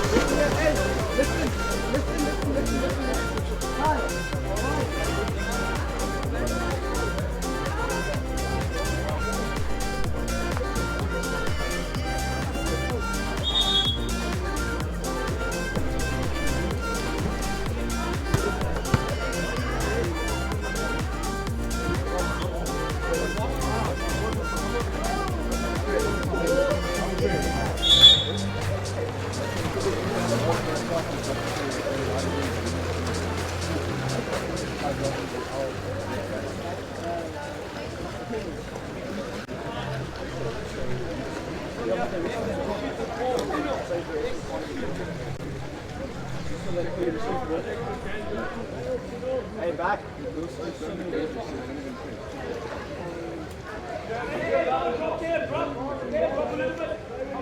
Watch Tom. 8, 10, 5. Shoot.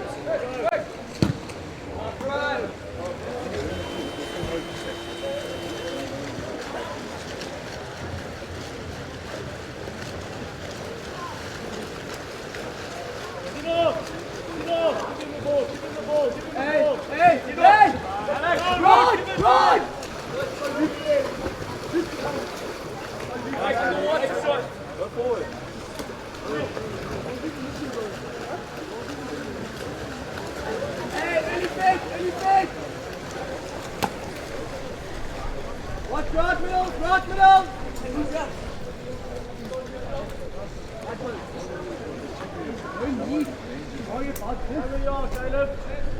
Watch Tom. Watch Tom. Watch Tom.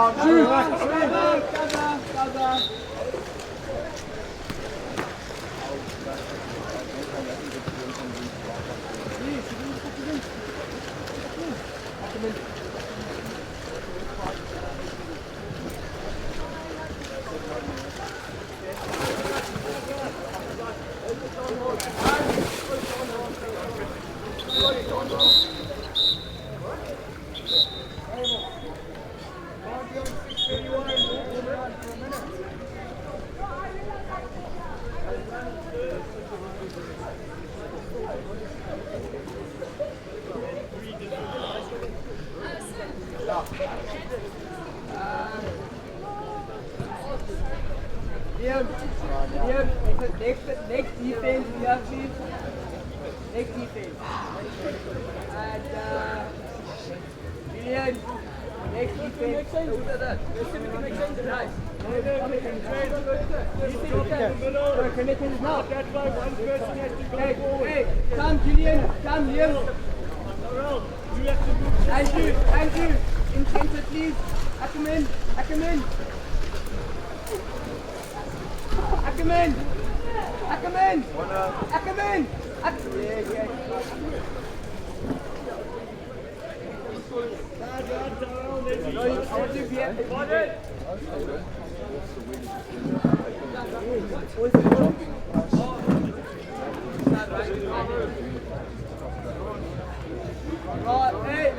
Right, come down.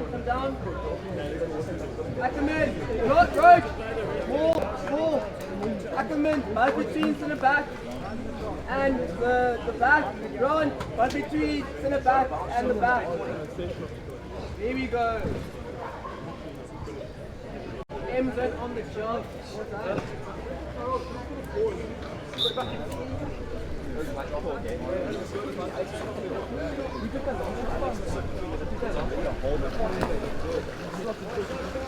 Big hand.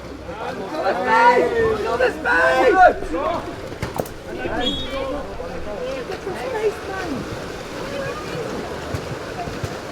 Right side! Coming through! Space!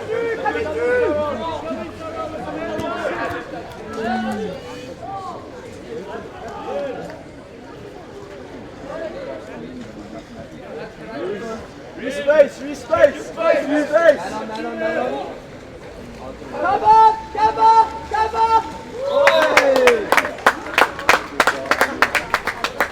Beautiful! Alex!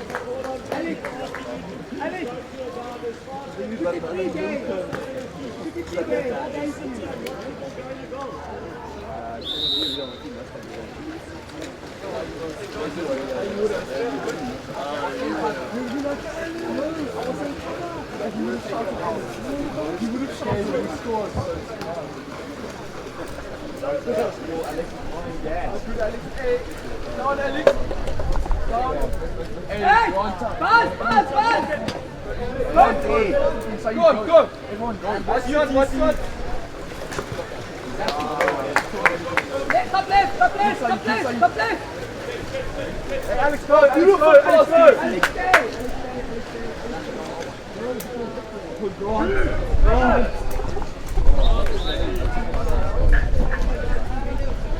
next row, right side please, centre back, left side, centre forward, next row, centre left side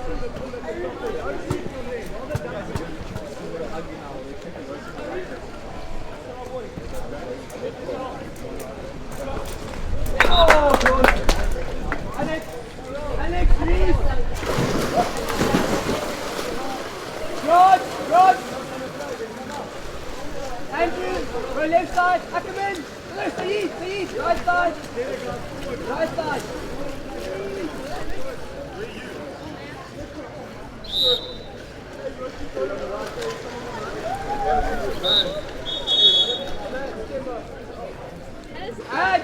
Head! Got the space! Risk it! Across! Risk it!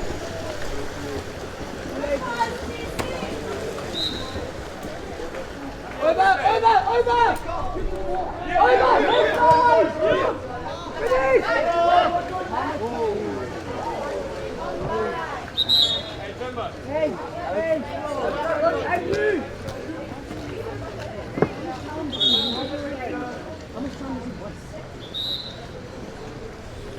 Right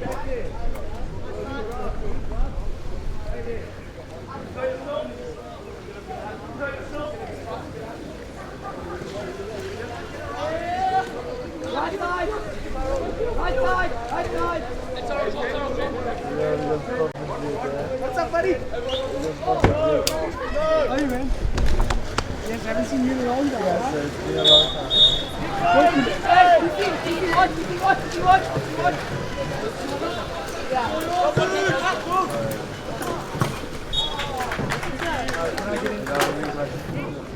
Yeah, you got smashed.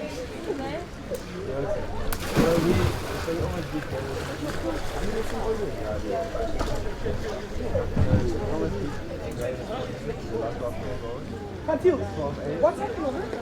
I think Greg beat Wilson by 2 goals. Now we beat Hey, who was it? 25. I gave up.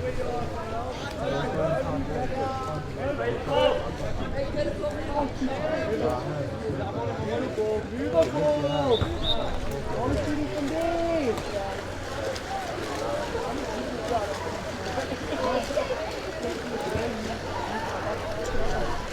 We can perform against Greg and the next Oh, Jim! Hey, Saeed, buzz! Saeed, buzz! Saeed, it's you! Saeed, it's you! Saeed! Buzz! Let's not get! Saeed, gone! Saeed, gone! Saeed, gone! Go to the...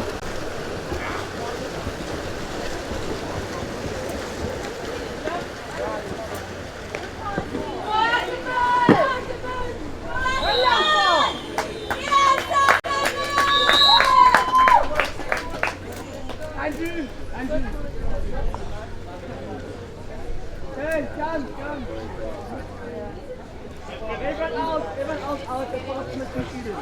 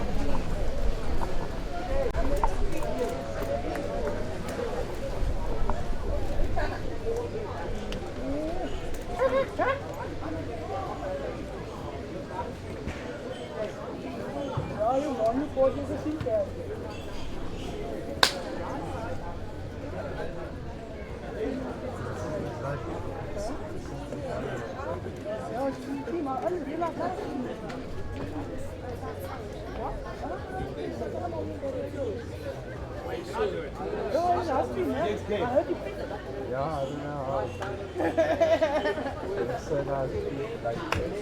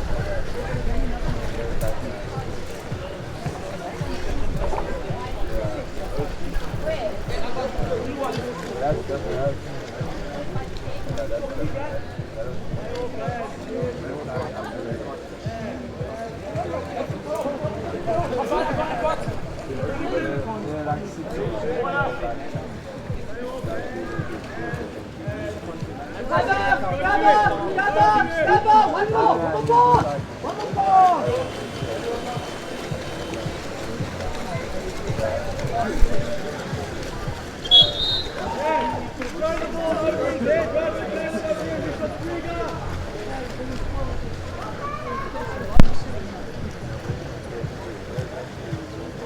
on, man on. Back, left side.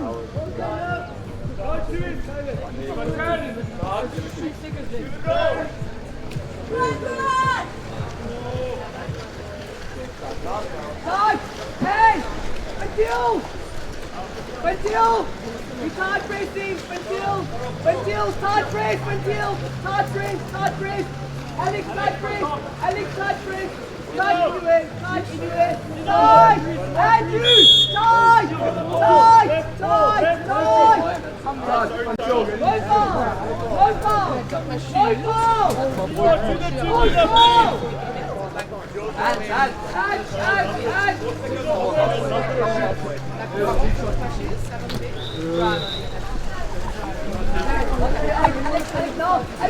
Alex! Brad! In! This one! My God!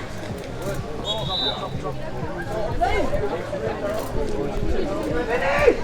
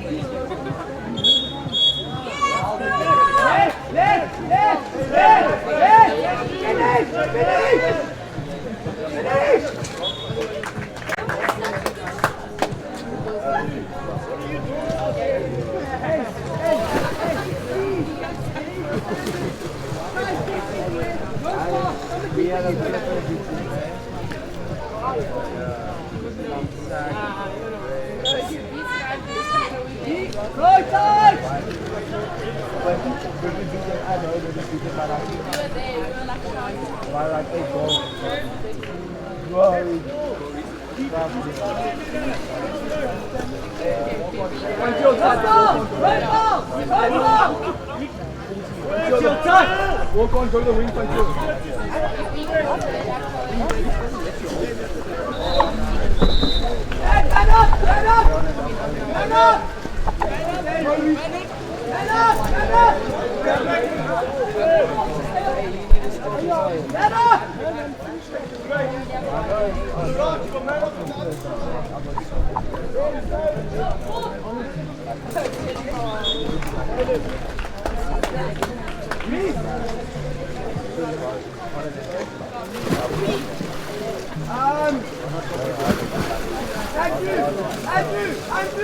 Go right side, please! Right side, Ventil! Run!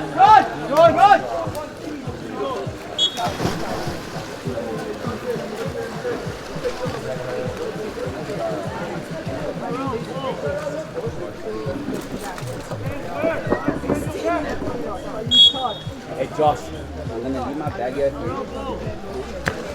Got 2 minutes late, so. Put out! Stay! Josh. Everyone stay! Where's my phone? Lying. Anyone? You're lying. Where's Anyone? No, not TC. Don't spend the money you owe me. Back! Yeah, you owed me money, so I used it. Where's my food? I got you a pie. A pie. What can I see? The line was on fire. It's not going to pull me up though. Where's my money? Where's my $100? I can't give you that $100 now. I'm broke. I'm broke. I need that $100. I can't do this.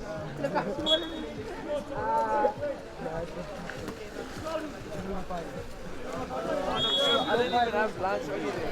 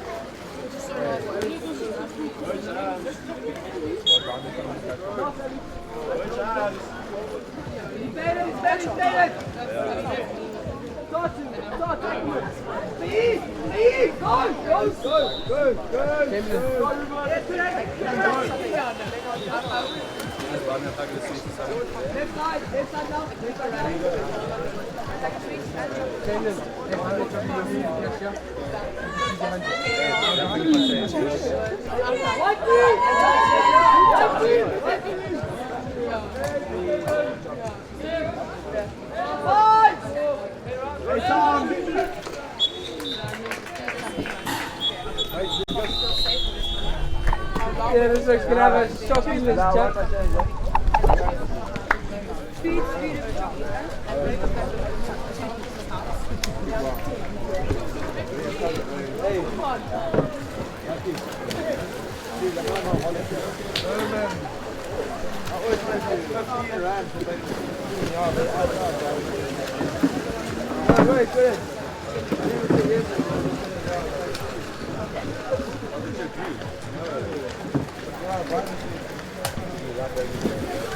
Nicky owes like 180 rand.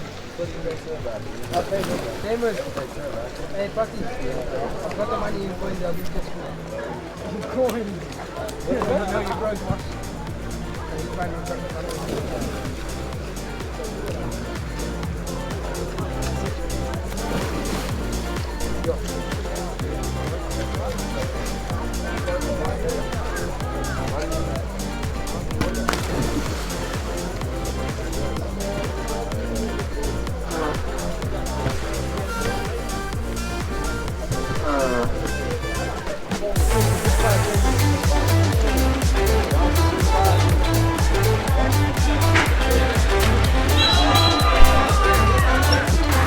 And he converts.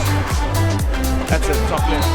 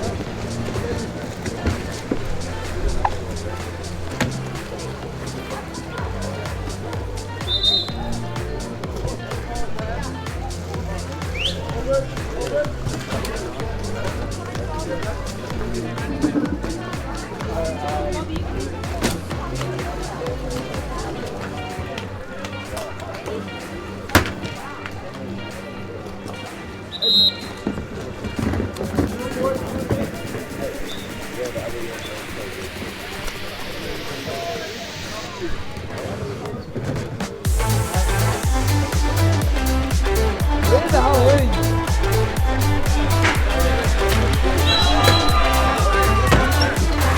And he converts. That's it, top left.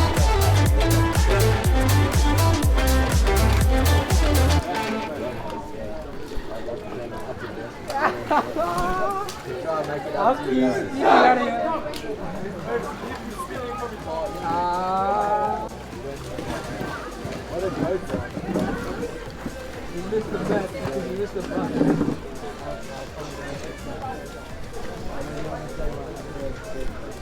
Alki, don't worry, you didn't miss much.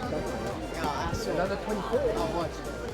What is it, 24? You actually been so active, you just lost it, like you could have won.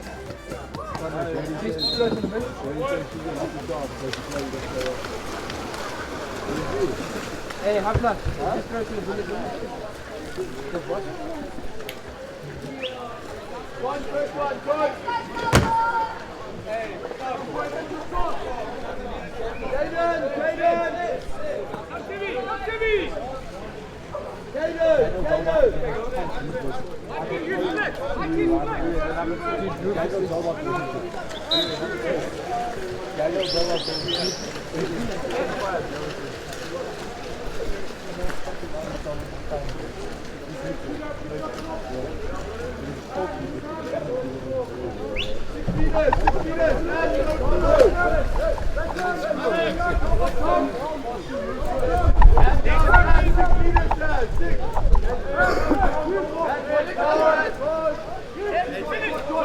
Top go!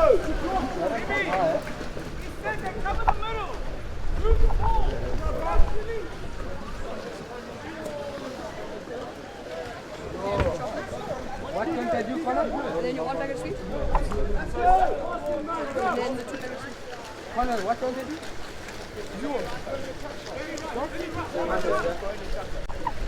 Yeah, because they got banned last year. This is yours. And then this one. First the touch!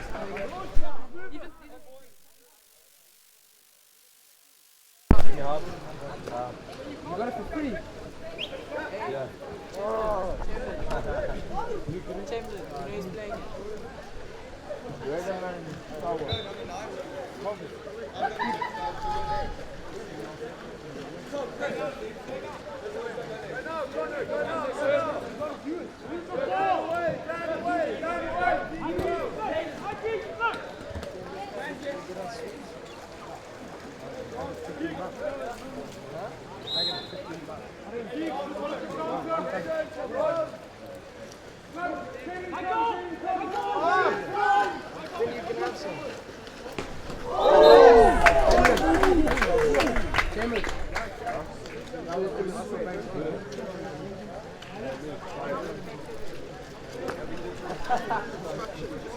Not the sour one.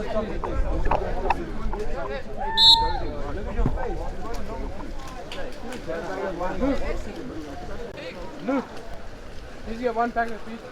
Who's money? Mine. That's $20 that you gave me. Am I getting 2 or 1? One. And then that chocolate thing that you got. There's none left.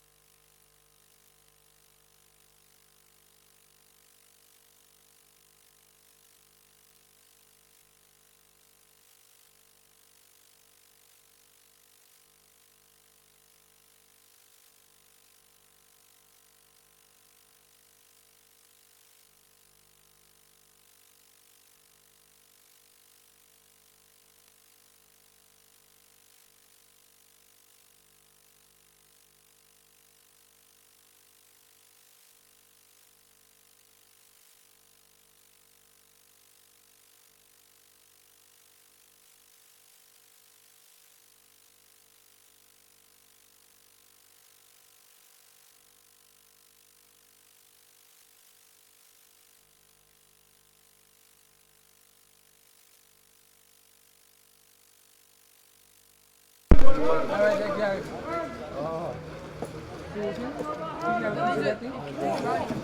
Big hand in the leg. That was from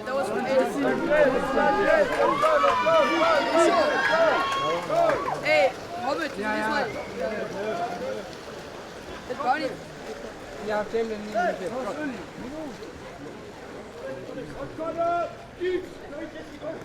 Hey, come down. Just get around, just get around.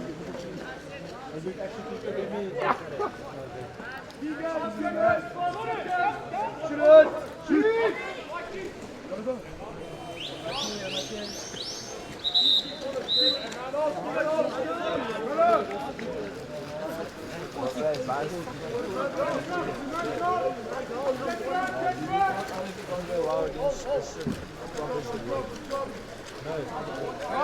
Cross, we're gonna get him down to 11.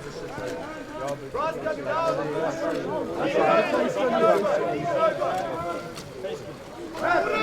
Matt, anyone have face two?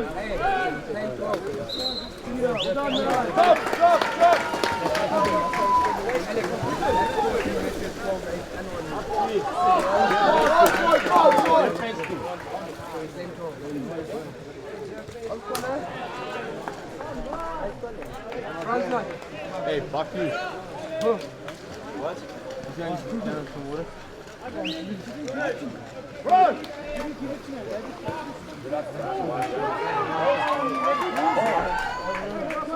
Every single stick you have. That's just it. We're cool with that. Yeah, good. Give me some more. Most of that. Oh, wait, dog. I said most. It's too still, bro. Well, after you can go, I guess go down.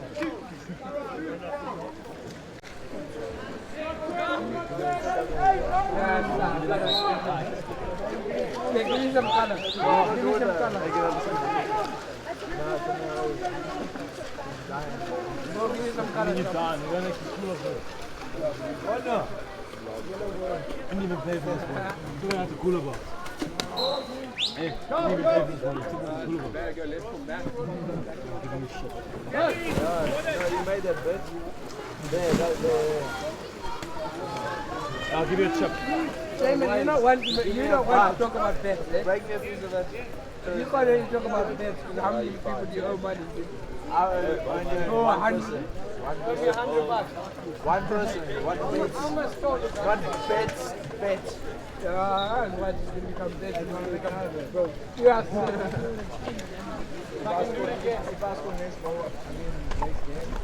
Yeah, double quick. If you score, if you score,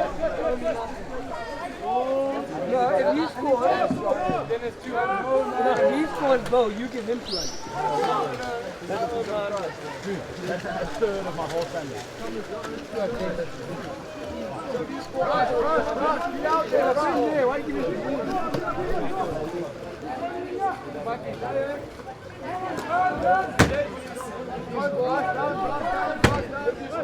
You owe me nothing and I owe you 100. And if you don't, you owe me 200. That's what double or nothing is.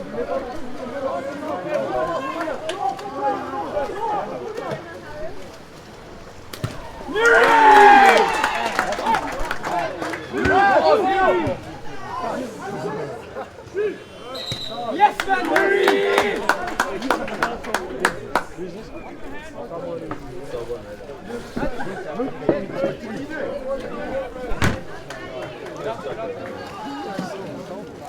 Good job. We've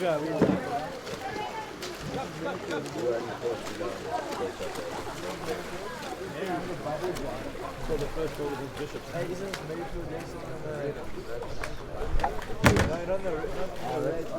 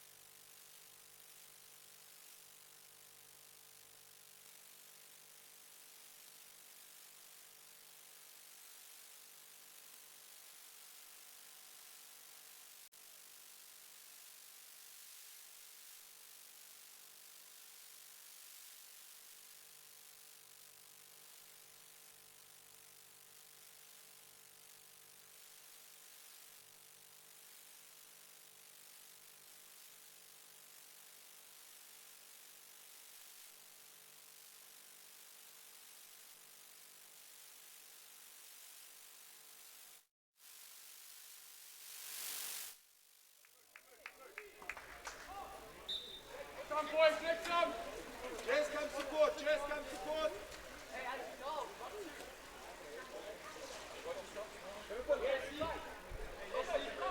Jess, they're dropping 1 and 2, bud. Take it up, take it up, take it up. Hey, it's all good. Corner left, corner left. Come, corner, come. Down, left, down. Watch middle, watch middle. Watch right, Jesse. Oh, Jesse, go,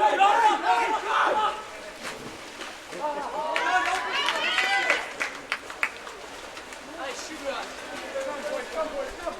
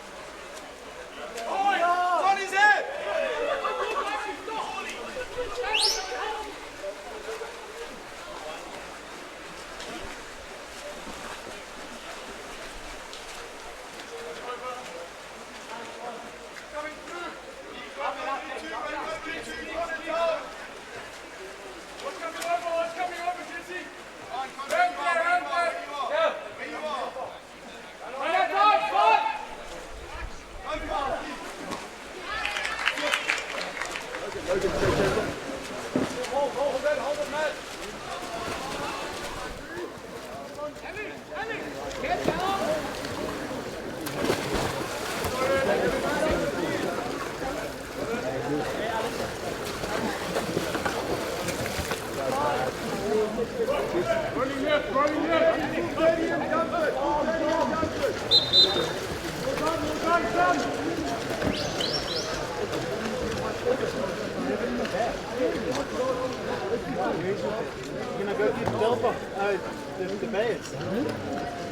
Connor, 6 meters, boys. Come middle, Connor. While we double up on the left. First.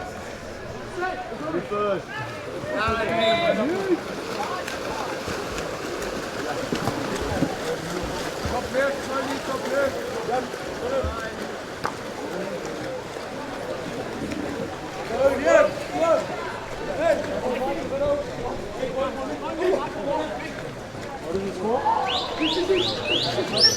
That's what you want, that's what you want.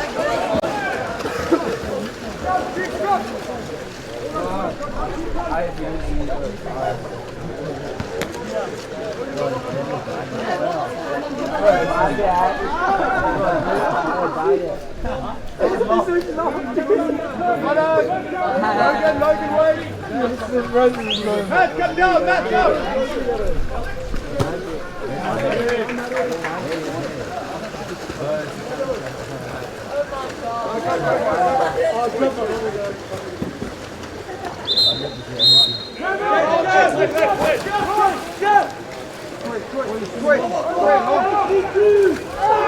Hey, don't go over the whole floor.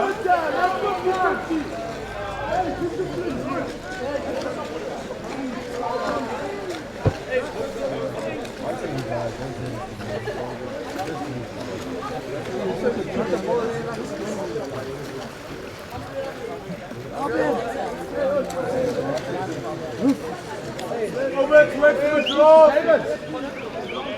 Hey, fine.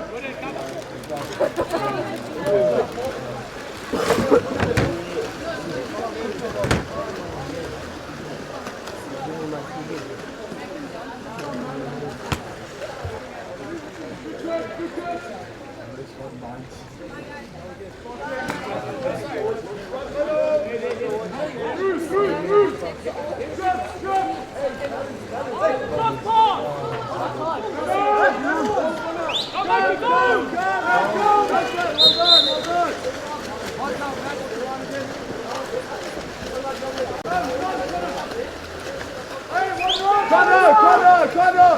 Matt, this way! Hands up!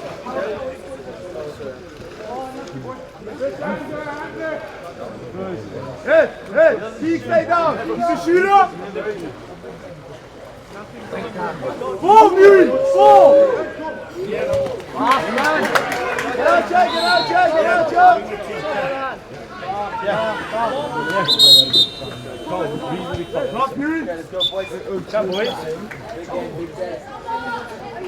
Come. Particular box.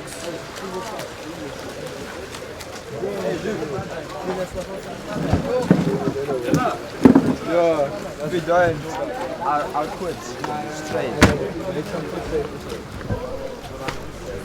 Yeah, don't lose, I quit. Just go stand. Just go sit.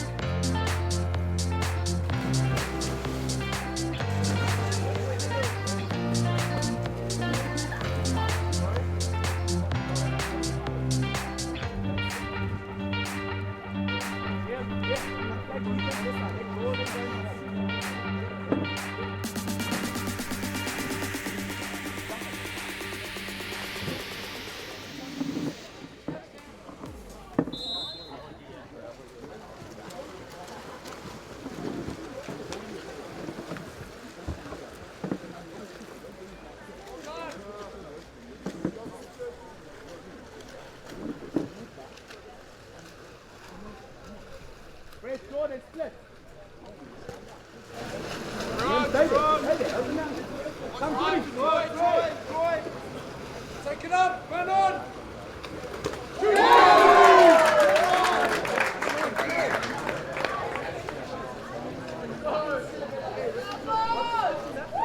Shooting Albert, what on wood? Yeah. Hey, I don't have anyone else to help you out. So, you have to think. On the ball, you're sitting down. That's the first thing. Second thing is, they throw the ball, and you know that the ball's coming. Now, you can't do that because you rely heavily on that should not be a goal. That's 10 meters out. Get up higher, track the ball, 2 hands. Forward. Nice.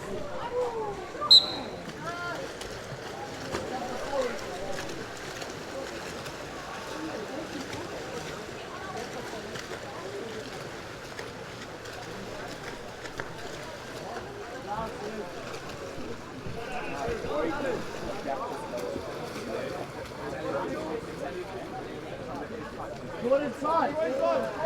Put it. Foul him. Give it, come in, go! Come in, go!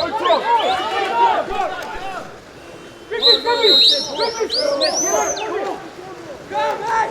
Nice job, Willie. Come in through middle. Ball.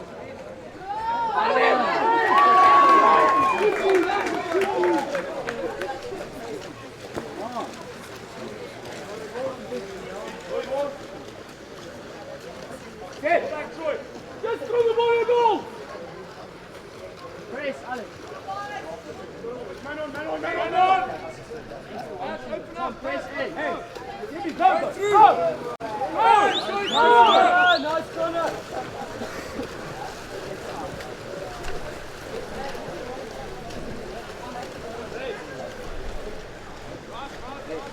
Watch it. Play home. Hey, make sure you put your hands down.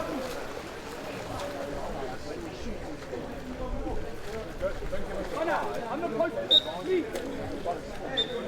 Alex, round the top, brother. Alex, round the top.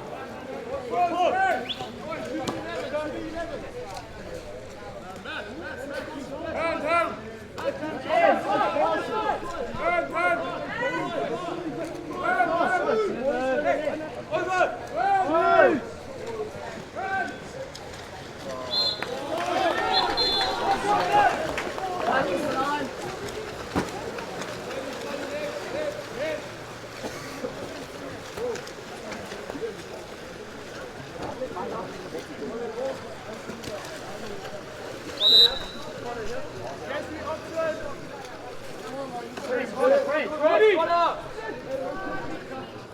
Rolling. Roy comes.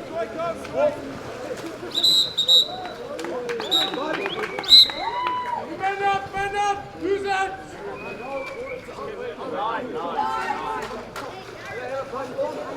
Hey, stop.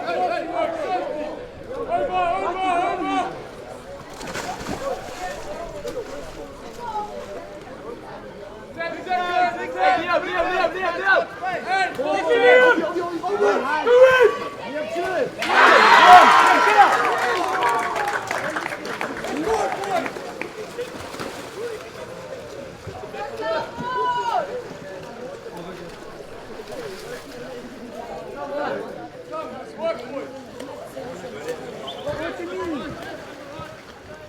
We had everything else covered.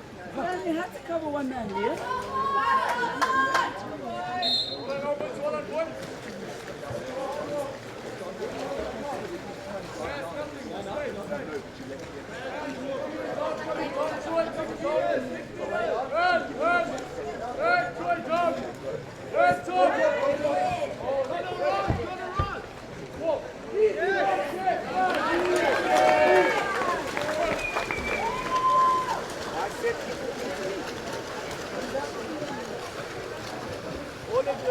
I can't help you, but I said it was around the neck.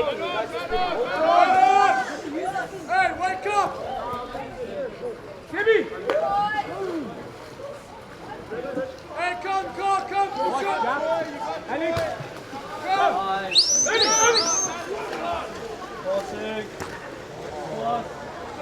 Nothing. Lane!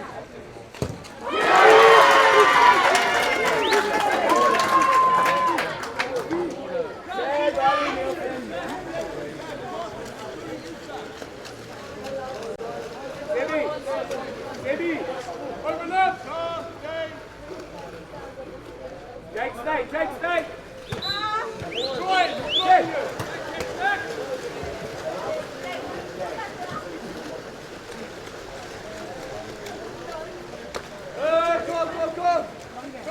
Come! And just come on! Too easy, man! Stop looking at me.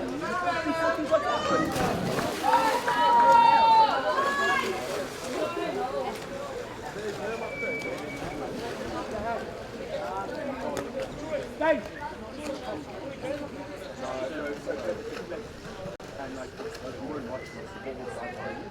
Timmy! Breathe!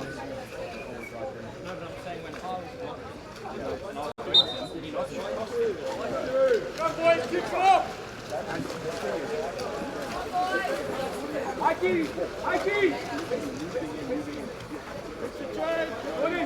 Change it! Run on! Nice, Alex. Get it out! Stand up! Straight down! Take it in! Jordan! Mikey, stay there! Move it! Go! Hey, keep on ball! Hey, table! Table! Good, Jack. What's Mikey? Come!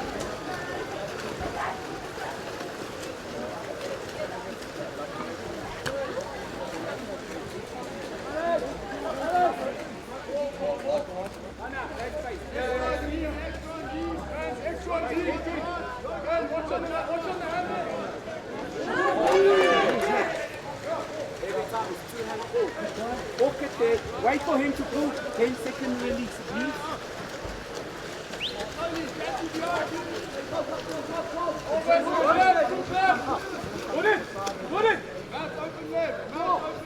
Jordan, stay on egg. Jordan, ball, make it. Come across. Hey, Simi, come across. Hey, throwing it away. Hannah.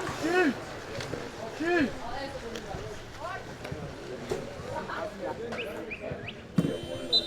Hannah, I need that to be a better pass. You keep throwing the ball and it skips past you. Don't do this. Come up with it.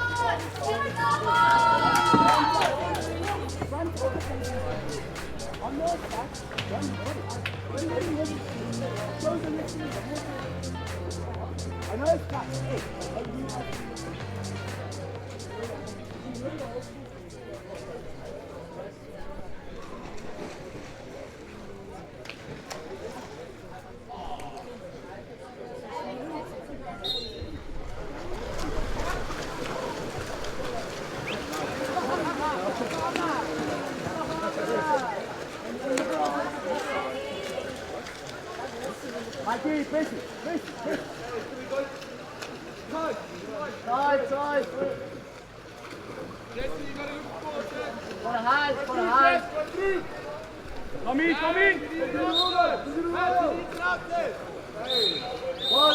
Go, Timmy! Go, Timmy!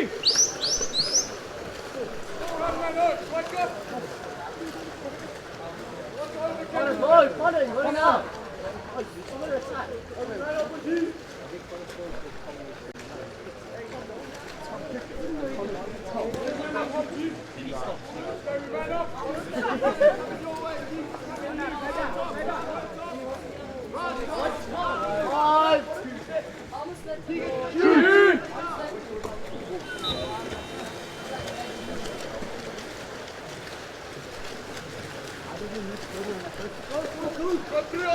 Middle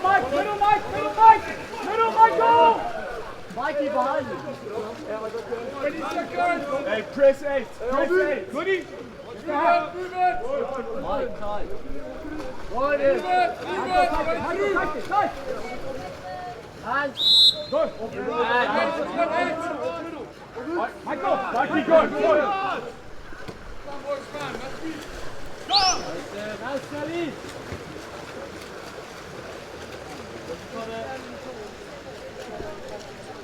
Mike, come it up. Hey, come on. Go, no, scum, all the way.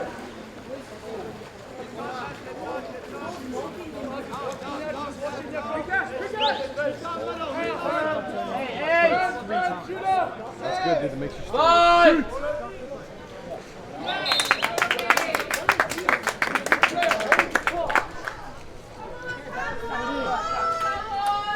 Come boys, come boys.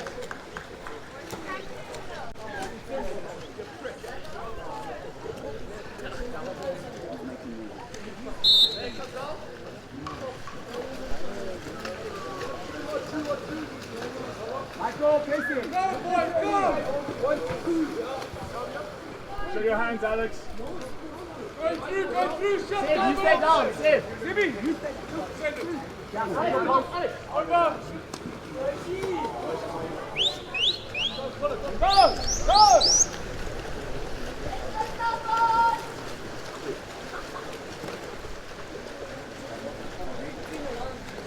Take it out. Hand. Shoot up. Hand.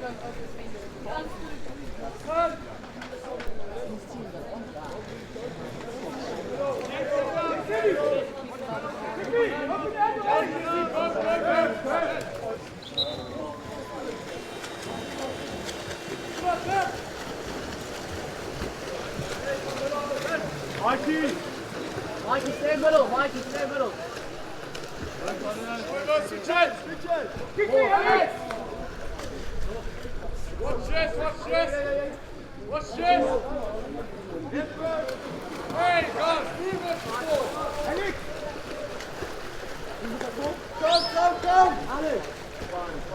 Come. Come on. Watch over, kids.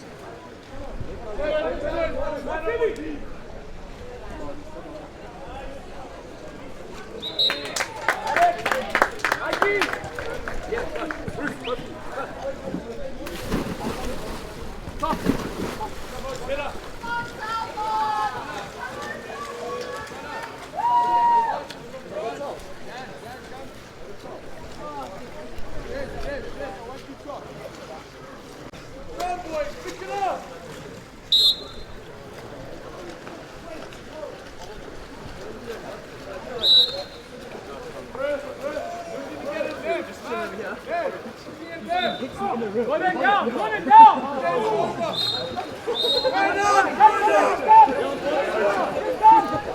Hey, Bruce! Hey, Jake!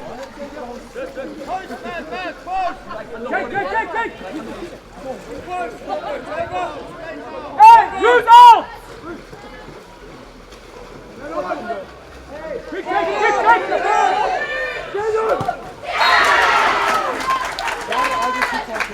Why do you make me fucking move? Because you hit me.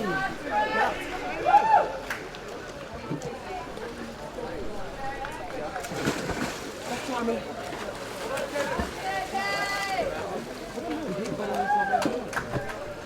come on, pick it up. Big deep.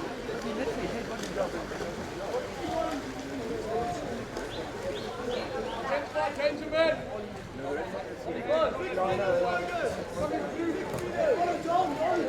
Hand, step up. Hand. Hey, let me shoot up.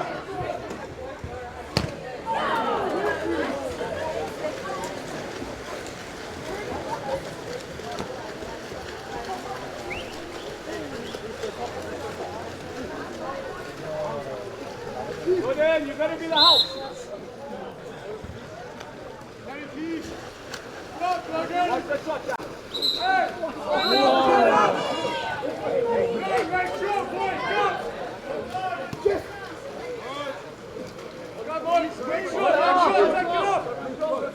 Hey!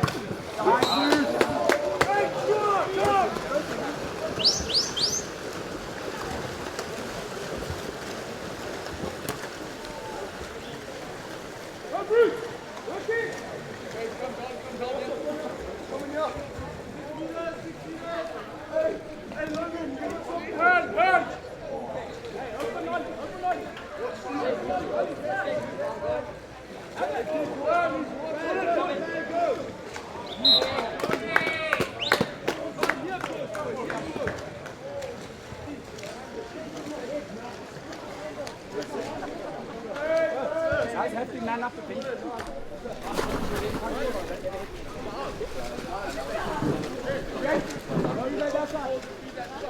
Yeah, go play on that side, please. Ollie, go to the forward.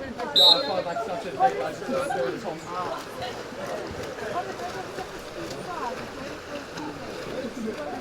And Bruce, stand up.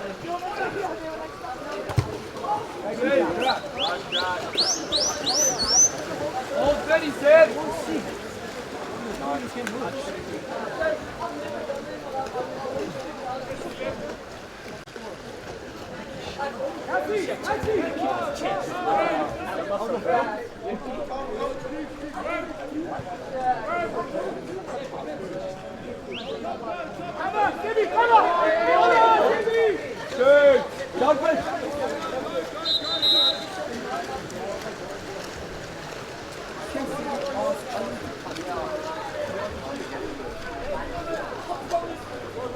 Right.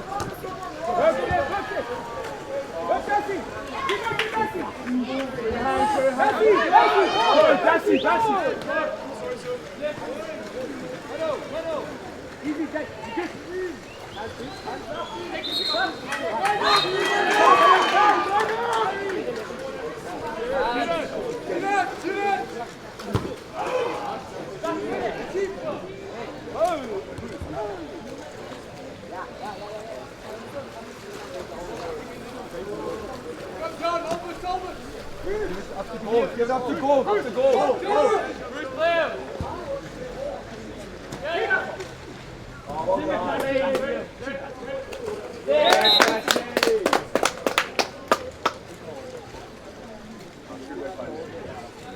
Nice, Leo.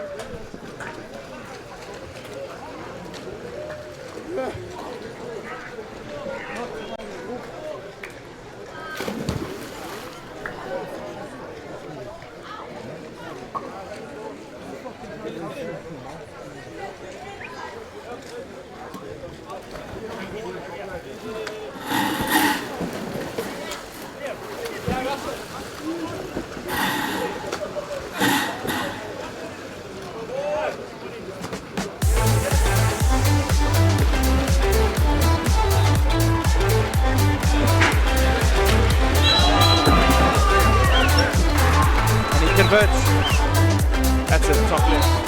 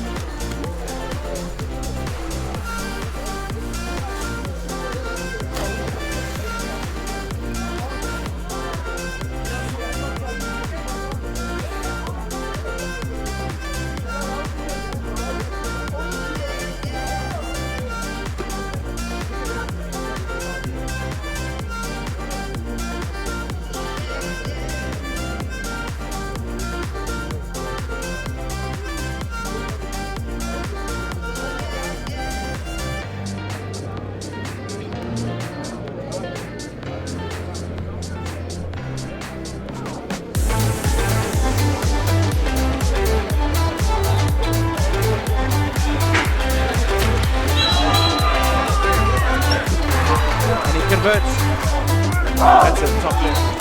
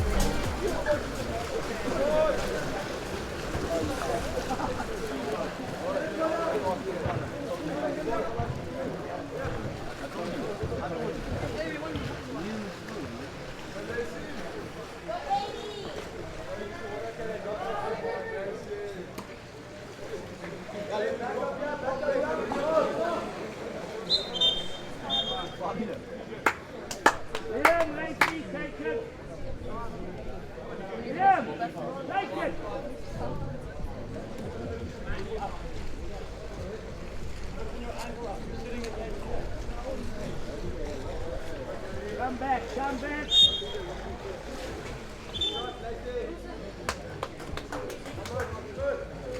It's off.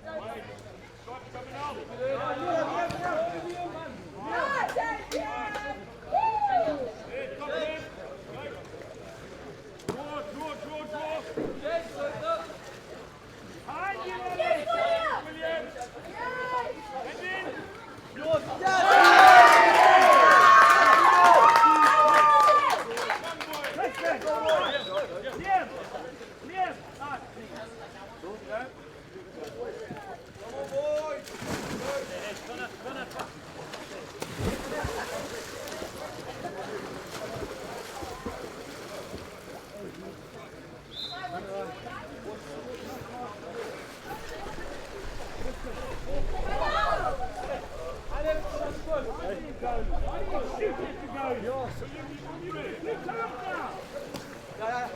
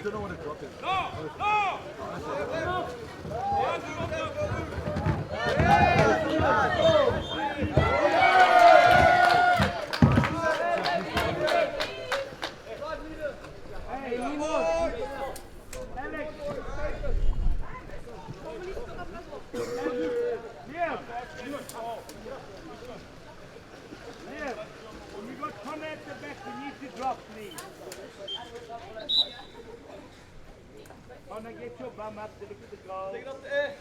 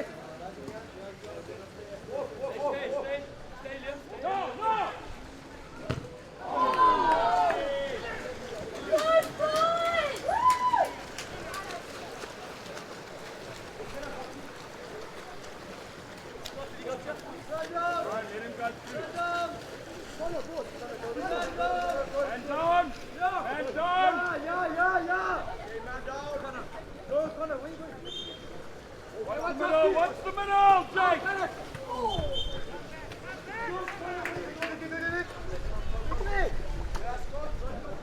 Wait.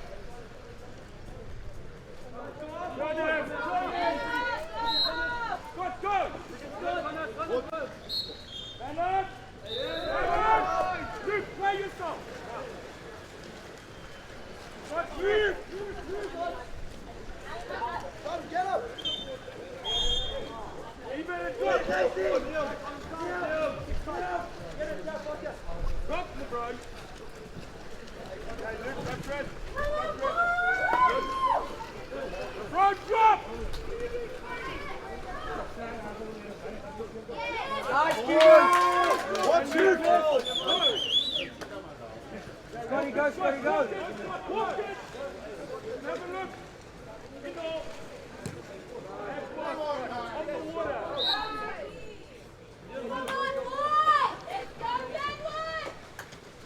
Watch red! Watch red! Watch the hole! William, drop on!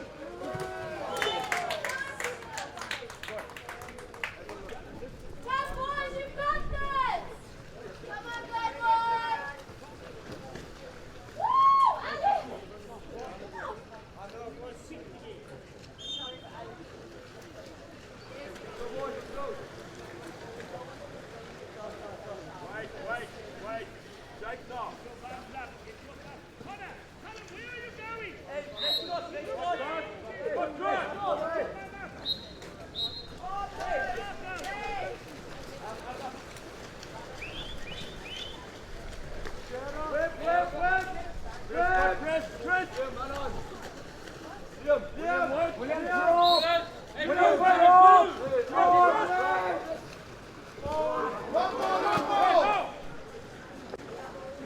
William,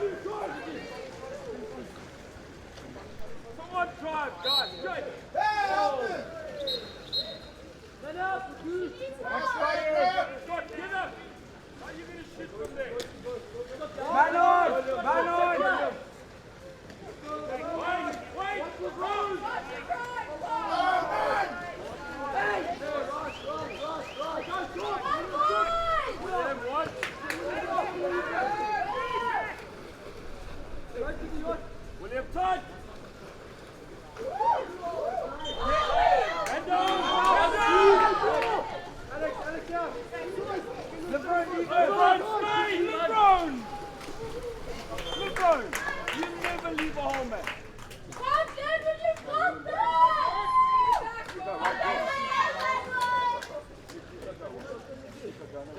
Right.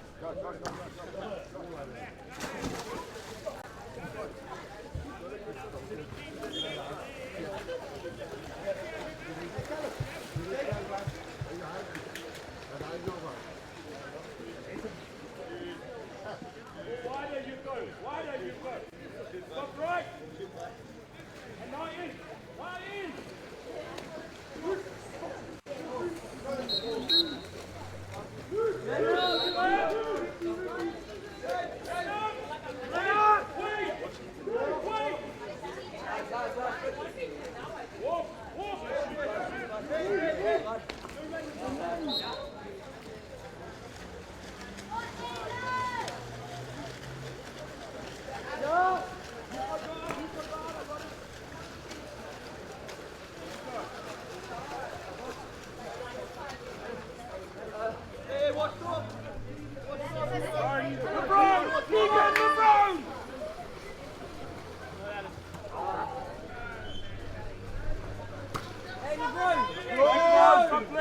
Keep it!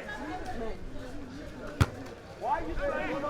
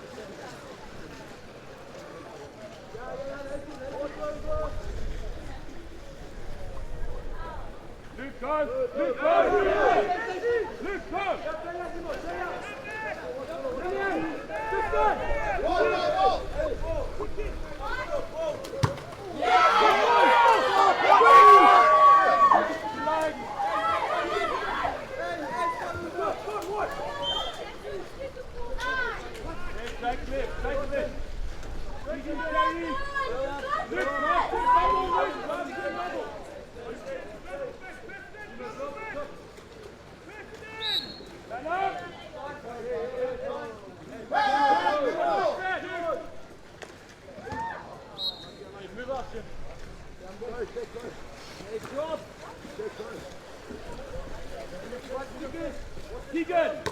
Come on, get back, go! Go! Hey! Go back!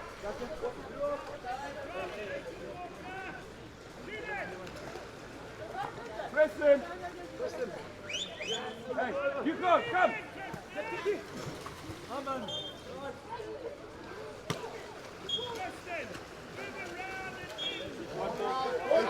Adrian, throw the ball out. One ball out.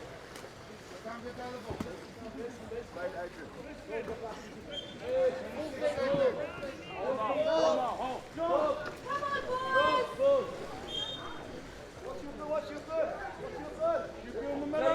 You go in the middle. Hey, pitch back.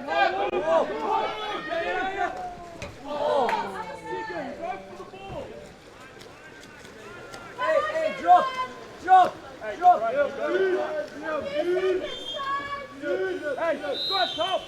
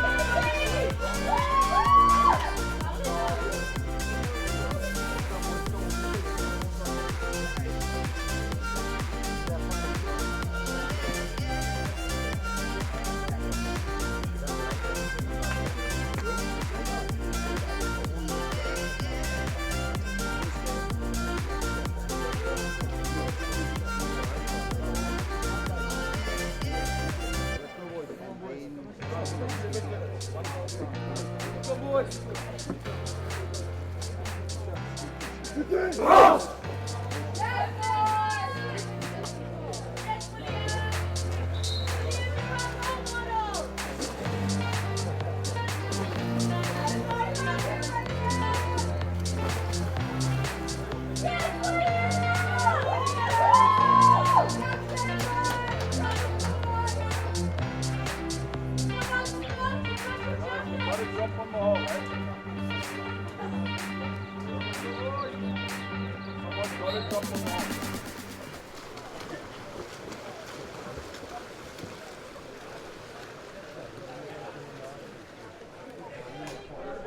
it, man! Christian! Take the ball!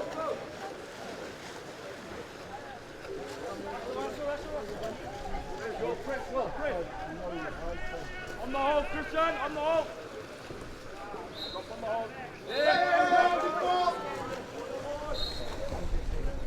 Play yourself, Jake! Play yourself!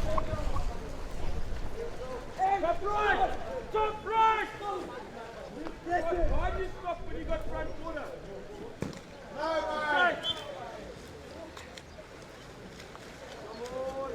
hey, Christian, watch the hole! Watch the hole! Christian, watch the hole! 1, 2. Turn around! Hey, watch!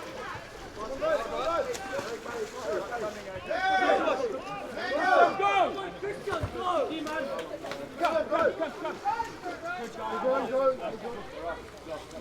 Run on! Wait, watch it! You don't get out until the game is over. Go. Hey, Alex, even if you tap off, you don't have Alex.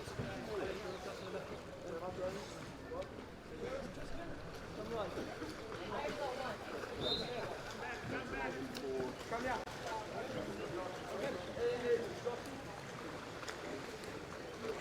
Come on, Janurary! Wait. Hey, Jake! And in!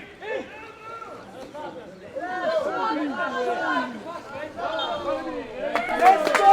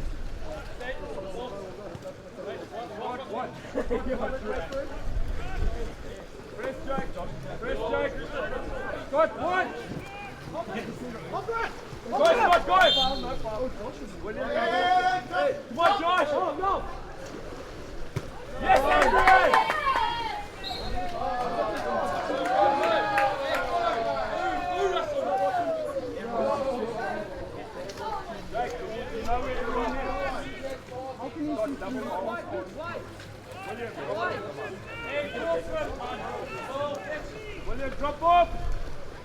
Jake, press him! William, watch out!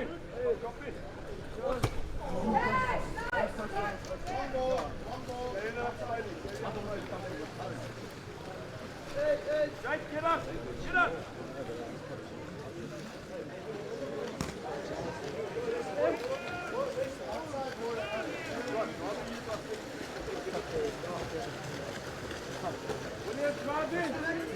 William, drive in!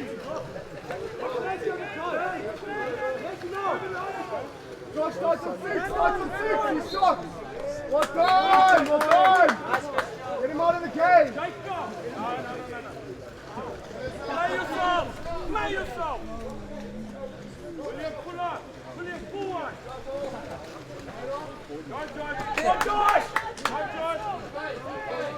William, go wide! Josh, walk in and have a shot! Jake! Jake!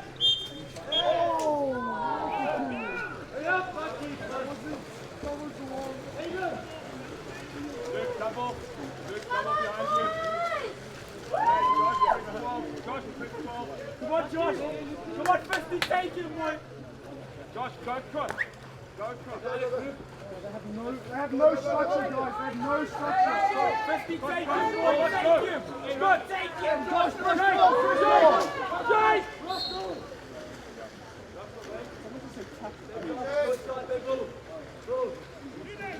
Shot ball. Yes, Adrian. Wait. No. Go, William.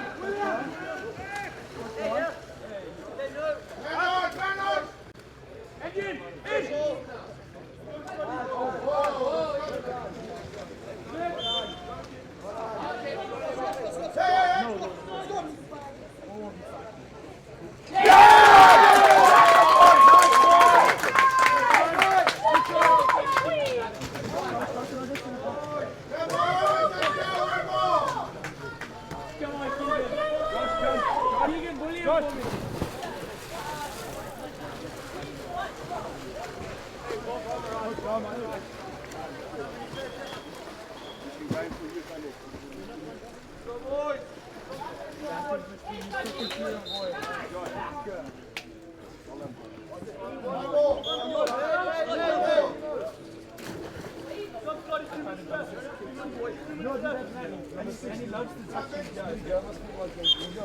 It's so funny, he loves to touch you on like chill.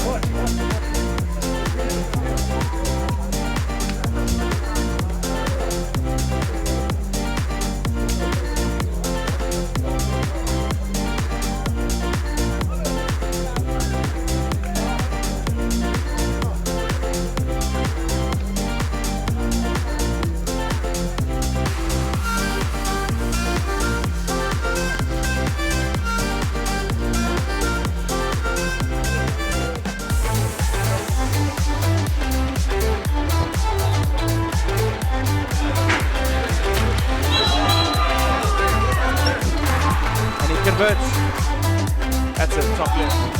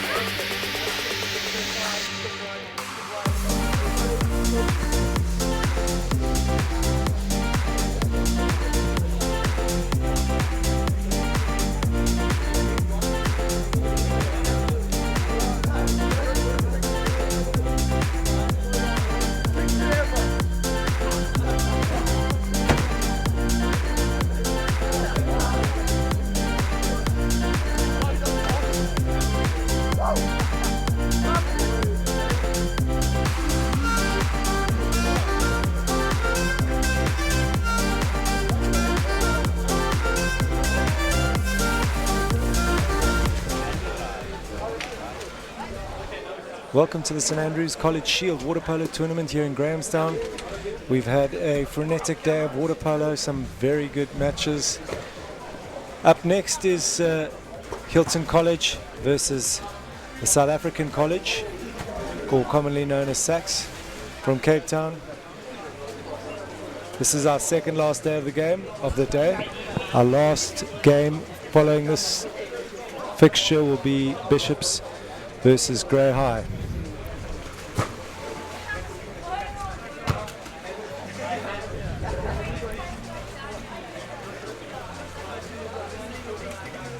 These games today have all been part of the pool stages.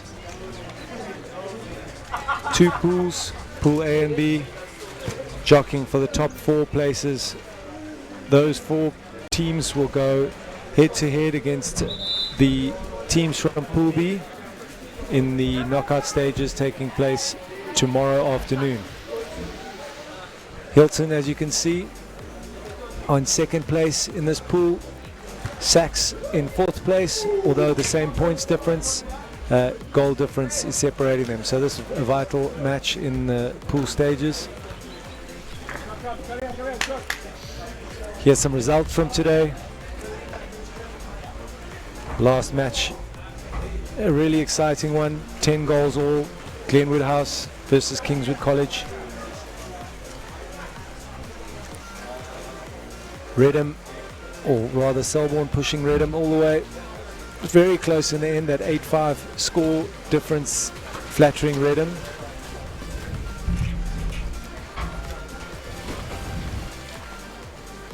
Then we have SACS getting together with their coach Devon Card.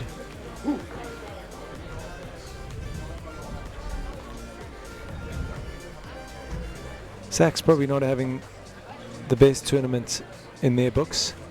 SACS very high standards, top water polo school in South Africa for many, many years.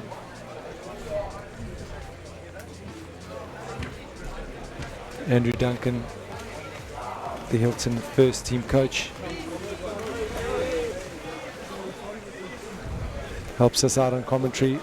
A lot of knowledge of the game, speaks very well, and he's telling his boys that this is a vital game in today's proceedings.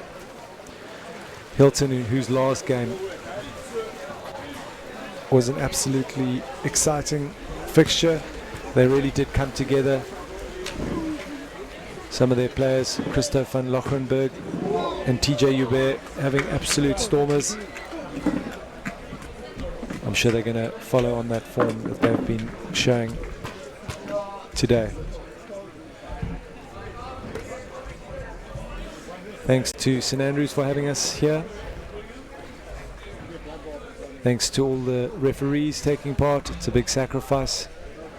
It's a long program, 13 games in one day. As you can see, we are coming to the end of the day. Sun is right behind us from that side of the pool.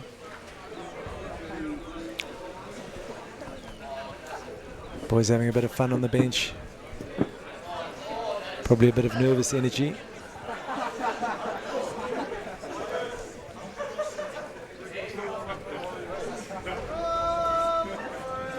The St Andrews table.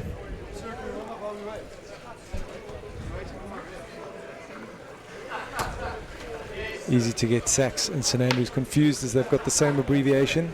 SAC for St Andrews College. And SACS for South African College School, Sachs.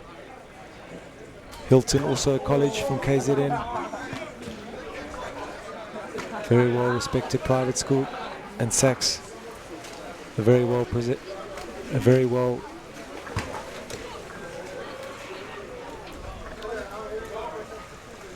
well-renowned government school in Cape Town.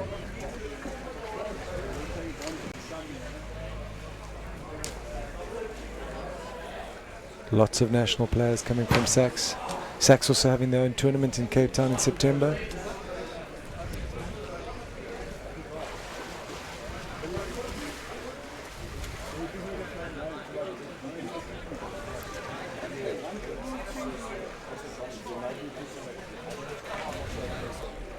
Bit of a hold up for the start of this game. I'm not quite sure why.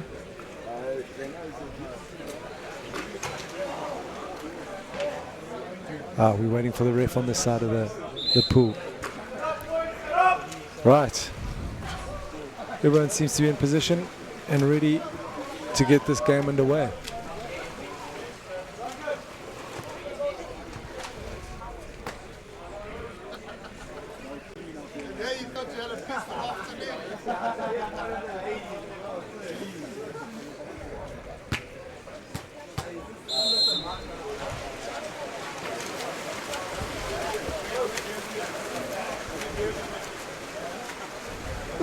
First chuck underway. Hilton win that swim off.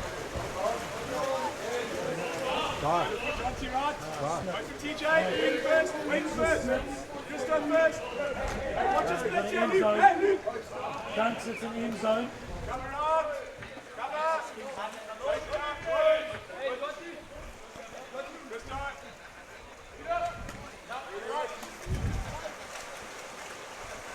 Hilton first shot at goal. Sachs with the white caps playing right to left on your screen. Hilton with the darker caps.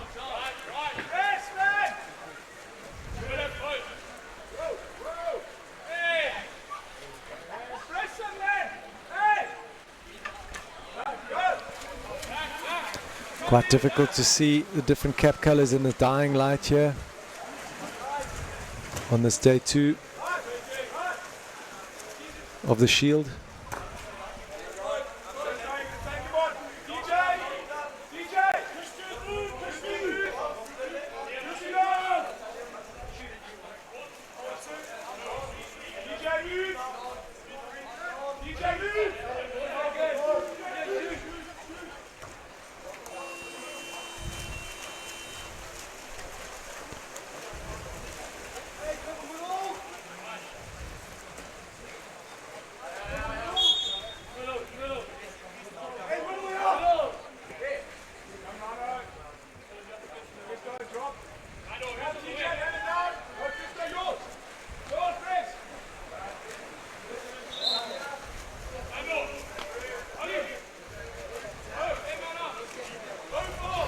Corner there for Sachs.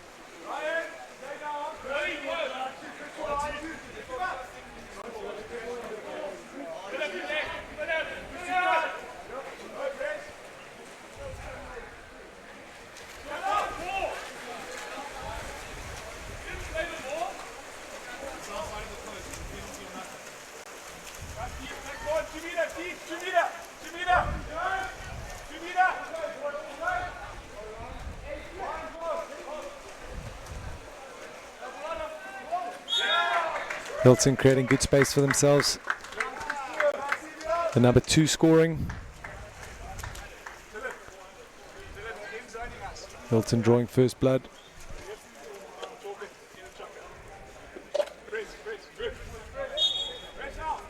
I'll be happy with that start.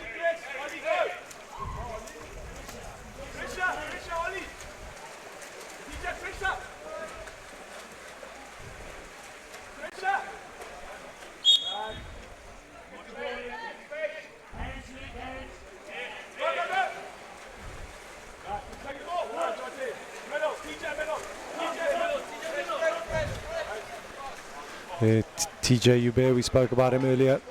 Lots of fast breaks in the previous game. Anyone marking him needs to watch themselves and stay on the right side of him. There we see the back shot again. Just slightly off target. Exclusion there. Sachs has the extra man. Plenty of time to score here.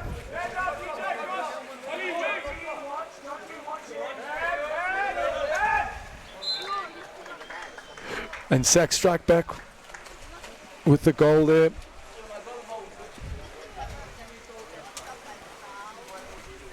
Number 9 from Sachs, Nick Solko.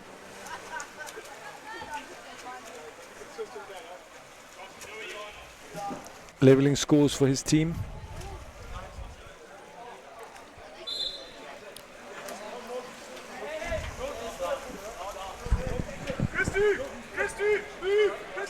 Sachs keeping the boys fresh in the pool. Lots of substitutions early on.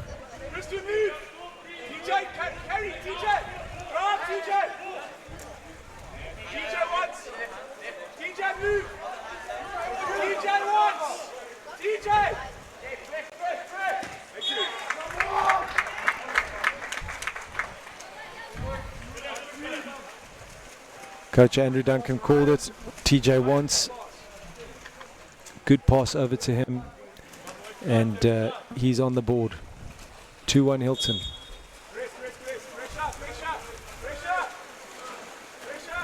Here we see the pass over. Very good shot. Not easy getting past Alex Thomas, the keeper for Sachs. As I look at Alex Thomas, I see his hand is up, sun right in his eyes. Perhaps one of the reasons he let that one through. Not easy keeping straight into the sun.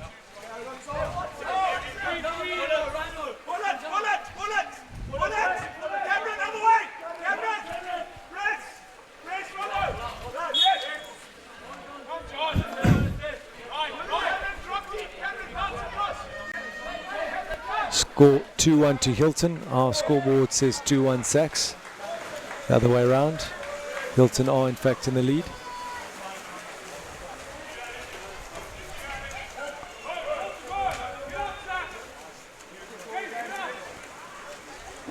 Apologies for that, our scoreboard is incorrect. It is 2-1 to Hilton, not Sachs.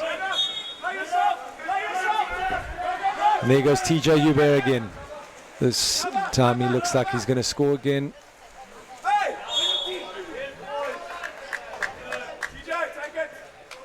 Penalty shot at goal for Hilton. Ruling is you're not allowed to go for the arm. I believe you're only allowed to go for the ball.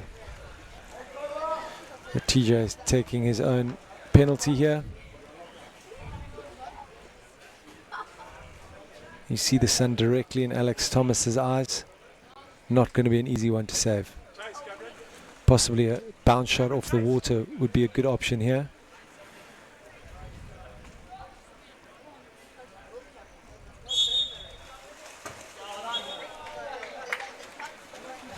No goal.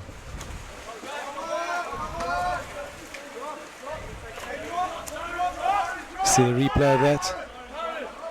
Just slightly off target. And another fast break down here for Hilton. They're playing the same game they played earlier. Fantastic keeping there by the number 1 from Sachs, Alex Thomas.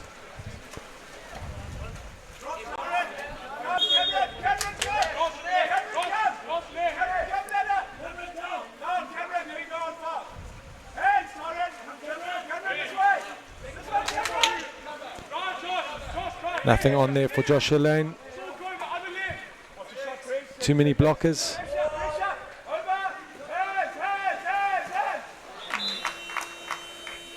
A goal there for Nick Solko. The second one for him. And that brings the scores tied at 2-2.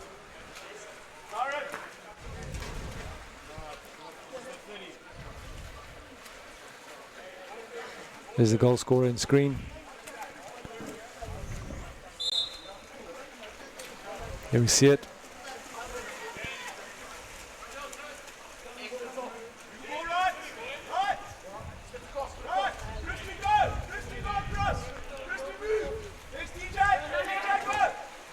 I think we've had close to 184 goals today.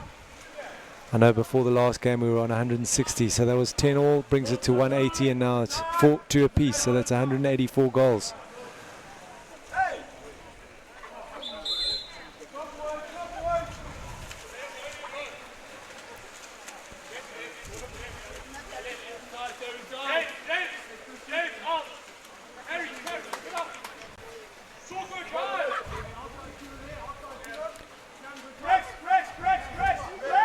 This will be the last opportunity for Sachs to convert.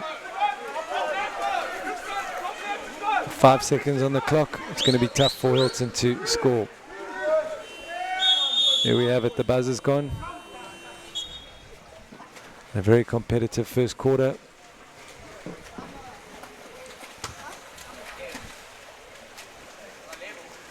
Things look like they're going to be even Stevens for this second last game. Let's take a look at some of those goals from the first quarter.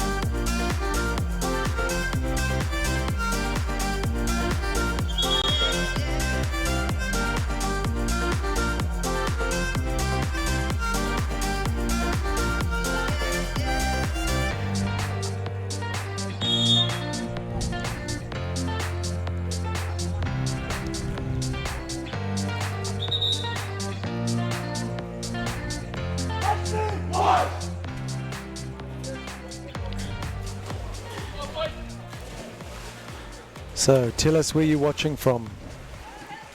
Send a message on these platforms, Twitter, Facebook, YouTube.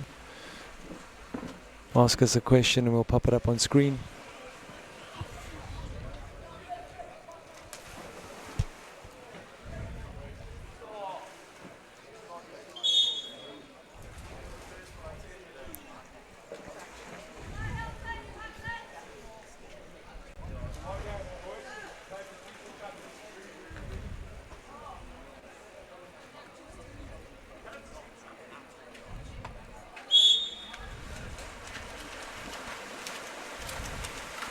So the second chucker is away. I see we've got the first on the screen. It's the second chucker of the game. And let's see what Hilton can do first up.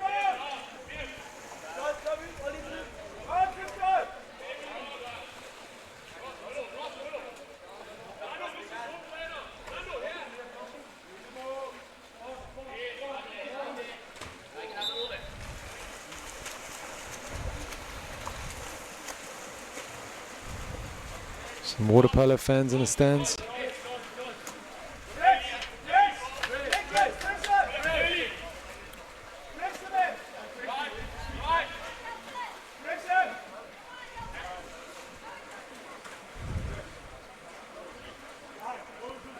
Good tussle happening there on the outside.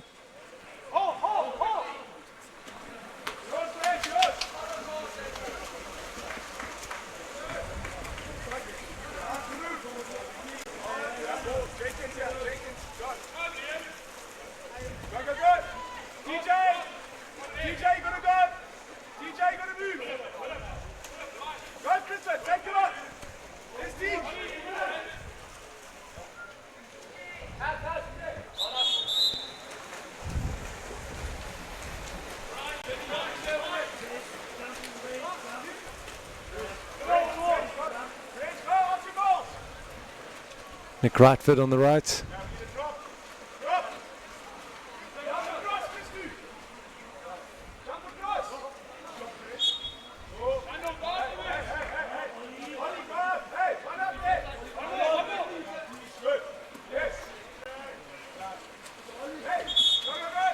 Ball under.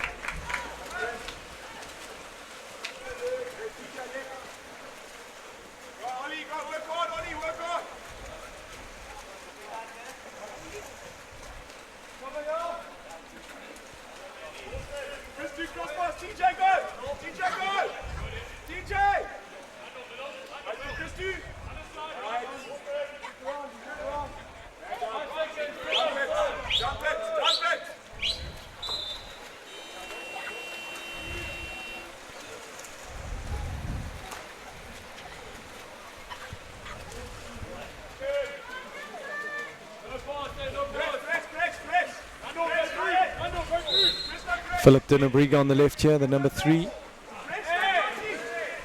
Passing it up to Oliver Hartley.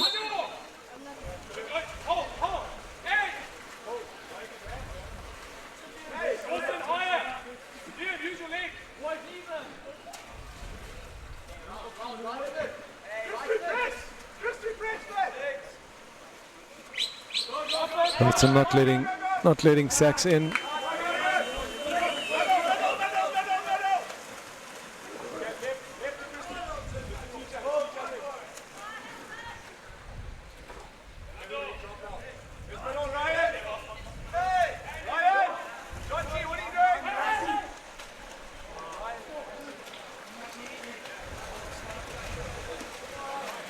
Wayward pass, and there's a fast break on the right. Difficult for the keeper to see. Yeah, he's found his man. Very close. Nando Desi, the number 10.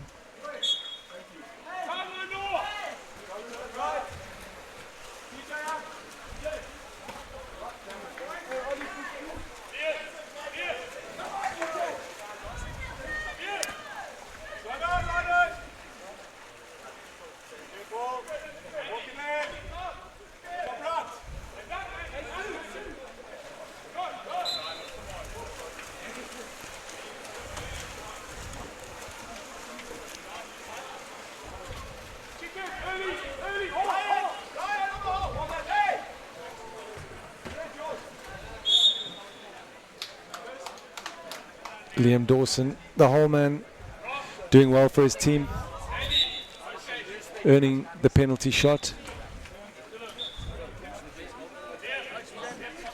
which will be taken by Ross van Breda.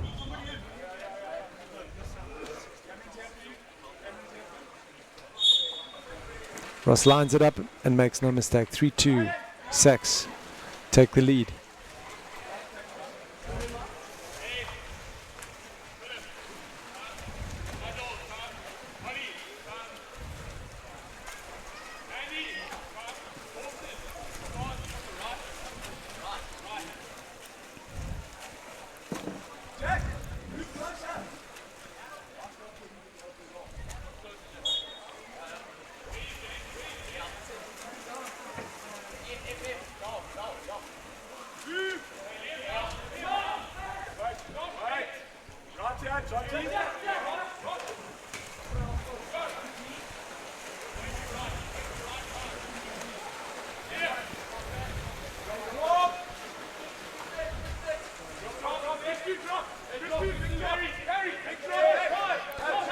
Goal scorer Ross van Breda looking for options. Plays it into Liam again. He's not able to win the penalty on that occasion.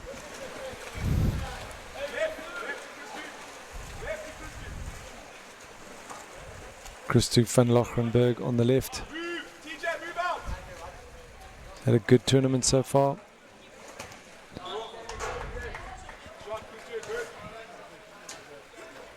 Testing the keeper. Still a corner. So Hilton will have another chance to score.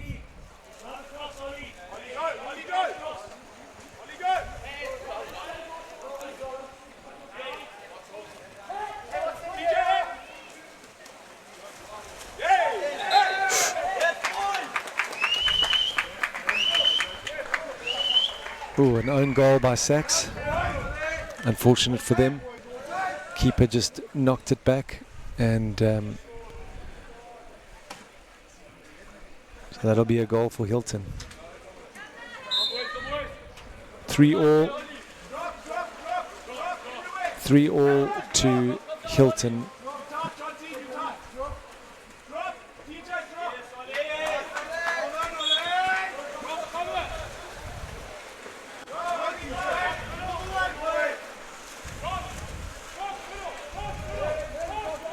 TJ's on it again.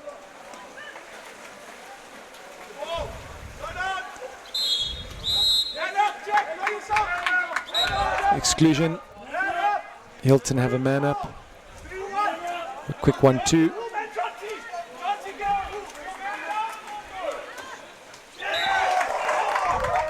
Jack Waterhouse adding another for Hilton.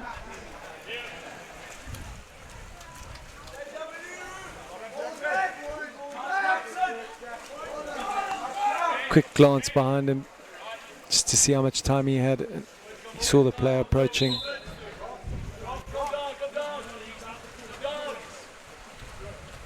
Good goal from Jack.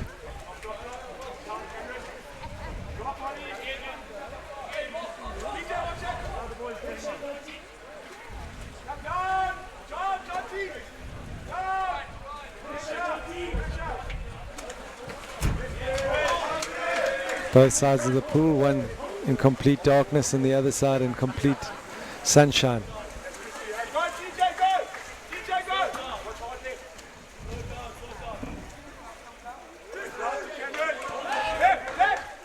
Very difficult to see with the glare of the water.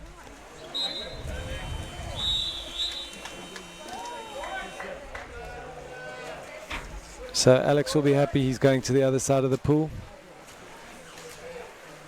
His opposite number, James Presbury, will now need to deal with the glare.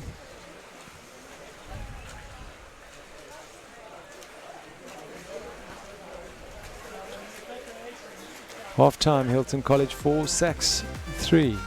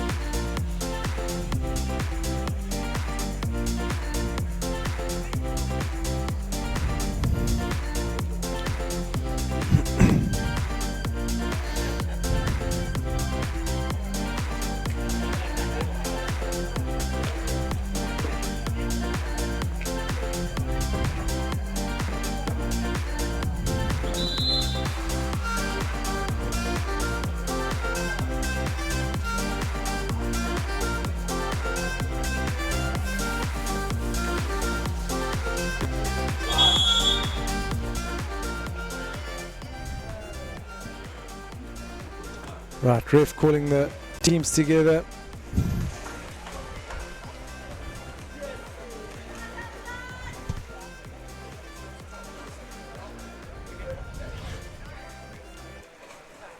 Shaking his head at the Hilton boys, telling them they're holding up proceedings, and off we go. Second half in this very close matchup between Sax and Hilton.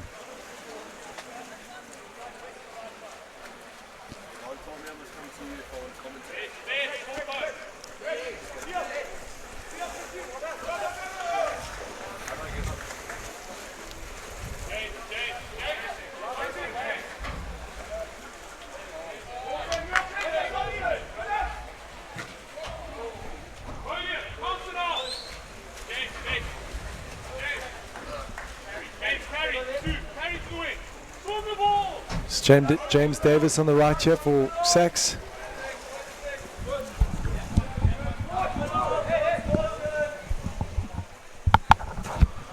Strong in the water. Good attempt there. Keeper James Presbury from Hilton. Let's have a look, relook at that. Yeah. Good save by James. TJ Hubert driving it up.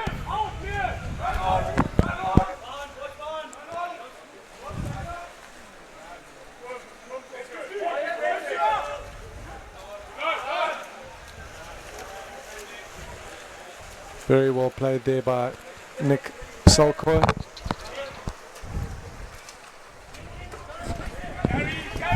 I'm joined in the commentary box by Simon. Simon who? Wiley. Simon Wiley. One welcome. of the refs. How's it been reffing out there today? Extremely hot, Simon. It's been unbearable at times. But I've had a good few games today. I've had St Andrews, Clifton, that 8-7 win to Clifton.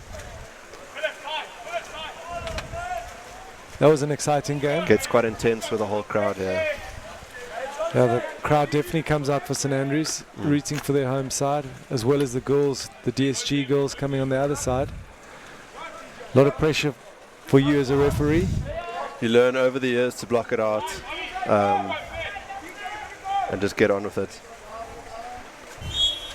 That's why you wear white, right? Yeah.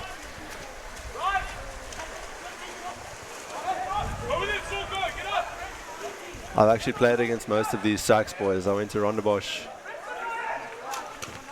played in the first team there. And now some of the younger boys are coming through. It's nice to see there's a lot of talent in this Sax team. Yeah, Cape Schools, we see the shot again. Goalkeeper not quite knowing where that was deflecting to. Rondebosch had a very good year 2 years ago. A few good years. Yes. 3. I was a part of the 2016, 2017 years. That's when I matriculated, and then the 2018 year was incredible, and now it's gone down a bit, but yeah, it's good to see. In general, Rondebosch consistently good at water polo. Yeah, well, it's nice to see how schools can fluctuate from good and bad, and they get better and they get worse over the years. And there's always a school that's dominant, and it's different every year, which is, well, most years, which is nice. It's gets a bit boring if it's only one school the whole time that dominates. So it's nice to see the different schools representing our country, and the amount of boys in each team varies every year. Liam Dawson, this number 11 for Sax, been incredible carrying that team, playing for the national side as well. It's quite an achievement. While we're discussing that, Sax drew level with Hilton. The good goal from Oliver Hartley.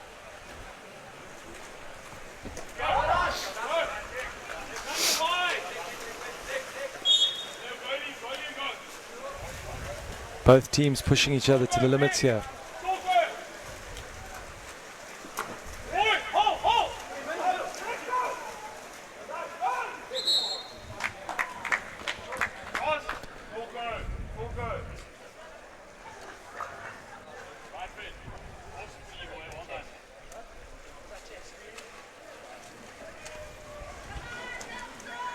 So Sachs with another opportunity here.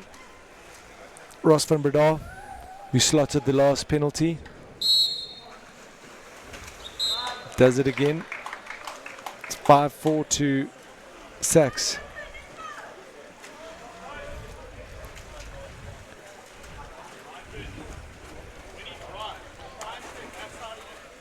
I think Ross is in grade 10 now. It's one of the best players in his age group. Him and James Davis. I think he's on the bench now. Two very good juniors coming through the Sachs system. And for Hilton, Cameron Gray, incredible player. They've got a few. I mean, Jason Lino's, ever since he's gone to Hilton, he's really made a huge difference with their whole system and how they run things. And Hilton Polo is on the rise, it seems.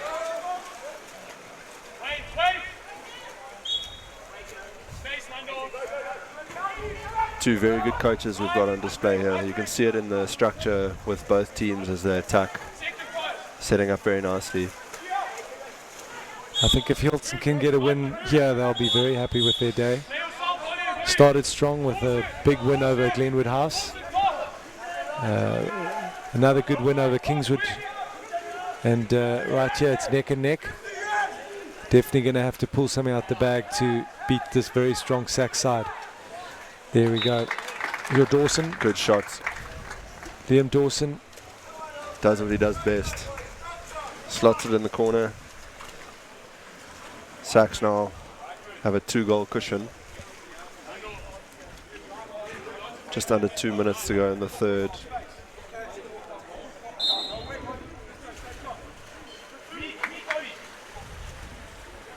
I think they'll just want to tight press here, not give any space. Because once this Hilton team gets a sniff of goal, they can be lethal. That replay just showing you how reflective the sun is at the moment.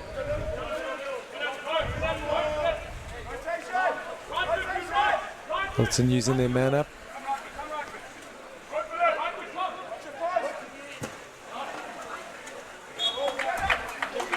I'll have another chance with a corner. Van Breda not taking any chances there.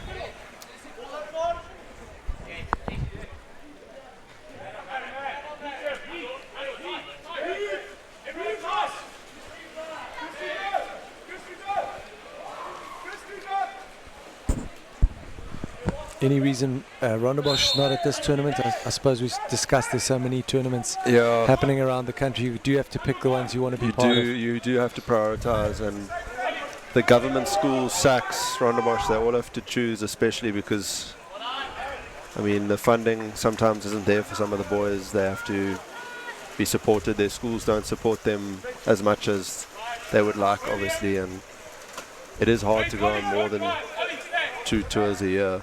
Agreed. But they do Sachs tournament and they do KES tournament. KES tournament coming up now in March. Those have just been the traditional tournaments that they've done. But I do hear from Grant McKenzie that they are trying to get them to come. So who knows in the following years if it may change up. I think that they would add a lot of value to this tournament, having a side like Rondebosch.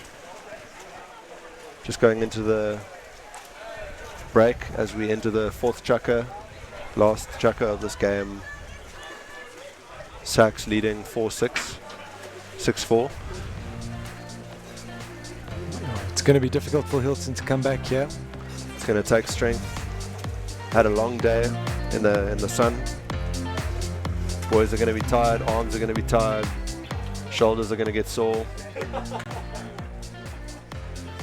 But where there's a will, there's a way. Jay Salino has shown on multiple occasions how he can swing results. So it's going to be interesting. And then of course next we have Grey, PE and Bishops. Two very good sides. Yeah, Grey also having some good games today. They're having a great tournament so far.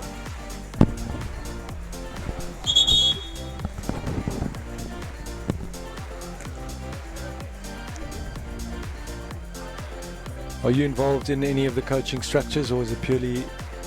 Coach at a prep school in Cape Town, Western Province Prep. Yes. We toured to Keps in March, the Keps Festival, and Sax tournament in September, I think. So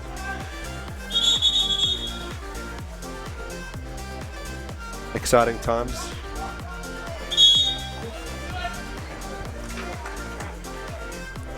Referees for this game, Warren Buster and Matt Stringer, very experienced.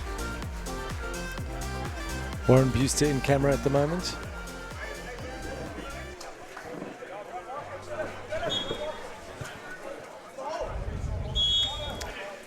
It's actually one of the 7 FINA qualified refs for South Africa.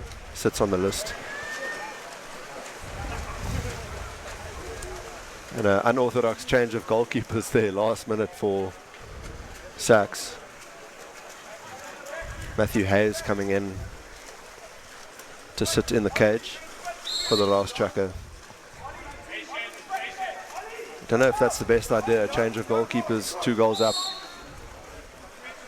He hasn't taken any part in this game.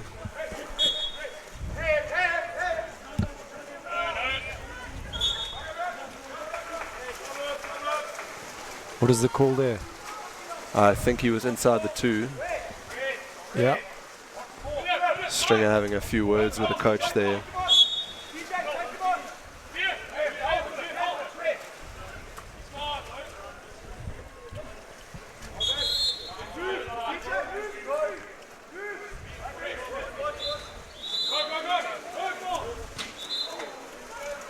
Hilton just taking it one step too far there.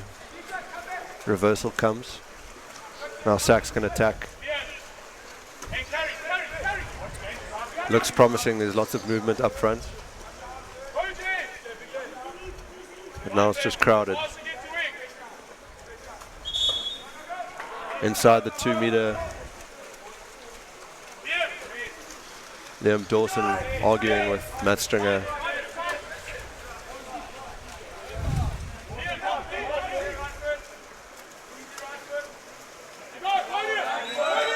And a great steal from Sax there.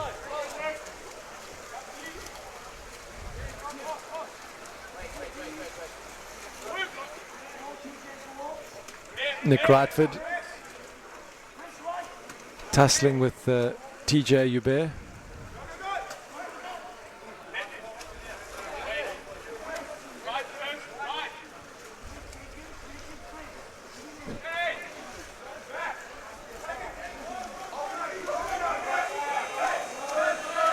Things have definitely slowed down here.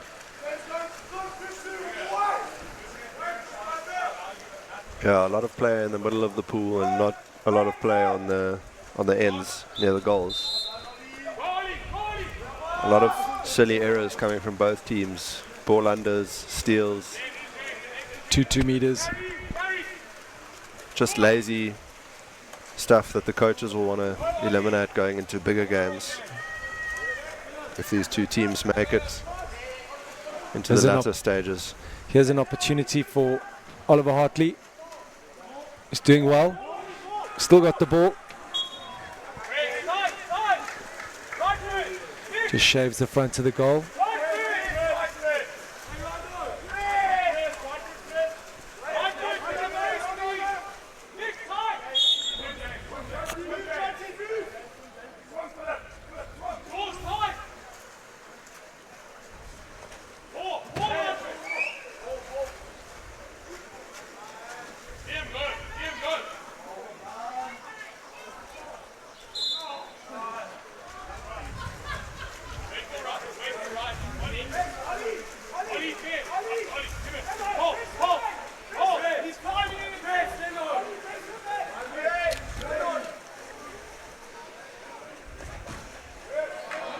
Wow, that was close.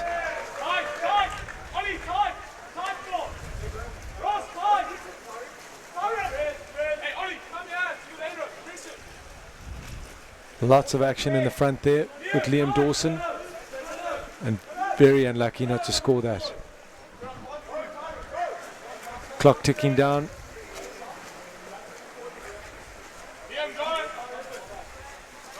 There we go. Good pass to Tyrone Anderson, number 11.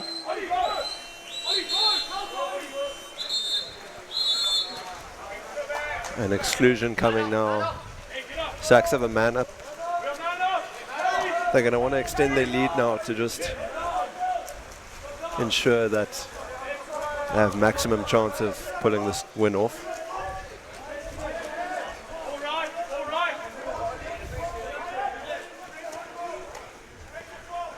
Everything becoming very slow and lethargic for both teams.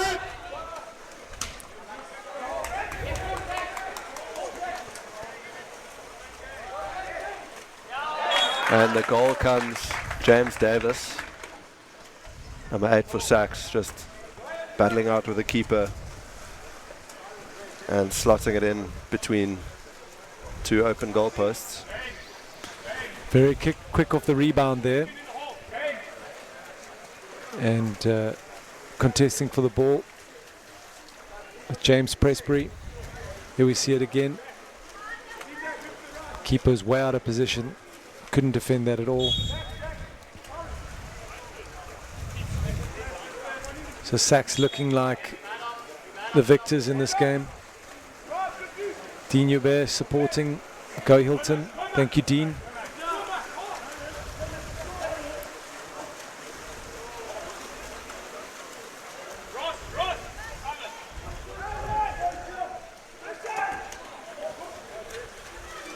Liam Dawson unlucky to get the wrong side of the crossbar on that bounce shot.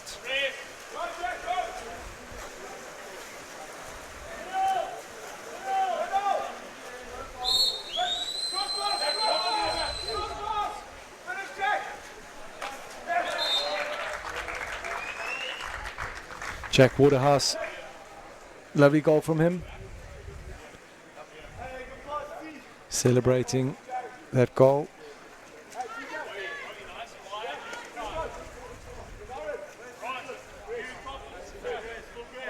There's still enough time in this game for them to come back. Not so sure.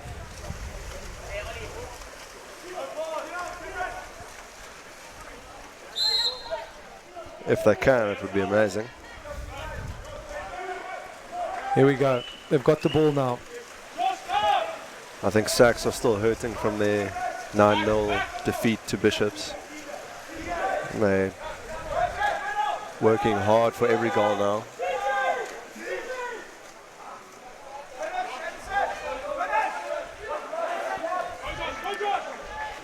Great steal from Leon Dawson there, can ride out this 30 seconds.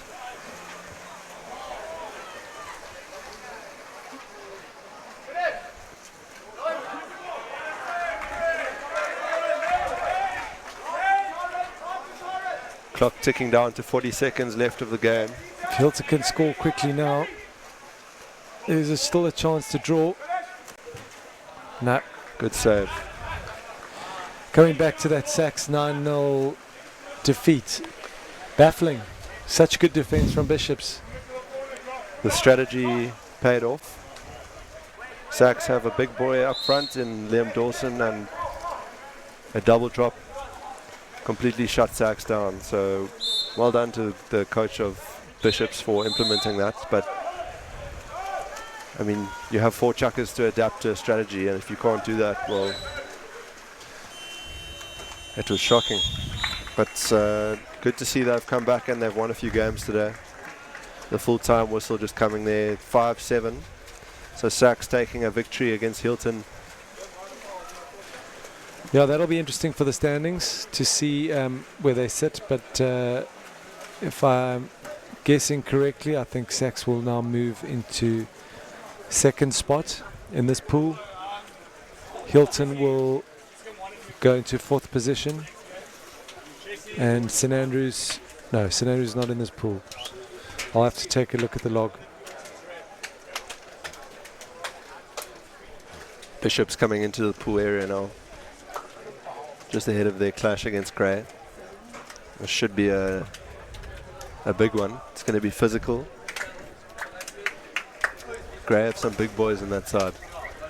Bishops very fast though, have a few nimble players. Dean Snedden.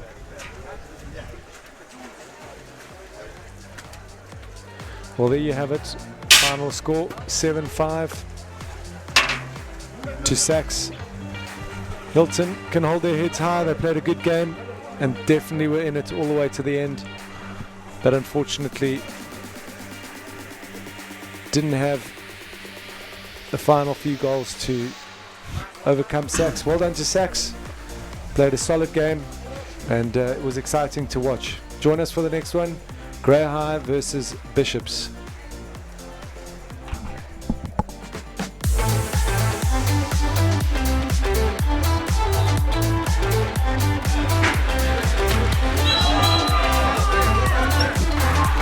Converts. That's it, top left.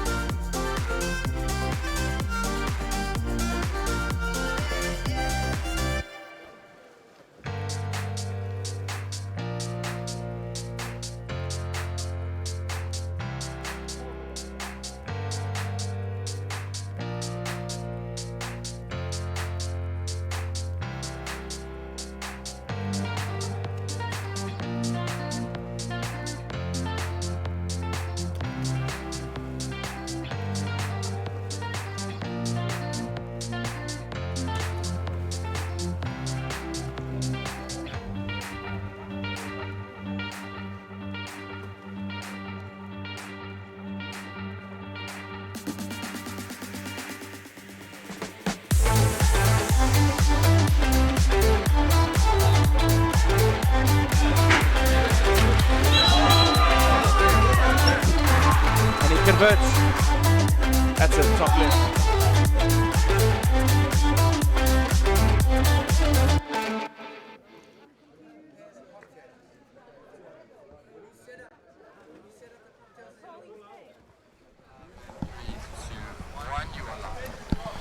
Right, last game of day 2 of the St Andrews College Shield water polo tournament here.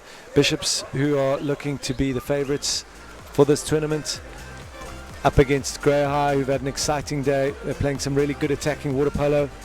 Let's have a look at the log and see where they are standing in the pools.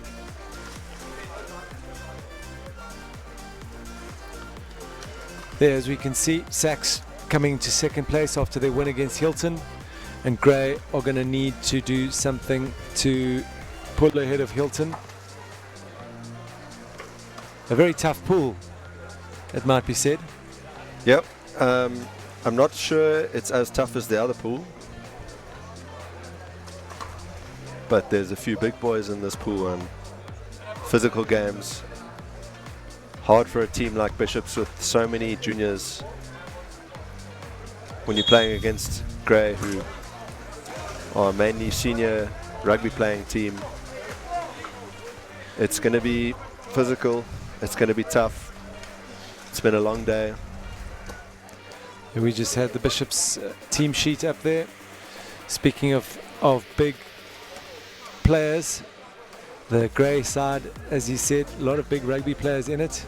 Damon Royal, definitely a large player, and had a great previous game. Very strong up front. And a lot of other physical players in the Grey side. Also their goalkeeper, Tion Ingram.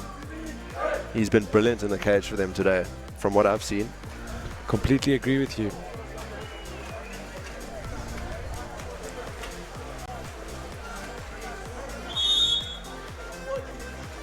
But this Bishops team, when they get together and play, they can play, let me tell you. Keeper Adam Duvall was actually in my team at Wet Pups, coached him at under 13, and he's just got bigger and bigger as the years have gone by, growing about a foot each year, as it seems. He's actually got a horrible haircut at the moment, and in initiation process from moving into the hostel at Bishop's. He's got tufts of hair shaven off of his head and eyebrows.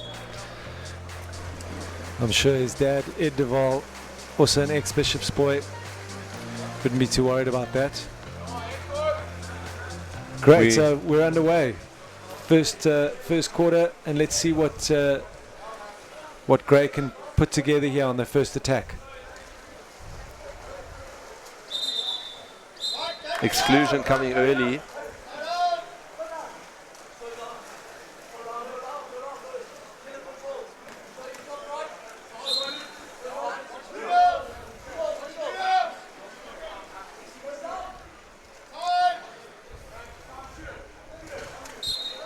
Wonderful finish from Gray's number 10, David Olivier.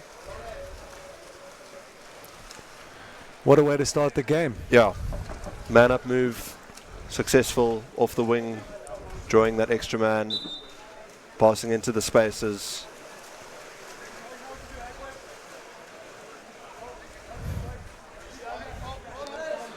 So the lights just settled. We do have a few floodlights here on the pool.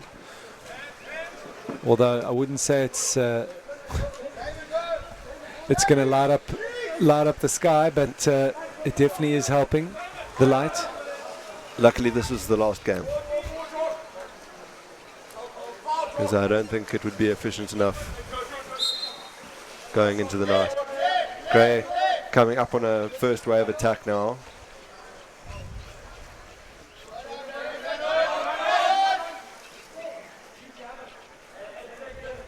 Got a few boys hanging back here, preventing them from having their full attack. Bishops have an extra man on defense. And an illegal shot can launch Bishops' counter attack. This team is so quick. If you leave them unmarked, you are going to concede.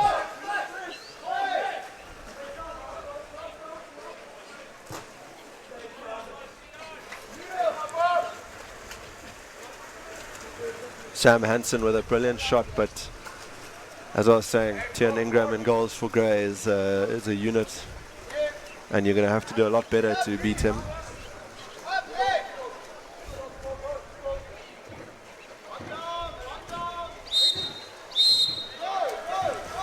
And a contra-foul center pool. Referee Gus Pinker sits on the board for FINA.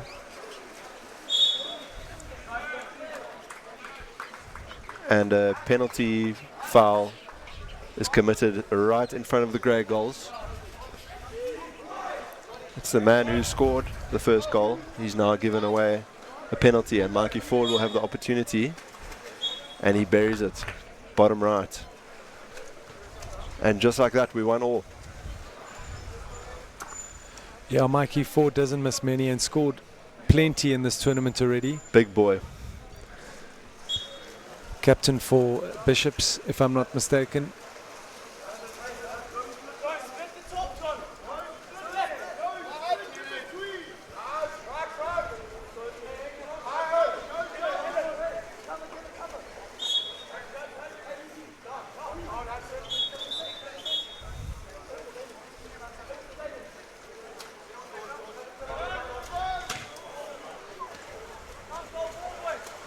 Gray just hitting the post there.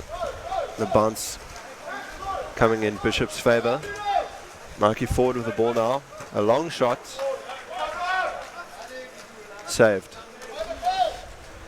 Like I said, you're going to have to do miracles to get past this guy, Tian Ingram.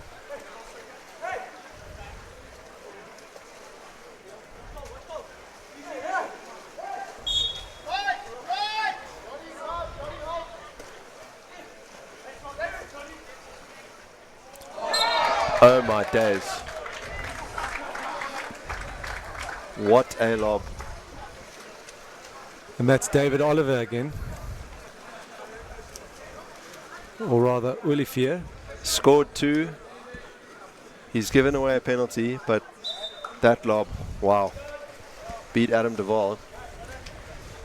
He didn't know what was happening. Initially, I thought he was passing into the center. Here we see it again. Exclusion coming. And Bishop's going to attack with a man up.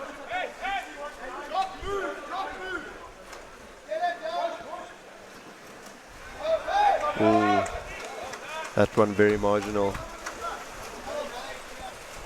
That I would say is a 50-50 call. Could either be a penalty or nothing. Here we see it again.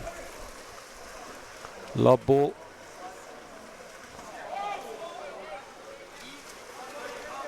Just creeps over Adam Duvall there, but when he recognizes it's going in, it's too late.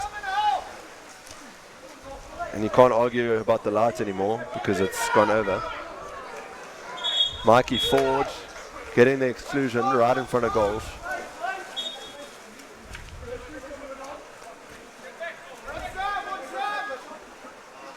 Joe Kirsten in now, number 2 for Bishops. It's one of the fastest players I've seen. He's been creeping underwater, Russian keepers. Sam Hansen with a brilliant goal there. Joe Kirsten coming in off the bench has had an immediate impact. He gets the boys riled up. Was actually whistling Redham Bishops on the weekend, this past weekend at Bishops.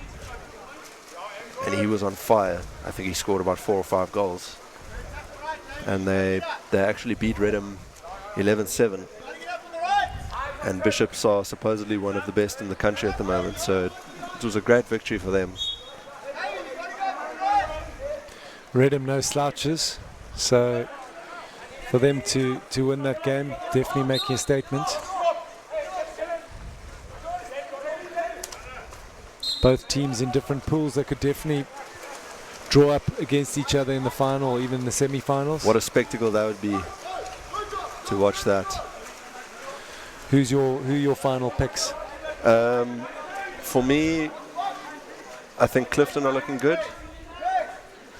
Redham are looking good. Bishops, I feel like they can go all the way if they just iron out the crinkles with their juniors. They've had a few issues with a few players letting them down constantly, and if they can get everyone to buy in and everyone to really give it everything, I think they can do some damage. But Clifton and Redham, as well as St Andrews, St Andrews just with that home ground advantage, that flair that they have in front of their own crowd, anything can happen. So my top 3 probably Clifton, Redham, St Andrews, and then Bishops.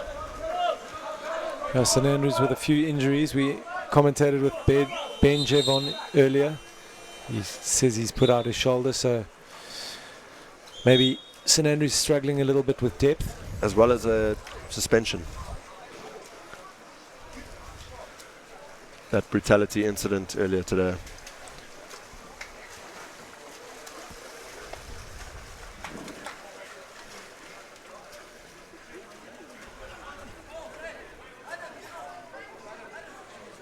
End of the first chukker, and it's 2 apiece. And some beautiful scenes down here in Grahamstown. It is quite beautiful, I must say. Coming from Cape Town to this is not something you get to see every day. The scenery, for me it's the best. Early morning and this time of day. Unbelievable. I'm not so sure when it's 38 degrees during the day. But yeah, loving it here. There's a spit brow on the go in the corner there. Weather completely different tomorrow, so 100% cloud cover the whole day, and perhaps even a smattering of rain in the morning. So we're going to have to batten down the hatches this evening. Looking forward to cooler temperatures, and also nicer when the light is flat for us because not much reflection off the pool.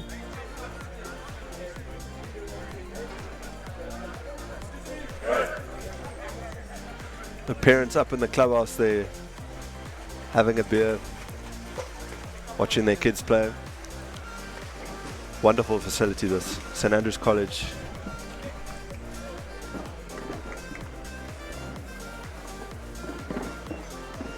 I'll be interested to see, given the amount of games they've played already and the energy that they've put into all of their games, I'll be interested to see who can actually take this game and go all the way. Because it's clearly a fitness over strength scenario. Bishop's having the fitness and Grey having the strength, so it'll be interesting. Bishop's lucky to win the swim off there.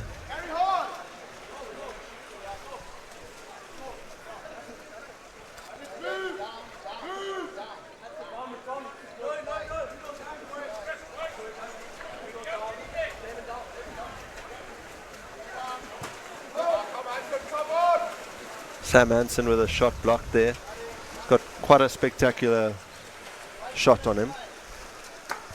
We haven't really seen it unleashed this game, but I'm sure we will. A lot of holding going on in the hole there. Collected easily. Jock Butchinen.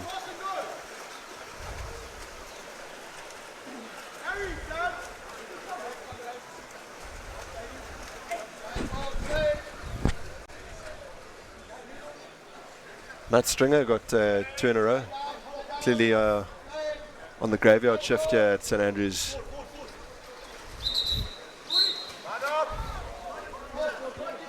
As he blows an exclusion for Grey. And now Bishops have another man up.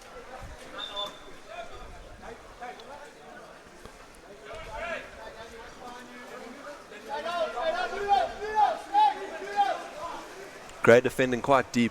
I'm sure the shot's going to come from up top now. Oh, and it's just slipped through the arms of Tian Ingram as Bishops edge one ahead of Grey. Johnny Roach, younger brother of Michael Roach, who's also been and gone through the Bishops first team.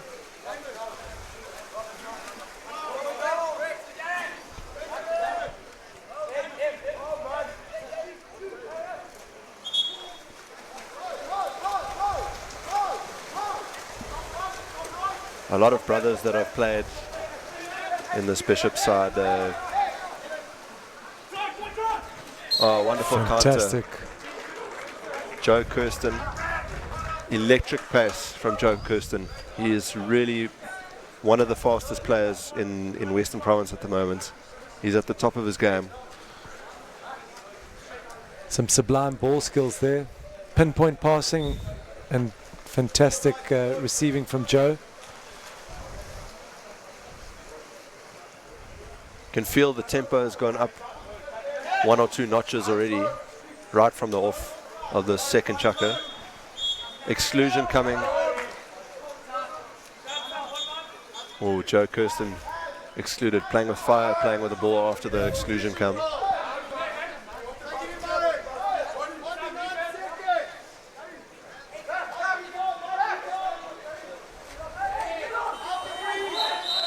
And their possession clock just running out there, but they've got Sam Hansen up front on a counter. He's on his bike. Great finish. Coach from Grey just complaining that shot clock wasn't refreshed there on the foul. I think it was. I can understand his claims, but they only do get 20 seconds, and 20 seconds goes by very quickly. They had an initial 30, and when the exclusion came, it was reset to 20 correctly. So, not sure why he's still complaining, but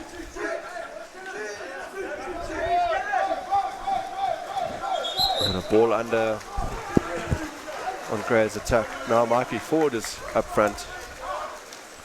They've really turned up the pace this chucker, Bishops.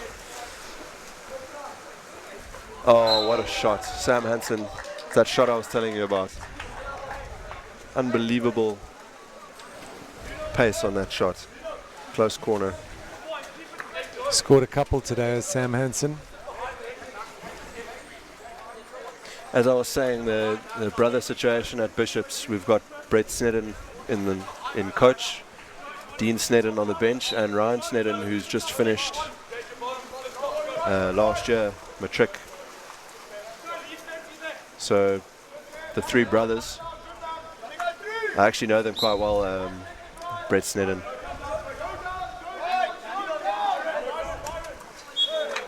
Wow. Great long shot there. So Grey High clawing one back. Nicholas Brooks, number 13. Great long shot to the left side of the goal.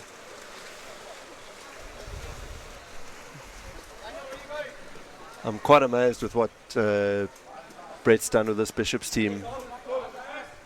The quality that he's got out of them. But Grey are very lethal with those long shots. And if they don't defend properly, they're going to keep coming. 3-6 now the score. Still very doable in terms of Grey. They can still pull something off here if they keep their heads.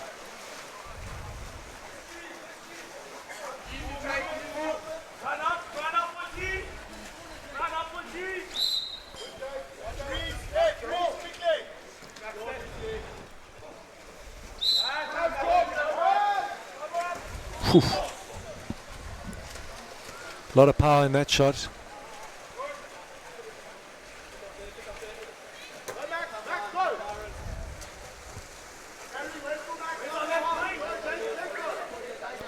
Jake Stewart in possession. Pass intercepted and Grey back on attack.